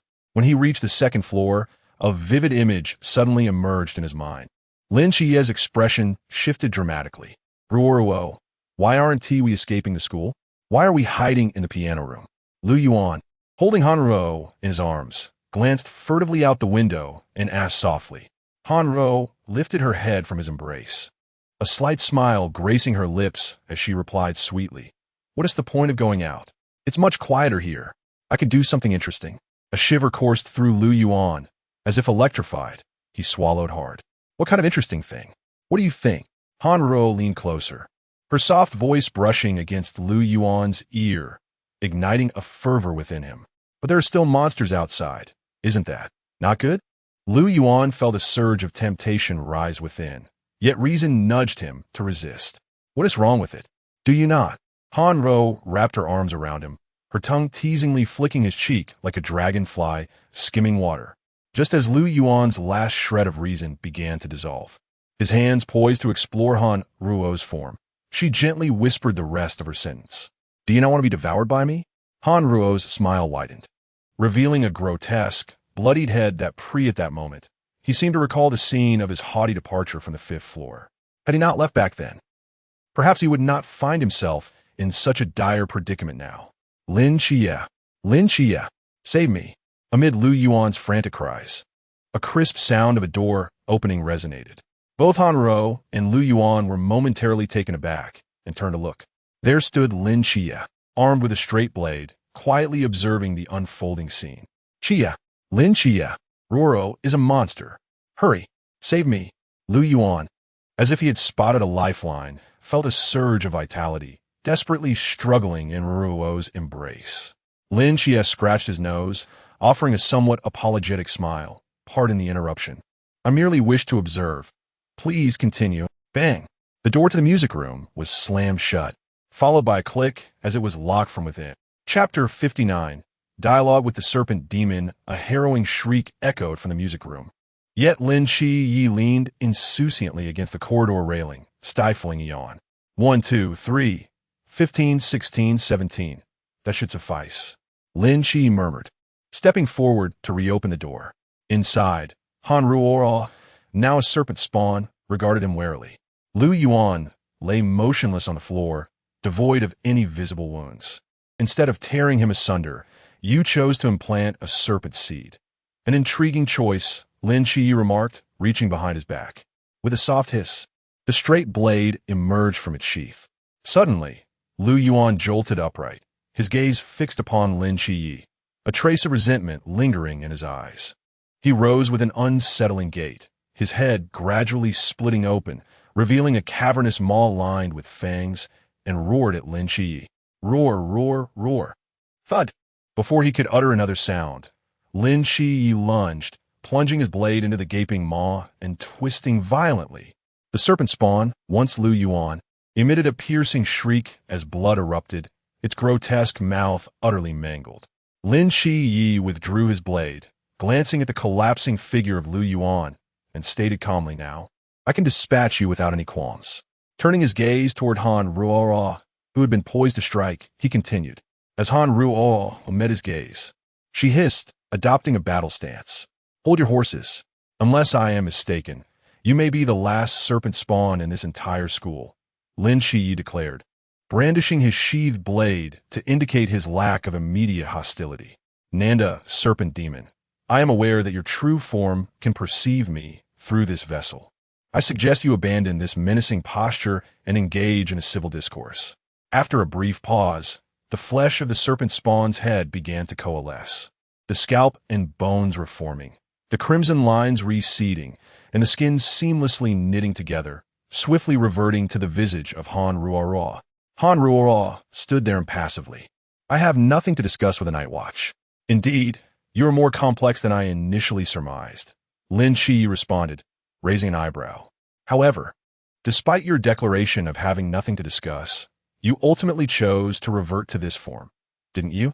Was this all merely to utter such trivialities? Han Ruo's brow furrowed, and crimson lines resurfaced on her face, as if on the verge of reverting once more. You merely wished to exchange these inanities? You possess a profound understanding of this society. If I am not mistaken, you descended upon this city long ago, Lin Qiye observed, scrutinizing Han Ruo's eyes, seeking to discern something within them. Alas, Han Ruo was but a puppet, the true entity conversing with Lin Qiye being the elusive Nanda, serpent demon, whose location remained unknown. Nothing could be gleaned from Han Ruo's countenance. And what if that were the case? I failed to comprehend, given your formidable talent for disguise. Had you refrained from propagating serpent spawns on a grand scale within the school, we might have remained oblivious to your presence for another decade. Lin Qiye continued. You could have seamlessly integrated into human society, discreetly implanting serpent seeds into the affluent, amassing wealth and influence with ease. You possess the ideal circumstances to live a life of leisure within human society, yet approximately a fortnight to a month ago, you abruptly chose to cultivate spawns on a massive scale. Why? Lin Qiye frowned, voicing his query. Procreation is an intrinsic aspect of my species, Han Ruo replied nonchalantly. Furthermore, when a wolf infiltrates a flock of sheep, do you believe it will willingly remain dormant? Other mystics might succumb to such impulses. But you are different, Lin Qiye asserted with conviction. You possess exceptional intellect and exercise considerable caution. All beings of high intelligence possess the capacity to suppress their inherent instincts. A ludicrous notion, Han Ruo scoffed. Since you are so fond of deduction, allow me to pose a question. Within this quarantine school, there exist 3 Nightwatch. The girl with the spear, the girl with healing abilities, and you, who can pierce my disguise. The girl with the spear is of the pool realm, rendering her immune to my serpent seeds. The other girl remains constantly by her side, precluding any opportunity for me to strike. However, if I were to slay you, the soul lamp realm individual, and implant a serpent seed within you. Han Ruo's lips stretched to the point of tearing, her smile becoming a grotesque grimace. Do you believe they would detect it? Lin Qiye's pupils contracted sharply. Without hesitation, he dove towards the adjacent open space. In the ensuing moment, a colossal black figure shattered the wall behind him. Hurtling through the space Lin Qiye had occupied, its thick serpentine tail crashing down, leaving a gaping crater in the floor. Lin Qiye used the momentum to roll across the ground, swiftly regaining his footing, his right hand gripping the hilt of his blade, his eyes filled with apprehension. Before him, a monster covered in black scales, with a human torso and a serpentine tail, coiled menacingly, its eerie vertical pupils fixed upon Lin Qiye. The Nanda serpent demon, you were attempting to elicit information from me. Just as I was stalling for time, the Nanda serpent demon hissed, its voice emanating from within its body. Hong Ying, the Nanda serpent demon has appeared in the music room of the arts building, Lin Qiye stated, drawing his blade and regarding the serpent demon with composure. Understood. I am en route. Endure for a while longer. Hong Ying's voice crackled through the earpiece, followed by the sound of rushing wind. Hiss, hiss, hiss. The Nanda serpent demon slithered across the floor with alarming speed, its tail obliterating the pianos in its path, its razor-sharp claws slashing through the air with a piercing shriek. As the Nanda serpent demon unleashed its claws, Lin Qiye reacted instantly, darting to the side. The serpent demon's claws struck the wall behind him, leaving deep gashes as if it were cutting through tofu. Lin Qiye regained his balance. Casting a glance at the wall, which had nearly been cleaved through, his expression darkening. He muttered under his breath, "And you call this a weak form with limited combat prowess?" Having narrowly evaded one claw strike, Lin Qiye was confronted by a thick serpentine tail hurtling towards him from the flank. He retaliated with lightning speed, his blade colliding with the tail. A cacophony of clashing metal reverberated through the room as the blade scraped against the black scales, emitting a blinding shower of sparks. The impact sent a jolt of force through Lin Qiye, nearly knocking him off his feet. Lin Qiye managed to steady himself, noticing a shallow gash on the Nanda serpent demon's tail. Its strength is slightly less than I anticipated, and its defense pales in comparison to that of the Oni Mask King. Lin Qiye murmured to himself, narrowing his eyes. Apart from its enhanced attack power, it appears to be surmountable. Chapter 60. A shot through. Although nightfall had yet to arrive and the starry night dancer could not be activated, Lin Qiye's extraordinary dynamic vision and combat instincts allowed him to engage in a skirmish with the Nanda snake demon without much difficulty. However, the issue lay in the confines of the piano room. The restricted terrain significantly hampered Lin Qiye's ability to evade. Thus, he decisively dashed out the door, sprinting towards the exterior of the art building.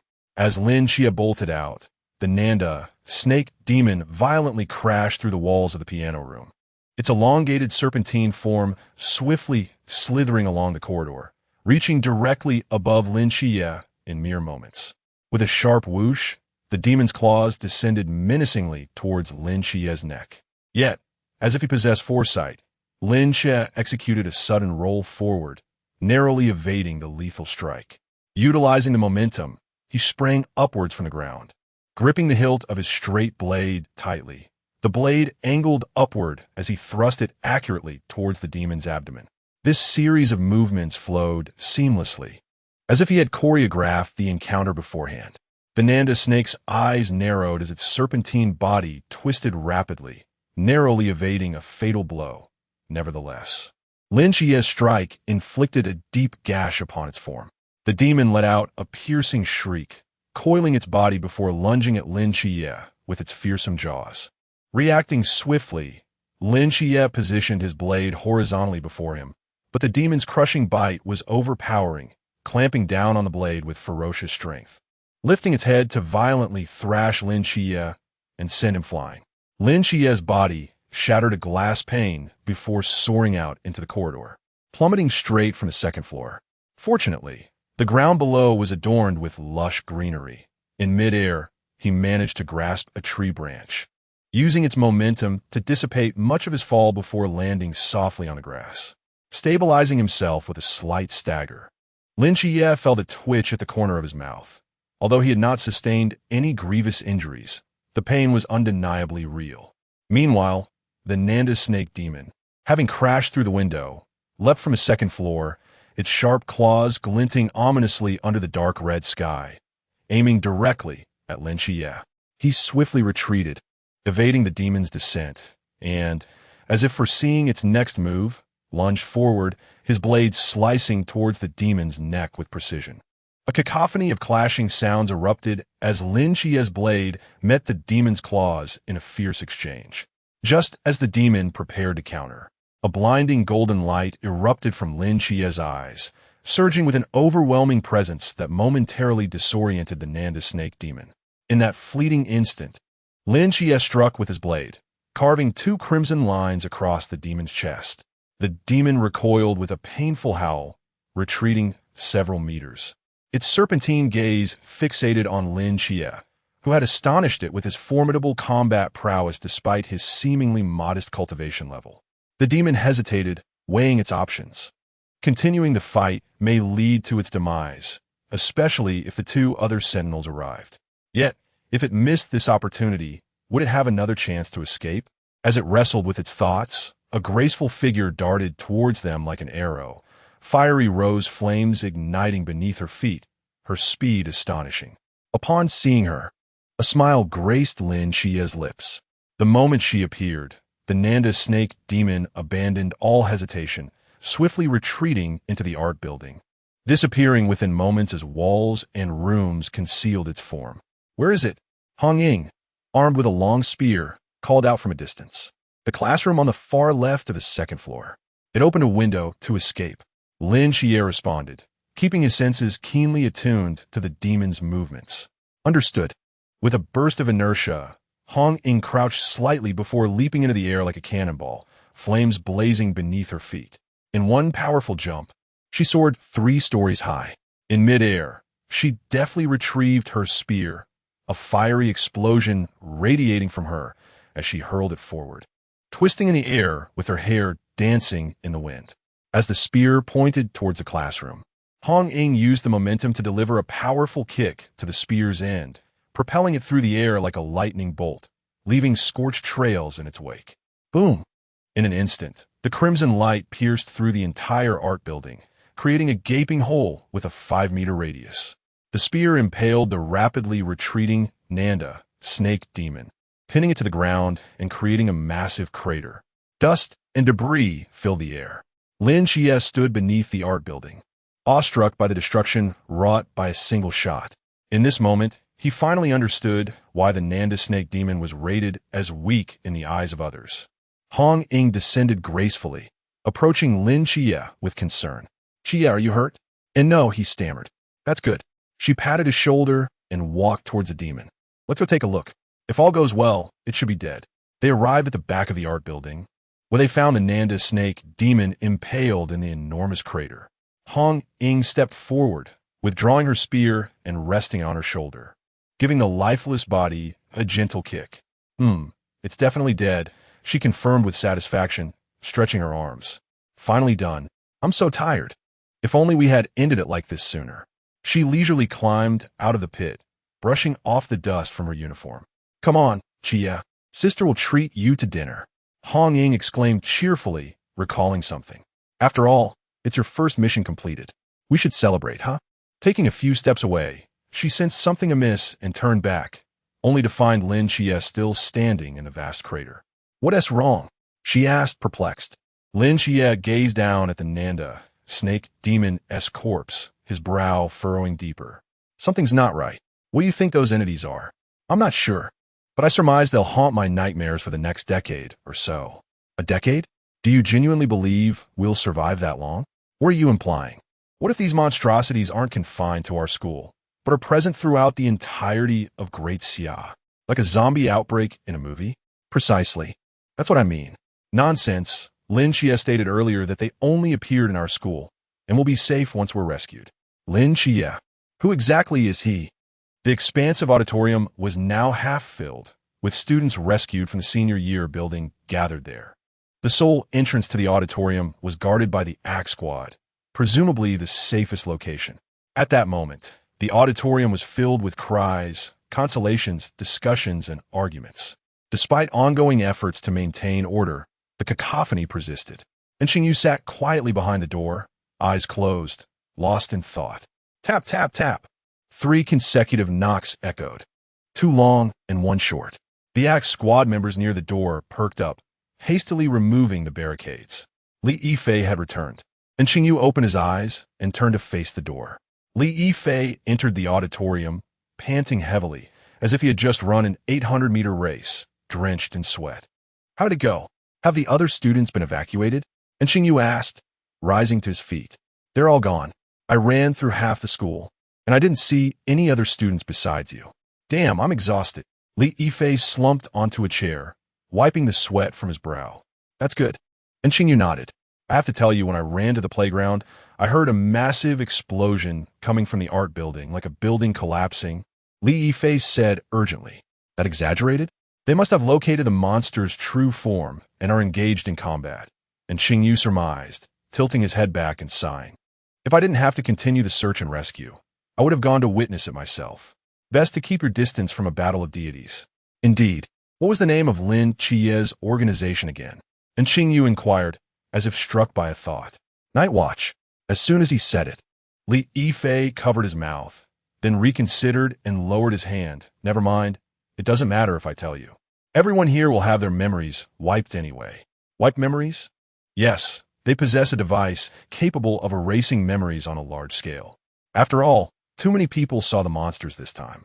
If anyone were to leak the information, it would cause a great deal of trouble. What about you? Will you have to? Not me. Lin Qiye chuckled, leaning in a whisper in Xingyu's ear. To be honest, after this incident, I should be able to join them. And Xingyu nodded. Are there any requirements to join? What, you want to go too? It's not easy. Their standards for recruitment are very high. Lin Qiye waved his hand. Either you have to awaken an ability like Lin Qiye, or you have to demonstrate your value to them. You've awakened an ability too? No, I demonstrated my value to them. Lin Qiye grinned. And Xingyu nodded slightly, his gaze as serene as a deep pool. Indeed, your performance this time was quite remarkable. If I were them, I would accept you as well. As they were conversing, another knock came from the door, with no discernible pattern. The Axe Squad members immediately became alert, and Lin Qiye stood up, watching the door with a grave expression. Who is it? It's me, Lin Qiye. Hearing Lin Qiye's name, everyone's eyes lit up, and they breathed a sigh of relief. They opened the door, and Lin Qiye, with a knife on his back, slowly walked in. How'd it go? Lin Qiye stepped forward, asking anxiously. We succeeded, Lin Qiye nodded. We killed the true form of the Nanda, serpent demon. Lin Qiye exhaled deeply, patting Lin Qiye's shoulder with a smile. Amazing, Qiye. You actually took it down. Everyone's saved now. Hearing Lin Qiye's words, the entire auditorium erupted in cheers. These students, who had experienced a brush with death, were finally about to leave the terrifying school and escape the man-eating monsters. The Axe Squad also cheered, throwing their axes aside and embracing each other in excitement. Lin Qiye winked at Lin Qiye, then leaned in a whisper in his ear. I say, I made a great contribution this time. There shouldn't be any problem with me joining the Nightwatch, right? I don't want to be brainwashed. Lin Qiye stood there silently, and, after a long pause, he said softly, perhaps. Lin Qiye was taken aback. At that moment, Xingyu silently took out a pistol from his pocket, aiming the black muzzle at the back of Lin Qiye's head, and pulled the trigger amidst the Axe Squad's astonished gazes. Bang! Bang! Bang! 3 consecutive gunshots echoed like thunder across the sky, and the noisy cheers came to an abrupt halt. The heated atmosphere in the auditorium plunged into silence once more. The joy on everyone's faces froze, and they turned their heads stiffly, looking toward the exit, their eyes filled with disbelief. Lin Qiye turned his head in astonishment, only to see Xingyu calmly holding the gun, with wisps of smoke gradually dissipating from the dark muzzle. Lin Qiye paused for a few seconds, then asked in confusion, And Xingyu? Why'd you shoot? And Xingyu stood there, without saying a word. After a long while, Li Yifei finally realized what had happened and slowly reached out to touch the back of his head. Clatter. A bullet casing fell to the ground, creating a crisp sound. On the back of his head, 3 shallow bullet marks were gradually healing, with only a few streaks of blood seeping out, which Li Yifei wiped away, leaving no trace. Li Yifei looked at the streaks of blood on his hand, muttering to himself, I was shot. Why am I not dead? He looked up at Lin Qiye, extending his blood-stained hand in front of Lin Qiye's eyes. Hey Qiye, look at me. Why am I not dead? Could it be? Have I awakened an ability? Before him, Lin Qiye looked at him with a complex expression, and after a long while, he shook his head slightly. You haven't awakened any ability. You are the Nanda serpent demon. Hearing these words, Li Yifei's pupils contracted sharply, and he staggered back 2 steps, shaking his head repeatedly. Impossible, what are you talking about? How could I be the serpent demon? I'm Li Yifei. Lin Qiye shook his head, stepped forward, and forcefully tore open Li Yifei's chest. Scratch. The zipper of the school uniform broke, revealing Li Yifei's chest. There, a faint gun mark lay quietly like a brand. You are the Nanda serpent demon, or rather, you are a part of the Nanda serpent demon. The remnants you left behind can deceive others, but they cannot deceive me. Chapter 62. 2 deviants know. This is impossible. Li Yifei lowered his gaze to the gunshot wound on his chest, shaking his head incessantly. I cannot kill anyone, and I certainly cannot be a monster. Li Yifei. Lin Qiye grasped Li Yifei's collar, drawing his head close, locking onto the fearful eyes. Look into my eyes. With a sudden flash, 2 golden flames ignited in Lin Qiye's eyes, the majestic aura of a celestial being surging forth, flooding into Li Yifei's mental realm. In mere moments, Li Yifei's eyes rolled back, and he fainted cleanly. Yet, in the next instant, a powerful hand grasped Lin Qiye's wrist, and Li Yifei's eyes snapped open. They were now enchanting vertical pupils, calm and unfathomably deep. Interesting. How did you discover this? Li Yifei's voice was deep and tranquil, given your perceptive abilities. You should not have seen through my disguise. I indeed did not see through it. Otherwise, you would have been exposed long ago in the basement of the office. Lin Qiye's fiery gaze remained unextinguished. Since entering the school, everything that transpired seemed reasonable, yet reeked of the bizarre. You mean, you deduced it? I suppose so. The flaws you left behind were simply too numerous. Oh, Li Yifei's eyes narrowed slightly. Go on. The first point of suspicion is your sick leave note. Lin Qiye spoke calmly. When you entered the classroom this morning, you came with a sick leave note. So what? According to your account, you discovered after school yesterday that you had forgotten your homework and returned to the school to witness Lu Xiaoyan devouring a human. After that, you fled in a panic and found us, the night watchman. So, when did you arrange your sick leave note? Lin Qiye sneered. Don't tell me that after witnessing the horrific scene last night, you anticipated that you would join us today and specially went to the academic office to arrange for a sick leave note. You should know that the office had closed by then. Thus, only 2 possibilities remain. The first is that you had already arranged your sick leave note, intending to skip school today for leisure, but coincidentally encountered the gruesome scene last night. The second is, you already knew we would come, and you had prepared to join us from the outset. Li Yifei remained silent for a moment before continuing. The second point of suspicion lies with the pieces of human skin on the girls' dormitory balcony. Logically, the Naga is a creature of great caution. Having concealed itself in human society for so long, it would never brazenly hang human skin on a balcony, as the risks of exposure are too high. Yet, it did just that. Initially, I did not comprehend the significance of this act, but later I realized it was deliberately hinting to us that it resides within this dormitory building. It wants us to find it. Lin Qiye regarded Li Yifei's eyes. And then you appeared. Your arrival was inexplicable, as if you intended to lure away the red tassel, inciting chaos throughout the school. Then, Li Yifei emerged like a savior, leading a multitude of students to successfully repel the Naga's offspring's assault, a veritable textbook example of survival. At this juncture, I still did not suspect you. What truly ignited my doubts was in Qingyu. Lin Qiye's gaze fell upon Qingyu behind him. Li Yifei's neck twisted unnaturally as he scrutinized the slender youth wearing glasses. And Qingyu adjusted his glasses and spoke. The number of Naga offspring attacking us has always been peculiar. When those Naga offspring first appeared, everyone rushed upstairs. Yet we barricaded ourselves in the classroom with desks and chairs. At that moment, the majority of the Naga either headed to the fourth floor, charging into your corridor, or remained on the first floor, blocking everyone's exit. Only 2 attempted to breach our classroom on the third floor. Typically, when a group of hunters encounters 2 types of prey, one robust and formidable, the other feeble and easily captured, they will usually converge on the weaker one, which was us. Initially, I thought it was due to a lack of information. Perhaps the other Naga offspring were drawn to the commotion upstairs, unaware of our presence on the third floor. However, I later discovered that these Naga have interconnected vision, and Xingyu paused briefly before continuing, which means they were fully aware of the succulent prey beneath them, yet remained indifferent, as if they intentionally left us alive. Later, Lin Qiye descended like a celestial hero to rescue us. After dispatching the 2 Naga offspring, he inadvertently drew the attention of 6 more from below to assault us. This number was also quite delicate. It posed great pressure on us, yet did not eliminate our capacity to resist. Had they sent just 1 more, we would have been overwhelmed. Yet they did not. Just as Lin Qiye was about to arrive, those 6 Naga offspring suddenly intensified their assault, cornering us into a dire situation. All of this is far too coincidental and bizarre. Is that all it takes for you to suspect me?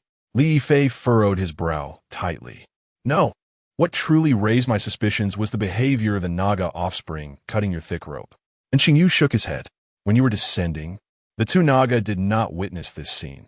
Logically, they should have been unaware of the rope's existence. Yet, the subsequent 6 Naga offspring precisely severed the thick rope, as if they were fully aware of your escape route. The Naga offspring severed something they should not have seen, indicating only one possibility. Among us, there exists a being that shares their vision.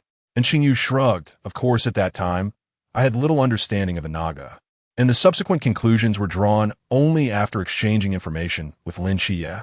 Lin Qiye's vertical pupils fixated on Xingyu, letting out a cold chuckle. Had I known you were this clever, I should have eliminated you from the start. Moreover, every time the Naga appears, you are absent. Lin Qiye continued. The first encounter with the Naga was in the girls' dormitory. I ask you, after confessing to Wu Shujia, where did you go during the time before you returned to the second-year classroom? Just moments ago, when Lin Qiye and the others battled the Naga's true form, you were also supposedly searching for other surviving students to escape, further solidifying my judgment. And Xingyu continued.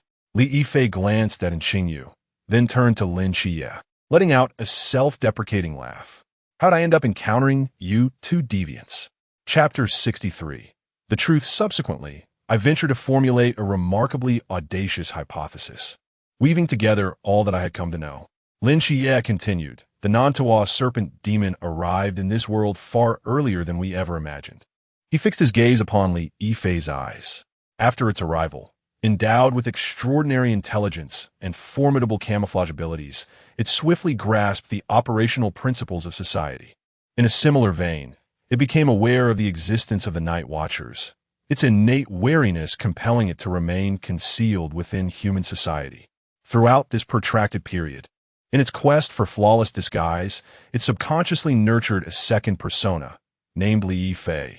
He forgot who he truly was, relinquished his past, and embraced the identity bestowed upon him by the Nantawa serpent demon, living as an ordinary high school student in this city. If fate had not intervened, he would have likely enjoyed a carefree existence, leveraging his exceptional longevity and innate talents. However, approximately half a month ago, he bore witness to the tragic demise of the Ghost Face King, a mythological entity even mightier than itself. Its primary persona sensed fear emanating from the Nightwatchers, igniting a sense of dread and apprehension, worried that it might meet a fate akin to that of the Ghost Face King. Given its combat prowess, defeating the Nightwatchers was an impossibility. Thus, it devised a plan to infiltrate their ranks, utilizing its disguising talents to transcend the murky waters of conflict. It subtly influenced Lin Qiye to request joining the Nightwatchers, only to be ruthlessly rebuffed, yet it remained unsatisfied. Hence, it began to lay the groundwork. From the outset, its objective was not to propagate offspring or annihilate the Nightwatchers. Its singular aim was to showcase Lin Qiye's worth. It scripted an elaborate performance, rendering Lin Qiye in a state of terror, subconsciously nudging him to seek the Nightwatchers, allowing subsequent events to unfold as it had envisioned. However, an unexpected variable emerged. Myself. Lin Qiye gestured to himself. I became a temporary member of the Nightwatchers half a month ago. It was entirely unaware of my existence, nor did it know that my abilities enabled me to discern its progeny with clarity. Fortunately, after some probing, it discovered that I could not unravel its true form, and thus decided to proceed with its game. It adhered to its plan, revealing its true self in the girls' dormitory, luring the highest combatant, Hong Ying, away, then reverting back to the oblivious Lin Qiye, resuming control from the teaching building. It meticulously orchestrated the movements of each progeny, ensuring Lin Qiye garnered attention without placing itself in genuine peril. Yet, at this juncture the variable, manifested once more. I usurped the spotlight that rightfully belonged to Lin Qiye, vanquishing all progeny within the building. Though it simmered with rage, it recognized that Lin Qiye had already demonstrated his value and refrained from unnecessary actions. The ensuing events were straightforward. It would reveal its true form, engage the Nightwatchers in combat, and then feign death, creating the illusion that the Nantawa serpent demon had been vanquished, enabling Lin Qiye to join the Nightwatchers and secure a future free of worry. Alas, my insight pierced through its faade. Lin Qiye regarded Lin Qiye with a hint of regret, sincerely saying, "This scheme was ingeniously crafted. Truly, if not for me, you would have had a 90% chance of success." Lin Qiye fixed his gaze upon Lin Qiye, and after a prolonged silence, he smiled and applauded. "Brilliant, simply brilliant. I never anticipated that I would ultimately fall at the hands of you two." In an instant, his smile vanished, his vertically slit pupils radiating with hatred. "You have obliterated my hope for survival. Tell me, how shall I repay you?"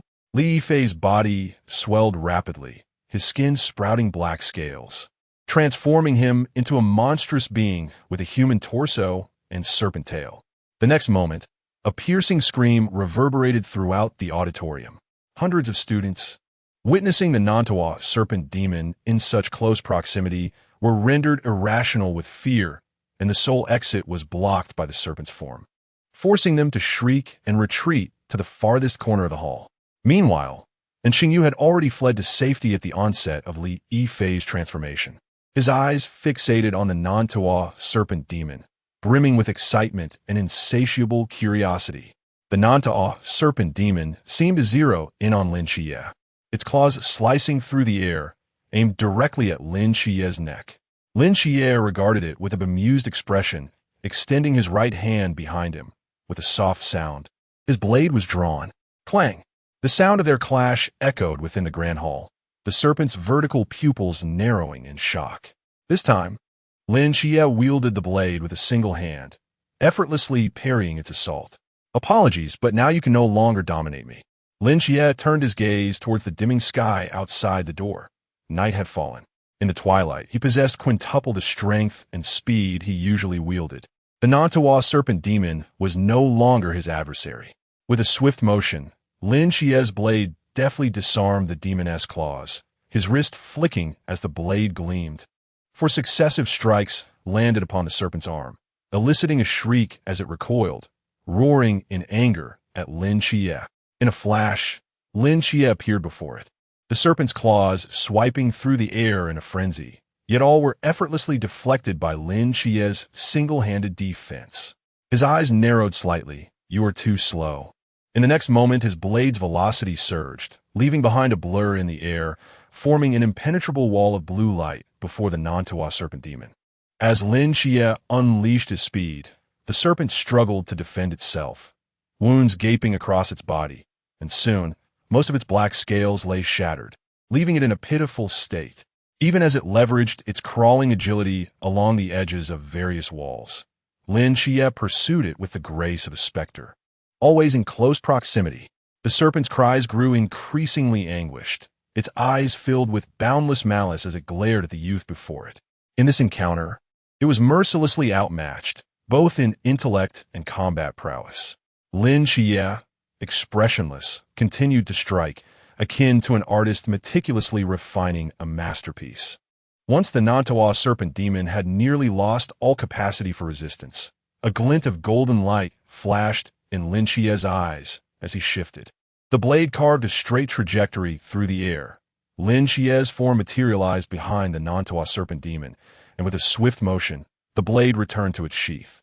A colossal serpent head tumbled to the ground, its furious, wide-open eyes still fixated on Lin Qiye, as if attempting to drag him into the depths of the underworld. Lin Qiye turned away from the lifeless body, murmuring, "Forgive me. Li Yifei, let us meet again in the hospital." Chapter 64. Quelling the chaos, the grand doors of the hall creaked open once more, and Lin Qiye emerged slowly, clutching a black box. Sitting on the nearby staircase, Hong Ying waved her hand with a smile. "Did you manage to resolve it?" "Yes," Lin Qiye replied calmly. "That's good," Hong Ying nodded, hesitating for a moment before she could not resist asking, "By the way, why didn't you let me take action? He was my classmate." "To kill him myself would at least offer some closure," Lin Qiye said lightly. Hong Ying was momentarily taken aback. "To kill him herself? Is that what constitutes closure? What kind of reasoning is that?" Si Xiaonan shot him a sidelong glance and murmured, "Creepy." Lin Qiye was merely jesting. He feared that if Hong Ying intervened, she might eliminate the serpent demon with a single shot, thereby preventing him from delivering the finishing blow. And Li Yifei would not be able to resurrect within the hospital of gods. "Nonetheless, I owe you a debt of gratitude. Without you, I might have fallen into that creature's trap. I shall ensure you receive the highest commendation upon our return," Hong Ying proclaimed, giving him a thumbs up with a grin. "What about the students inside?" Lin Qiye pointed towards a hall behind them. "Let them remain there for now. Shortly, someone will come to use Dream Whisper to selectively erase all memories concerning the serpent demon in you, and then they will create a dream for them," she replied. "And what about the deceased students?" Lin Qiye could not help but inquire.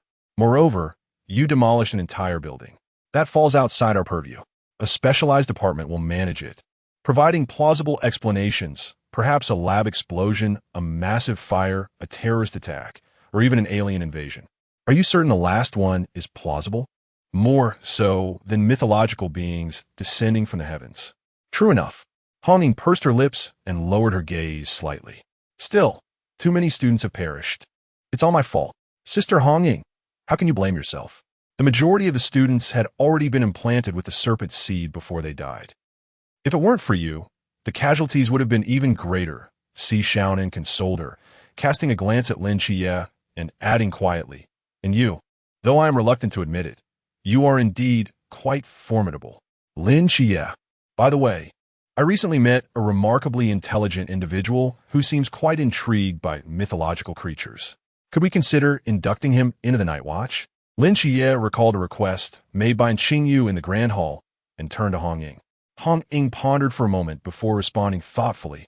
"Jia, joining the Night Watch is not merely a matter of intelligence. It is a perilous profession. Do you grasp my meaning?" Lin Qiye nodded slightly, refraining from further persuasion. Helping in Qingyu with this request was already the extent of his capabilities. After all, he himself was merely a temporary member of the Night Watch, not a formal one. Since they had declined, it would be unwise to persist. "Let us depart. It is time to regroup." Hong Ying rose from the stairs, slinging the box containing the long gun over her shoulder, and headed towards the exit. Lin Qiye glanced back at the hall one last time before following her. Inside the hall, and Qingyu, who had been standing silently by the door, felt a wave of melancholy washing over him. At that moment, his gaze fell upon the corpse of the serpent demon not far away.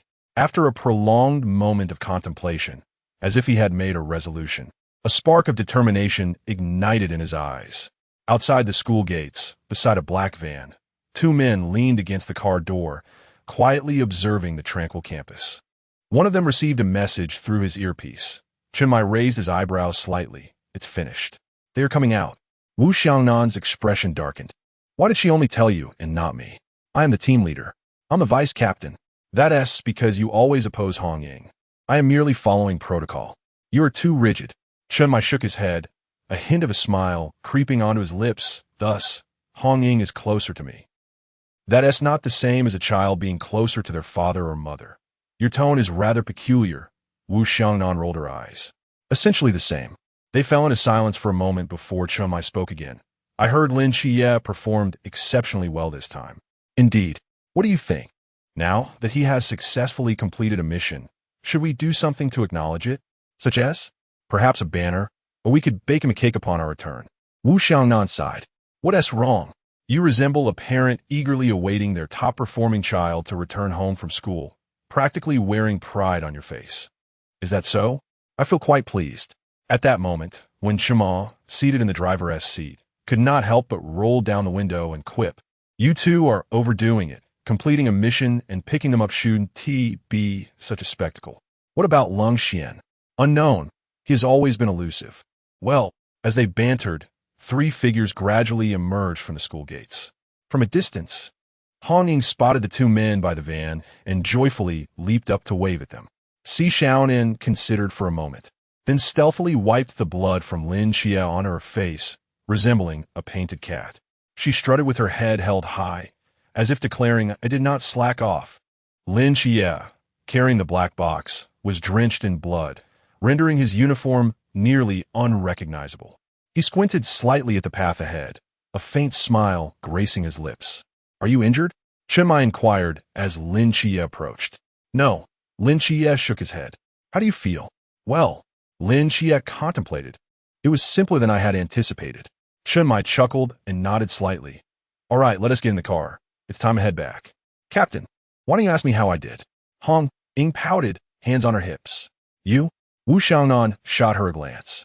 "You barely managed to avoid demolishing the school. Why should I ask about you?" Hong Ying glared at Wu Xiangnan, her teeth clenched in frustration. "Did I even ask you? You are not the captain. I am the captain, even if I am the vice." "The vice does not count." "Of course it does." "It does not." Amidst their bickering, a crisp click echoed as a photograph was developed from the bottom of a telescope, carefully lifted by a hand. Not far away, on the rooftop of a tall building, Lin Qiye sat at the edge, gently swaying the photograph in his hand as the image became increasingly clearer. A breeze tousled his bangs as he glanced down at the photograph, a subtle smile appearing on his lips. This one turned out quite well. Treasuring the photo, he placed it into a case for safekeeping, then stood up from the rooftop's edge, resting the sniper rifle on his shoulder as he stepped into the enveloping night. Chapter 65. Awakening. Hello? Is this Captain Chen Muyue? Speaking. We've encountered a problem while clearing the second high school battlefield. What kind of problem? When we were recovering the remains of the NGA serpent demon, we discovered that its head is missing inside the truck's passenger seat. Chen Miyue's brow furrowed slightly. Missing? Yes, we searched the entire area, but we couldn't find its head. Could the students have hidden it? That's unlikely. We've already searched them and found nothing. We suspect that someone might have escaped the auditorium with its head before we arrived. The no precepts zone should still be enveloping the school. They can't escape, Chen Muyue stated calmly. Broadcast dream whispers throughout the campus to erase their memory. The amnesiac will lead you to them. Understood. After hanging up, Hong Ying asked curiously, "Captain, what happened?" "The NGA serpent demon's head is missing. Someone might have stolen it," Chen Muyue replied, "but it's not a major issue. We should be able to retrieve it." Lin Qiye was taken aback, his brow furrowing as he gazed out the window. Could it be? Thump! And Xing Yu, attempting to scale the wall, was forcefully knocked back to the ground by an invisible barrier. He gritted his teeth, rose to his feet, slung his backpack over his shoulder, and stared at the ethereal obstruction before him. That invisible barrier is still there. They might have already noticed the serpent demon's head is missing, he muttered to himself. His eyes gleamed with intelligence. After a moment of deliberation, he sprinted toward the sports field. If he couldn't escape, he would hide. He doubted the barrier could remain active for an extended period. Once they left, he could make his escape. And Xingyu dashed to the edge of the sports field, located a manhole cover amidst the weeds, and forcefully lifted it open. Immediately, a putrid stench wafted from the sewer, and Xingyu suppressed the urge to vomit, forcibly composed himself, jumped into the sewer with his backpack, and replaced the manhole cover. In the dark, humid sewer, The foul odor permeated every inch of Qingyu's nostrils, nearly suffocating him. He clenched his teeth, clutched his backpack, and endured the torment. His eyes remained as bright as stars in the darkness. Suddenly, a melodious tune echoed from outside, and Qingyu's pupils constricted. In a daze, he seemed to hear someone whispering in his ear, and an overwhelming sense of drowsiness washed over him. He was about to succumb to sleep. At that moment, a peculiar force surged from his heart, as if a clear spring flowed into his brain, washing away all dreams and whispers. And Qingyu's eyes snapped open, the turbidity within them vanishing, replaced by absolute clarity. A subtle layer of gray veiled his eyes. He was more lucid than ever before. He stared blankly ahead, then lowered his gaze to his own hands. In his eyes, his body had transformed into an incredibly precise machine. He could observe the operation of each component, clearly comprehending the principles by which they functioned. He understood how he blinked and breathed, like an experienced horologist scrutinizing every aspect of a clock's operation with a magnifying glass. He had never understood his body so thoroughly. Suddenly, an idea struck him. He swiftly unzipped his backpack and retrieved a head. The head of the Lin Qiye serpent demon. Under his gaze, the mythical creature, completely outside the realm of modern scientific research, appeared to be disassembled into a series of gears, mechanisms, and screws. But he couldn't fully comprehend it yet. And Qingyu retrieved a sharp fruit knife from his backpack's lining. Like a surgeon with a scalpel, he stared intently at the head before him, then plunged the knife into its skull. He struggled to cut open its cranium. He was dissecting it, seeking to understand what lay inside the head. He dissected the head with increasing speed, his eyes growing more excited, his body trembling with anticipation. In the dark, foul-smelling sewer, a frail boy held a knife, a smile on his face meticulously slicing the grotesque head. His voice echoed in the dim environment. So that's how it is. So that's how it works. I understand. It's interesting. It's truly fascinating. Where am I? In a dimly lit cell. Lin Qiye slowly opened his eyes.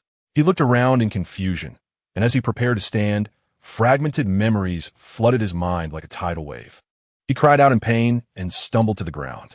And Qingyu firing the gun, Lin Qiye stunning him, the Lin Qiye serpent demon lurking within his body emerging. The fierce battle, and then Lin Qiye severing his head. He stared at his hands in disbelief, his voice trembling. I was the Lin Qiye serpent demon. How could this be? I killed him.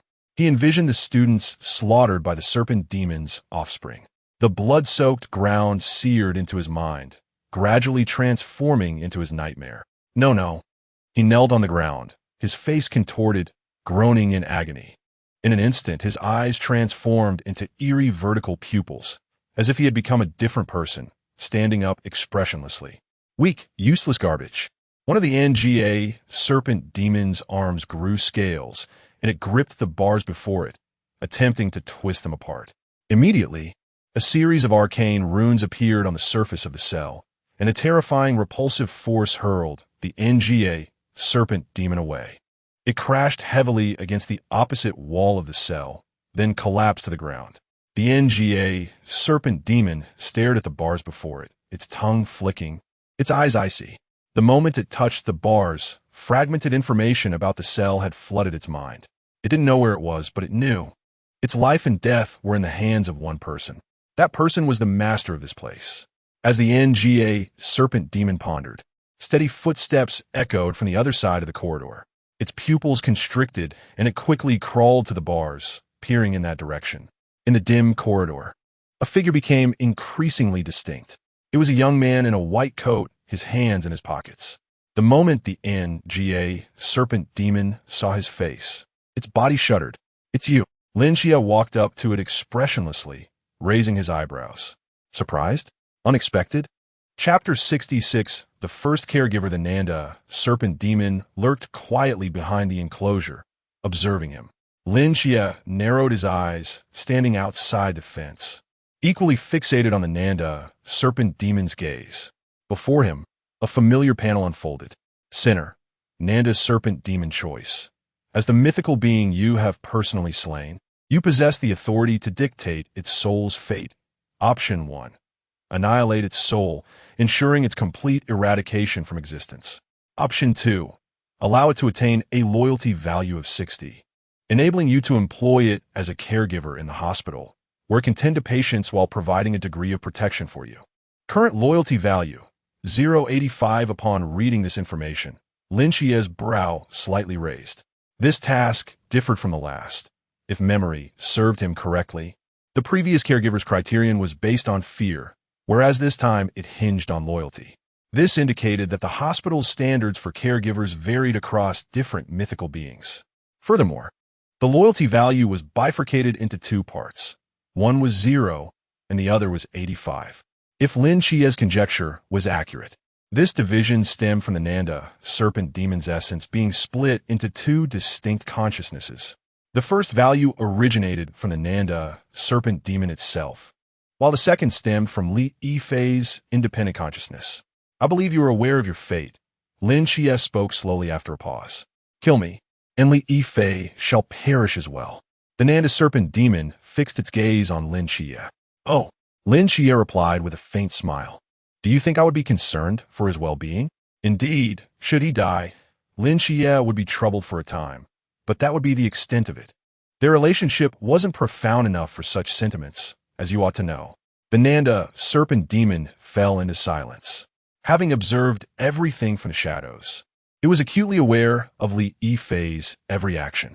Their acquaintance had spanned barely over half a month, and to claim their bond was particularly close would be a stretch. Moreover, Lin Qiye had abandoned him once in the interim. Using their emotional connection as leverage, the Nanda serpent demon was not so foolish. What is it you desire? I believe you have misunderstood, Lin Qiye calmly replied. At present, you are here to demonstrate your value to me. If your worth does not meet my expectations, I'm afraid my hospital does not accommodate idlers. The Nanda serpent demon paused for a moment, then slowly spoke. I excel in disguise, capable of planting serpentine seeds. Stealth and infiltration are my specialties. Not sufficient. I am adept at strategizing and can offer you sound counsel. What is it you claim to excel at? I said nothing. The Nanda serpent demon nearly forgot that its own plans had been thwarted by Lin Qiye. However, pooling ideas was not an unfavorable approach. One person's intellect may not encompass all aspects, and differing methods of thought and levels of understanding could provide valuable insights. Well, that sounds promising. What else? Though my current form possesses limited combat capability, upon reaching maturity, I shall gain formidable strength. Additionally, I can shed my skin, making me difficult to kill. Continue. That's all. Lin Qiye pondered for a moment. Can you amuse the elderly? I cannot. The Nanda serpent demon was momentarily taken aback. But Lin Qiye excelled in this regard. Then that will suffice. Lin Qiye paused briefly before continuing. You may stay, but with additional conditions. What conditions? During non-essential moments. Allow Lin Qiye to govern this body. The Nanda serpent demon felt a tumult of emotions, but eventually nodded. Very well, I agree. Freedom was undoubtedly significant, yet it did not wish for its soul to dissipate. Moreover, Lin Qiye was a part of it. Relinquishing the body to him was not insurmountable. Lin Qiye nodded, reaching into the void to grasp a piece of parchment and a steel pen that materialized in his hand. This is your employment contract. Review it, and if all appears satisfactory, please sign. With an air of authority, he tossed the parchment carelessly into the air. The Nanda serpent demon held the paper, scrutinizing it closely, and its expression shifted dramatically. Rather than an employment contract, it resembled more of a bond of servitude, listing a multitude of obligations the Nanda serpent demon was to fulfill, including but not limited to unconditionally obeying the orders of Director Lin Qiye, refraining from causing harm or intending harm to Director Lin Qiye and his interests, avoiding damage to public property within the hospital, maintaining regular cleanliness of the premises, and preparing breakfast for the patients each morning. In the additional clause, it stated that in non-essential situations, Lin Qiye must govern the body. Meanwhile, in the section outlining Lin Qiye's obligations, there lay a solitary, empty space. This was undoubtedly a ruthless, one-sided exploitation of the caregiver's interests, an egregiously unfair document. Yet now, The Nanda serpent demon had no alternative but to grimly inscribe its name. At the moment of signing, the parchment spontaneously ignited, and the strange runes surrounding the cell gradually faded, causing the cell door to swing open.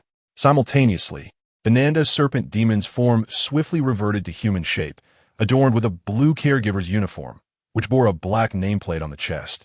Caregiver 001. Lin Qiye stared blankly at the attire adorning him, scratching his head. He had heard every word exchanged between the Nanda serpent demon and Lin Qiye, and now grasped the current situation. He had devolved from being Lin Qiye's classmate to a subordinate worker under him. And how does it feel to be revived? Lin Qiye inquired with a smile, moving closer. Not bad, Lin Qiye replied with a bitter smile. Boss Lin, please don't exploit me too harshly. I can't bear it. Address me as director. Lin Qiye patted his shoulder, turning toward the cell's exit. Come along. Allow me to introduce you to this hospital. Sighing, Lin Qiye donned the caregiver's uniform and hastened to follow Lin Qiye. This area comprises the patient wards. Currently, only one room is in use, as there is but a single patient in this hospital. Her name is Nightwatcher. You may review her case file for details on her condition. Over there is the activity area. Feel free to take her there to watch television or play chess. Do not let her linger in the yard with a vase. Lost in thought, we wouldn't want her to develop Alzheimer's on top of her existing mental issues. This is the pharmacy. These medications should be administered 3 times a day, 2 pills each time. As Lin Qiye continued with his explanations, Lin Qiye felt himself becoming increasingly numb. What on earth is this place? Mother, I have found you a companion. From now on, he shall keep you company. Finally, Lin Qiye brought Lin Qiye before Nightwatcher, smiling as he introduced them. Nightwatcher regarded Lin Qiye, seemingly pondering something. After a moment, she gasped, delightedly exclaiming, Grandson, Grandma has found you. Chapter 67. Stop him. Lin Qiye's smile suddenly froze, and he slowly turned to look at Lin Qiye. Lin Qiye gave him an affirmative glance. Lin Qiye, Nanny. Nanny. Lin Qiye obediently opened his arms, embracing the excited Nightwatcher, his face wearing a smile more sorrowful than tears. I miss you so much. Watching from the side, Lin Qiye raised an eyebrow, his gaze toward Lin Qiye filled with admiration. As expected of you, you truly excel at bringing joy to the elderly. Lin Qiye clearly observed the healing progress above Nike's head jump from 21 to 23. Of course, this progress bar was visible only to him. Lin Qiye could not see it. Over the past half-month, Lin Qiye had diligently visited the hospital daily, administering medication to Nike's and engaging her in conversation. With the dual treatment of medication and mental support, Nike's condition had significantly improved. At least now, she no longer secretly clutched a medicine bottle and wept in the pharmacy. With Lin Qiye accompanying her around the clock, it was likely that her recovery would accelerate, and it wouldn't be long before she reached 50. At that point, he could extract Nike's second ability. During this period, Lin Qiye had also attempted to open the door to the second ward, but alas, it remained locked. It seemed to be directly linked to one's own level, and the cultivation of mental power could only progress gradually. Fortunately, Lin Qiye had been practicing diligently under the guidance of Wenqima, solidifying his realm, and the time to break through to the next level would not be too long. After giving Lin Qiye a few more instructions, Lin Qiye departed from the psychiatric hospital. The following days appeared to unfold just like before. Even though Lin Qiye had successfully completed his first task, the daily training regimen showed no signs of abating. In fact, he felt as though Chun Mai's strikes were landing harder than before. However, following this life-and-death struggle, Lin Qiye had developed a more harmonious synergy with the mortal realm, and his mental perception had significantly sharpened. He could now flawlessly evade 50 rounds per second in the mechanism room, preparing to challenge 100 rounds per second. Perhaps the most notable improvement was in Lin Qiye's shooting skills. From initially missing targets at 30 meters to barely hitting them at 20 meters. He had trained rigorously and was now able to reliably hit targets within 30 meters. Lin Qiye recalled that day vividly when he first managed to hit the target at 30 meters, witnessing Cold Xian standing behind him with reddened eyes, quietly wiping away tears. Then lifting her head to reveal a contented smile. 10 days later, Lin Qiye stood at the door of the captain's office and knocked. Come in. As Lin Qiye entered the room, he spotted Chun Mai carefully reading a document. He glanced up at Lin Qiye and spoke, "In a few days, the new recruits training will commence." Lin Qiye was taken aback, suddenly realizing that it had been nearly a month since he joined the Nightwatchers. So, should I prepare anything? Well, according to past years, this year's training for new recruits should also take place in Beijing. During this time, I'll prepare the materials for you to take along. Oh, and during the training, there will be a closed management system. Although they will provide daily necessities, the quality might not be great. I'll have Hong Ying take you shopping soon. You can expense it to me. Also, the weather in Beijing is much colder than here in Songnan, so be sure to buy plenty of winter clothes and charge it to my account. Injuries are quite common during training. Remember to come find me tomorrow morning.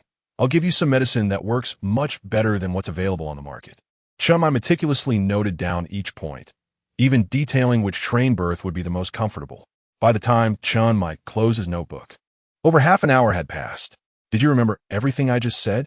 Chun Mai asked, looking intently at Lin Qiye.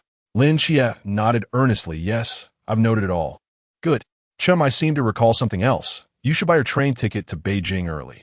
Those who arrive first get to choose their dormitory. You can combine your shopping trip with that. Tomorrow? Lin Qiye was startled. The sooner, the better. I understand. Lin Qiye nodded. After Lin Qiye left the office, Chun Mai quietly pulled out his wallet and glanced inside, letting out a deep sigh.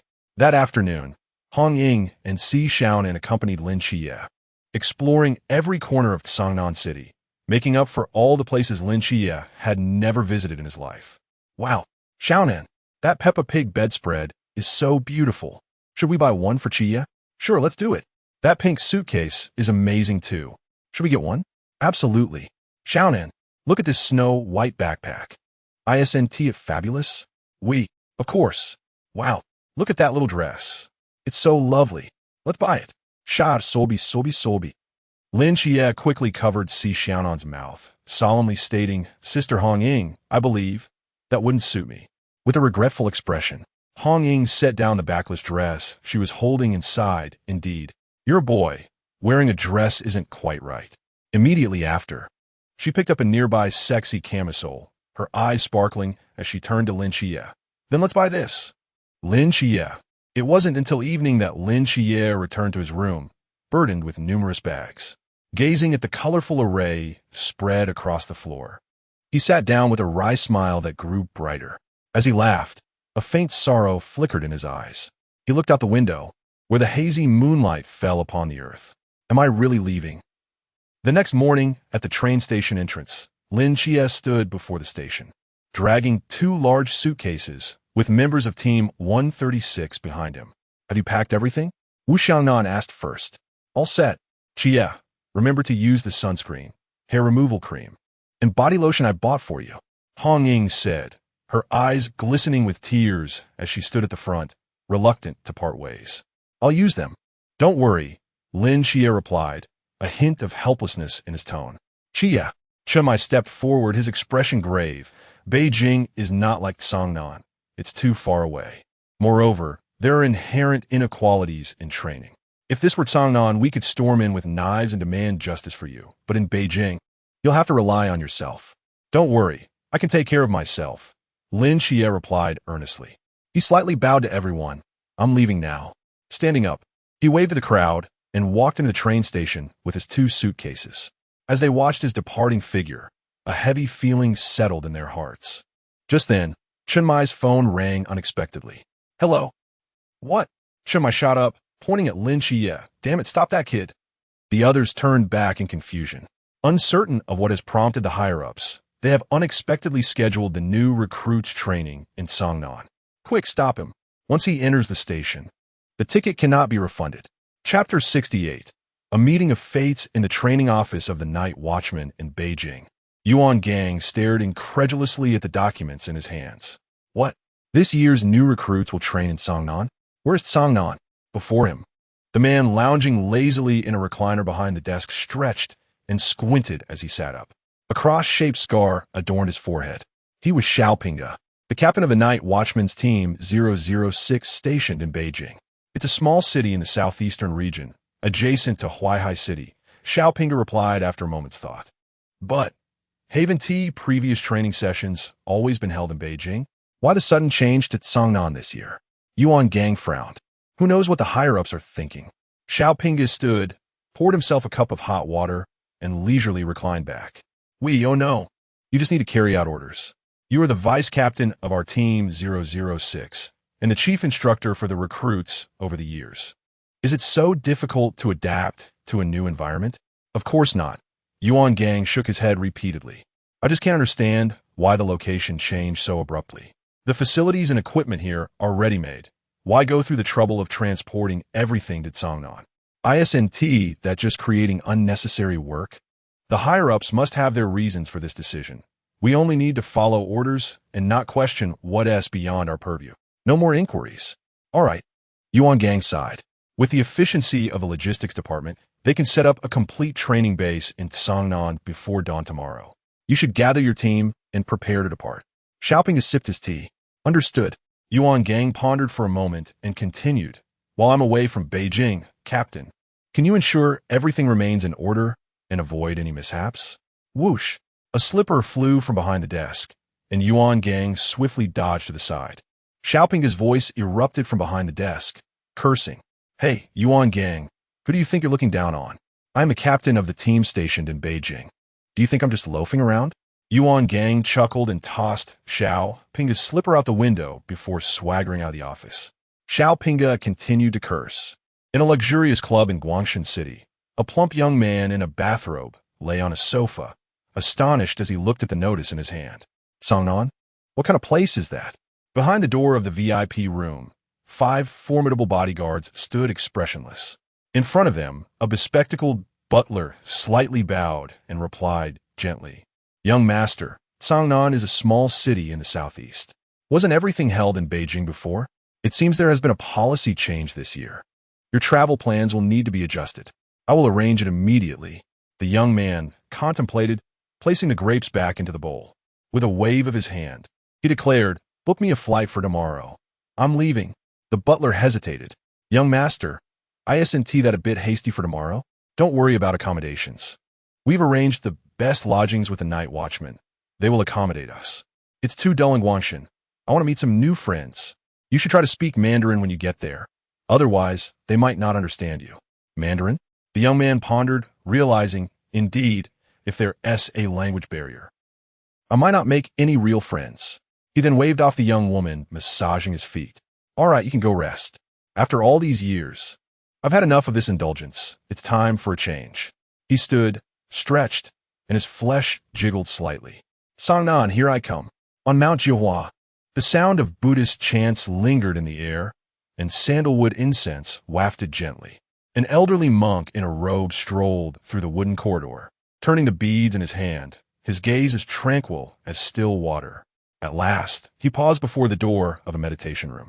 He knocked lightly twice before entering. Inside the room, there was only a bed, a table, and a mat. On the largest wall, the characters for Calm Heart were elegantly brushed in black, seemingly gentle, yet concealing a hidden ferocity. A black-haired youth on the mat slightly opened his eyes. Master Chao Yuan, your letter has arrived, the old monk said, performing a Buddhist greeting as he produced an envelope from his sleeve. The youth slowly rose, accepting the envelope and examining it for a long time. Tsangnan, he murmured, then looked up at the old monk respectfully and asked, Master, do you think I should go? You have been meditating in this temple for 5 years, and your inner turmoil has been subdued. I believe you should go. A hint of hesitation flickered in the youth's eyes. But the sins I carry. To kill is a sin. To save is a virtue. Virtue and sin balance each other, leading to freedom, the old monk said with deep wisdom. To remain in this temple, even for decades, will not absolve your sins. It is time to let go. The youth fell silent for a long moment, then clasped his hands together and bowed deeply. Thank you for your guidance, Master. Master Chao Yuan, I have one more thing to remind you. Please speak, Master. On your journey to Tsangnan, you may encounter a benefactor. If you seize this opportunity, you may not only cleanse your sins, but also attain enlightenment. A benefactor? Chao Yuan furrowed his brow. What characteristics should I look for? 2 wooden figures standing, 8 gods departing, 10 years in the night, guiding humanity. The old monk closed his eyes, hands clasped, his voice resonating like an ancient bell. Umipa. Chao Yuan was filled with uncertainty, but diligently committed those words to memory, bowing in gratitude. Since it is so, Chao Yuan raised his gaze towards the sea of clouds on the mountain peak, clasped his hands, and calmly declared, "I shall go." Inside the van, Lin Qiye glanced at the silent group, instinctively hunching his shoulders. The atmosphere was somewhat awkward. Ahem. When Qima cleared his throat, breaking the silence. Qiye, the train tickets can't be refunded. That's not your fault. Don't dwell on it, Chunmai in the front seat said, his face slightly pale. We should think positively, right? For example, training in Songnan is so close. We can visit you anytime. The training is closed. We can't enter, the driver Wu Xiangnan chimed in. When Qima paused, at least we've bought everything we need like down jackets, thick blankets, hand warmers, and big scarves. Qima, you want to need those in Songnan during winter, Hong Ying quietly reminded. Shut up. Chunmai shot when Qima glare, feeling his heart bleed. After hesitating for a moment, he turned back, looking at Lin Qiye with hopeful eyes. Qiye, why don't you check if you can return these things? Chapter 69, the first new recruit. A low rumble echoed as several heavily armed transport helicopters descended slowly from the azure sky, their propellers stirring up a whirlwind of dust and sand from the ground below. On the opposite side of the helipad, a group of men clad in military uniforms stood resolutely against the fierce winds, resembling statues steadfast in their positions. As the helicopter doors opened, Yuan Gang, dressed in military attire and carrying a black box, stepped down from the aircraft. With a sharp salute, the awaiting soldiers greeted him in unison, their voices resounding, "Good day, Chief." Yuan Gang strode forward with purpose, his expression grave, while the Gus from the helicopter whipped his coat about him. Is the training camp ready? Report. The training camp is fully prepared. Good. Yuan Gang nodded, then added, Please provide me with a list of new recruits for this training session. Yes, sir. With the black box slung over his shoulder, Yuan Gang turned toward the training camp that had sprung up overnight. Situated in a desolate suburban area within the boundaries of Songnan City, the training camp sprawled across a vast expanse, surrounded by checkpoints set at a military defense level, ensuring that no one could enter except for the new recruits. Chief, here is this year's list of new recruits. Just as Yuan Gang and the instructors were surveying the camp, a soldier hurriedly approached and handed him the document. Upon receiving the list, Yuan Gang glanced over it, and his expression froze in disbelief. The instructors behind him halted as well. Rubbing his eyes, he scrutinized the names again, muttering to himself, what on earth? What kind of lineup is this year? What is the matter, Chief? An instructor inquired with curiosity. The young master from the Guangshan Bailey Group? Is it the Bailey Group? One instructor, catching sight of the first line, was taken aback. The foremost family conglomerate of the Daxia, the second largest sponsor behind the Nightwatchman, known as the Museum of Forbidden Objects. The Bailey family? Another instructor could not help but interject. Is this the young master of our benefactor, the Nightwatchman? Why abandon a life of luxury to join the Nightwatchman? For a taste of hardship? Perhaps, another replied. The whims of the wealthy are beyond our comprehension. But what will we do during training? If we accidentally push him too hard and provoke his ire, could he retaliate against us? Do they dare? Yuan Gang's eyes narrowed slightly.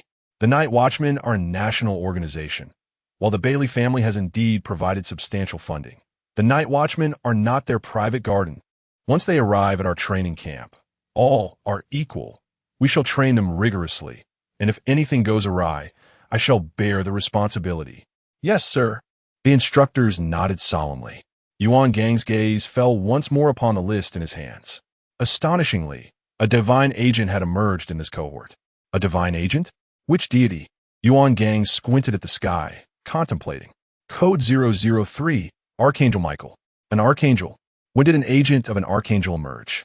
Thankfully, he is aligned with our Night Watchman. It has been ages since a divine agent appeared. This young man has a promising future ahead. The last divine agent to emerge from the new recruit training. Was it not the one from the special squad mask? Indeed, as Yuan Gang regarded the list, he encircled several names with a red pen, letting out a resigned sigh. Just a young master from the Bailey Group and an Archangel's agent, are already enough to give us headaches. This time, 3 high-risk owners of forbidden ruins have appeared at once, one of whom is even among the top 50. Moreover, we have a practitioner of the 8 trigrams palm from Beijing, a disciple of the Mo family spear technique from Hebei, and active special forces. Observing the dense red circles on the list, the instructors felt a sense of foreboding. Chief, are we able to manage them this time? Yuan Gang remained silent for a long moment before putting away the list and calmly stating, "Contact the mask squad. Have them come to maintain order. Only prodigies can subdue prodigies." Outside the training camp, amidst military checkpoints, a special forces soldier peered through binoculars, furrowing his brow as he observed the distance for quite some time before lowering the device and retrieving his radio. "Report, we have detected individuals approaching. Relay their details. Young male, appears to be a high school student, dragging along a pink Hello Kitty suitcase and a Peppa Pig suitcase. It is not visible whether he is carrying any weapons." A high school student? The voice on the radio paused momentarily. Could he be a new recruit reporting in? The notification was just issued this morning, and he has arrived by noon? What swiftness! He is still approaching. Please advise. Stand by. I will meet him. Before long, a military off-road vehicle emerged from behind the checkpoint and sped toward the direction of the young man. Under the scorching sun, Lin Qiye trudged along the rugged, muddy path, dragging 2 suitcases, beads of sweat trickling down his face. Is there really a training camp here? Lin Qiye looked around, murmuring, "Could it be that the captain is playing tricks on me because I didn't return the items?" Having received the specific address for the training camp that morning, Chun Mai had urged him to come. Following the awkward farewell ceremony the previous day, the atmosphere was less grand today, when Shima had driven him close and left him to walk the rest of the way. After learning that Lin Qiye was at the Sannan training camp, everyone seemed more at ease, perhaps as Chun Mai had said. If Lin Qiye were to encounter any trouble, they would rush over with blades in hand, unlike the anxiety they felt when he was in Beijing. After all, Sannan City is also the territory of their team 136. As Lin Qiye advanced with his suitcases, the roar of an approaching vehicle broke the air. Narrowing his eyes, he halted in his tracks. A camouflaged military off-road vehicle screeched to a halt beside him. Stirring up dust, a military officer leaned out, scrutinizing Lin Qiye. "What is your purpose?" "Training. New recruit." "Yes. Arrived so soon. I'm from Songnan. Show me your credentials." Lin Qiye presented the identification prepared by Chun Mai, which the officer examined thoroughly before returning it to him, gesturing toward the vehicle. "Get in." Lin Qiye placed his suitcases in the trunk and climbed into the vehicle. The officer drove him directly past all the checkpoints, finally stopping at the entrance of the training camp. "Here we are. You may enter on your own." He indicated the large gate ahead with a nod. Lin Qiye jumped out of the vehicle, dragging his 2 pink suitcases, standing before the imposing iron gate, and looked up. 039 new recruit training base. This is where he would spend the next year of his life. He was the first new recruit here. Chapter 70, Bond Stronger Than Gold Before Long. An instructor emerged from behind the door, casting a curious glance at him. "A recruit?" "Yes." "What is your name?" "Lin Qiye." The instructor's demeanor shifted, his eyes widening as he scrutinized Lin Qiye, as if he were a rare treasure. "You are Lin Qiye?" Feeling somewhat unsettled under the instructor's gaze, Lin Qiye replied, "Yes. Is there a problem?" "No." The instructor shook his head and opened the training camp's gate. "You're the first to arrive this year. Come in. By the way, I am Hong Hao, your instructor." "Hello, Instructor Hong," Lin Qiye said politely as he stepped into the training camp. Instructor Hong nodded. "You've arrived early. Consider yourself fortunate. I will personally guide you through the camp." Hong led Lin Qiye on a tour of the expansive training camp, which was far larger than he had anticipated. The buildings were not makeshift tents or temporary structures, but rather solid edifices made from an unknown material, seamlessly merging with the ground as if they had sprouted from the earth itself. The ground was meticulously marked with lines, indicating pathways for pedestrians and vehicles, complete with landmarks denoting the locations of the cafeteria, dormitories, and more. The varying thickness and colors of the lines were visually pleasing, a veritable boon for those with obsessive-compulsive tendencies. Had Lin Qiye not known that this was once barren land, He might have believed this was a newly completed base after years of construction. Military vehicles sped along the main road, laden with crates of supplies and equipment, food, water, weapons, bedding. Lin Qiye even spotted a truck brimming with explosives. A slight twitch appeared at the corner of Lin Qiye's mouth, as a flicker of concern about the safety of this base crossed his mind. It occurred to Lin Qiye that he had yet to undergo any proper collective training. Having lost his sight at a young age, he had missed out on military training sessions throughout middle and high school, barely participating in physical education classes. If not for his dedication to personal exercise, he might have been in a dire state of physical fitness now. Over there is the training ground, where most physical training will take place. Instructor Hong indicated a vast, airport-like area nearby. Physical fitness is our primary focus. Your physique appears average. You may find it challenging ahead. That area is the cafeteria, a place you will both love and hate over the next year. That is the classroom, designated for theoretical instruction. Those series of abandoned buildings serve as a practical training area for urban combat, rappelling, and ziplining. Over there is the shooting range. As Lin Qiye observed the myriad training facilities unfolding before him, he mentally noted their purposes, feeling a mix of curiosity and anticipation. What is that? A convenience store? Lin Qiye inquired, pointing toward a small shop not far away. It resembled a typical school convenience store, a modest structure with shelves brimming with daily necessities. A group of instructors stood at the entrance, discussing something while pointing at the wall adorned with cigarette advertisements. That is a supply station, Hong replied with a glance. The camp is entirely closed off. Money is unnecessary here. If any of your personal items wear out, you can replace them here. There are also provisions, such as bread, water, and cigarettes, distributed with a fixed monthly quota per person, which is more than sufficient. As they passed by, the instructors inside the supply station seemed to notice something, all turning simultaneously to look at Lin Qiye, whispering among themselves. Lin Qiye frowned, wondering why they were all staring at him. The agent of the Seraphim is indeed a rare find. It is only natural that they are curious about you, Instructor Hong explained. Were there no agents participating in the recruit training before me? Of course, Hong nodded. The last agent to leave this training camp has already become the captain of the masquerade squad. Masquerade?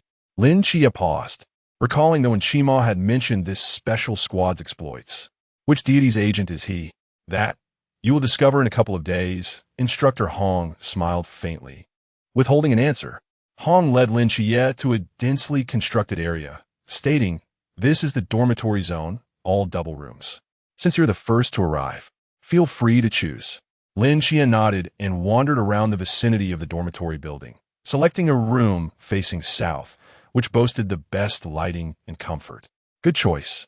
I'll register you now. Instructor Hong noted Lin Qiye's room number. The training officially begins in 3 days, so make sure to rest well during these 2 days. After all, you won't have the chance to rest for the following year. With a brief instruction, Instructor Hong turned and left, leaving Lin Qiye alone in the dormitory. The dormitory's cleanliness surpassed Lin Qiye's expectations, though the facilities were exceedingly rudimentary. The low, hard bed was uncomfortable even to sit upon. There was no air conditioning, nor even a fan in the room. Fortunately, Lin Qiye was accustomed to hardship, and this environment posed little challenge for him. He adeptly organized his belongings and made his bed before lying down. With no signal and no phone, he found it impossible to pass the time. If confined to this space for 3 days, he would surely grow restless. Fortunately, he had a mental asylum to retreat into. He could engage in tea-drinking sessions with Nikes or play chess and chat with Li Yifei in the activity room, never feeling dull. The next morning, Lin Qiye visited the supply station for some provisions, as the cafeteria had yet to open its doors, leaving him without a place for breakfast. Upon returning to his dormitory, he discovered several individuals gathered at his door. "Young master, I have shown you so many places, and this room has the best environment. Warm in winter, cool in summer, and ample sunlight." A sycophantic man stood before a chubby boy, chattering incessantly. To be honest, Sangnan really cannot compare to Guangshan. The economy is poor, and the environment is lacking. Look at the state of this building. The walls are peeling. Just look at how rudimentary the facilities are in these dormitories. Can one even sleep on this bed? Young master, why don't we just go back? You don't need to endure this suffering. The chubby boy stood tall, shooting the man a sidelong glance. Nonsense. I came here to endure hardship. I am not going back. Stop whining and open the door. I will stay here today. Reluctantly, the man used a key to unlock the door. Upon seeing the scene inside, he was momentarily taken aback. Oh my, who is so inconsiderate as to take your room? Hurry, what are you all standing there for? Get rid of all this junk. It's filthy. The bodyguards behind the chubby boy hurried forward, eager to assist in removing the items. Lin Qiye's eyes glimmered with cold light. Ah, the glitch of a spoiled rich kid bullying the common folk. A classic tale of arrogance, humiliation, and subterfuge. I relish it. Just as Lin Qiye was about to take action, the chubby boy suddenly kicked the man in the rear, unleashing a torrent of curses. How dare you? This is a double room, and my roommate resides here. You scoundrel, dare to touch my roommate's belongings? You think it's filthy? I abhor your kind, bully. Get as far away from me as possible. The man was knocked to the ground by a kick from the chubby boy. Panic-stricken, he slapped himself several times before hastily fleeing towards the door. You lot, bring over the gifts I prepared for my roommate. Today, I shall wait here, ensuring that my roommate witnesses what it truly means to feel an instant connection, a bond stronger than gold. Beside him, Lin Qiye remarked, Chapter 71. By Li Pang, the bodyguard behind the chubby boy by Li Pang promptly arranged a stack of gift boxes neatly beside Lin Qiye's bed, forming a long line as they stood behind their master. What are you all doing standing here? This is a new recruit training camp, not your home. The chubby boy impatiently waved his hands. Get going. I don't want my roommate to think I enjoy bullying others. The bodyguards exchanged glances, ultimately resigning themselves to leave. Only Bai Li remained, seated beside the mountain of gifts, glancing down at his attire, clearing his throat, and sitting up straight at the doorway. Lin Qiye scratched his head, feeling somewhat bewildered by the unfolding situation. After pondering for a moment, he slowly made his way toward his dormitory. As Lin Qiye's figure appeared in the empty corridor, Bai Li Pang's eyes lit up instantly.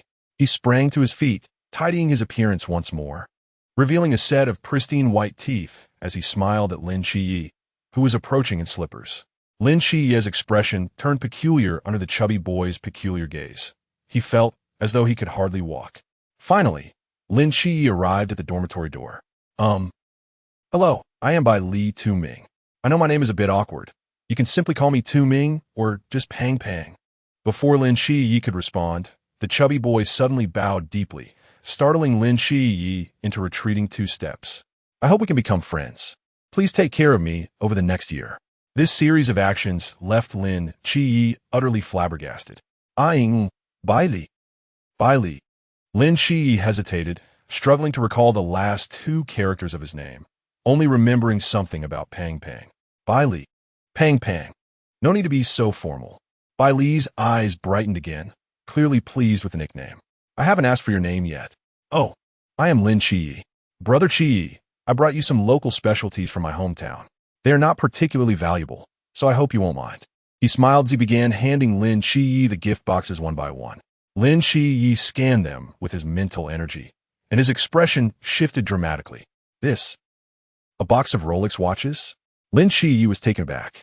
Inside the gift boxes were neatly arranged 12 Rolex watches, Submariner, Explorer, Greenwich, and more, each distinct in style. If not for his frequent reading of magazines, he wouldn't have recognized many of them. 12 Rolex watches presented in a single box gave off the impression of a luxurious gift set. What's wrong? Brother Qiye doesn't tea like Rolex? Bai Li paused, placing the Rolex box aside and picking up another. What about Patek Philippe, Cartier, Baume Mercier as well? Brother Qiye, I initially wanted to give something else, but most items are impractical here in the training camp, so watches seemed most suitable.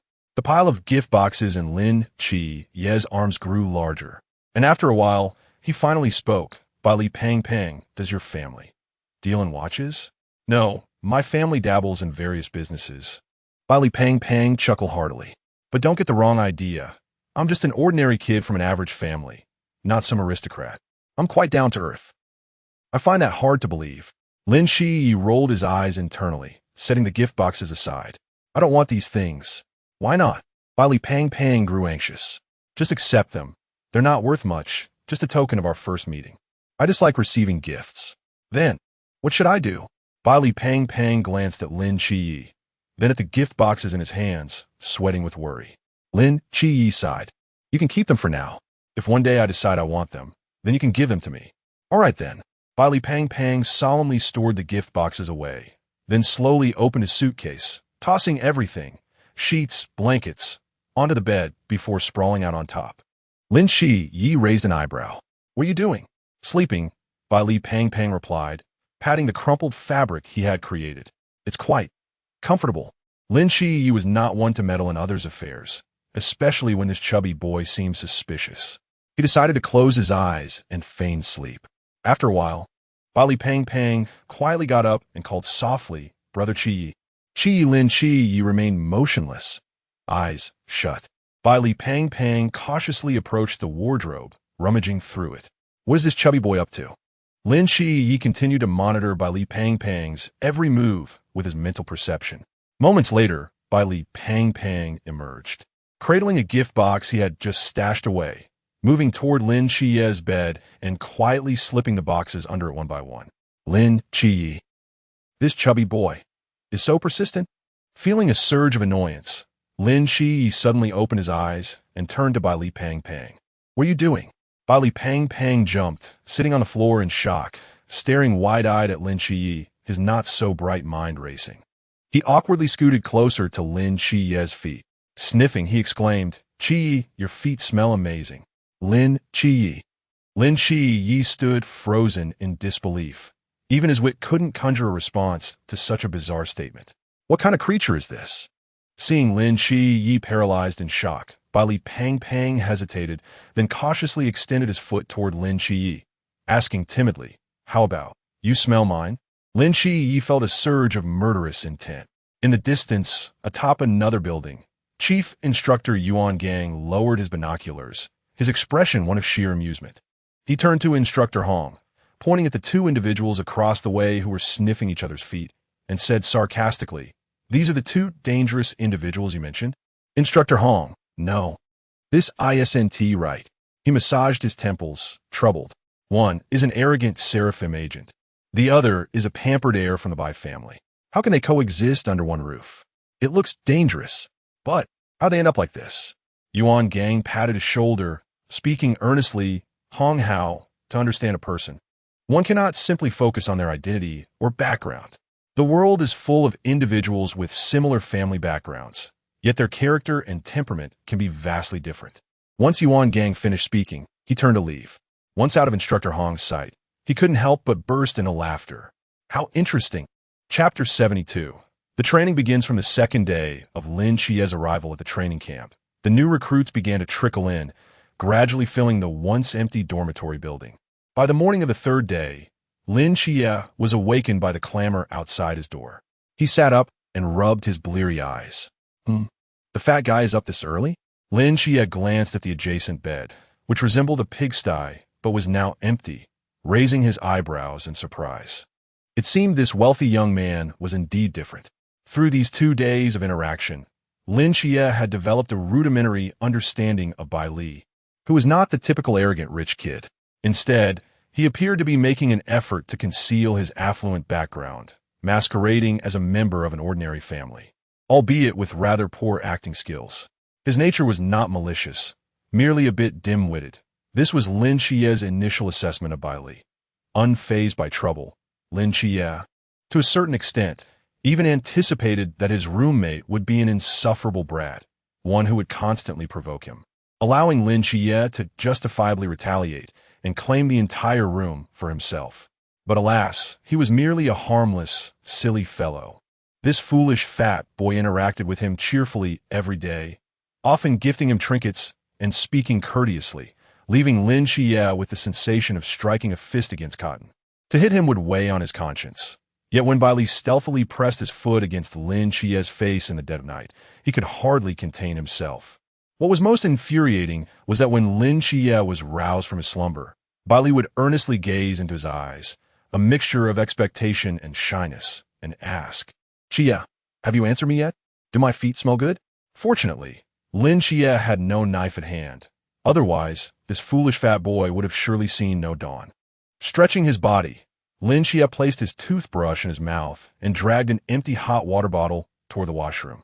Upon opening the door, he was greeted by a throng of people surrounding the opposite dormitory building. Among the crowd, a rotund figure radiating opulence was bellowing, "Dear comrades, I have brought some specialties from my hometown for you all. I hope you won't find them lacking. I look forward to your kindness throughout this coming year. Hey, you over there, don't fight over them. Everyone gets one." Bailey raised his plump arm, adorned with numerous luxury watches, wrapped like a mummy, exuding wealth.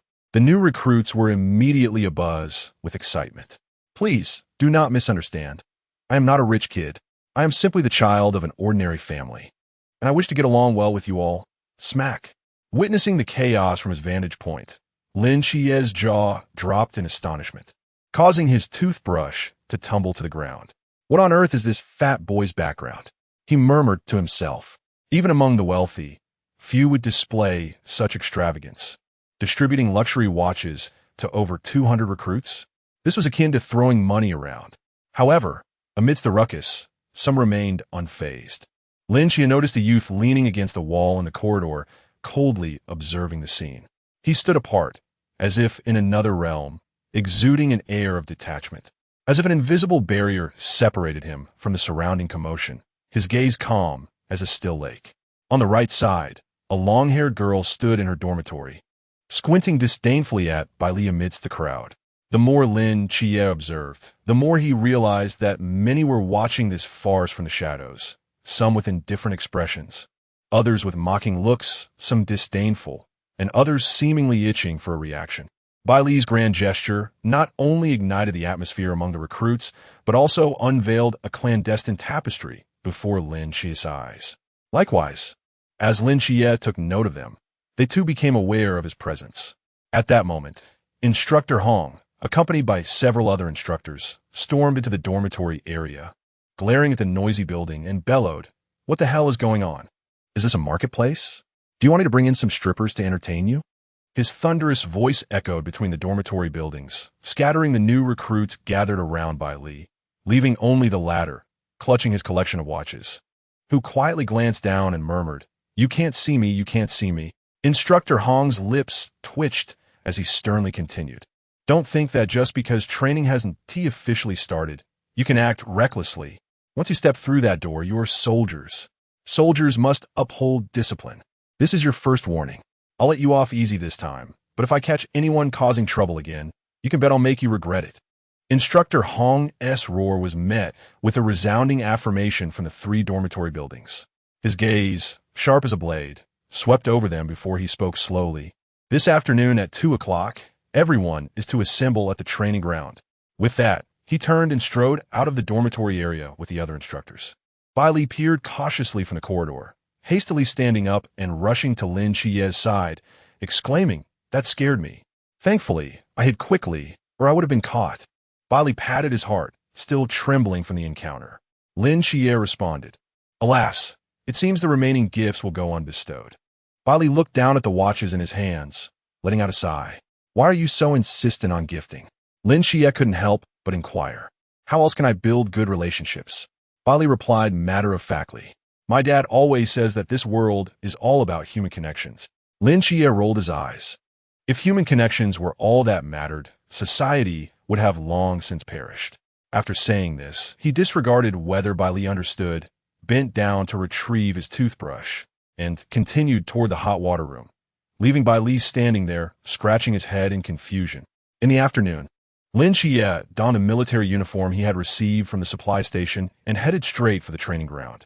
Bailey, struggling to fit himself into his trousers, hurriedly followed Lin Qiye, occasionally calling out, "Qiye, wait for me." By the time they arrived at the training ground, most recruits had gathered, though they had not yet formed into ranks, standing casually with varying heights and builds. On the training platform, more than 20 instructors stood tall and proud, their posture resembling that of sturdy pines. The chief instructor, Yuan Gang, surveyed the chaotic crowd below, his eyes narrowing slightly. Chapter 73. We are the masked ones. "Stand straight," the instructor behind Yuan Gang bellowed. Instantly, All the new recruits fell silent. Although their ranks remained crooked, a semblance of order began to emerge. Lin Qiye and Bai Li Pang arrived late, and thus stood at the back of the formation. Even so, they could still feel the overwhelming pressure emanating from the instructors on the training platform. Without employing any forbidden techniques or weapons, the instructors stood there, their imposing presence akin to majestic mountains, pressing down on everyone's chest.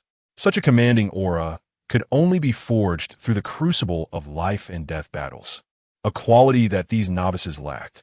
Yuan Gang observed the crowd below for a long moment before slowly speaking. His voice deep and resonant. I know you are all prodigies from across the vast lands of the Great Xia. You either possess coveted forbidden techniques, boast extraordinary skills, or perhaps hail from astonishing backgrounds. But from the moment you step through that door, you bear but one identity. You are recruits. You are novices. No, at this moment, you cannot even claim to be novices. You are but waste, mere refuse. When faced with true power, you are only a liability, endangering not just yourselves but your comrades as well. If you wish to truly become night watchmen, you have a long way to go. Yuan Gang's voice grew louder, reverberating like thunder across the vast training ground. Lin Qiye could keenly sense that most of the new recruits around him had grown cold in demeanor. Some held their heads high with pride, others sneered quietly, some looked on with disdain, while others bowed their heads in contemplation. What? Are you not convinced? Yuan Gang surveyed their expressions, raising an eyebrow. No one replied, but their faces spoke volumes. Yes, they were defiant. Did they believe that their formidable techniques and extraordinary abilities guaranteed a bright future? Did they think that the only reason he stood here reprimanding them was because he had a few more years of experience or a higher realm? Did they believe he could criticize their weakness but not label them as waste, as refuse? Yuan Gang scoffed derisively. I'm not mistaken in what I say. At your current state, even if you reach the Klein realm, you would still merely be slightly more capable refuse. When confronted by those truly powerful beings, you wouldn't last a single move. Do you believe me? Many recruits began to breathe heavily, their eyes fixed on Yuan Gang with a flicker of fury igniting within. I did not believe it. At that moment, a young man in an unbuttoned military uniform and a backward cap lazily raised his hand, chewing gum, a mocking expression on his face. New recruit, what is your name? Shun Zhuqing. Good. Who else is unconvinced? I'm not convinced. Me too. Me as well. With Shun Qingzhu leading the charge, the number of dissenters swelled until nearly half of the entire formation had raised their hands in defiance. In the back, Bai Li Pang nudged Lin Qiye. Qiye, how about you?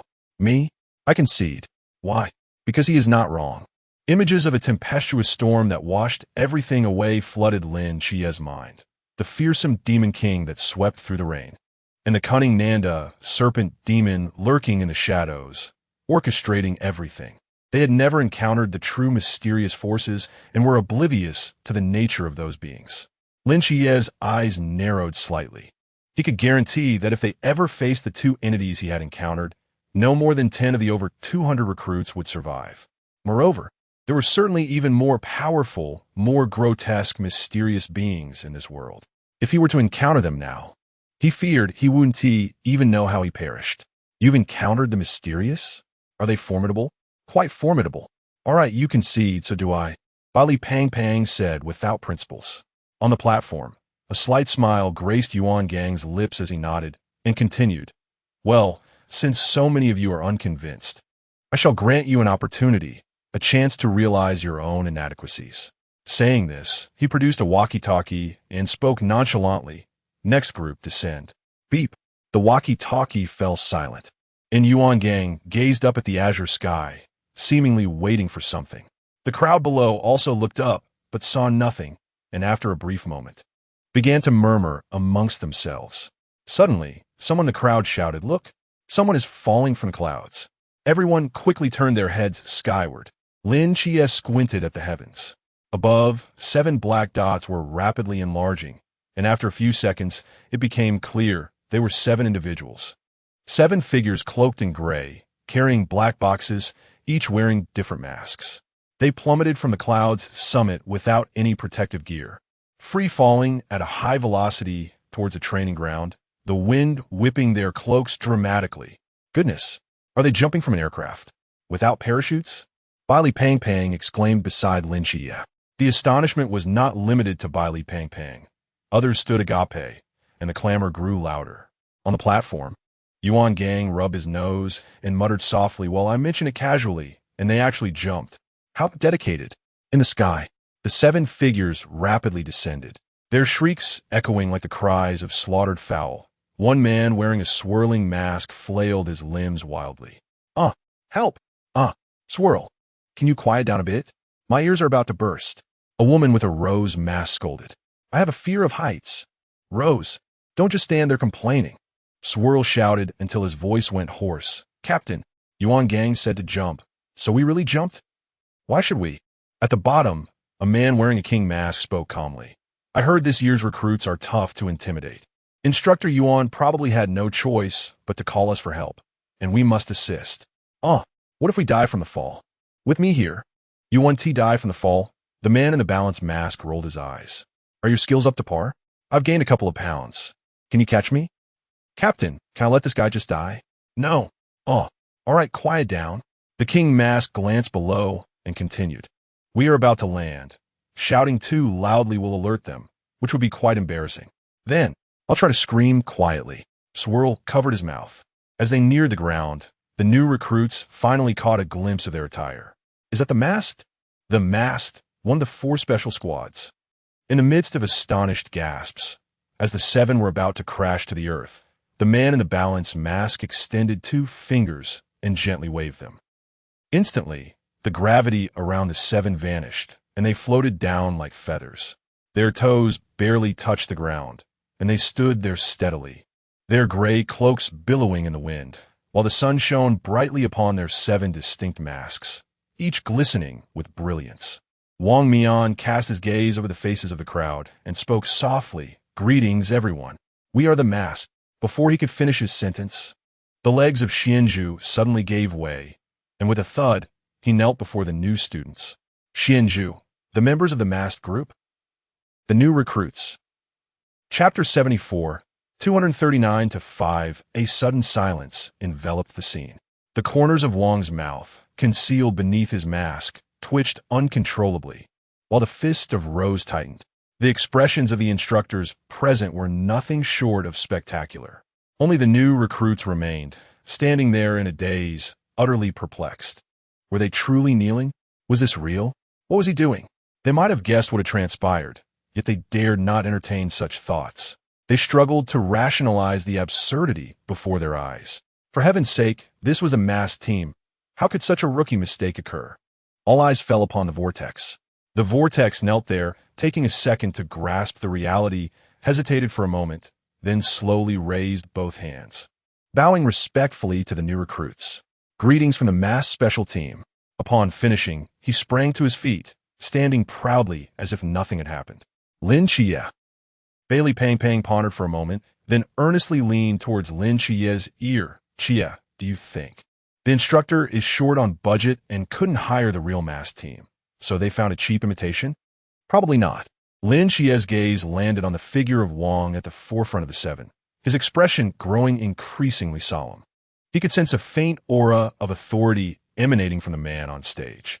Others might not perceive it, but Lin Qiye could, for they were all agents of the divine. At that moment, Wang seemed to sense Lin Qiye's presence, and their gazes locked. After a brief moment, Wang averted his eyes and continued with his previous lines. "We are the masked special team." A collective gasp arose from the crowd. Yuan Gang's lips curled into a slight smile, his voice resonating once more in the training field. "Since you refuse to submit, I shall grant you an opportunity, a chance to recognize your own limitations, a chance to truly confront top-tier talent. It is now 2:30 in the afternoon. Before 9 o'clock tonight, all 239 of you new recruits, using any means necessary, must unmask any member of the masked team to claim victory. Should you succeed, it would prove your extraordinary prowess, rendering this year's training unnecessary, and I shall apply for your graduation tomorrow. However, if by 9 o'clock no one has succeeded, Cast aside your ridiculous pride and arrogance into the latrine. You are to comply with any demands we make during training. Do you understand? Upon hearing Yuan Gang's proclamation, the new recruits erupted in uproar. Quickly, someone protested. This is unfair. They're all powerful figures in the Chuaner High Realms, while we are merely in the Zhan realm. How can we compete? In this battle, the entire mass team would suppress their realms to the Zhan level. With equal standing, 239 against 7. You dare not. The crowd was in an uproar. Now that everyone was at the Zhan level, there was no fundamental distinction in strength. What remained was merely tactical coordination, strategy, and combat proficiency. Even if the members of the mass team were seasoned veterans, they still numbered only 7. Surely, sheer numbers could overwhelm them, couldn't it? The new recruits' breaths quickened. The sheer disparity in numbers rendered defeat illogical. If they won, they could not only forego a year of training, but also gain considerable prestige. All right, I agree. It's a deal. The atmosphere among the recruits ignited. They fixated intently on the 7 figures clad in gray, their gazes ablaze. Sensing their fervent fighting spirit, Wang narrowed his eyes and spoke softly. Against you. We need not 7 people. We can defeat all of you with just 5. This declaration reignited the recruits' emotions, and they fervently responded to Wang's provocation, causing chaos to erupt in the arena. Are they really so arrogant? Bailey Pang Pang exclaimed in surprise. They are not arrogant. On the contrary, they are pursuing caution. Lin Qiye shook his head. Bailey Pang Pang paused. But to claim they could defeat us with just 5? Isn't that arrogance? The rules of this contest dictated that unmasking even one member would suffice for victory, so the more participants they fielded, the greater the risk of losing. Observing Bailey Pong Pong's confusion, Lin Qiye elaborated. A squad of 7 will inherently have strengths and weaknesses, and should one vulnerability be exposed amidst a collective assault by 239, the likelihood of it being exploited is high. Yet if they strategically keep their weaknesses off the field from the outset, that issue is circumvented. So you're suggesting they're wary of our capabilities? That we have a fair chance of winning? Not necessarily. Lin Qiye cast a glance at the agitated crowd, speaking calmly. While we may have a numerical advantage, we are merely a disorganized rabble without coordination. In this context, our numbers may indeed become a disadvantage. The 5 from the mass team represent a sharp blade, whereas our 239 are but scattered sand. Well, Bailey Pang Pang sighed. Whether we can triumph over the mass team does not hinge on our numbers, but rather on the intelligence within our ranks. Lin Qiye's gaze swept over the new recruits. Yuan Gang, seeing the crowd's fervor had reached its peak, spoke.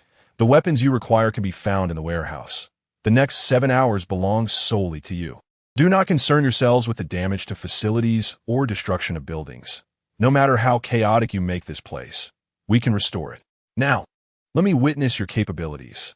With that final statement, Yuan Gang and the other instructors turned to leave. Stick to the original plan. I, Vortex, Rose, Tianping, and Yue Gui will take the field.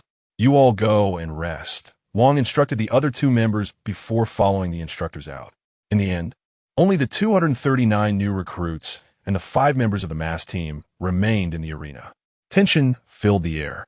All the new recruits cast malicious glances at the 5 masked figures on stage. Among the crowd, someone raised their hand and asked, "When can we begin?" Tianping smiled slightly, extending a finger towards the crowd. In the next moment, the questioner was struck as if by an invisible hammer, violently coughing up blood and flying backward. Amidst the chaos, Wang spoke in a low voice. Wasn't the instructor clear enough just now? From 2 o'clock until 9, which means it has already begun.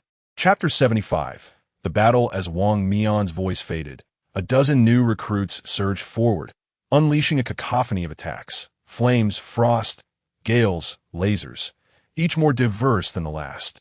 The atmosphere of the training ground ignited like a powder keg, erupting with a thunderous explosion. Bailey Pang Pang shouted twice and prepared to soar into the sky. However, Lin Qiye yanked him back without a moment's hesitation and sprinted towards the exit of the training ground. "Qiye, what are you doing? We must join the fray." Bailey Pang Pang protested. "Is now the time to seek death." Lin Qiye countered as he ran. "Do you possess a weapon?" "Our arms were confiscated upon entering the training camp. Yet the 5 members of the masked squad are fully armed. Are you planning to use your head as a weapon? Li Pang paused, instinctively patting his pockets. Moreover, the reason the special squad is dubbed special is due to their combat prowess, which far surpasses that of others. Charging in recklessly without knowledge of their forbidden abilities and combat styles is akin to courting death. As Lin Qiye glanced back, it seemed to affirm his concerns.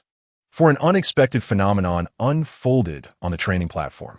A deep purple vortex abruptly blossomed in mid-air, intercepting the onslaught of attacks with unyielding force. In the next moment, a colossal pink hammer materialized, towering 2 stories high, conjuring a howling wind that sent the new recruits soaring through the air.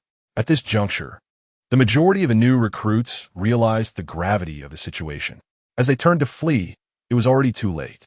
The vortex flicked its fingers lightly, and the purple whirlpool reappeared above them. Now you choose to run? Too late. The vortex sneered. The flames and frost previously absorbed by the vortex surged forth like raindrops from the sky, resulting in a series of explosive detonations from the training platform. Searing flames and billowing smoke ascended, and Li Pang, trailing behind Lin Qiye, swallowed hard, his back drenched in cold sweat. Is this the combat strength expected from the Zhan realm? If they unleashed their full power, how formidable would they be? What else could account for their status as the special squad? Lin Qiye sighed. In less than a minute, nearly half their number had been lost. This was troublesome. Lin Qiye was not the only astute individual. As he and Li Pang made their escape, many others followed suit, fleeing to safety. Had Lin Qiye not taken the lead, the casualties would have been even greater. From the thick smoke emerged 5 figures draped in gray cloaks. The vortex surveyed the unconscious recruits around it and smirked. A bunch of fools. It seems victory in this farce is all but assured. Let us not reach conclusions too hastily. Wang Mian observed calmly as he watched the new recruits gradually vanish into the distance. He turned to the man wearing a crescent moon mask, saying, "Next. Their objective will undoubtedly be the warehouse.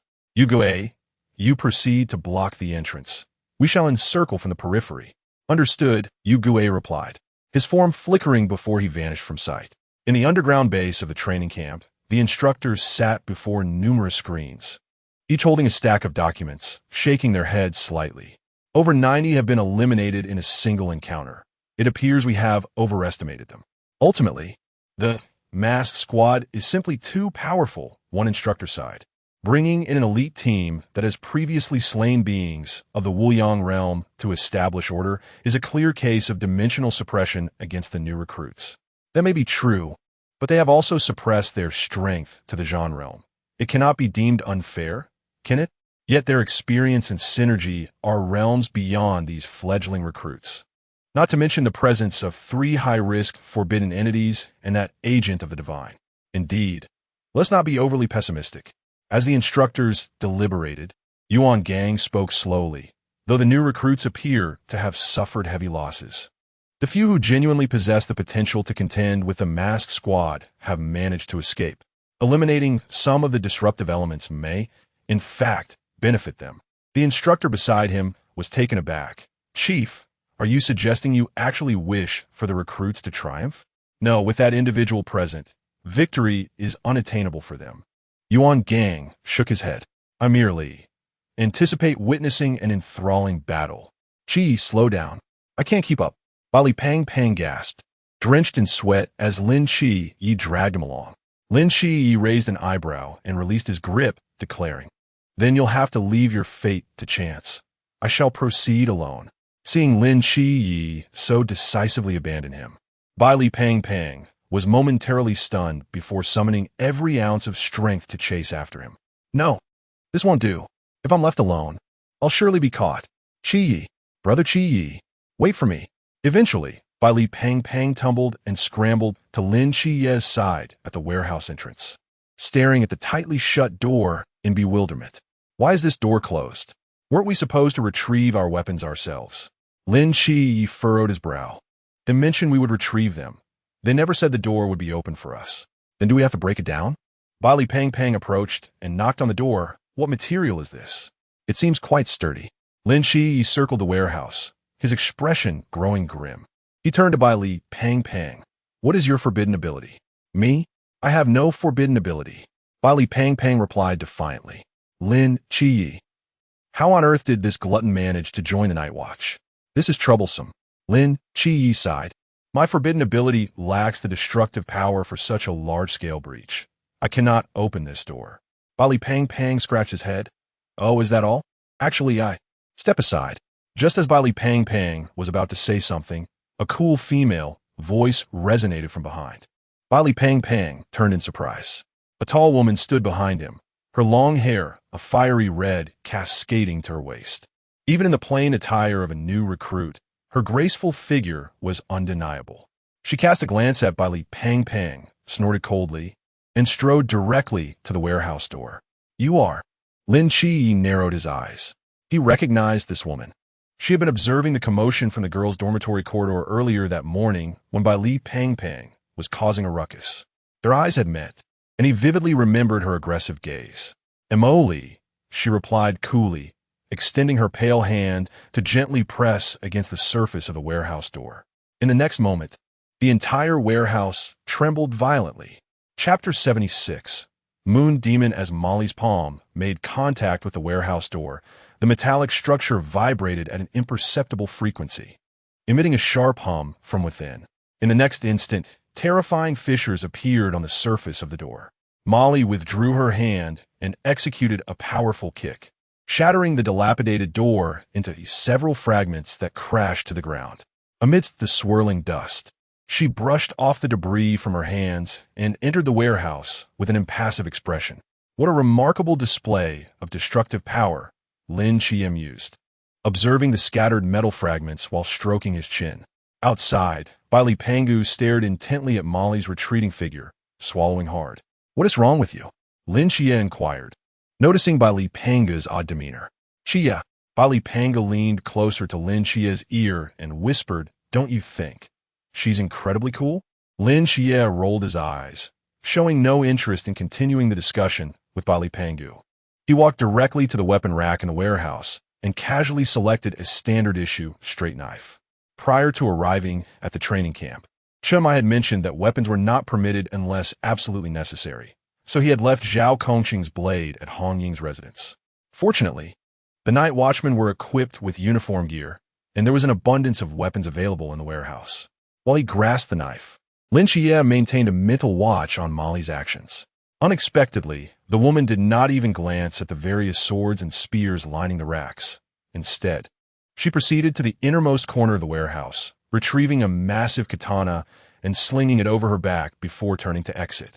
Such a weapon is quite rare, Lin Qiye remarked calmly as she passed by him. Molly paused, casting a sidelong glance at Lin Qiye. I like this one. Is there a problem with that?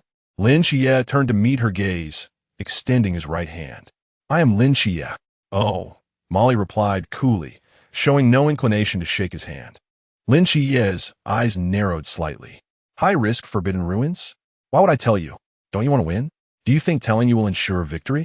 Who do you think you are? Lin Qiye replied. Among the 5 members of the mask, at least 3 are categorized as high-risk forbidden ruins, and their coordination is exceedingly tight. If our high-risk group does not unite, we stand no chance. Molly furrowed her brows, regarding Lin Qiye with surprise. You two are high-risk? Not quite. Lin Qiye shook his head. Just as Molly was about to turn away, he added slowly, I am an agent of the Seraph. Molly's steps halted abruptly. She turned her head, her eyes wide with astonishment. You are a divine agent? Indeed. Molly scrutinized Lin Qiye for a moment, and after a brief hesitation, she spoke. Forbidden Ruin Sequence 076. Universal Frequency Manipulation. Allows me to control the vibrational frequency of any object that directly or indirectly contacts me within the realm of the Forbidden Ruins. Lin Qiye raised an eyebrow, quickly recalling how she had effortlessly breached the door moments earlier. Impressive. No wonder you prefer the katana. While they conversed, Bai Li Pangu hurried over, clearing his throat before earnestly extending his hand to Molly. Hello, Miss Molly. I am Bai Li Tuming, born into an ordinary family in Guangshan. Suddenly, Molly's expression soured, and she shot him a disdainful look. I detest people like you who flaunt wealth. I warn you, keep your distance. Bali Panga was taken aback, quickly responding, no, I'm not a wealthy kid. I truly come from an ordinary family. What about your weapon? Lin Qiye asked, noticing Bali Panga's empty hands. I don't know how to use any weapons, so I didn't bring one, he admitted. Lin Qiye paused for a moment, then patted his shoulder. Here, essay suggestion.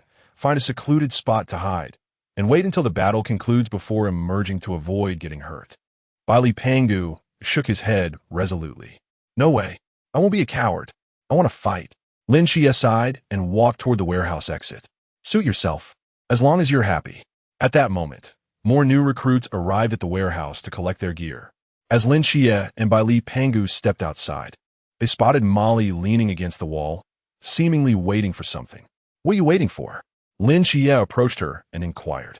For you, Molly replied calmly. If I'm not mistaken, there's another high-risk individual. Who? The man who was the first to stand up against the chief instructor just now. Do you remember him?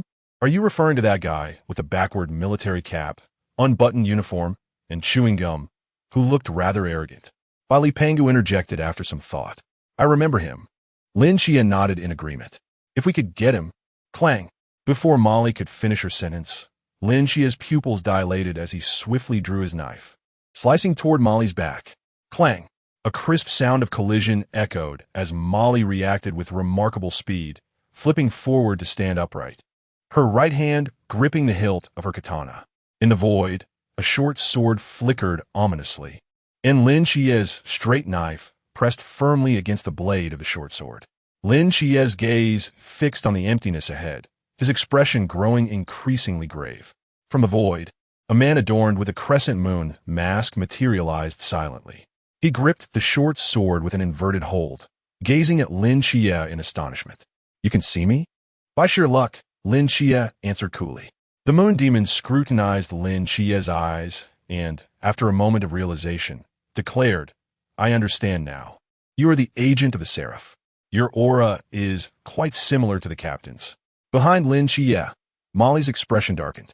Had Lin Qiye not intervened to thwart the assassination attempt, she would likely have been eliminated without a clue. Enraged by the thought, she drew her katana with a sudden flourish, the blade vibrating at a terrifying frequency. Lin Qiye deflected the moon demon's short sword with his knife, instinctively leaping backward. In the next moment, Molly swung her katana down. The air before the blade quivered violently, following which a terrifying shockwave surged forth, cleaving through the ground surface before crashing into the warehouse wall, leaving a grotesque gash in its wake. Thick clouds of dust billowed forth.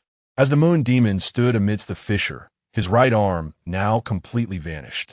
Indeed, a perilous, forbidden ruin, the moon demon remarked indifferently, as ethereal moonlight swirled in the air, swiftly coalescing into a new arm. Chapter 77. Breakthrough. Molly, wielding a great sword, gazed at the moon ghost with disbelief. How could this be possible? Was this rebirth? No, at the moment the blade touched his body, half of him disintegrated into moonlight, evading the attack. Lin Qiye observed everything with clarity through his mental prowess, frowning as he replied, a troublesome, forbidden domain. It seems he is alone for now. His eyes scanned the surroundings, brightening with the realization that this was an opportunity. If we can unmask him, we shall prevail. Upon hearing Lin Qiye's words, Molly's gaze ignited with fervor, mirrored by the dozens of newly armed recruits who had just emerged from the warehouse, all fixating on the solitary moon ghost. This was a lone member of the mask. The moon ghost sensed the hostile stares directed at him, his lips twitching slightly. This was not how he had envisioned it. According to his original plan, he was supposed to lurk in the warehouse, a phantom in the dark, silently harvesting new recruits. How had he become so exposed? At that moment, Bali Fat waved his hand, pointing at the moon ghost, and shouted, "Brothers, take him down." With his command, the recruits surged forward, weapons drawn, creating a formidable display. Cursing under his breath, the moon ghost's form suddenly blurred, dissipating into thin air. The recruits, having lost their target, were momentarily bewildered, looking around in confusion. Lin Qiye sprang into action, dashing towards a patch of void, his eyes ablaze, as he swiftly slashed the air with his straight sword. In the next instant, a short sword materialized, blocking his strike. The moon ghost was forced to reveal himself, looking at Lin Qiye with a resigned expression. "Brother, must you go to such lengths?" Lin Qiye smiled slightly, his eyes suddenly radiating a blinding golden light, an overwhelming divine might erupting from him, surging towards the moon ghost's spirit. However, despite suppressing his realm to the Zhan level, the moon ghost's physique remained that of the Chuan realm, rendering the seraph's divine pressure less effective. Divine pressure? Even at the Zhan level. Such power emanates from seraph. The moon ghost briefly lost focus before regaining his composure, his short sword swiftly dancing as it clashed with Lin Qiye's straight sword. Clang! Clang! Clang! Sparks erupted as the two weapons collided at an astonishing speed. Yet, mere seconds later, Lin Qiye felt tremendous pressure. The moon ghost, after all, was a member of Mask. His swordsmanship was no trivial matter, and Lin Qiye, having only recently begun his training, found himself at a disadvantage in their encounter. Fortunately, he was not alone in this battle. As Lin Qiye held the moon ghost at bay for those few seconds, the recruits encircled him once more, effectively cutting off all avenues of retreat and commenced a relentless assault. Amidst the torrential wave of attacks, the moon ghost could only rely on his ability to transform into moonlight and his extensive combat experience to barely hold on. Thankfully, he could also transmute his mask into moonlight. Otherwise, it would have been shattered by the successive explosions. Where are those four guys? Weren't we supposed to fight as a team? How did it come to me against a crowd? The moon ghost grumbled, struggling to evade the onslaught of attacks. At that moment, a figure quietly appeared atop a building to the east. It was a man wearing a scale mask. Almost instantaneously upon his arrival, Lin Qiye's expression turned grave. On the rooftop, the scale silently observed the chaotic battlefield below, clapping his hands gently and murmuring, "Field conversion." Immediately, the metallic fragments, debris, weapons, and bricks scattered on the ground began to levitate, resembling a giant bowl inverted over the heads of the crowd, seemingly poised to strike at any moment. Double gravity. The scale clapped his hands again, and the encircled recruits felt an overwhelming heaviness, nearly toppling to the ground. Under this oppressive weight, their movement slowed significantly. In the midst of the crowd, the moon ghost finally let out a sigh of relief. If he had arrived even a few minutes later, he would have truly been finished. "Moon ghost, how pathetic you are." Vortex sauntered down the road from the south, speaking with a casual tone. Soon after, Rose appeared on the western path, lightly shaking a small hammer in her hand, which rapidly enlarged to 3 stories high. With such a hammer, she could almost obliterate the warehouse in a single blow. To the north, Wang Mian stood with his hands in his pockets, having seemingly appeared from nowhere. His gaze swept over the dozens of recruits present as he calmly stated, "Regrettably, you are surrounded." Surrounded? 4 individuals, encircling nearly 40? While it seemed ludicrous, none of the recruits present considered it a joke. They were indeed surrounded. Amidst the crowd, Lin Qiye's expression grew increasingly serious. "What should we do now?" Molly, gripping her great sword, also wore a grim expression. "Should we fight them? With just us, we cannot win." Lin Qiye shook his head, his mind racing. He slightly turned, his gaze traversing the half-collapsed warehouse, landing on Vortex beside the southern warehouse. "Watch my move," Lin Qiye whispered. Molly and Balifat exchanged glances, nodding slightly. There were only 4, sealing off 4 directions. If they could unite and break through in one direction, their chances of success would be significant. Lin Qiye's voice rose slightly, ensuring all the recruits could hear him clearly. "When the scale makes his move, we charge towards the woman in the west." The recruit's eyes flickered with understanding, though no words were spoken. Perched atop the roof, the scale waved his fingers gently, drop. In an instant, the metallic fragments and building debris hovering above the crowd plummeted, their sharp edges gleaming ominously. Almost simultaneously, the majority of the recruits, burdened by double gravity, sprinted towards Rose, while a cold glint flashed in Molly's eyes as her great sword trembled once more. With a fierce yell, she swung her sword skyward. An immense, invisible shock wave emanated from the blade, colliding with the falling shards, shattering them into scattered debris. Meanwhile, Rose, wielding a hammer the size of a 3-story building, raised an eyebrow as she observed the throng rushing towards her, a cold smile appearing on her lips. Seeking death, with a thunderous roar. The size of her hammer swelled once more, nearly resembling the size of an entire apartment building. Yet, she effortlessly lifted it, summoning a gale as she brought it crashing down upon the bewildered recruits. A shadow loomed over them. Chapter 78. Explosion. The hammer wielded by Rose was terrifying. Yet the new recruits were not to be underestimated. Just as the hammer was about to descend upon them, several beams of light erupted, colliding fiercely with the base of the hammer, holding it at bay. The resonating sound of the explosion echoed from the point of impact as a tempest swept through. The two forces were locked in a stalemate, neither yielding an inch.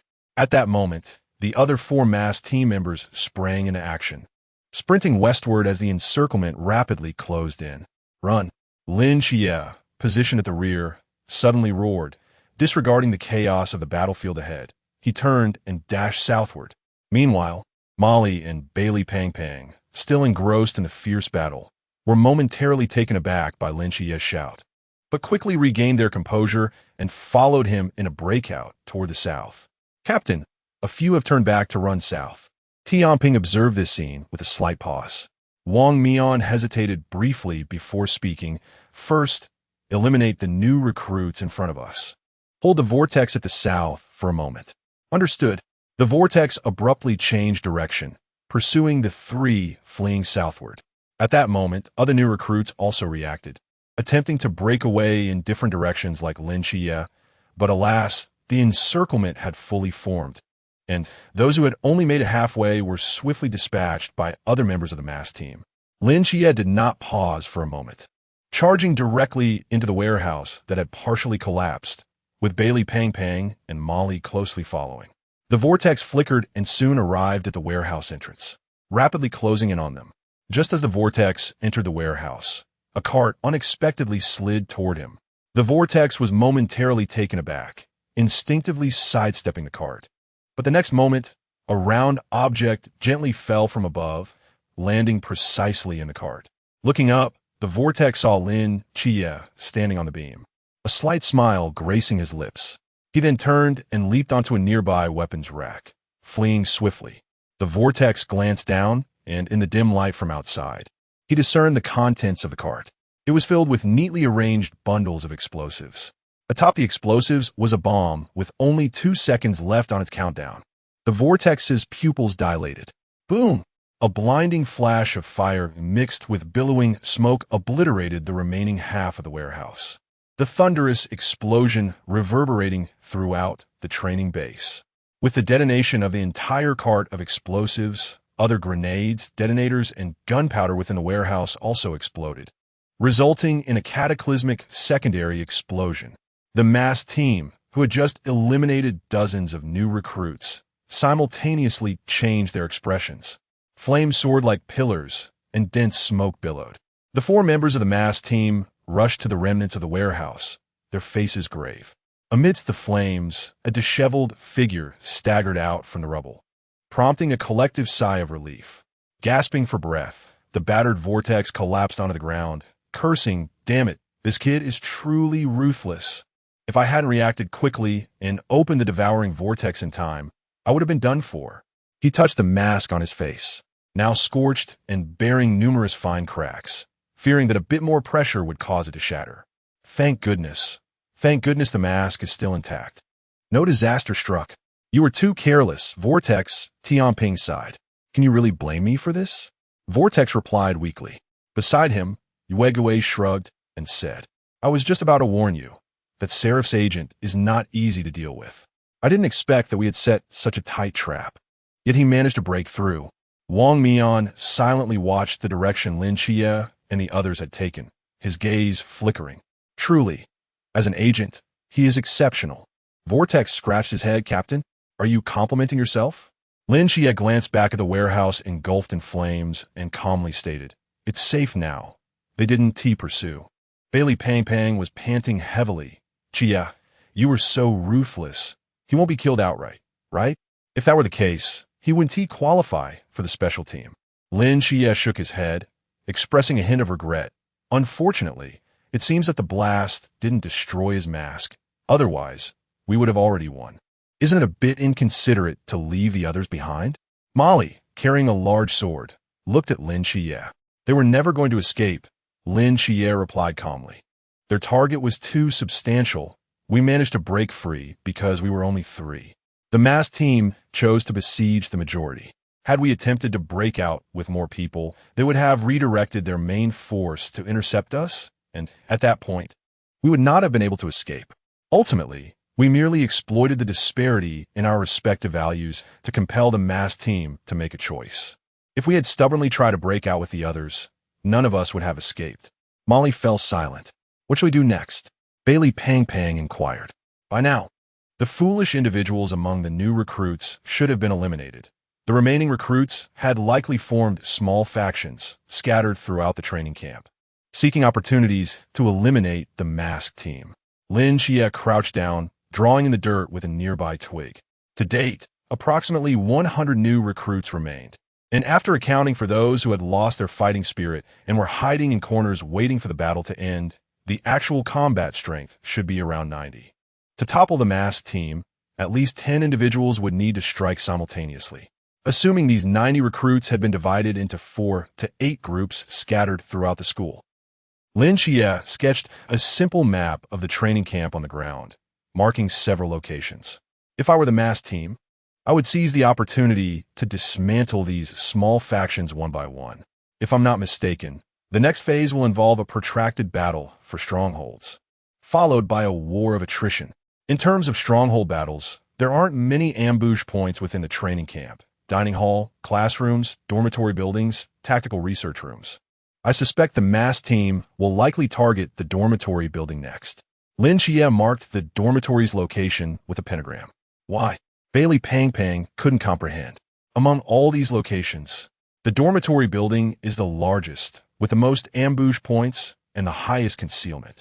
I suspect there are more than 1 new recruit factions lying in wait there, and the masked team. Considering that prolonged battles would deplete their mental energy due to attrition, they will undoubtedly choose the toughest nut to crack right from the start. Thus, they will likely go straight for the dormitory. Lin Qiye's eyes sparkled with determination as he suddenly lifted his head, only to find Bailey Pang and Molly gazing at him with unusual expressions. What's wrong? Is there an issue with my reasoning? Lin Qiye queried, puzzled. Bailey Pang and Molly looked at Lin Qiye and slowly spoke. You're a freak. Chapter 79. Asphyxiation Dormitory Building. Why go there first? Vortex paused, stroking his abdomen, and expressed his desire to head to the cafeteria for a meal. The cafeteria is currently closed. Tianping rolled his eyes, reiterating that our numbers are a disadvantage, and since our levels have been suppressed to the lamp realm, we lack the capability to contend with a war of attrition.